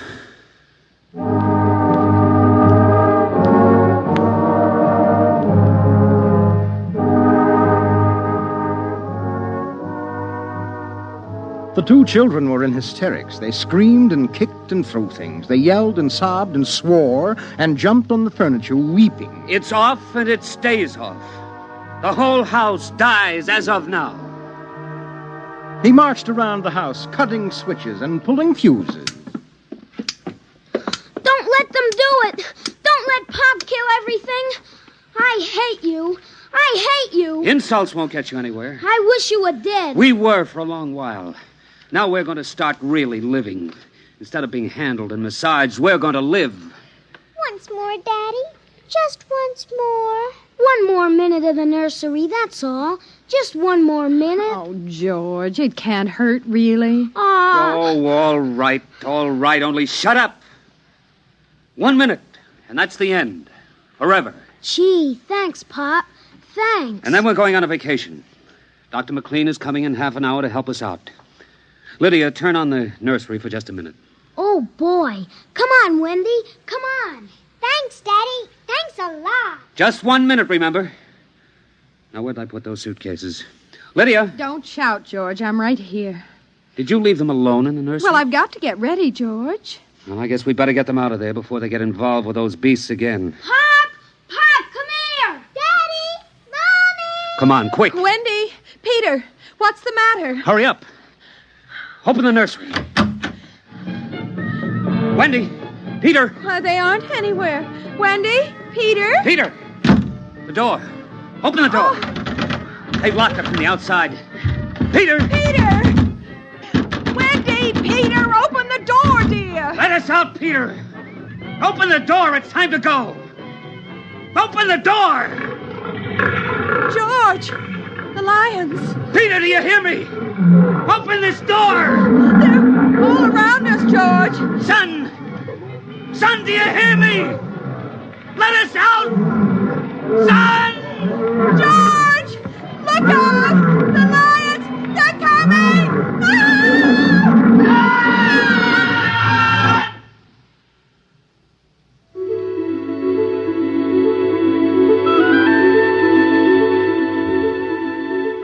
When Dr. David McLean came, half hour later, he found the two children in the nursery sitting in the center of the open glade eating a picnic lunch. Beyond them was the waterhole and the yellow Veldt land. Above was the hot sun. At a distance, Dr. McLean saw the lions fighting and clawing and then settling down to feed in silence under the shady trees. Hi, kids. Where are your mom and dad? Oh, they'll be here directly. Good. We've got to get along. He squinted at the lions with his hands up to his eyes. Now they were done feeding, and they moved to the waterhole to drink. A shadow flickered as the vultures dropped down from the blazing sky to finish what the lions left. Dr. McLean? Dr. McLean? Huh? What? Have a cup of tea?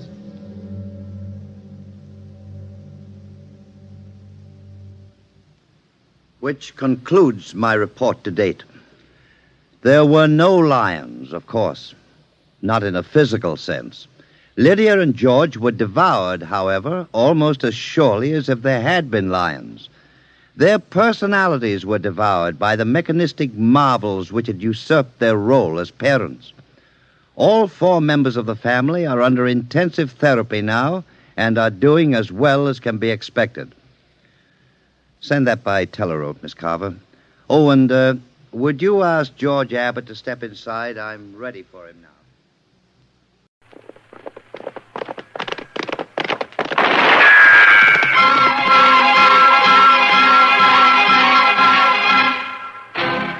Around Dodge City and in the territory on west, there's just one way to handle the killers and the spoilers, and that's with a U.S. Marshal and the smell of Gunsmoke.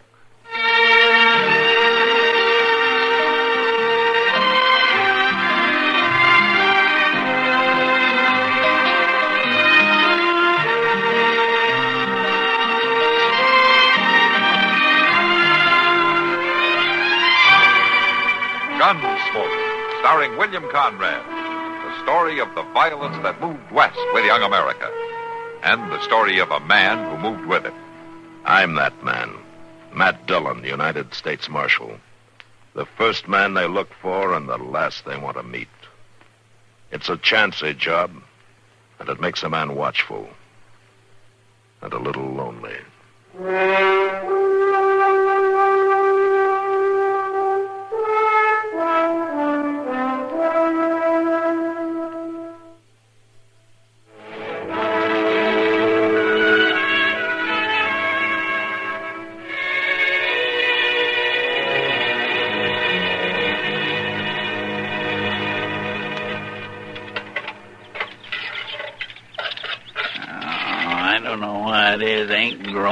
Like they used to. Well, we can't hardly make yourself a decent fire no more. You just can't get it to burn. Everybody knows you can't cook none without an even fire. I'm sorry about it. I just as well decide to chew on a piece of jerky and let it go at that. Oh, Chester, you got the beans ready? Now, you know they ain't ready, Mr. Dillon. Beans has got to cook long and slow before you can eat them. They seem mighty slow to me. Well, it ain't easy to cook them with this wet wood that's laying around here. It ain't dried out like it needs to do for a decent fire. You know, you're getting pretty fussy, Chester, for a fellow who's camped out half his life. Well, a man gets tired of it sometimes, Mr. Dillon. A man likes a few comforts when he's a-cooking his dinner. Like that old pot-bellied stove back in Dodge. Well, now, a decent stove don't hurt none, I can tell you that. Come on, Chester, stop your bleating, will you? Got me a decent slab of pork. A what? A decent slab of pork for the beans, Mr. Dillon. They ain't hardly worth fussing about without that. You want to ride into Dodge and get some? Well, that's a day and a night's ride. Well, then why don't you quit complaining now? How long before we eat? Well, at least about an hour or two, I expect. Them beans should just set and simmer. That all right, so let them set and simmer. We'll go check that line shack for Old Man Goss like we promised, huh? Guess that'll be all right. You bet it'll be all right. Come on.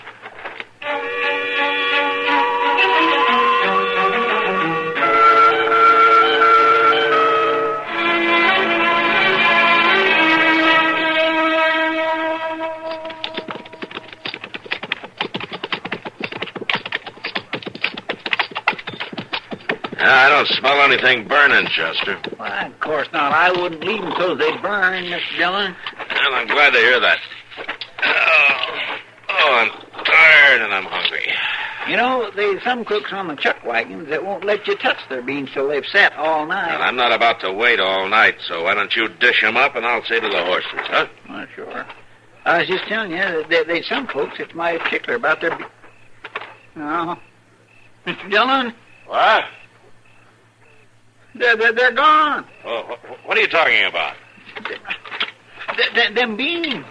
They're gone. What? And they wasn't rightly done yet, neither. Whoever took 'em wasn't too particular, I guess. Maybe it was an animal, Mr. Dillon. No animal would come into with a fire like that. I guess you're right. There's nothing spilled. No, they ain't.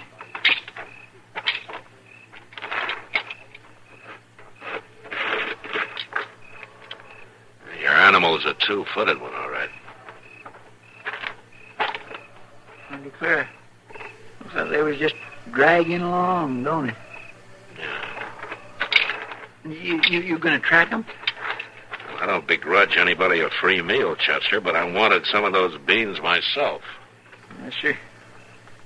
Say, you reckon I better go get the horses? No, not yet. Let's see where these tracks lead to.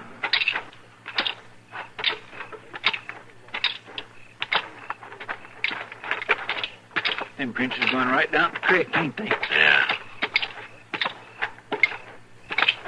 Maybe he didn't have a horse. Oh, nobody don't go around without no horse, Mr. Dillon. Unless you don't have one. Well, yes, but then... Hey, Chester, keep your eyes open in these bushes, huh? Yes, sir, I am.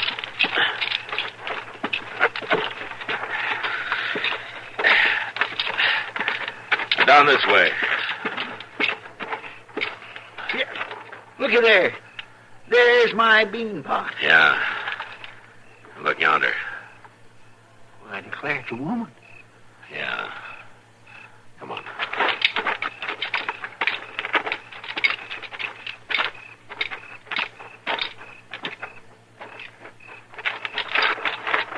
Let's turn her over easy, Chester. She alive? She's still breathing. She don't look very good, Mr. Dillon. Just look at them bruises. Mm-hmm. She's been beaten, all right. She looks half starved. She didn't even get to eat them beans she stole. We gotta get her to dock. She ain't fit to ride, is she, Mr. Dillon? No. Chester. Yes, sir? You notice that old wagon out back of old man Goss's shack? Yes, sir, I seen it. Well, you ride up there and get it, huh? Well, but there wasn't no horse. Well, you'll have to hitch your horse and lead him, huh? All right. If you think you'll settle down enough to pull that wagon... It's the only chance we have, Chester. Go on now. Yes, sir. Chester. Yes, sir? If there are any old blankets in the shack, put them in the wagon, huh? All right, Mr. Dillon, I'll do that.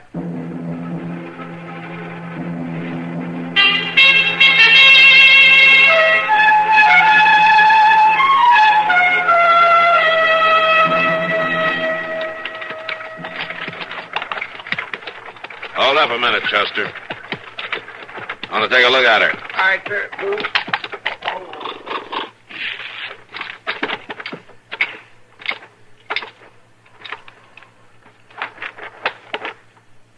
How does she seem, Mr. Dillon? Yeah, it's hard to tell, Chester. She hasn't moved. Yeah, she's still alive, anyway. Poor thing. Yeah, whoever she was running from gave her plenty of cause. All right, you get on my horse, Chester. I'll lead the wagon for a while. No, I ain't tired, Mr. Dillon. I can go on walking. Go on, Chester. Mount up. I want to stretch my legs. All right. I'll say one thing. You're going to have plenty of time to stretch them between here and Dodge. Yeah, I guess you're right. All right, let's go.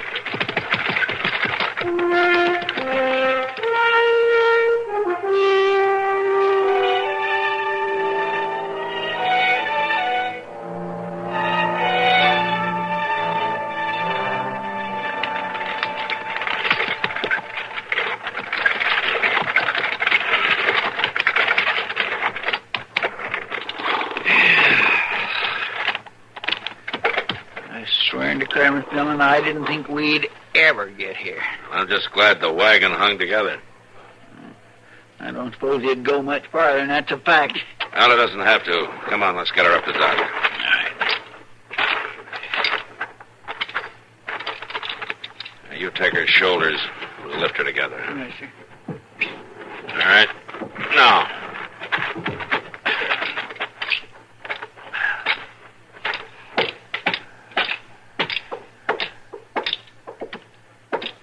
Careful now, Chester. Take her up easy. I am.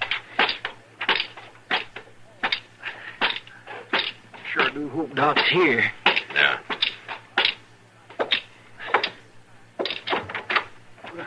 Matt and Chester, what's the matter? Who is it? It's a woman, Doc. Yes, I see it is. Oh. Where'd she come from? We don't know, Doc. She was out near Hat Creek when we found her. Yes. You didn't get her here any too soon.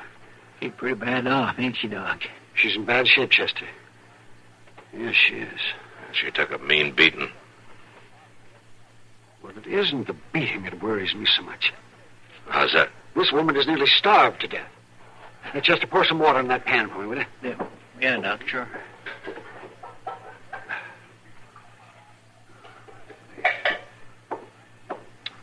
Here you are, Doc. Yeah? Oh, yes. Thank you. This is an ugly business, Matt. Yeah. I think she'll be all right. She has a chance. It's a little too early to say how good a chance. You'll keep her here? Yes, of course I'll keep her here. Thanks, Doc. I don't know if you'll get paid. Oh, stop wasting my time. Help me get her into bed. All right, Doc. Come on, Chester. Here, give me a hand.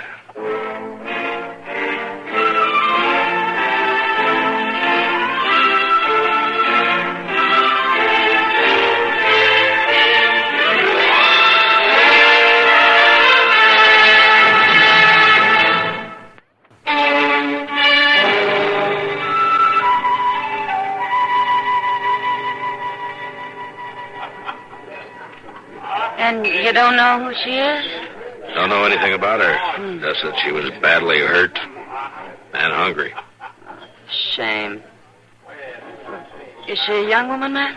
Okay, that's kind of hard to tell. She was so skinny and so sick. Yeah. Well, I hope she comes out of it all right. The doc said she was doing a little better this morning. That's good. And maybe I could go see her when she feels well enough. Would you, Kitty? That'd be nice. Sure. We women have to hang together. Or hang separately. Oh, that's a lawman's attempt at a joke, if I ever heard one. Oh, you want me, son? I came to speak to the marshal, Miss Kitty. Well, what can I do for you, son? That big fellow at the bar, Marshal. Down at this end? That's the one. He's been asking after you. I thought maybe you'd sooner see him over there. Yeah, Sam, thanks. See you later, Kitty.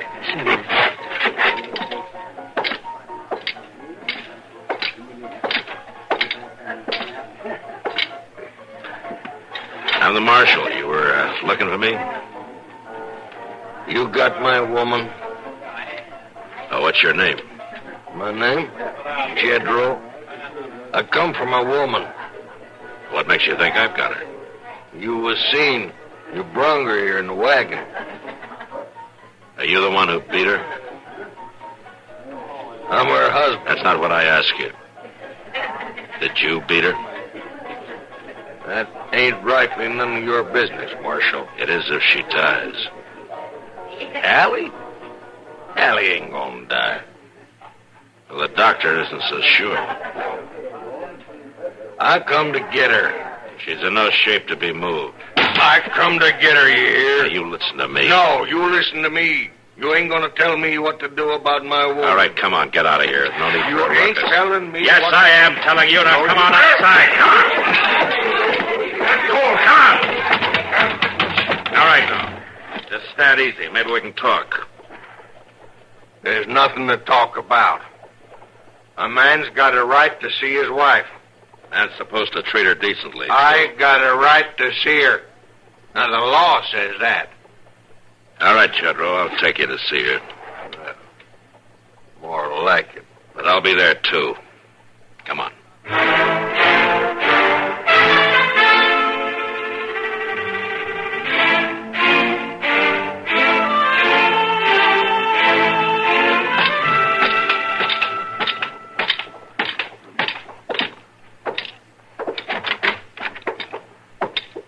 Oh, it's you, Matt. Hello, Doc. This man's name is Jedro. He's the woman's husband. Oh, yes. He wants to see her. Well, now. And I got right. Will it hurt her, Doc? I don't know if she'll even know him. I shouldn't think she'd want to see him. She's my woman. Yeah, she's your woman. It's all right, Doc. I'll take him in there for a minute. All right, Matt, if you say so.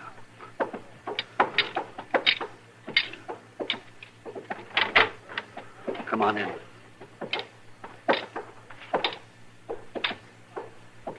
Don't touch her now. He won't.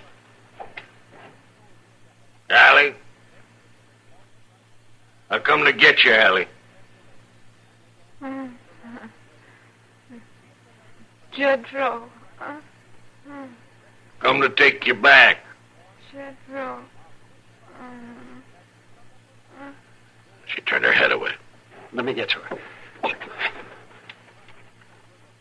She's unconscious again. She won't speak anymore now. All right, Jedro, come on out. I come to get you, Allie. That depends on the doc, Jedro. And on the good Lord.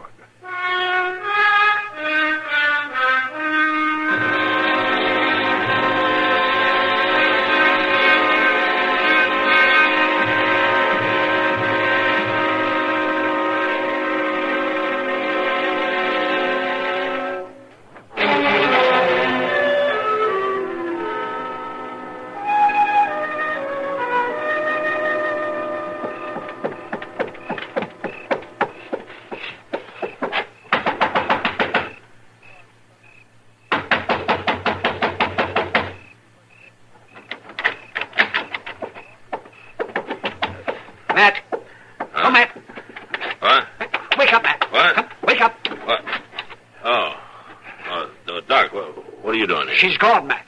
The woman's gone. You mean Hallie? Yes, Matt. I had to go out to the Maury place tonight on a call. When I got back, she was gone. Well, she can't stand it, Matt. She's not well enough. Well, hand me that other boot, will you, Doc? Jedro must have been waiting. Yeah. And that wagon's gone, too. That old one you left out back of the office. Oh, thanks, Doc. I'll go get the horses. Go get Chester for me, will you? And have him meet me at the livery stable. Sure, Matt, I will. And I'm awfully sorry this happened. But don't worry about it, Doc. We'll get her. I hope so, Matt. I hope so.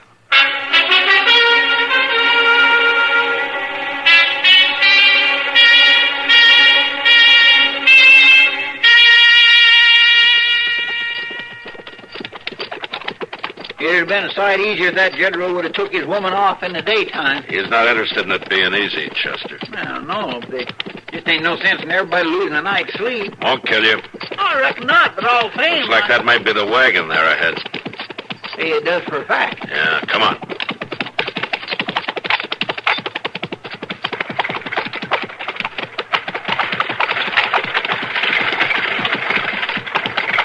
Hold up, Jedro.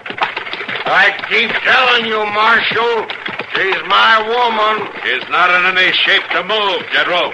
And that just ain't none of your affair. I told you once it's my affair when somebody is killed, and this would be a killing just like a shooting. Now, come on, stop the wagon. All right, grab the reins, Chester. There now. Let go of him.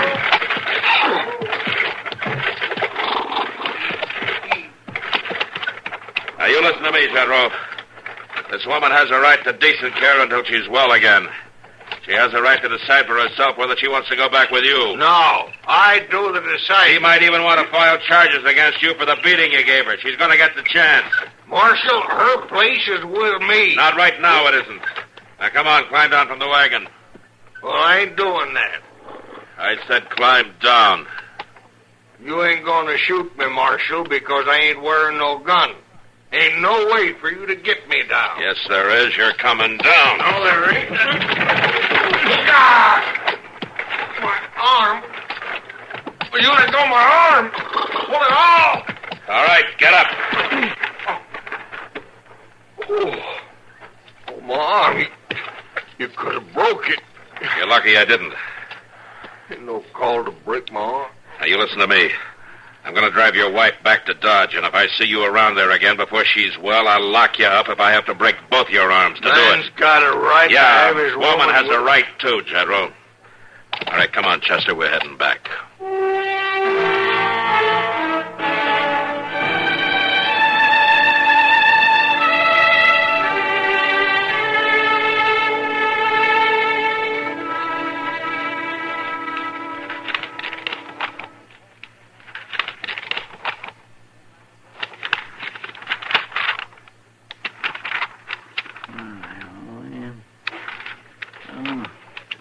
Look at there.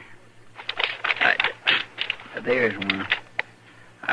Well, sir, I tell you one thing, Miss Young.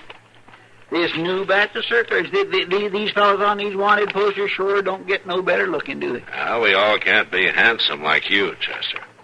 Yeah, my gracious. Miss Dillon, I ain't handsome, but I don't look like no desperado, I'll tell you that. Oh, I guess you don't at that. Marshal Dillon? Yes, ma'am. I'm Marshal Dillon. Well, I'm Hallie, and I come to thank you. Hallie? Well, Doc Adams told me all you done, fetching me to him and all. Oh, Hallie. Yes, I guess I didn't recognize you, looking so well like that. Yes, I got my strength back. Oh, Hallie, this is Chester Proudfoot. He helped me bring you. Yes, I come to thank you, too, Mr. Proudfoot. Oh, my. Well, that's all right, ma'am. Doc said that you'd been out to Winter's place for a few weeks, right? They took me in, Marshal, like I was one of them. I'm beholden to them all. It sure looks like they fed you, all right. Yes, I've took on some, and that's a fact. Fine.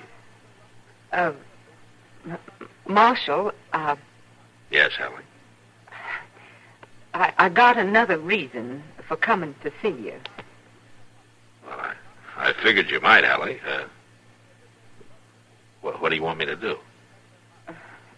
Well, that's just it, Marshal. I don't want you to do nothing. No. What do you mean? Well, it's that I'm trying to save you some trouble, like, Marshal.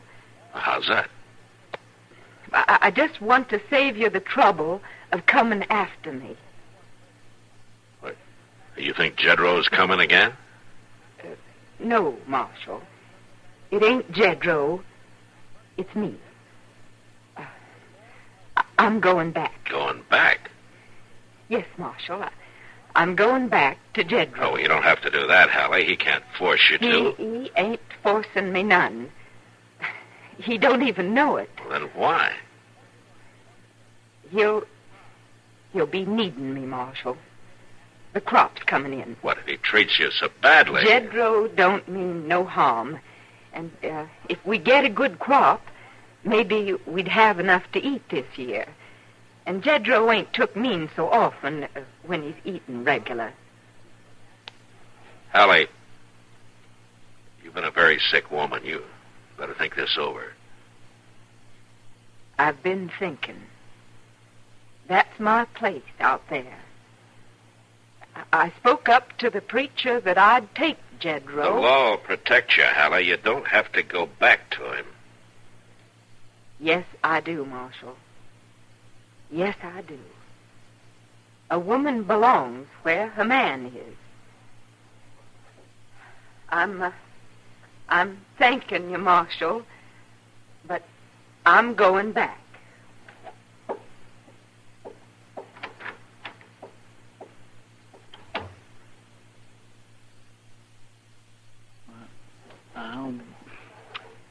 Miss Dillon, is that right? I don't know if it's right or not, but that's the way it's going to be. You mean you ain't going to keep her from going back? No, Chester, I'm not. If Jedro hasn't kept her from going back, nobody Nobody else can.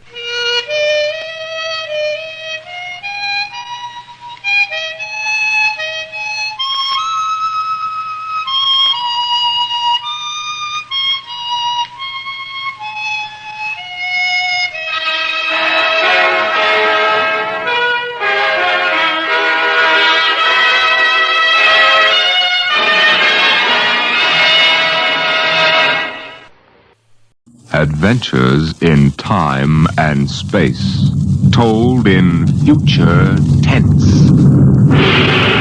Dimension X.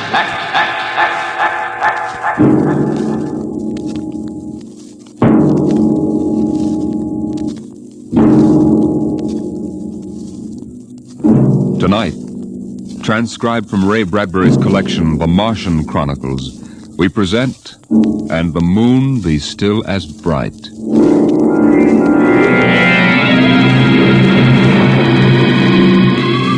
The first 3 expeditions to Mars left Earth in a mushroom of flame, arced through the atmosphere, and finally dwindled to tiny specks in the big eye of Mount Palomar telescope, and then were lost to sight forever. The prearranged landing signals flashed back to Earth, and then the radios went dead. One after the other, ships had disappeared and were never heard from again. But still the rockets came. The 4th expedition emerged from the silent gulfs of space and angled down toward the floating red disk of Mars, down into an orbit, as the order came to land. Stand by for deceleration. Deceleration, aye, sir. Skids down. Skids down, sir.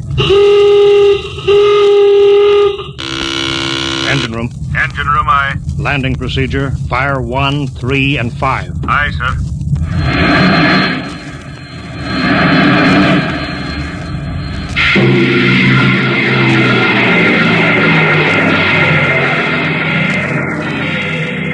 The last blast of the bow jets broke red against the blue desert sands, and the ship slid to a halt at the edge of a vast city that reflected the icy glare of the moonlight. For a while, all was still. All right, Parkhill. Open the airlock. Aye, sir.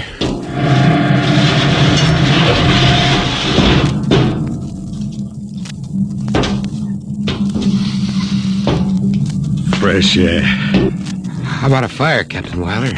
It's freezing. Later. We got work to do. Smell that air. You could get drunk on it. Say, there's an idea. Why don't we break out a bottle and celebrate? Biggs, there'll be no drinking done till we're secured. But we're landed, Captain. 3 other expeditions landed and disappeared within 24 hours. We're not relaxing security till we find out what happened to them. Maybe Martians? Exactly, Parkhill. Spender, you're an archaeologist. How old would you say those buildings are?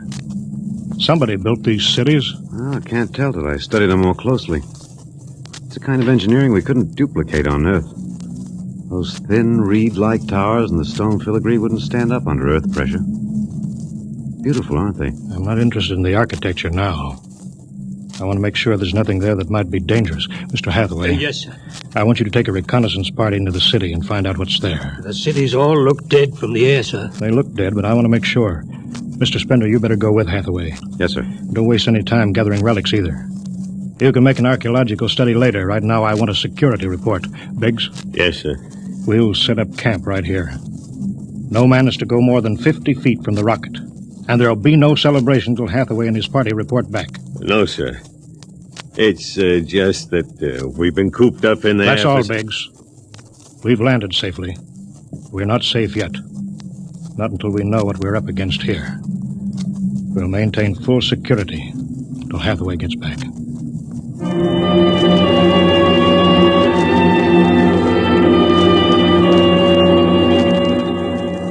In the sea bottoms, the wind stirred along faint vapors, and from the mountains great stone visages looked upon the silvery rocket and the small fire. The sky was black overhead as the 2 racing moons threw knife-edged double shadows on the desert. All ranks, come and get it. Chow. What you got to eat, Cherokee? Sawdust, smothered in cold lamb fat. Good. I thought it was something I couldn't eat. Hey, you guys, pipe down. Captain, Mr. Hathaway's back. Captain Wiley. Over here, Mr. Hathaway. Well, most of the city is dead, sir. Spender says it's been dead a good many thousand years.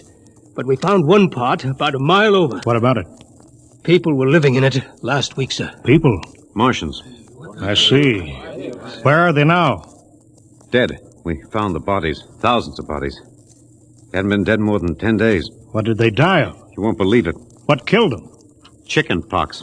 Chicken pox? Yes, I made tests. It worked differently on Martians than on Earth people. Burned them black and dried them out to brittle flakes. But where could they get chicken pox? From Earth, sir.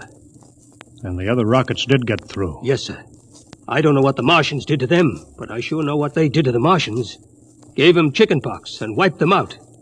They just didn't have any resistance to an Earth disease. There aren't any of them left? There won't be any. When a thing like that starts spreading, sir, there's no stopping it anywhere. It's 1,000 to 1 that's killed them all.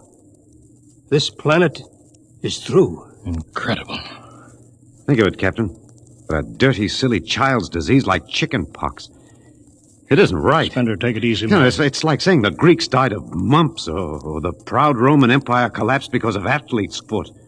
We didn't even give them a decent excuse for dying. We just gave them chicken pox. Spender, get hold of yourself. You didn't see those bodies, Captain. It must have been a shock, I suppose. You need a rest, a little relaxation. Martians are dead. There's nothing you can do about it now. Hey, you hear that? The Martians are all dead. Well, come on, let's break out a bottle and whoop it up. How about it, Captain? Well, all right, man. Oh, that's fine. Hathaway, see to the security guard. Yes, sir. Good Lord, do they have to do that now? It's been a tough trip. It's only natural they'd want to celebrate a little. Celebrate because the world died? Because a rotten little virus from Earth wiped out a whole civilization? Well, they're not thinking of Isn't that. there time later to throw old beer cans into the canals? A civilization died here. It's like butchering a pig in a churchyard. Spender, you think too much. We're lucky to get to Mars without catching a meteor in our bulkheads. Let it go at that. Save on Mars. The first statement, save on Mars. We gotta celebrate. Yahoo!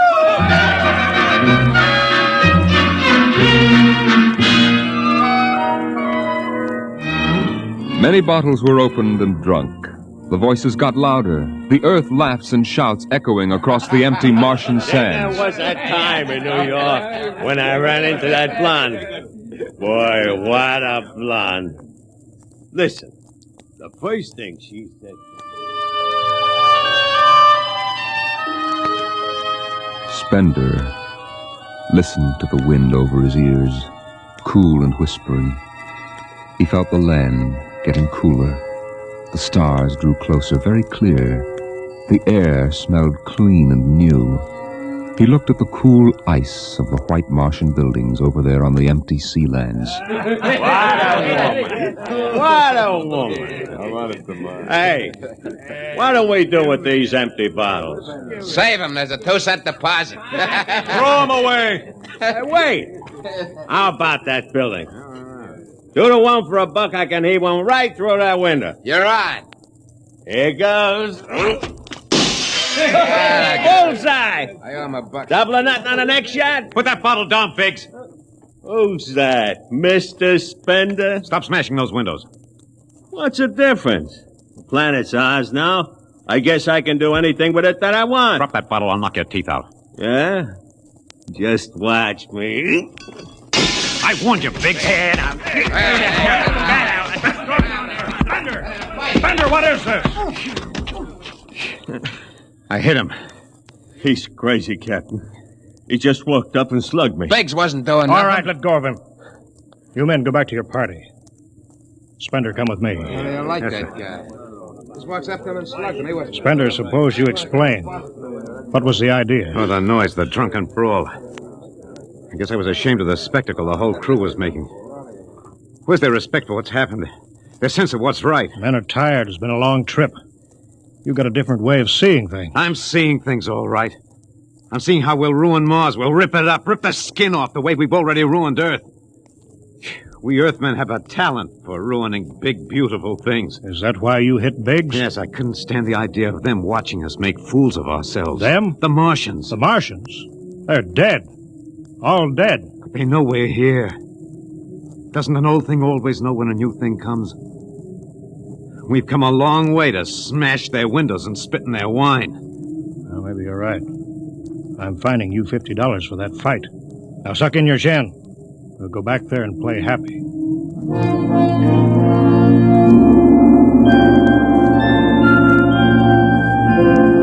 Now the whole party moved out into the moonlight across the desert. They made their way into the dreaming dead city. The light of the racing twin moons glinted on the barrel of a pistol, the long blade of a machete, the round, gurgling shape of a raised bottle. Their shadows under them were double shadows on the ice-blue sand.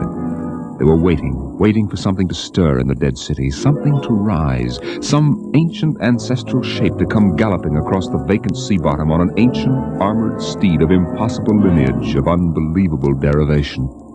Look at it, Captain. Down those avenues in the mist. You can almost see them.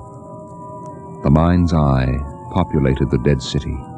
Each window was given a person who leaned from it and waved slowly, as if under some timeless water, at some moving form in the fathoms of space below the moon-silvered towers. There were faint murmurs of sound, and odd animals scurrying across the gray-red sands. The wind blew in from the dead sea bottom and brushed through the silvery wire filigree of the towers. A strange music drifted down to the double-shadowed streets, a thin, haunted music that played as it had played through the uncounted years of time. Nobody moved. The moons held and froze them. The wind beat slowly around them. Hey, out there! You people in the city! Pigs. Why, I just wanted to make a little noise. Come on. They built this city thousands of years ago. And now where are they? How did they die? Who cares? They're dead. It's good enough for me. Lord Byron. What? Lord Byron, an old 19th century poet. He wrote a poem that fits this city. Might have been written by the last Martian. So we'll go no more a-roving so late into the night, though the heart be still as loving and the moon be still as bright. For the sword outwears the sheath, and the soul outwears its breast, and the heart must pause to breathe, and love itself must rest. Though the night was made for loving, and the day returns too soon, yet we'll go no more a-roving by the light of the moon.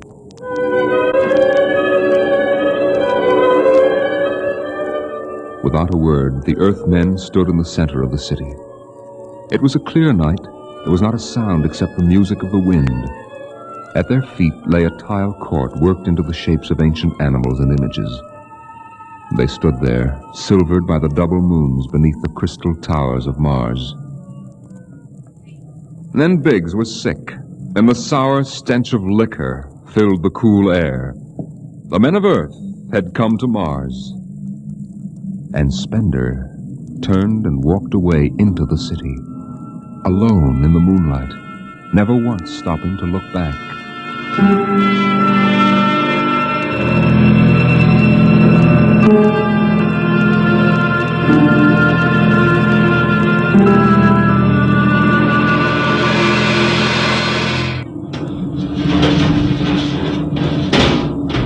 That you, Hathaway? Yes, sir. My trick on bridge watch, sir. What time is it? 0400. Any orders, sir? No, I'll stay on watch. You turn in. Aren't you sleeping, sir? I'll wait for Spender. He didn't come in? No. He's crazy. Walking away into the shadows, he didn't even look back. Spender's a strange man. He's crazy, sir. How's the rest of the crew? Sleeping it off. Biggs had DTs, but he's calmed down now. You can go back below, Hathaway. I'll take your watch. Captain Wilder, do you think Spender'll be coming in before morning? I don't know. You know, sir, I don't think he's ever coming back. That's the way I feel about him, sir. He'll never come back.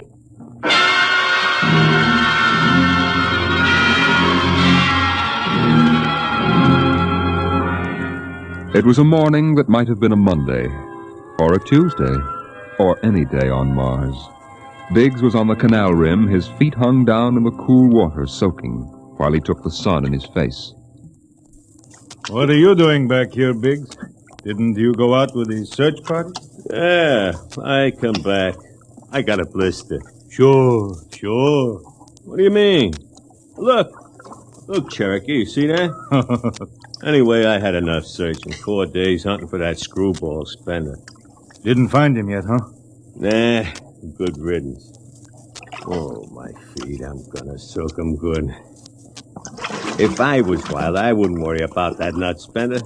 Let him go. He's a crackpot anyway. A little foggy upstairs, I guess. Why don't you take your feet out of that canal, Biggs? I gotta make coffee out of that water. Coffee? You call that stuff coffee? I had a motorcycle once that dripped grease that tasted better than that. Wait a minute. Biggs, look over there. Where? By that bush. There's someone there. Hey, it's him. Hey, Spender! Spender? Yeah, he's coming over. Why didn't he stay lost, the crazy jerk? Hi, Spender. Long time no see. Hello, Cherokee. I've been exploring some ruins. You and them ruins. You're like a dog in a boneyard. What's the matter? Where you been? Up in the hills. What would you say if I told you I found a Martian? Huh? Where? Yeah? Never mind. Let me ask you a question. How would you feel if you were a Martian and people came to your land and started to tear it up? I know how I'd feel. I've got Cherokee blood in me. My grandfather told me lots of things about the way they kicked the Indians around in the Oklahoma Territory. If there's any Martian around, I'm all for him. How about you, Biggs? They're dead. They're all dead. A good thing, too. Well, I found a Martian. Up in a dead town in the hills. I've been reading their books. They're easy to understand. I've learned their language. Then I found this Martian. He said, give me your boots, and I did. He said, give me your uniform, and I gave him my uniform. You're crazy, Spender. Hey, Cherokee, he's crazy. And the Martian said, give me your gun, and I gave him my gun, and then he said, come along and watch what happens. And the Martian walked down into camp, and he's here now. I don't see no Martian. I'm the last Martian. What? Biggs, I'm going to kill you. Cut it out. What kind of a lousy joke is that? Stand up and take it. Hey, put that gun away, Spender. Hey, cut it, Spender. No. Put that gun away. You're joking. You're kidding, huh? Spender!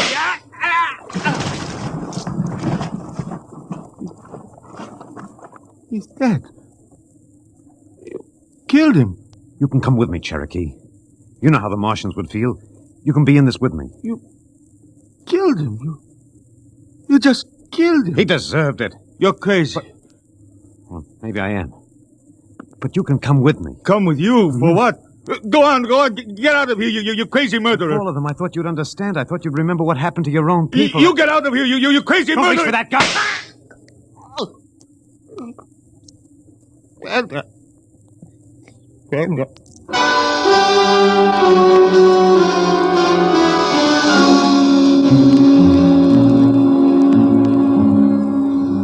They're both dead, Captain Wilder. Who's missing? Only Spender. It must have been him, sir. Why didn't he come and talk to me? Why didn't Should have talked to me. I'd have shot his brains out. That's what I'd have done. He took him by surprise. There's no sign of a struggle. Hathaway, break out the arms locker. Issue pistols, rifles, and grenades. Yes, sir. You better get the Bible out of the navigation chest. We'll have to bury these two. Parkhill. Aye, sir. You start digging a grave. How about Spender? We'll have to go up in the hills and find him. Just let me at him with my bare hands. Crazy murdering louse. That's enough, Parkhill. The man is sick. He must be. Sick my eye. Now grab a shovel. Start digging.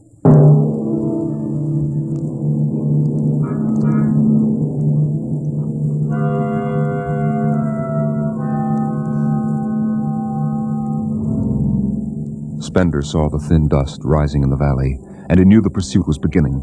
The sun burned farther up the sky, and the blue sand drifted lazily across the sea bottom below. He sat beside a quiet pool 10,000 years old and held a silver book.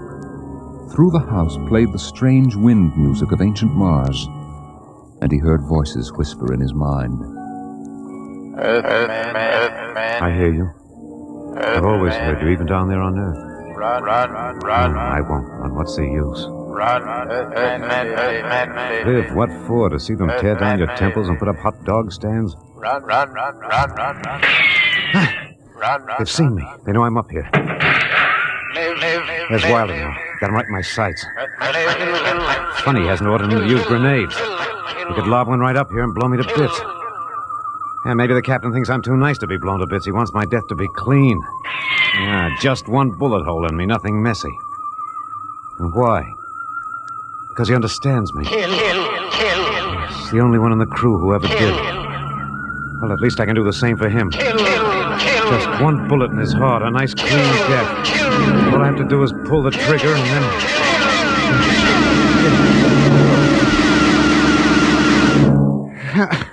It's no use. I can't do it to him. Spender! Spender, can you hear me, Spender? Yeah, I hear you, Captain. What do you want? Talk! Truce! All right, come on up. Leave your gun down there and keep your hands up.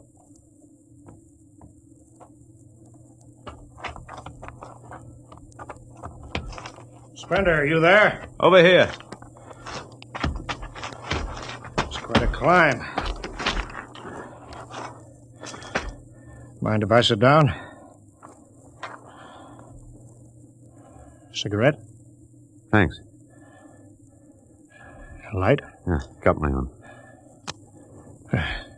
It's warm. It is. You comfortable up here in the hills? Quite. How long do you think you can hold out? About 12 men's worth. Why didn't you kill all of us this morning when you had the chance? You could have. I know. I got sick. After I started killing people, I realized they were just fools and I shouldn't be killing them. But it was too late, so I came up here where I could get angry again. Why did you do it? Because I've seen that what these Martians had was just as good as anything we'll ever hope to have. They stopped where we should have stopped 100 years ago. They knew how to combine science and art and religion. They knew how to live with dignity and peace. And for that reason, you started shooting people? Well, when I was a kid, my folks took me to visit Mexico City. I'll always remember the way my father acted, loud and big. My mother didn't like the people because they were dark and didn't wash enough. I didn't see my mother and my father coming to Mars and acting the same way. Anything that's strange is no good to us. We aren't fit to take over this planet. But kill 2 men? What could I do? It's me against the whole Earth. Isn't it enough they've ruined one planet? Now they want to ruin this one. I'll kill you all off, Wilder. That'll delay the next rocket 5 years. And I'll kill them, too. If I'm lucky, I'll live to be 60. I'll meet every expedition that lands on Mars. I'll be very friendly. I'll explain that our rocket blew up one day. And I'll kill them off. I'll save Mars for half a century. And by then, maybe the Earth people will give up. You got it all planned. Yes. Yet you're outnumbered. We already have you surrounded. In an hour, you'll be dead. I found an underground passage that'll take me back into the hills, Wilder. I'll go back there, and then I'll pick you off one by one. We'll see.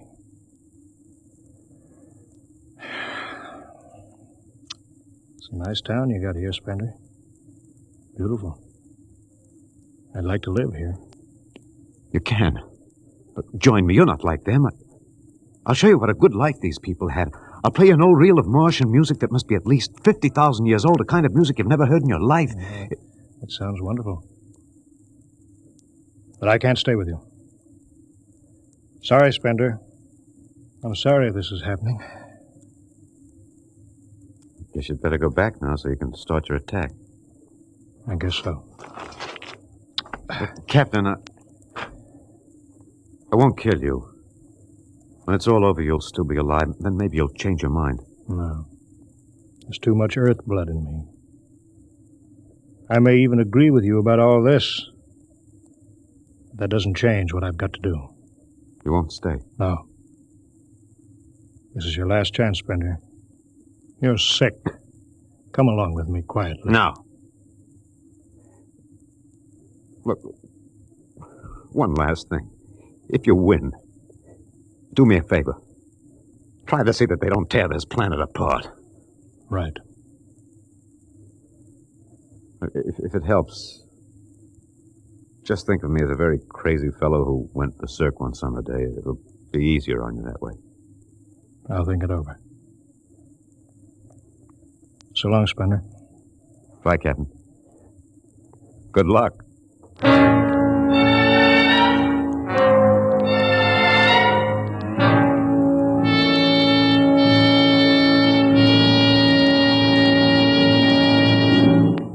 All right, we'll go after him now. Hathaway, you take the right. I'll lead on the left. You have to kill him. He won't come down. Make it a clean shot if you can. Get it over with. I'll blow his bloody brains out. No, Parkhill. Through the heart. Brains. You heard what I said. Through the heart. Now let's go get him. They spread out again, walking and then running on the hot hillside places, where there would be sudden cool grottos that smelled of moss, and sudden open blasting places that smelled of sun on stone. The men ran and ducked, and ran and squatted in the shadows. Blow his brains out! Just one slug, that's all he needs. Captain Wilder hugged the rock warmed by the sun. He gasped, for the air was thin and not meant for running. Spender lay at the top of the hill, and a gap in the rocks showed the white of his shirt against the shadows. Wilder looked at the towers of the little, clean Martian village like sharply carved chess pieces lying in the afternoon. He saw the rocks and the interval between where Spender's chest was revealed. Go on, Spender, get out. You've only got a few seconds to escape. Get out to the caves and come back later. Go now, Spender. I've got to end it. I've got to think I'm right and pull the trigger. Go now. Get out. I'll get him. A slug in the head. I'll blow his bloody... No, Parkhill. Put down that gun. I've got to do this myself. Spender. Why didn't you get out? Why?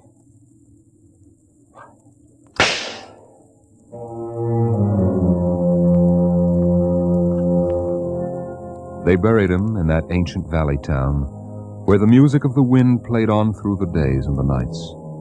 They laid him in an ancient silver sarcophagus with waxes and wines which were 10,000 years old, his hands folded on his chest.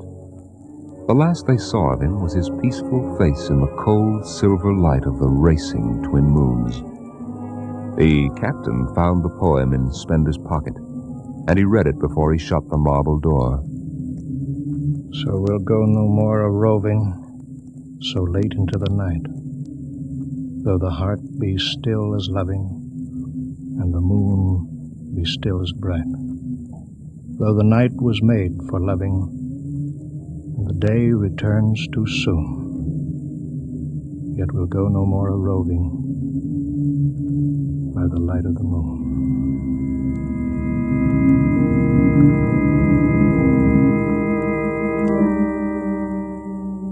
The next afternoon, Parkhill did some target practice in one of the dead cities, shooting out the crystal windows and blowing the tops off the fragile towers.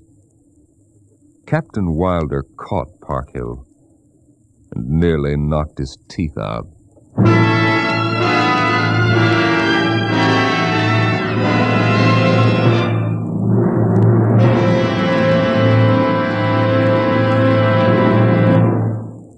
All of you regular listeners to Dimension X will be interested to know that our show is changing its day and time of broadcast over this station.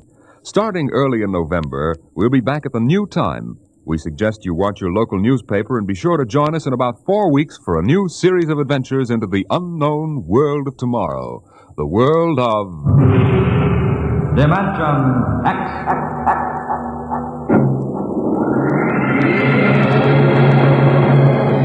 Tonight, Dimension X is transcribed, And the Moon Be Still as Bright.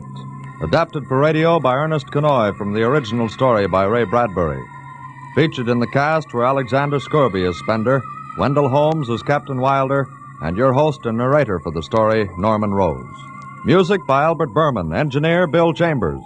Dimension X is directed by Edward King. This is Robert Warren speaking.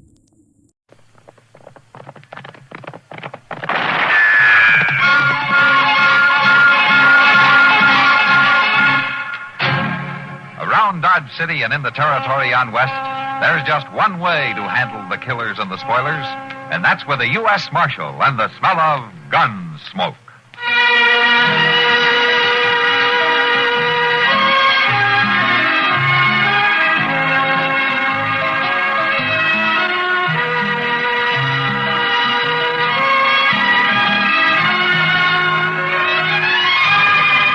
Gunsmoke, starring William Conrad.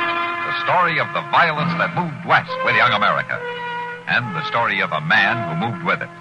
I'm that man. Matt Dillon, United States Marshal. The first man they look for and the last they want to meet. It's a chancy job, and it makes a man watchful. And a little lonely.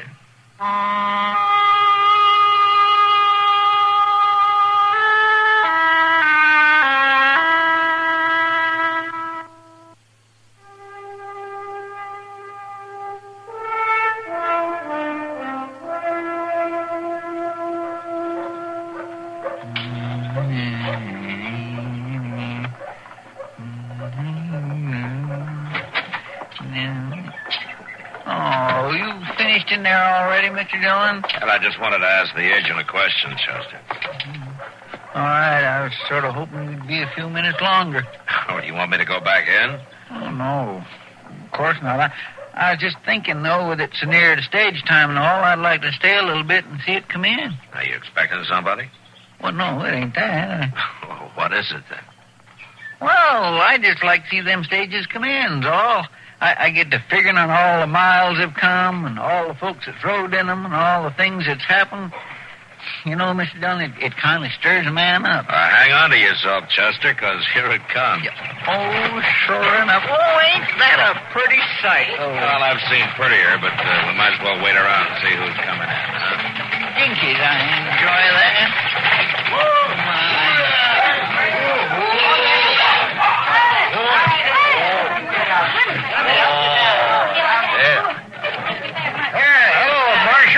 Jim, did you have a good run? Well, driving one of these rigs ain't never exactly easy, but nothing special happened. That's good. You looking for somebody? No, Chester, just sightseeing. How's that? He just likes to watch, that's all.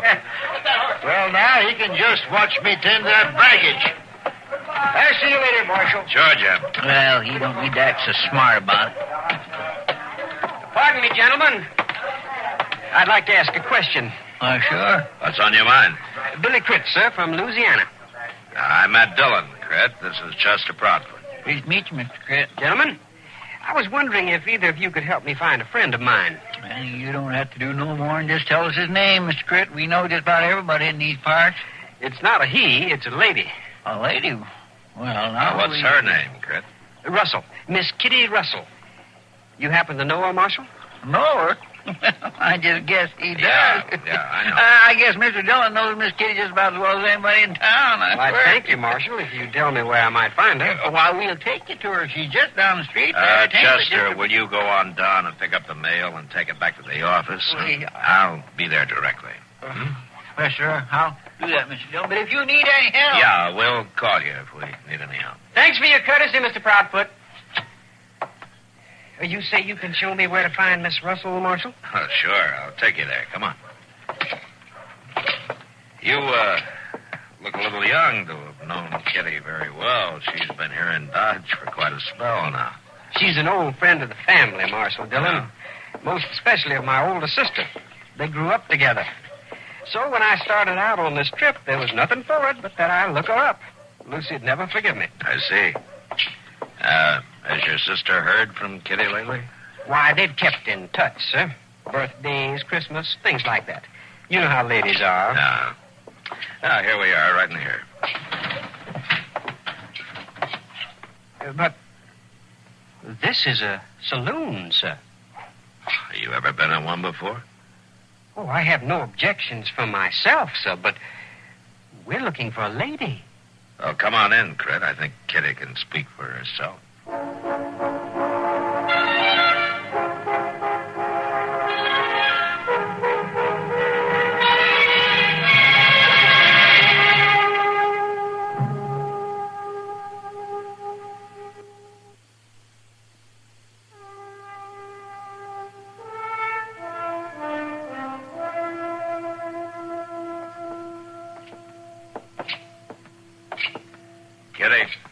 Be with you in a minute, Matt, as soon as I get these bills added up. Sit down.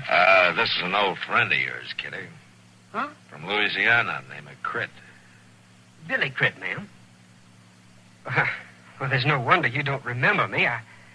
I was hardly big enough to notice when you last saw me. You're Billy Crit. That's right, ma'am. I'm Lucy's youngest brother. At your service, ma'am. Well, Billy. Well, I remember you. Well, sure I do. Well, I hardly know what to say. Well, I better leave you two old friends to get acquainted. Oh, no, Matt, you might as well I'll be over stay. at the bar, Kitty. Well, thank you, sir, for your help. That's all right, Crit. I'll see you later. Well, Billy, sit down. Thank you, ma'am. The marshal was very accommodating when I told him you were a friend of the family. Oh, the family. Well, it was all a long time ago, wasn't it, Billy? I reckon it was. I didn't expect to find you in a place like... Well, how's Lucy? She's fine. Enjoying splendid health. And the children? There are 3 of them now, huh? 4, ma'am. Sister Lucy had another little daughter just last month. Oh. But I sure am surprised, ma'am, to find you in a... Say, you've grown tall, Billy. I do believe you favor your father. They say I do. Miss Kitty... That whiskey drummer's about to leave, Kitty, if you want to settle up with him. Oh, yeah, Sam, I do. I'll be right there. You'll have to excuse me, Billy. There's some business I have to take care of. Why, that's all right, ma'am. But, I wonder... Yeah, Billy? I wonder if you'd do me the honor of taking supper with me tonight at some suitable place? Well, all right, Billy.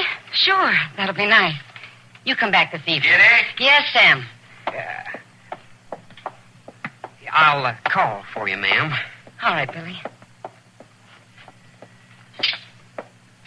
I guess you'll be staying at the Dodge House, Crit. I'll walk along with you. It's right near my office. Well, thank you, Marshal. I'd just as soon get along there now. Now?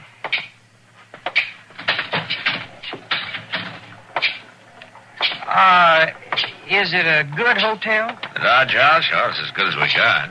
No offense, sir, but... Well, I guess you look at things differently in the West. We don't look at them differently, Crit. We just have to live differently, that's all.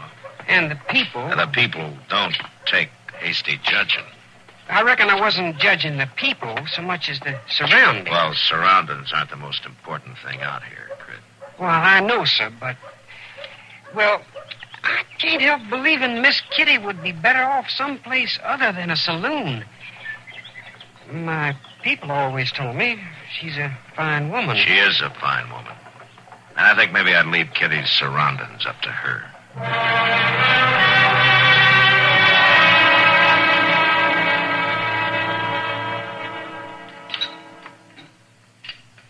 No. Sorry we haven't a better eating place to show you, Billy. It's all right, Miss Kitty. As Marshal said to me this afternoon, surroundings aren't the most important thing. Matt said that, did he? Yes, ma'am. And I can add that right now, at least, they aren't near as important as the company. Well, thank you. Nobody's bothered to turn a compliment like that for me in a long time. Miss Kitty, I'd like to ask you something. Go right ahead, Billy. Sister Lucy, she never mentioned the kind of work you do. I don't think I ever mentioned it to her. Well, I can't help feeling, ma'am, that you'd be a lot happier if you were situated someplace else. Are you talking about the Long Branch? Yes, ma'am, I am. A saloon just isn't a suitable place for a lady. I know it isn't. Now, Billy, look here. There she is. Where? Now, look at there, will you? Oh. There's Kitty. There's Kitty. You better come on back to your own place, Kitty. Come on back. The lady is with me. We've been looking for you. Come on back to your own place, Kitty. Yeah. We drink better when you're prettying up the place. That's so. You go along, boys. I'm having the supper. I'll take care of this.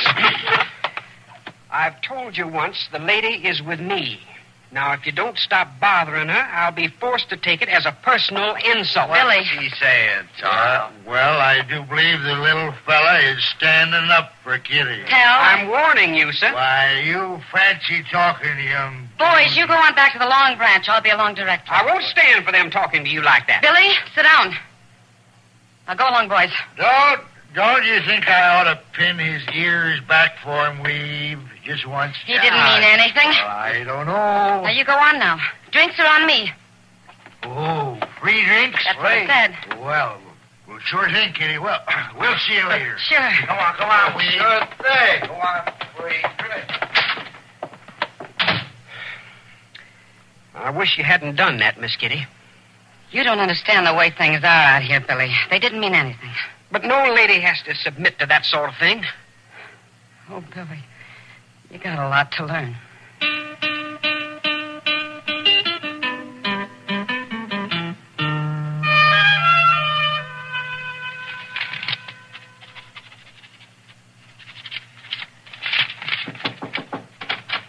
Can I come in, Matt? Huh? Oh, sure, Kitty. Come on in. I got one more paper to sign here, and I'll be right with you. Now, what can I do for you, Kitty? It's an official visit. Well, I guess it is, Matt, in a way. I'm awful worried about that boy.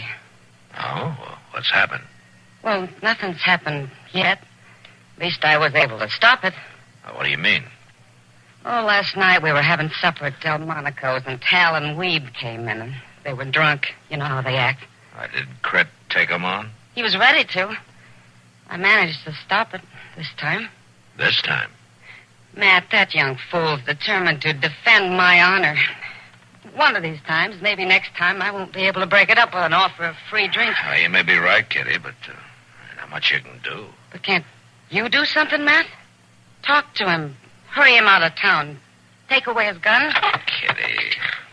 Kitty, use your head. I can't do that. The boy hasn't done anything. Nothing's happened. And you're just going to sit around and wait till it does? Now, I don't want trouble any more than you do, Kitty, but the boy has to grow up sometime. You men have a fine idea what's grown up. Just settle it with a gun. Just shoot somebody, anybody. That's growing up in this town. Kitty, will you listen to me? I know it's hard for you, but that doesn't change the way things are. I'll do what I can. I'll talk to him, but I can't... You can't take his gun away. All right, Matt. I only hope he doesn't grow up just in time to get himself killed.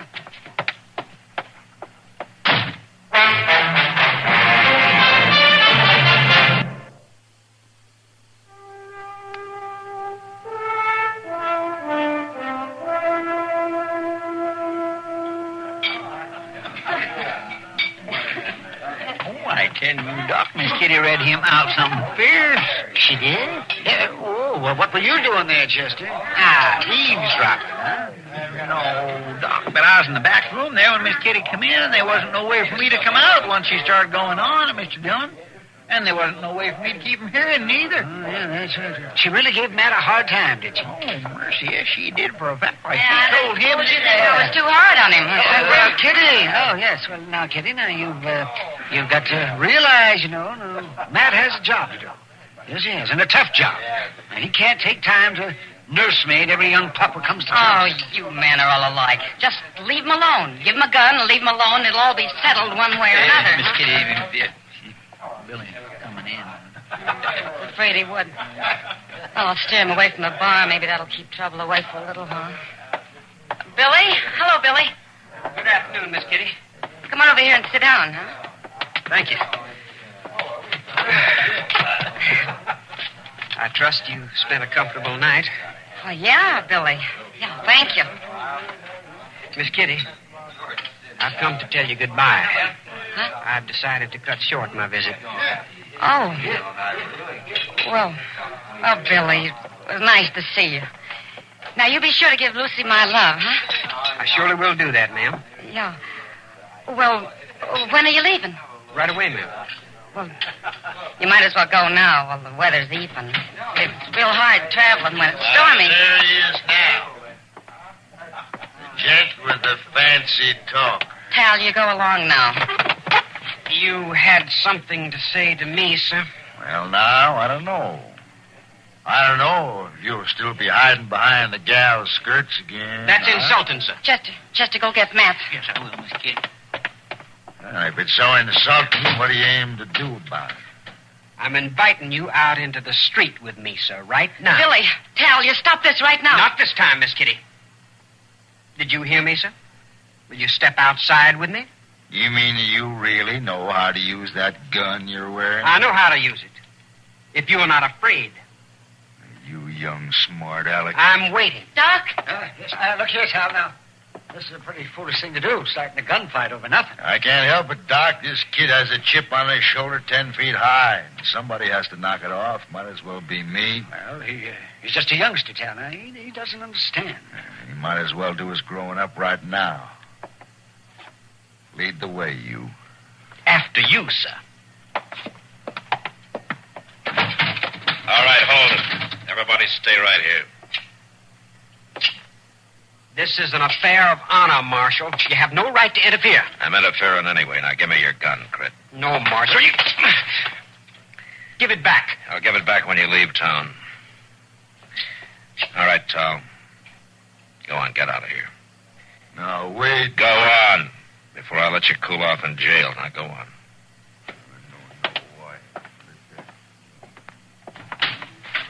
This is very humiliating for a gentleman. Billy, this whole trip, this whole meeting with me seems to have been humiliating for a gentleman like you. Why, ma'am, I was meaning to defend the lady's honor. What lady? What honor? Why, yours, ma'am. Now, you listen to me. I've been getting along very well here without you to defend me. I live the way I want to live. I do what I want to do, and it's for my honor. Well, I haven't thought much about it for a long time. But, ma'am, I've had about enough of you with your fancy manners and your fancy talk. The sooner you go back to your mama and your nice ways of living, the better I'll like it. Sam, I'll have a whiskey. There's a stage in an hour, Crit. You might want to be on it, huh? I'll be on it, Marshal. That's for certain. You can pick up your gun before you leave.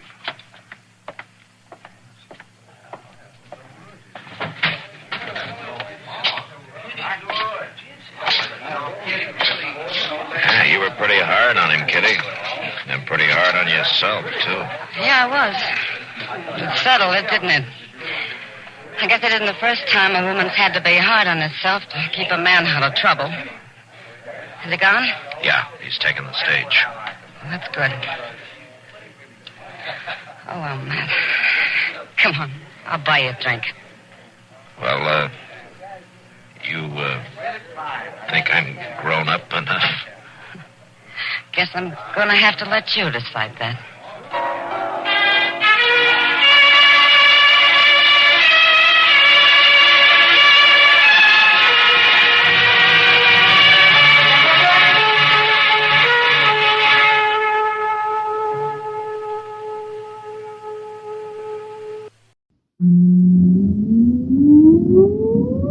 Countdown for blast off. X-5, 4, 3, 2, X-1, fire.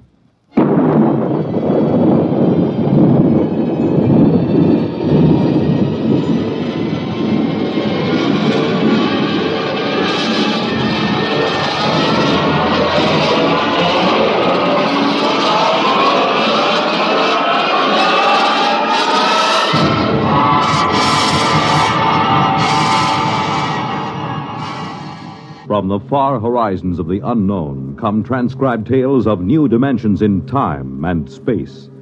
These are stories of the future, adventures in which you'll live in a million, could be years, on 1,000 maybe worlds. The National Broadcasting Company, in cooperation with Galaxy Science Fiction Magazine, presents X minus 1.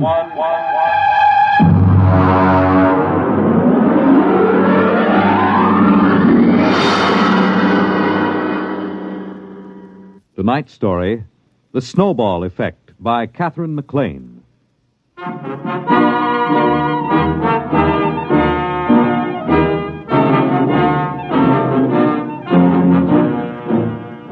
I took over the university at a time of crisis. For one thing, we had been placed on probation by the conference for overpaying football players by 100%, and one half of the varsity was penalized a year's eligibility. On top of that, I was called in by Mr. Harvey J. Grover of the Board of Trustees. We had lunch at 21 on his expense account, and after the Napoleon brandy, he lowered the boom. Dr. Holloway, the university is in crisis. I know, Mr. Grover, I know, but I'm assured that our scouts have turned up several likely zinc miners in Colorado. You can assure the board that we'll have a line to reckon with next season. I'm not talking about football. There are other things at the university, I'm told. Well, of course. Holloway, as president of the university, you've taken on a grave responsibility. I know. I don't mind telling you the board has been gravely concerned. The number one problem facing us is academic freedom. It is? You're darn tooting. We want every academic department free from debt, running in the black. Is that clear? Academic freedom, huh? I see. Any faculty that can't support itself by grants, bequests, corporation, or government contracts is out. All of them? Down to the last assistant instructor. Look, Holloway, I'll put this to you straight. Most of the board was against hiring you. They had a bright young plant manager from General Products they said could show a profit from a candy store in the Mojave Desert. But I stood up for you. Why, thank you, sir. I told him the president of the university has got to be at least a high school graduate or it doesn't look good. You know, you did graduate from high school, didn't you? Oh, yes. And college, too. I got my master's at Harvard and my doctorate at... Never mind. Let's not go too far. Have you got this straight now? Oh, yes. I've got to make a profit on the candy store. I mean, the university. That's right. Oh, and Holloway... Yes? How many zinc miners did you say we dug up?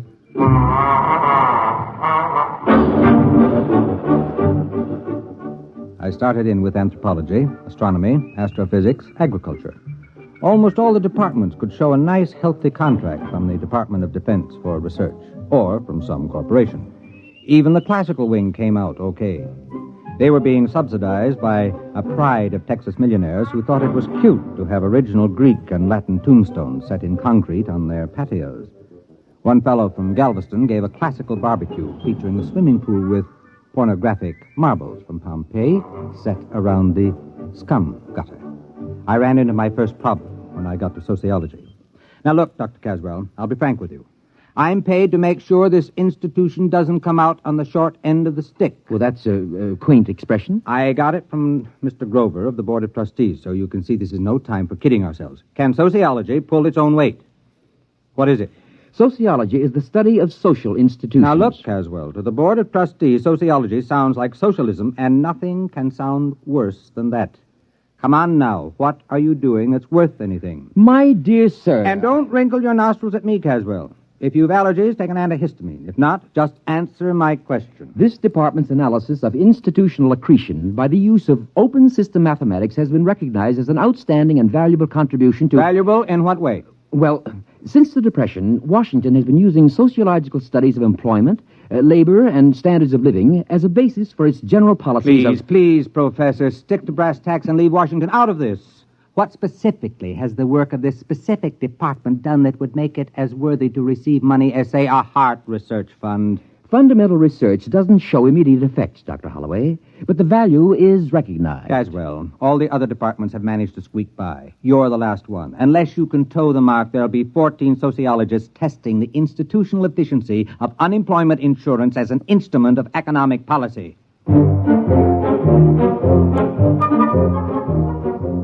Caswell knew I had him. Unless he could show me how his department could scratch a buck together, I'd have to expunge his name from the catalog and have him drummed out of the faculty club.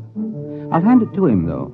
He glared from behind his pince-nez, and sliding into his lecture manner, he started his con. Institutions, organizations, that is, have certain tendencies built into the way they happen to have been organized, which cause them to expand or contract without reference to the needs they were founded to serve. I have developed a form of socio-mathematics to plot these factors, and by comparing formulae...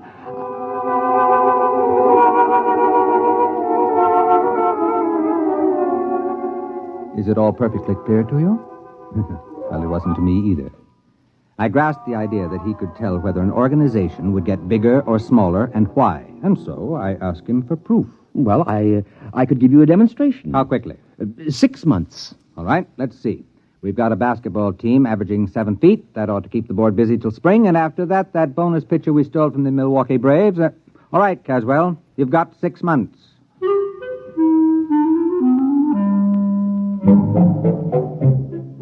I forgot about Caswell and Sociology Department for a couple of days while I went back to convincing semi-literate millionaires that they might as well leave a couple of millions to the university rather than have the federal snap it up in inheritance taxes. I was onto a real beaut. A button manufacturer with a bad heart who could go any minute, who wanted to endow a scholarship for needy and intellectually gifted lacrosse players. When Caswell came back to see me, we had lunch at the student cafeteria on my expense account. And he explained. Ever hear of feedback effects? Is it something to do with reducing overweight co-eds? No, it's a mathematical term. You might call it the snowball effect. You mean like rolling a snowball downhill? That's right. It grows.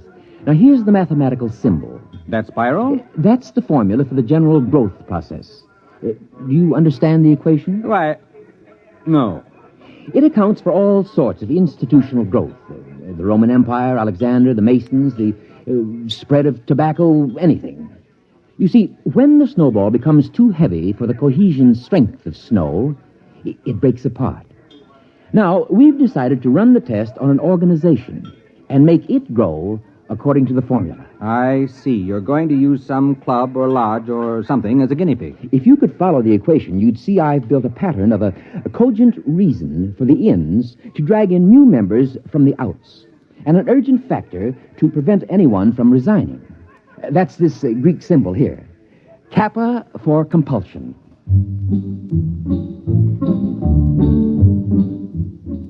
I suggested a few changes in the organization plan, and we finally worked out a setup that was nice and simple. We put our heads closer together and tried to pick the best place for a demonstration. It should be small enough to observe, and yet large enough to be statistically significant. How about Passaic, New Jersey? My sister lives there. Oh, let's make it Watershaw. I have some student sociological surveys of it already. We can pick a suitable group from that. We've got to make this an ironclad demonstration. We'll have to pick some little 2-foot nothing club that nobody would ever expect to grow. Some miserable, pathetic little organization.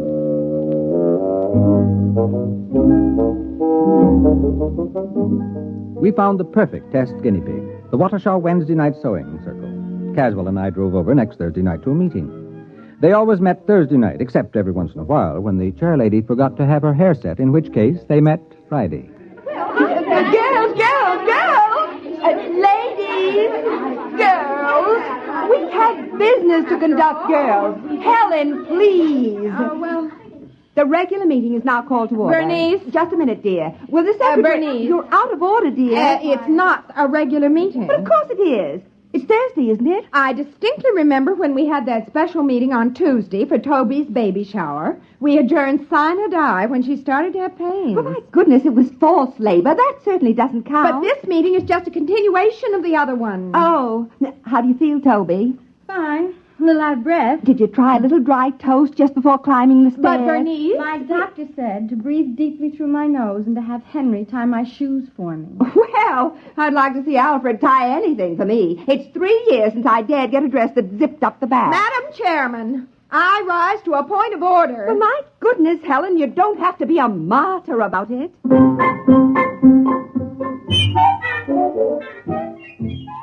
That's the way the meeting of the Watershaw Sewing Circle went on. After a prolonged parliamentary battle, the point was finally carried that this was the tail end of a previously adjourned special meeting. At this point, the secretary, who had shorthand training, read the minutes. It was moved by Harriet that a vote of confidence be registered in the administration of the club's business by Bernice. The motion was seconded by Elsie, who said she thought it was only fair because Bernice didn't even have an unlimited phone. And look at all the calls she had to make on club business.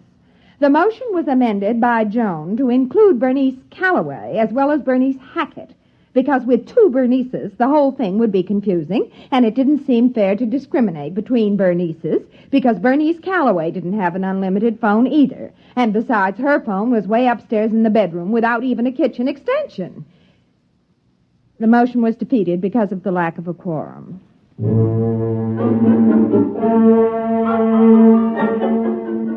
Finally, the new business of the meeting was reached, and Bernice, introduced Professor Caswell and myself as observing professors doing a survey of charitable institutions.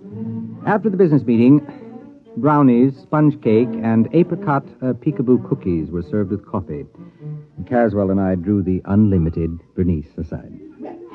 You see, Mrs. Hackett, I've been making a few notes on a slightly modified constitution and bylaws for your organization. You have? You see, it all depends on having a competent and capable lady in charge. Oh, yes. Yes, Frankly, I see. Frankly, this plan would be dangerous unless there was a woman of great character elected to the post of chair lady. Well, of course. You see, there are several ways of, well, influencing an election. That's why it's important that only the right people fully understand this. Oh, you're right. Absolutely. Why, the organization was just floundering before the last election. Now, can I see those plans, Professor? They sound like they're just what we need.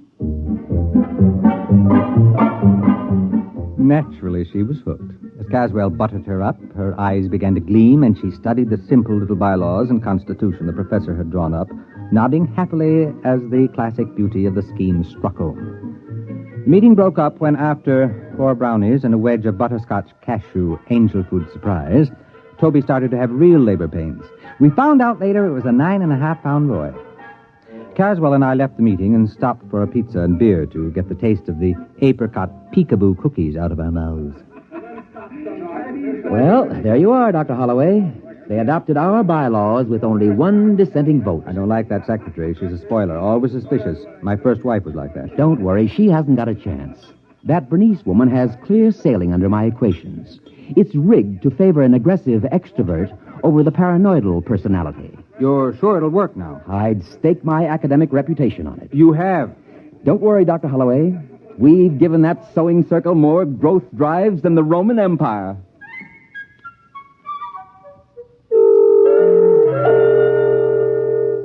We let the whole thing gel for a while. About 4 months later, I shook loose from my schedule and dropped over to see Caswell. He looked up from a student paper on the correlation of Bermuda shorts seen at Madison Avenue and 46th Street to the swing towards Democratic candidates in the Corn Belt.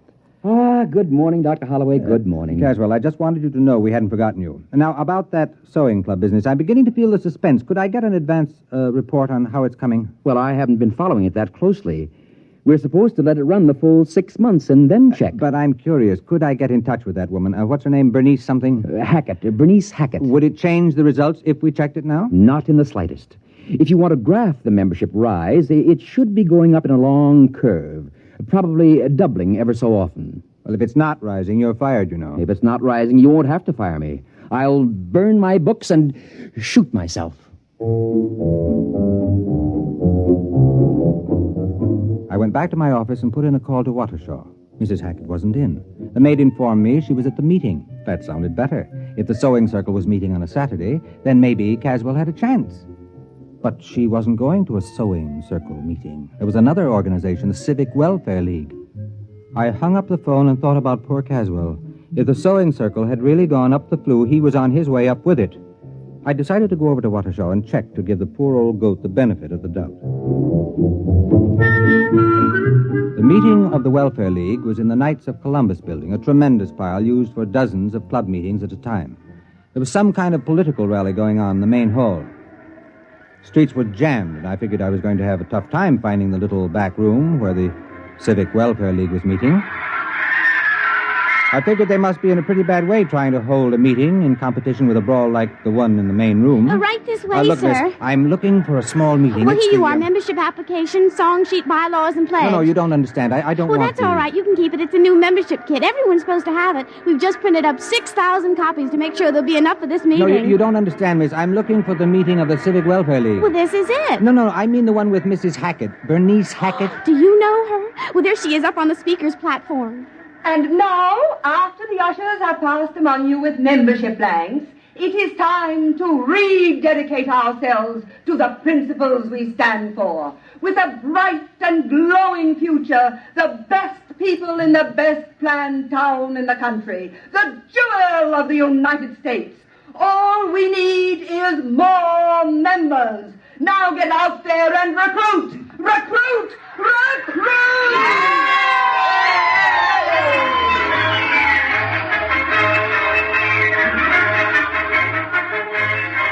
I cornered Bernice Hackett at the speaker's table. She had a clear, sparkling look to her eye, and she was dressed in a trim gray suit with a towering feather on a small hat. A clutch of pretty junior ushers, all with goose pimples showing above strapless formals, clustered about her. I managed to get to see her in the back room while the mayor was addressing the meeting. Well, hello there. It's a pleasure to see you. What happened to the sewing circle? Oh, it's just a little change, that's all. Helen, dear. Yes, BH. Send those wires out to the senator in Washington. You can tell him we want his support on the slum clearance or else. Check. Now, let's see, where were we? Oh, yes. We started growing by amalgamating with other small charity groups. Worked much more efficiently that way. Bernice, we're running out of membership blanks. Call the printer. He's got instructions to keep the type standing. Check. Naturally, we had to change our name each time, but we've still got the same constitution and bylaws, the ones you professors worked out for us. Then you've been growing. Oh, dear, yes. Bernice, what do we do about the town board of aldermen? I explained to them they can't get in at a group rate. Each one will have to join separately. Check. Oh, yes, Professor. We're growing and growing and growing.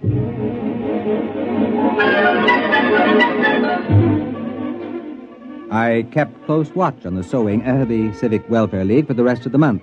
Evidently, they'd swallowed up the real estate organization because they came out with a plan to attract new industries to town, and there was a gimmick splitting up the profits among club members only. It was the same provision Caswell built in to split up profits from dues and fines, but now it was operating in the 100,000s. I graphed the rise in membership, and it went up like the first rise in a roller coaster. I went over to Caswell's office to tell him the good news. Naturally, I knew the equations would work. Well, don't be so calm about it. With a demonstration like this, I can get all kinds of grants and funds for the sociology department. You'll think it's snowing money. Well, naturally, I expected this. I haven't been following the test at all, but I was quite confident. I don't mind admitting I wasn't. Well, that organization sure blew up. Now, let's see the formula for stopping it. Oh, I didn't complicate the organization with negatives. I wanted it to grow. It falls apart naturally when it stops growing for more than 2 months. You remember we built into it the idea that the members know what happens if the membership stops growing.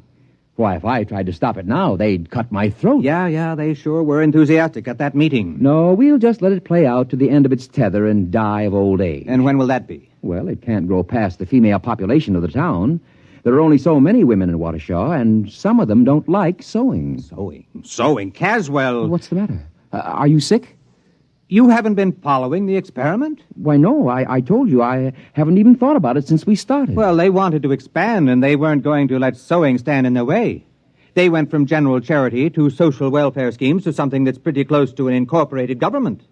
They're now filing an application to change their name to the Civic Property Pool and Social Dividend Membership Combine. Well, very interesting. I hadn't thought of that. Fascinating. Dr. Caswell, tell me, where does the formula say it will stop? Oh, I shouldn't worry. It stops when you run out of people to join it. After all, there are only so many people in Waukesha. It's a pretty small town. Yes, it is.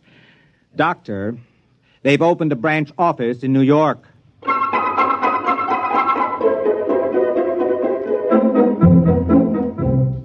Caswell got out his slide rule then, and we went over the charts I had been keeping. He ran the results through the physics department's new analog computer to check the results. Yes, it checks. Well, now, allowing a certain lag of contagion from one nation to another, language and cultural barriers, it'll reach total world population in 12 years. About 1 week after that, various isolated pockets, Australian Bushmen, Tibetans, African Pygmies, will all be members. You mean only 12 years? Give or take a week, 12 years. The whole world? Well, there is something to be said for a worldwide government. Many people are definitely in favor of it. But under Bernice Hackett, the whole world? Oh, you asked me for a demonstration. The equation works. But what happens when the whole world is organized and there are no new members? Well, 2 months after the organization stops growing, it collapses. It's built in the formula. Yes, but what happens then? Oh. Well, I haven't the faintest idea.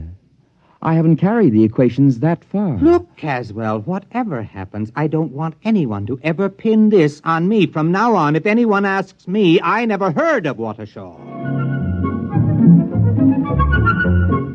Well, that was 12 years ago. I think Caswell and I are about the only men on Earth who don't hold membership cards in the United Terrestrial Civic Welfare and International Property Pool. Bernice Hackett, Global Administrator. It's a race against time now. There hasn't been a new member in a week and a half, and Bernice is anxiously awaiting news from the first Mars Expeditionary Fleet. And as she says, if only they find life there. We need new members, desperately.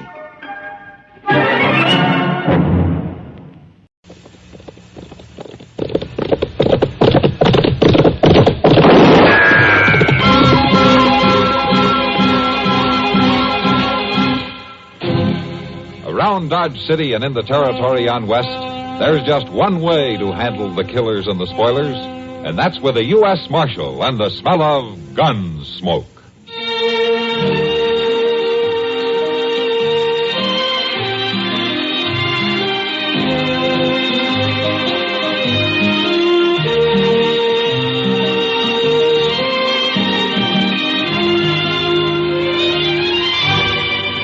Gunsmoke, starring William Conrad, the story of the violence that moved west with young America, and the story of a man who moved with it.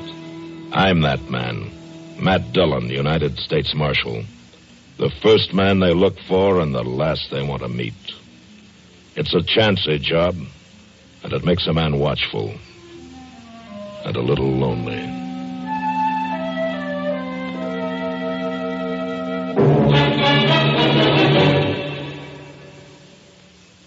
This is Frank Knight speaking for the world's most honored watch, Longines. In the conquest of the Old West, men won fame through feats of bravery and daring. Today, things are different, but fame can still be won. It's wonderful to win a Nobel Prize in Science, a Pulitzer Award in Literature, an Olympic gold medal in sports. In the field of time, did you know that Longines watches have won more great public honors than any other watch in the world? This is true. The highest authorities have ranked Longines watches as the finest achievement in the science and art of watchmaking. Yet, for a surprisingly modest cost, you may own or proudly give a Longines, the world's most honored watch, the world's most honored gift, styled with distinction, cased in precious metal, promising a lifetime of faultless timekeeping. Visit your authorized Longines Whitnor jeweler. He will be honored to serve you.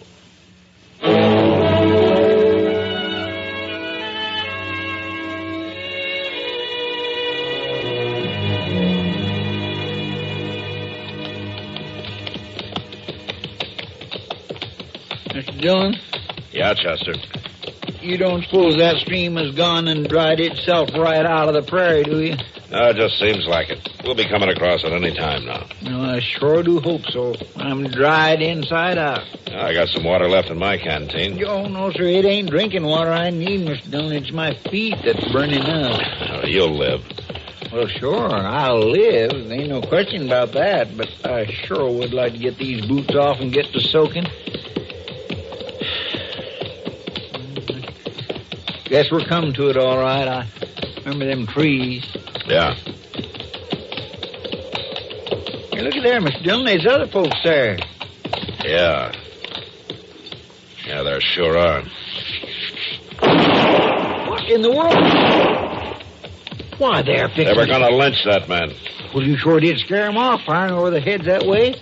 Look at them ride off. Yeah, but one of them isn't. Come on, let's get on there.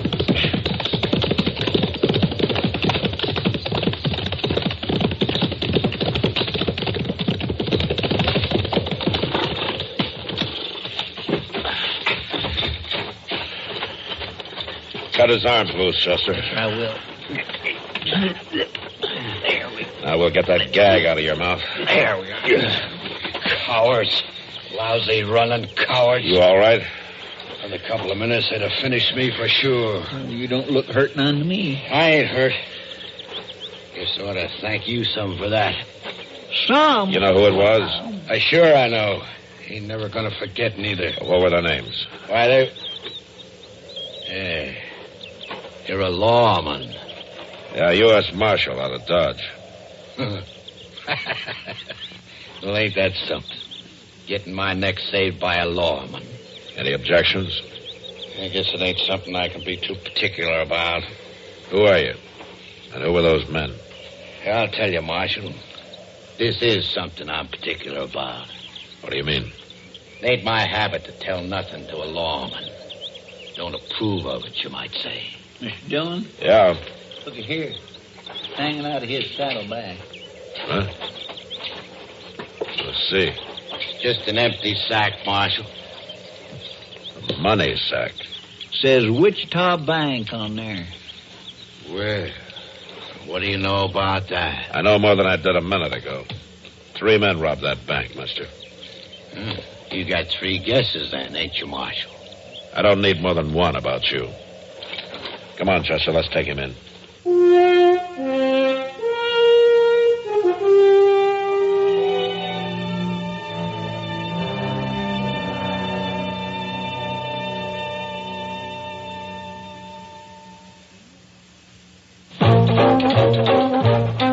What do you need? You need lots of dollars during sicknesses.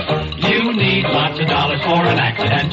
You need the kind of protection that only Mutual of Omaha sells. What do you need? You need health insurance that pays and keeps on paying. Mutual of Omaha, hospital, surgical, and income protection insurance plans that pay liberal, long-term benefits. Here's what you need. You need dependable protection that pays promptly. Low-cost plans by Mutual Benefit Health and Accident Association. Mutual of Omaha. Call your local Mutual of Omaha agent listed in the yellow pages. Or write Mutual of Omaha, Omaha, Nebraska, for details on protection that pays and keeps on paying. Mutual of Omaha pays so promptly it is the first company ever to pay out more than $1 billion in health and accident benefits in its first 50 years. Find out how this low-cost protection can help you. Write Mutual of Omaha, Omaha, Nebraska.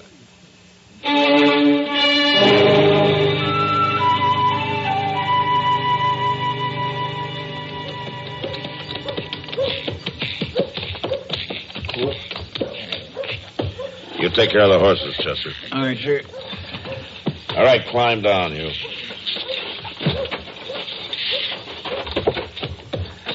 In here.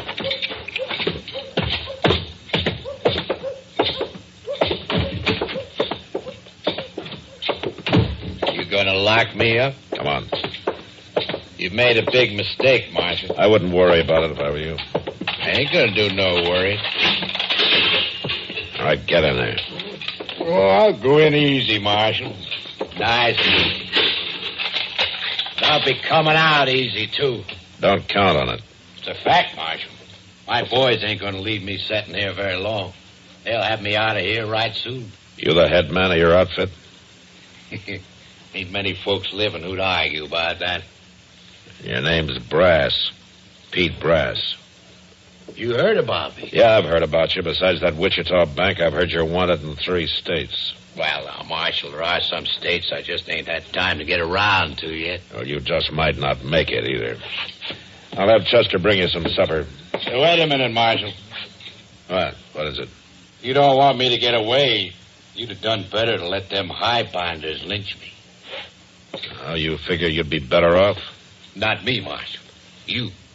You're going to feel mighty foolish after my boys get me out. I didn't notice your boys getting you out of that rope this morning. Oh, my boys didn't have time to hear of it. You see, a lynching is a sudden thing. You borrow a horse and a couple of hotheads want to string you up. Ain't time for word to get around. My boys didn't know. Now, there's plenty of time now. That's what I mean, Marshal. My boys are real good at figuring. They'll study out a real nice plan. I ain't going to be here long. When my boys come, it's going to be real hard on you. Yeah? I'll tell you something, mister. It might be kind of hard on your boys, too.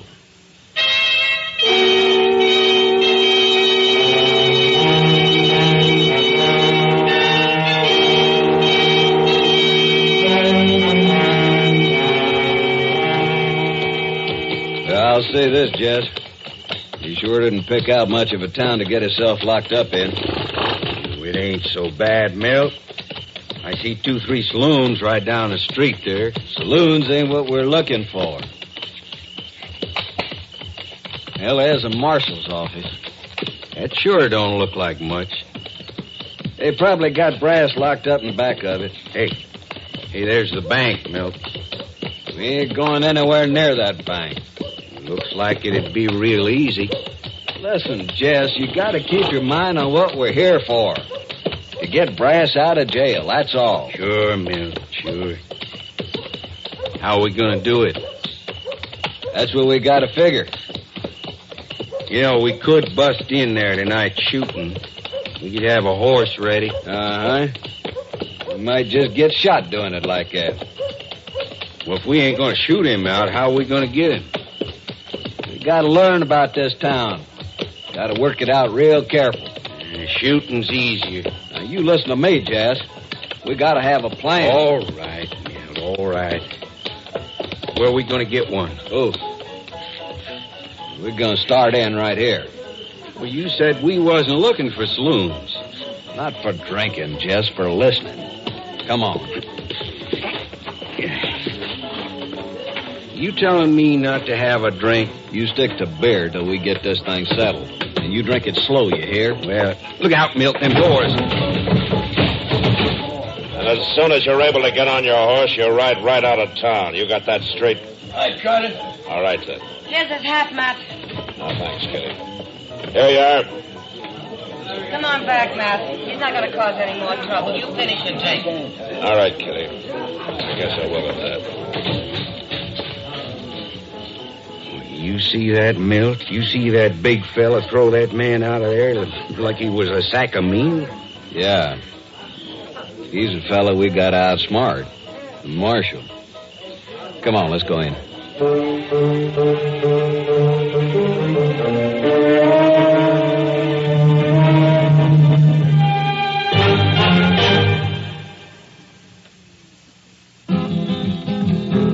It happened in Death Valley in the blazing desert sun. No others dared to do it, so there could be only one. Just one that passed the killing grind of sun and wind and sand. The test that proved this new car wax the finest in the land. Turtle wax, turtle wax, turtle wax.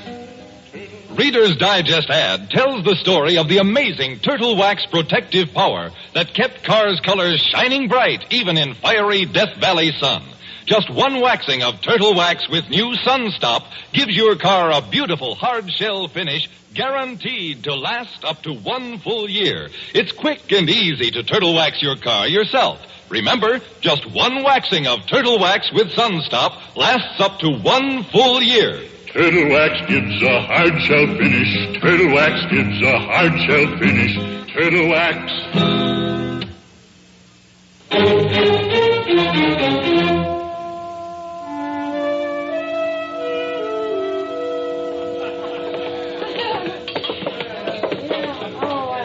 What'll it be, gents? I'll have a shot. Beer. 2 beers. Coming up.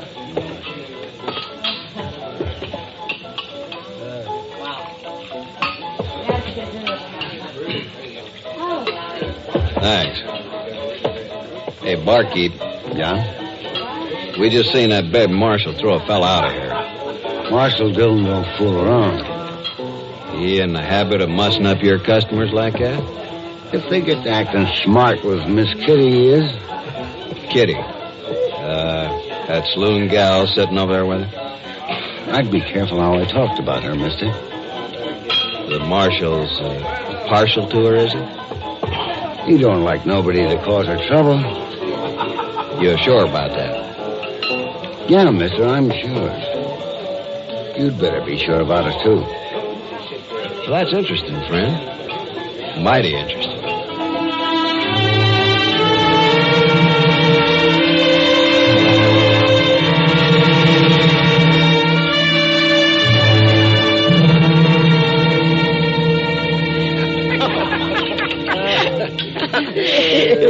Now, by jing, I mean that, Miss Kitty. Well, thank you, Chester. But you really don't have to say nice things about me just because I'm going to wait for a while. Well, now, it ain't that at all. Why, you'd be just pretty if you were staying. Ain't that so, Mr. Dillon? Yeah, that's right, Chester. Now, see here, boys. I can stand a little chivalry, but this is too much. Especially from you 3 outlaws. Outlaws? Now, Kitty, it seems to me we're acting in a fine, upright manner. We're giving you a farewell dinner. We're being as nice as we know how. Yeah, that's just it. When you all start acting so nice, I begin to worry. It doesn't sound like she appreciates us, Doc. No, man, it doesn't. It doesn't at all. Oh, well, if my company isn't wanted, maybe I'd better not ride along with her on the stage tomorrow. Why, you old faker. Nothing could keep you from coming along with me. You gonna be gone long, Doc? No, Chester, just a couple of days. I've had some things to tend to up there in Larned for some time. Figured I might as well make the trip with Kitty for company. But now... You know, we better stop teasing her, Doc. She's got that look in her eye. Well, I ain't been a teasing, Miss Kitty. Not a particle. Well, I know you haven't, Chester. So here, you can finish up the pie. Well, say now, I thank you. Well, looky there. Matt. Yeah, Kitty. Those two men at that table right over there. What? Behind you. You know them? No, I don't. Why? Well, maybe it's nothing, but they've been sitting there staring at us all through dinner. It's as though they were listening to everything we said. Maybe I better go find out what's on their minds. Excuse me a minute. Yeah.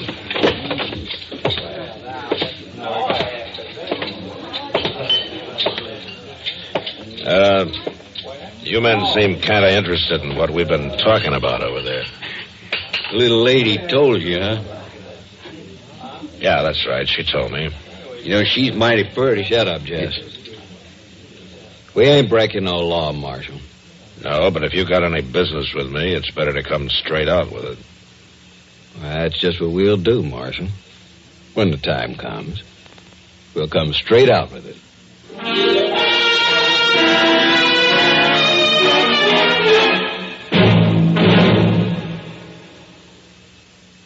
Father's Day is on its way, and here's a quick quiz for the ladies. What type of man is the head of your house? Is he rugged in the great outdoors? Does he help with household chores? Whichever type he is, he's bound to be the Old Spice type. So you and the kids treat him to Old Spice by Schulten. Finest grooming aids a man can use. Give Old Spice aftershave lotion, brisk and bracing, happiest ending a shave ever had, $1. Or something new in sets. Aftershave lotion, men's cologne, and stick deodorant. Handy for travel in a bright red box, $2. Or splurge with the Captain's Box. 5 great grooming aids in one handsome box, $5. There's a wide selection of Old Spice gifts, priced from $1 to $7. Finest grooming aids a man can use. Old Spice means quality. Said the captain to the bosun, as for the package with the ship that sails the ocean.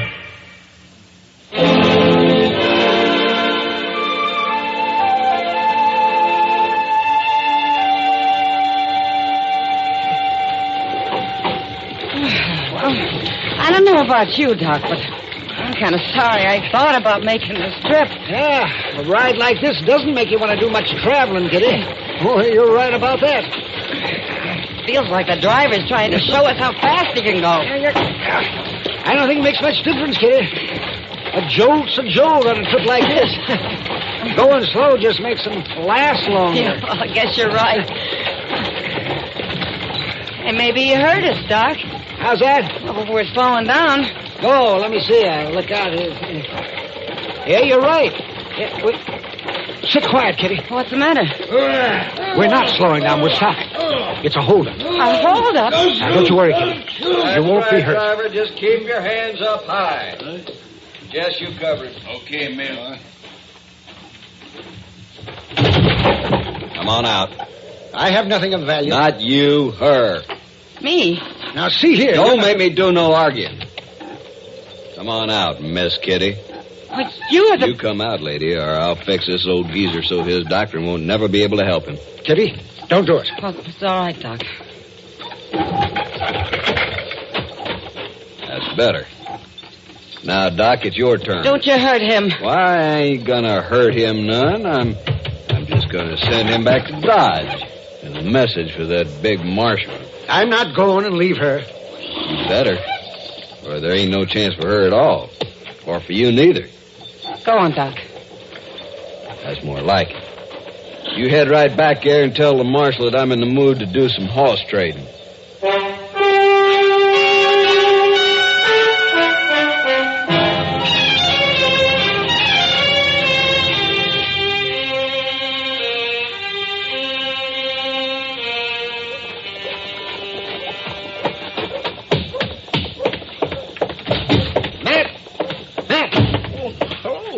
time sakes, I thought you was Where's on the Matt? stage with... Well, he just went down to Jones's store for a minute. Chester? A pair of his pants was just about wore through. Chester? He's getting himself some new ones. Chester, I've got to see him right away. Doc, I saw you walk into the office. What are you doing back here? They've got Kitty. What? Who's got Kitty? They held up the stage about an hour out of town. Matt, they're holding her for Pete Brass. And you've got to do something. All right, Doc, all right. Just slow down. Now tell me just how it happened. They held up the stage and took Kitty off. They say they won't let her go until you turn Brass loose. Now, that's all there is to it. Well, you know who they were? No, I don't know their names. They weren't hiding anything. I can recognize their faces. They were the two men who were so interested in us at Delmonico's last night. Oh. You know where they're holding her? No, Matt, I don't. They just said to have Brass ride down the stage road. Until he does, they're holding Kitty. Now, you got to do something, Matt, because this... Mr. Dillon, will I let Brass out? No, Chester. But, Mr. Dillon, they've got Miss Kitty. I know they've got her, Chester. Well, aren't you going to help her, Matt? And I'm going to try. Well, then, let's... Listen to me, both of you. Now, we don't know where they've got her, do we? Well, no, we don't. And it's no sure thing that they'll let her go even if Brass goes loose. Well, I guess you're right. Well, what do you plan to do? Wait. Wait, why, Mr. Dillon, we They're can't... not likely to hurt her as long as she can be some good to them. If they don't hear from me, they'll have to try again. So I've got to wait. Mr. Dillon, I sure do hope you know what you're doing. Yeah, so do I, Chester. So do I.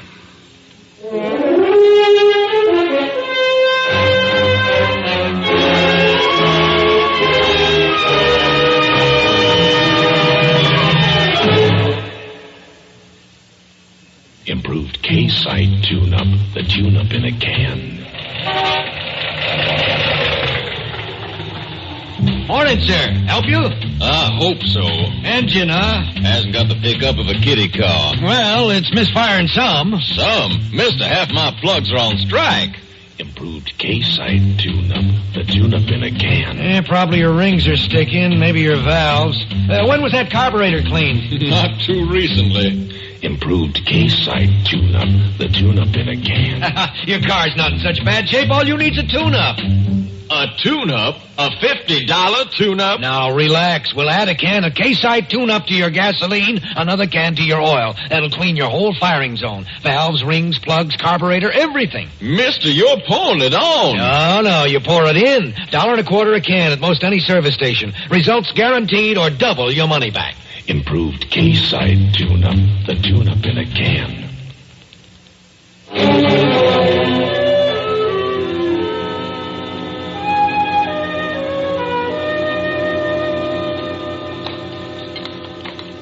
Sure glad you decided to do the cooking, Miss Kitty.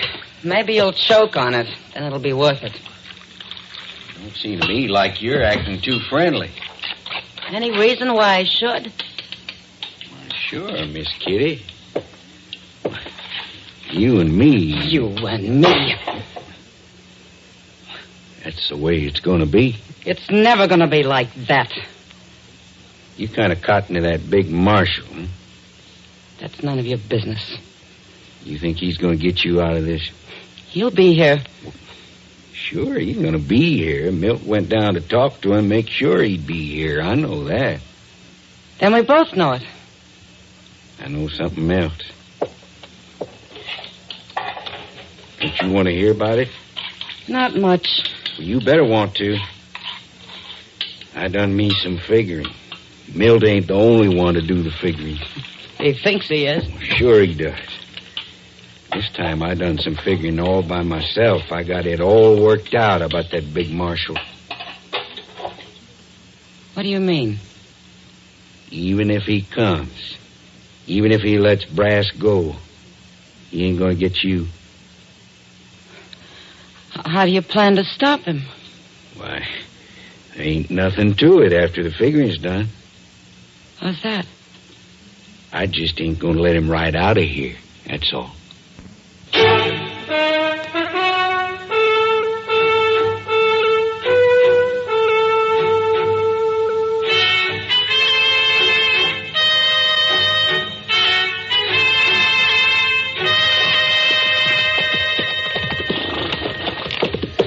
We ought to be getting pretty close now, Mr. Dillon. Yeah, Chester.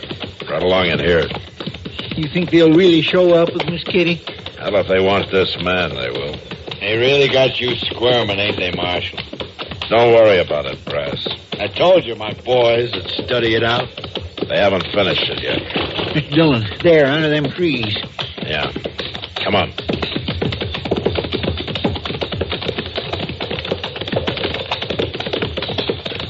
Look there. I can see Miss Kitty and one of them fellas. Just keep your eyes open, Chester. All right, Marshal, that's far enough. Let her go, mister. Well, now, let's do this nice and regular-like. Dismount, all of you.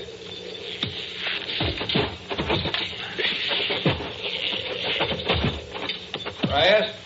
Yeah, Milt. You all right? Ain't nothing wrong with me, except my hands are tied. Walk over here, we'll fix that. Let her go. All right, Marshal. Can't say I blame you, mighty pretty little lady. She ain't going no place. You all right, Mr. Dillon? Yeah. Not yet, you ain't. Matt. Oh, Matt. It's all right, Kitty. You got both of them. Yeah, it's all over. This one's still alive, Mr. Dillon.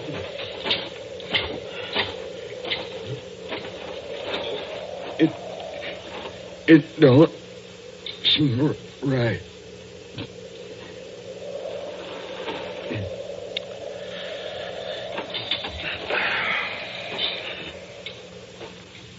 No, it doesn't seem right.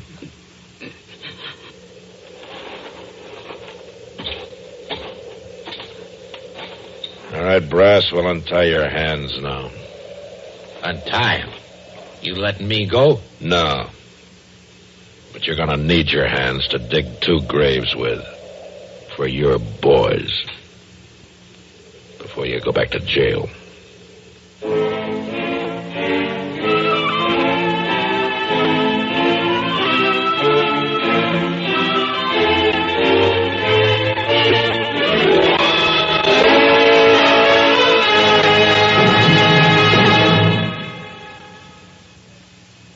Chester, put down that gun. I can't, honey. Mr. Dillon told me to practice. Oh, I don't care what Matt Dillon says. Mrs. Dennis Weaver says no guns in the house. But Mr. Dillon told me. Oh, here's our picture in Look magazine. And it says, Chester of Gunsmoke and his wife, known in private life as Mr. and Mrs. Dennis Weaver. But Mr. Dillon told me, honey. Now, does Maverick practice fast draws around the house? No, he helps his wife cook dinner. Well, now, ain't that something? Oh, here's your old friend Doc here and look. And the riflemen. And there's Yancey Derringer. Well, forevermore. Oh, ain't their wives pretty, though? You know, everybody ought to get look and take a look at them, because you know that girls was made to be loved. Girls... Oh, Chester, you show Matt Dillon a copy and let him see what other Western heroes and their wives do around the house. Well, all right, music lover. I'll be seeing you. Where are you going? Down to the newsstand to buy a copy of new issue of Look magazine. Why? Well, for Mr. Dillon.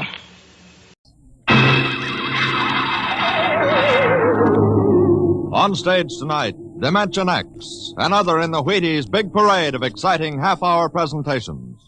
It's National Wheaties Week. The week to buy Wheaties and eat Wheaties and enjoy them as never before. The time to really find out what difference a good breakfast with Wheaties can make. You know, you're getting protein when you dip into a bowl full of Wheaties. You're getting whole wheat minerals and vitamins.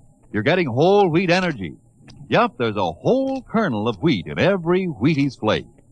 That's how a better breakfast, beginning with Wheaties, can help you step lively all morning long. And that's why all over this big country, folks are celebrating National Wheaties Week and stepping lively. So how about it? Get out the big cereal bowl and help celebrate Breakfast of Champions. Pour out those golden flakes, put on the milk, put on the fruit, and let's have National Wheaties Week. You ready? Let's go.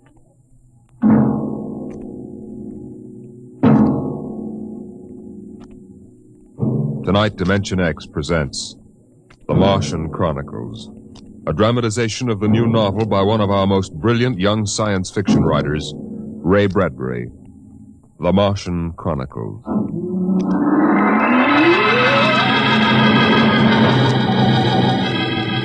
January in the year 1999. 1 minute it was Ohio winter with doors closed, the panes blind with frost, icicles fringing every roof, children skiing on snowy slopes. And then a long wave of warmth crossed the small town, a flooding sea of hot air. Bye, Mom. I'm going out. William McClellan, you come back here. You know you can't go out in winter without a coat. You want to catch your death of cold? But it isn't cold. It's warm outside. It's rocket summer. Rocket summer? You know, like Indian summer.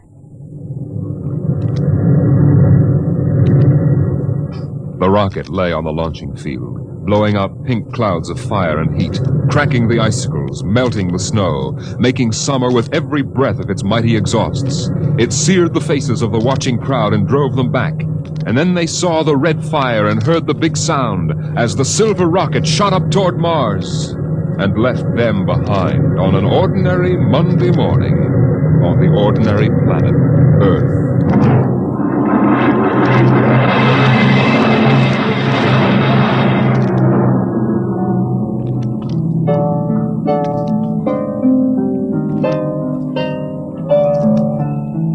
They lived in a house of crystal pillars on the planet Mars by the edge of an empty sea. And every morning you could see Ela eating the golden fruits that grew from the crystal walls, or her husband sitting alone in his room reading from a singing metal book over which he brushed his hand as one might play a harp. Ela and her husband were not old. Once they had liked painting pictures with chemical fire, swimming in the canals when the wine trees filled them with green liquors, and talking into the dawn together. But no more. Marriage sometimes makes people old and familiar while still young, and Ela was not happy now. This morning she sat dreaming between the crystal pillars and wished that somehow a miracle might happen. And then suddenly... Ela, did you call? No. I thought I heard you cry out. Did I? I was almost asleep and had a dream. In the daytime? You don't often do that. Strange. How very strange. I dreamed about a man. A tall man. 6 feet tall. Oh, how absurd. He'd be a giant, a misshapen giant. I know. And yet somehow he looked quite handsome. He was dressed in a strange uniform. And he came down out of the sky in a long silver craft. Out of the sky? What nonsense. He spoke pleasantly to me in another language. But somehow I understood him with my mind. Telepathy, I suppose. Oh, really, Ela? And he said, I've come from the 3rd planet in my ship. My name is Nathaniel York. A stupid name. Whoever heard of a name like that? Perhaps they have names like that on Earth. That's ridiculous, Ela. Everyone knows the 3rd planet is incapable of supporting life. There's too much oxygen in their atmosphere. I suppose. But haven't you ever wondered if...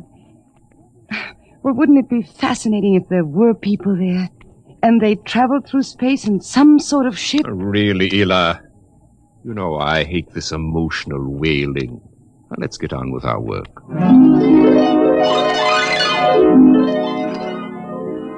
Evening came. The twin white moons of Mars were rising, and the house closed itself in like a giant flower. A wind blew among the pillars, stirring Ela's russet hair, crooning softly in her ear. And it was then that she began singing the song.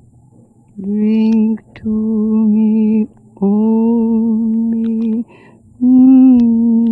thine eyes, and I will pledge with mine. Ela, what's that song? I don't know. What do you mean you don't know? I've never heard it before. Did you compose it? No. Yes. No, I don't know, really. I don't even know what the words are. They're in another language. It was part of the dream I had, I guess. Oh. You know, you haven't been yourself lately. It might do you good if we went away to the Blue Mountains for a week or so. What? Did you hear what I said? I'm sorry. I was watching the sky. You're certainly interested in the sky tonight. It's very beautiful. Well, what about my suggestion? Shall we leave for the Blue Mountains in the morning? You mean go away now? Oh, no. No? Why not? Why don't you want to go? I don't know. I just don't want to, that's all. Only in the cup, and I'll not ask.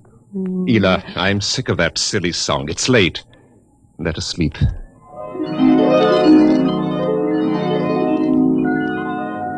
From the crystal walls poured a soft carpeting of mist to support Ela where she lay down to sleep. But through the night she tossed restlessly, until just at dawn the dream recurred. Ela, wake up. What? Oh, what is it? You've been dreaming again. You talked in your sleep. Did I? Yes. What were you dreaming? The ship. It came from the sky again. And the tall man stepped out and talked with me. Telling me little jokes and laughing. What else happened? And then this Captain York... Oh, I can't. It's all so silly. Tell me! He said I was beautiful. And then he kissed me. I thought so. What else? Why, Eel, you're so bad-tempered. It's only a dream. Is it? You know I can read your mind. You can't keep secrets from me. Well, all that happened was this Captain York told me... Well, he told me he'd take me away in his ship into the sky. Take me back to his planet with him. It's quite ridiculous, really. Ridiculous, is it? You should have heard yourself. Fawning on him, talking to him, singing with him all night. In your dream, he landed in Green Valley, didn't he? Please. And he told you he was coming today. Yes. But what's come over you? It's only a dream. You can't be jealous of that. No, I suppose not. Forgive me. I'm being childish. Eel, you're sick. You've been working too hard. No, I'm all right. But perhaps you're right. Maybe I could use a little relaxation. Yes. I think I'll take the morning off and go hunting. Hunting? Yes, in Green Valley.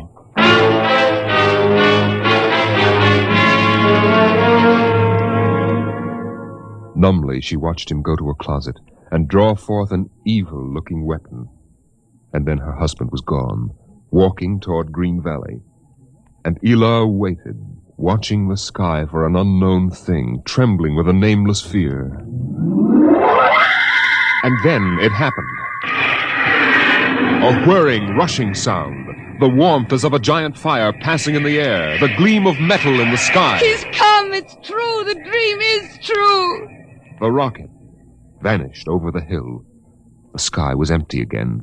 And trembling, Ela waited again, looking toward Green Valley and seeing nothing. Listening for sounds and hearing nothing. Until...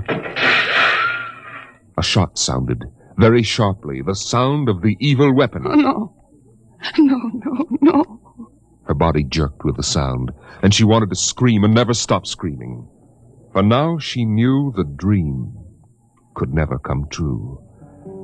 There was nothing left but the song, the strange and fine and beautiful song. Drink to me only with thine eye, and I will pledge with mine. Or leave a kiss within the cup.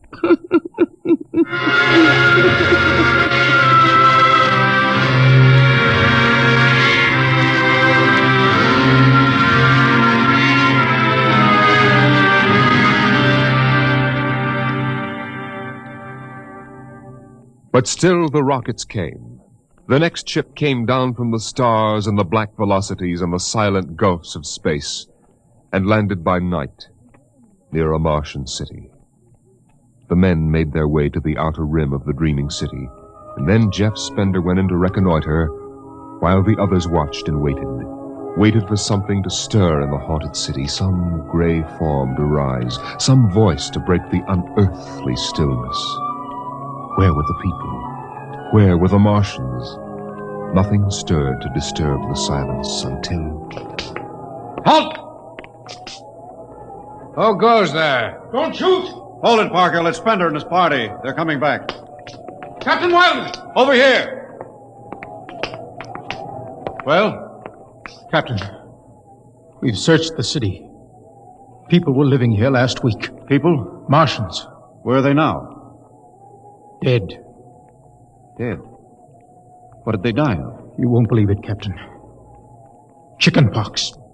Good Lord, no. Yes. No resistance to an Earth disease, I guess. So the other rocket did get through to Mars. It looks like it, Captain. God only knows what the Martians did to them. But at least we know what they did to the Martians. You mean they're all dead? Yes. This planet is through. Hey! You hear that, guys? We're safe! Break out a bottle, Cookie. Let's have a drink to celebrate. Stop it, Parkhill. Put down that bottle. What's eating you, Spender? The planet's ours now. We got to christen it, don't we? I christen thee the city of... I christen... Hey! Park Hill City! Park Hill, I warned you! All right, Spender, that's enough. That'll cost you a $50 fine. Cookie, McClure, take care of Park Hill. Spender, you come with me.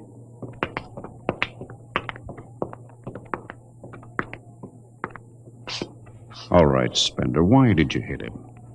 I don't know, Captain. I was ashamed, I guess. Ashamed of Sam Parkhill and the noise and the spectacle the whole crew is making.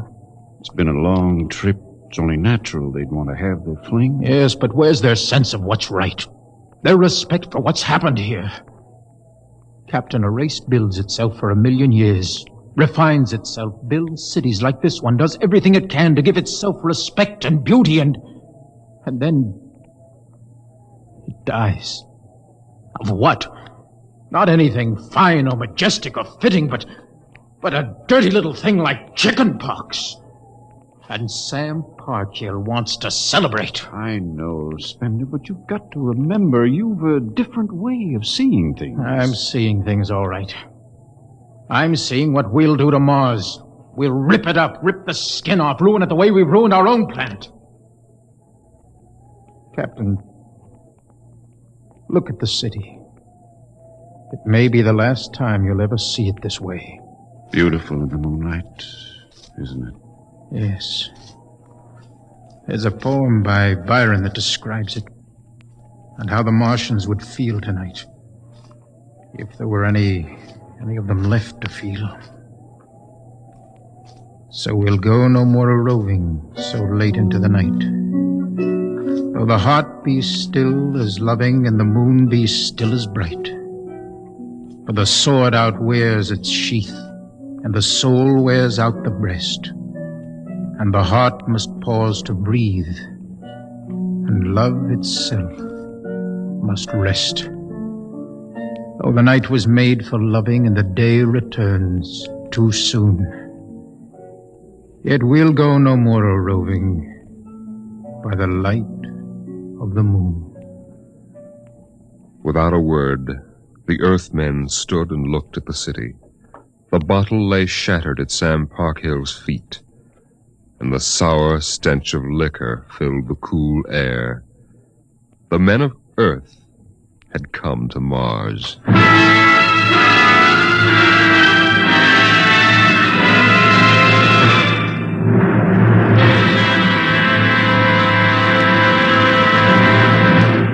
Dimension X will continue in just a moment.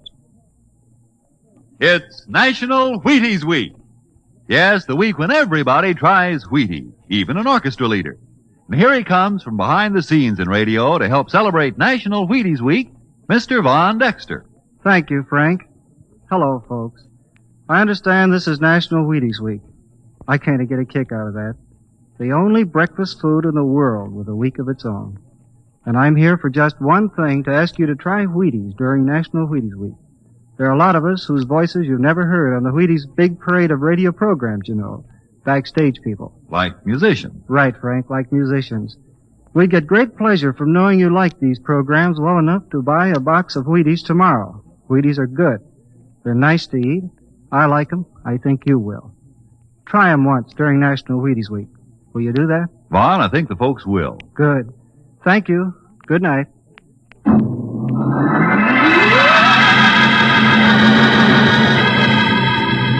The men of Earth came to Mars. They came because they were afraid or unafraid, because they were happy or unhappy, because they felt like pilgrims or did not feel like pilgrims. The government posters screamed, "There's work for you in the sky. See Mars!" And the men shuffled forward, all kinds of men, all coming for different reasons. The rockets came like drums beating in the night. They came like locusts, swarming and settling in blooms of rosy smoke. Mars was a distant shore, and the settlers spread upon it in waves. First the pioneers and builders, then the people of civilization. Some came because they were afraid of a coming war on Earth. Some came because they were afraid of nothing. Some came to escape from the smell of the subways and the cabbage tenements. And some came from houses like the one in Ohio. It was a good house, the house in Ohio, and for 6 years the family had lived there contentedly, enjoying music and poetry and the rich, warm things of life. For the house had been built to be lived in the year 2020. It contained all the latest automatic devices, from talking book recorders to singing clocks. 7 o'clock, time to rise, open your eyes. Tick-tock, 7 o'clock, time to rise, open your eyes. As the family rose and dressed, the beds whirred electronically and made themselves. In the kitchen, the stove sighed, and ejected from its warm interior 8 eggs, sunny side up, 12 bacon slices, 2 coffees, and 2 glasses of milk. 7-9, breakfast time. Come and dine. 7-9. Beside the breakfast table, the facsimile machine clacked and deposited the morning paper on the table. The headlines today spoke ominously of the danger of a coming war, and the man frowned as he read the news. Today is August 4th, 2026. Insurance, gas, and atom heat bills are due. And today, remember, the family has planned a picnic. Gee, Dad, are we really going? Sure, Timmy, why not? It's raining out. It's not raining where we're going, son. Now run upstairs, pack your fishing tackle. We're going on our picnic, all right. Okay, Dad. Bill, are you sure we ought to go? Yes. Have you seen the headlines this morning? Looks bad, doesn't it? Mm-hmm. The rocket's ready. All we have to do is pack and take off. I know, but... Well, flying to Mars, it seems so crazy. Well, all right, then we'll go. Should we tell the children why we're going? No, not yet. Let them enjoy the picnic. The house went on with its appointed tasks. 9:15, time to clean. 9:15, time to clean. Out of the molding darted hundreds of tiny mechanical mice, all rubber and metal. They sucked up the dust and dirt in the house and popped back into their burrows. In the walls, relays clicked, memory tapes glided under electric eyes, recorded voices moved under steel needles. 12 o'clock, 2 o'clock, 4 o'clock, 6 o'clock, tick-tock, 8 o'clock. Evening came. In the living room, the hearth fire bloomed out of nothing, and the phonograph spoke from beside the fireplace. Mrs. McClellan, what poem would you like to hear this evening? Mr. McClellan? Since you express no preference, I shall select at random from among your favorites. Sarah Teasdale, There Will Come Soft Rain. There will come soft rains and the smell of the ground, and swallows circling with their shimmering sound, and frogs in the pools singing at night, and wild plum trees in tremulous white. Robins will wear their feathery fire, whistling their whims on a low fence wire, and not one will know of war, not one will care at last when it is done. Not one would mind, neither bird nor tree, if mankind perished utterly, and spring herself, when she woke at dawn, would scarcely know that we were gone. The phonograph finished the poem, but there was no one there to hear, for the family had gone to Mars.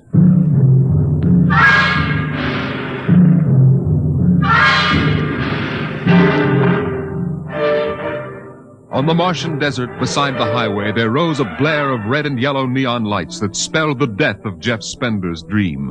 Sam's hot dog stand was what the sign read, and Sam, of course, was the same Sam Parkhill who had fought with Spender years before. 10,000 rockets were reported leaving soon for Mars, with 100,000 hungry customers, and Sam wanted to be ready for them. Hey, look up there, Elmer. Huh? See that green star up there? That's Earth. Good old wonderful Earth. Makes you feel almost reverent, don't it? Yeah. Send me you're hungry and you're starved.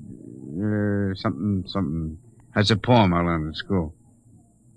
Come on, Earth, send me your rockets. Here's Sam Parkhill with the only hot dog stand on Mars. Sam, what if the rockets don't come? What if there's a war on Earth? Don't worry, they're coming all right. Ain't nothing gonna happen to spoil my plans, baby. I figured it all out. Sam! Hey, Sam, look up there! Earth! Oh, what? Oh, no. It's catching fire. It's burning. Oh, no, that can't be Earth. Helma, they can't do this to me. I got all our money invested in this place. Go ahead, Sam. Switch on more lights. Turn up the music. Get the hot dogs on the fire. There'll be another batch of customers coming along in about 100 million years. Oh, no, it couldn't be. What a swell spot for a hot dog stand. Let you in on a little secret, Sam. This looks like it's going to be an off-season.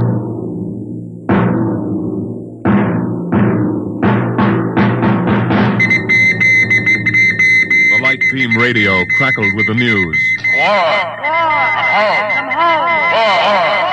By morning, the shelves of the luggage store were empty, and the rockets were blasting off, headed back to Earth. In a few days, everyone was gone, and the planet of Mars once more lay deserted and silent.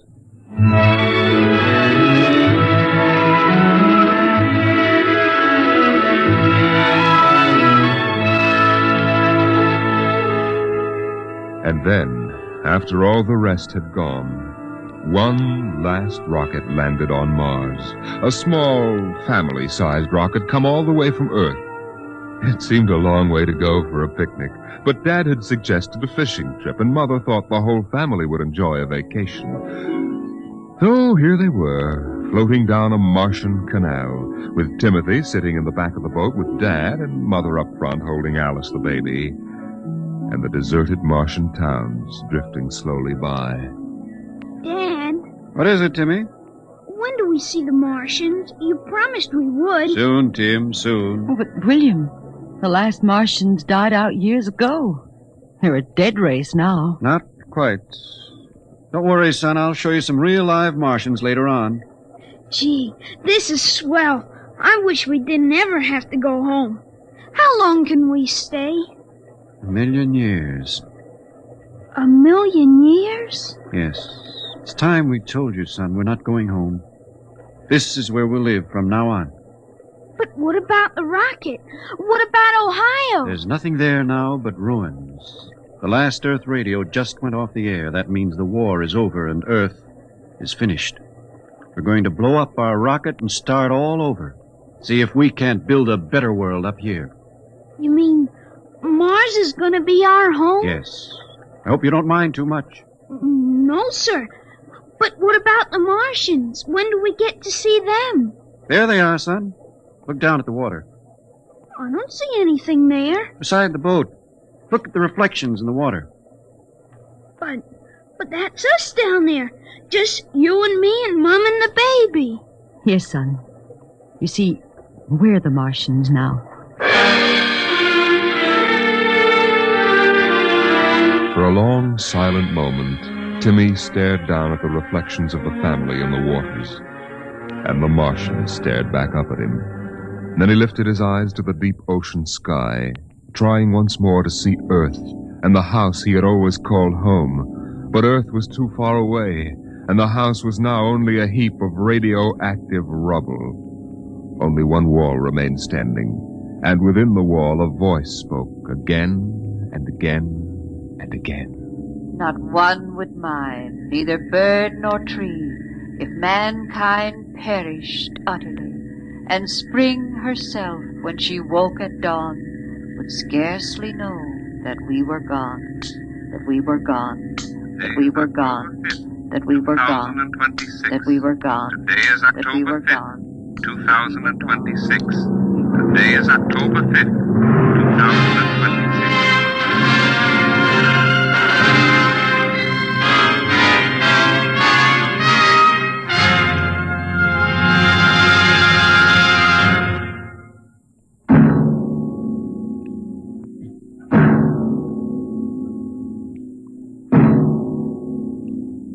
You have just heard The Martian Chronicles, a dramatization of highlights from the new novel by Ray Bradbury.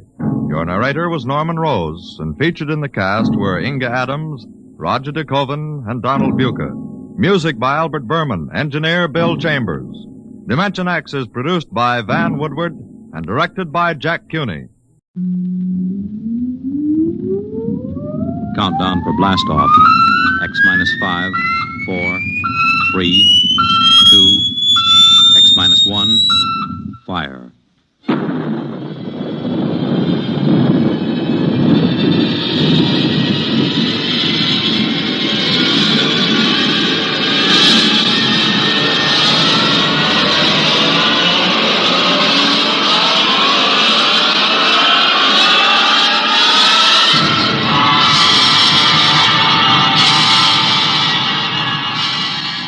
From the far horizons of the unknown come transcribed tales of new dimensions in time and space. These are stories of the future, adventures in which you'll live in 1,000,000 could-be years on 1,000 maybe worlds. The National Broadcasting Company, in cooperation with Street and Smith, publishers of astounding science fiction, presents X minus 1.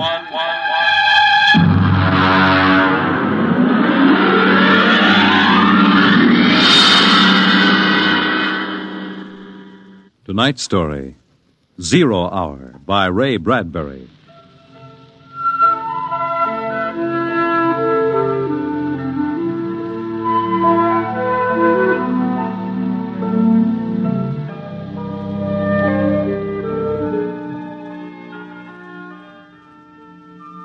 It was a perfect summer day in the year 1985. Sunlight illumined the suburbs, and the town drowsed on a tide of warm, sunlit air. On the lawns, the children played, and in the homes, busy mothers prepared for the evening arrival of their husbands.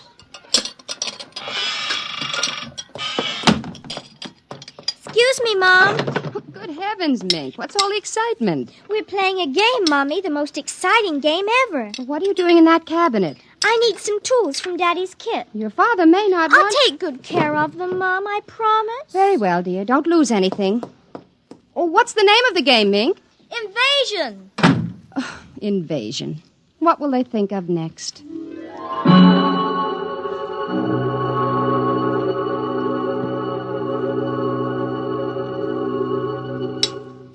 This, and this, and this, and this. Put that over there and bring that over here. No, you ninny. Now get back while I fix this. They want it this way. See? Sure. Just let me fix this. We'd better talk to Drill and get some more instructions, Art. Where is Drill? Drill? Hey, Drill! Drill! He's in the rose bush, I think. I'll talk to him myself, and you write it down on the pad. Okay. Drill? Drill? Okay. Drill wants you to write down triangle. What's a triangle? Never mind. Drill will tell us when he wants us to know. It helps the invasion. Well, how do you spell it? Drill, how do you... Shh! Mink, here's your mother, looking out the window. Mink? Who are you talking talking to? The rosebush, Mom. Only it's not really a rosebush. That's Drill. Well, who's Drill? He's planning the invasion. Oh, what an imagination. You'd better come in, dear, and clean up for supper. In just a second, Mom. Art, did you write down what Drill just said? Yup. 4, 9, 7, and A, and B, and X, and a fork, and a string, and a hexagony. Hexagonal, Droopy. Oh. Come in, Mink. Supper's in 10 minutes. Okay, Mom, just a minute. I have to tell Drill. I wish we didn't have to eat, though. It holds up the invasion.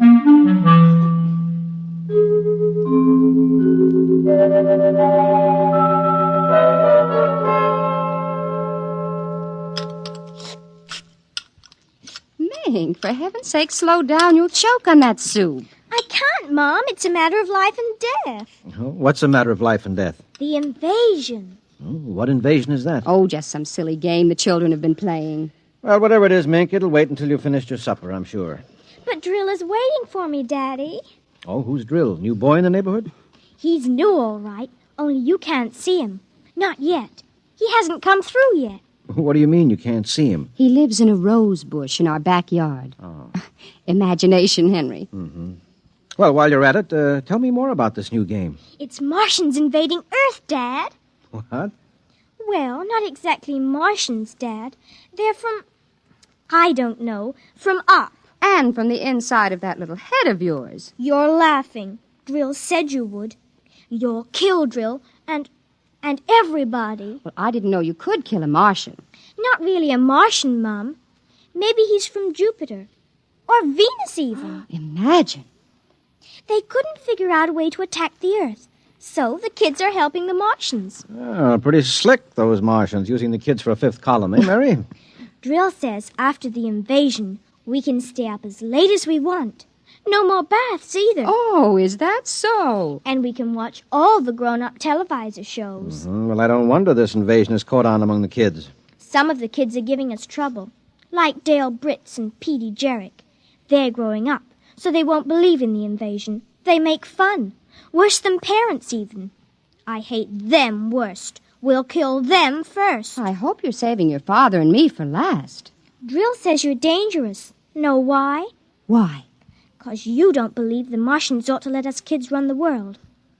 But I think they'll let me keep you because I'm helping so much. I'll talk to Drill.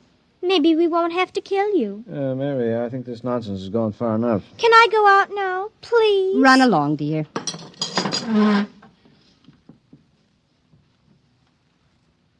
Don't worry, Dad. I won't let them hurt you.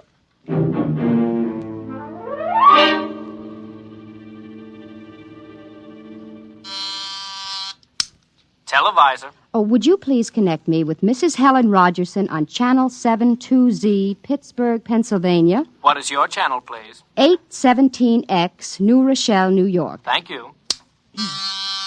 Just a moment. Go ahead. You can see your party now. Hi, sis. How are things in New York? Fine, Helen. How are things in Pittsburgh? Oh, you look tired. Oh, I've been having a terrible time with the children. Sick? No, just underfoot. They've got a new game that's got me just about crazy. It's called Invasion. Did you say invasion? Isn't that strange? My Mink is playing it, too. My boy Tim is all involved with some imaginary fellow named Drill who's running the invasion. Must be a new password. Mink likes him, too. How do you suppose these games start? My backyard looks like a scrap drive. They've got every conceivable kind of mechanical gadget out there. I talked to Josephine Schiller in Boston, and she says her kids are wild about it, too. It's sweeping the country. I can't understand it. Helen, do you suppose... What? Oh, nothing. Just a wild thought that crossed my mind. Oh, say, the reason I called is that black and white cake recipe... What was that? I don't know. One of the children might have hurt himself. I'll have to run and see, dear. Call me back tonight, will you? All right, Mary. Bye. Mink? What is it? Who was that who screamed? Peggy Ann. What happened? She got scared and ran home. Did you hit her? Nope, she just got scared. She's a scare baby anyway. Now, Mink, tell me why she screamed. No, I can't. Mink, you'll answer me or come inside this instant. I've had enough nonsense. I can't quit now, Mom. It's almost 0 hours. Then tell me what frightened Peggy Ann. Okay, she saw Drill. He almost came through. Through what? Those pipes and things we set up. She looked into one of the pipes and screamed. I guess she saw Drill. And no one hit her? No, Mom. Very well, Mink. I'll call Peggy Ann's mother and see how she is. If we could only get Drill through, it would be easy. Then all the others could come through after him. I'm going in now, Mink. I'll call you in for your bath in half an hour. Your father and I want to go out tonight. You won't be able to go out, Mom. Why not? 0 hours, 5 o'clock, Mom.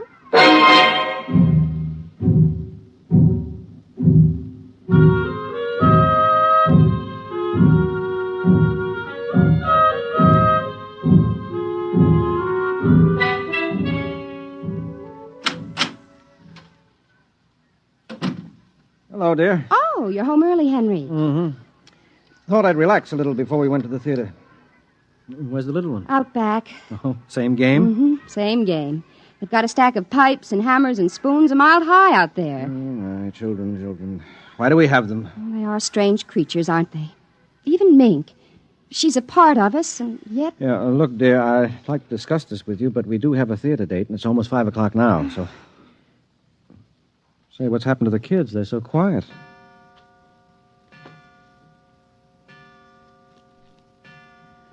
Well, when children are quiet, you know there's some mischief. Say, what's that sound? I don't know. Those kids aren't playing with anything electrical, are they? I'm sure they aren't. At least... Just the same, I'd better go out. Henry, ask them to put off the invasion. Good Lord, what's that? Mary, look out the window. Henry! What is it? Where are the children? Mary, why are you shaking? What did you see? Henry! Quick, up to the attic. Well, they aren't in the attic. Yes, the attic, quick. No, Mary, come back here. Mary, don't go up. They aren't up there. Mary, are you out of your mind? There's no one up here. Quick, shut the door. Lock it. But there's nothing up here. What is wrong with you? Now, Mary, come to your senses. Henry, we've got to stay here and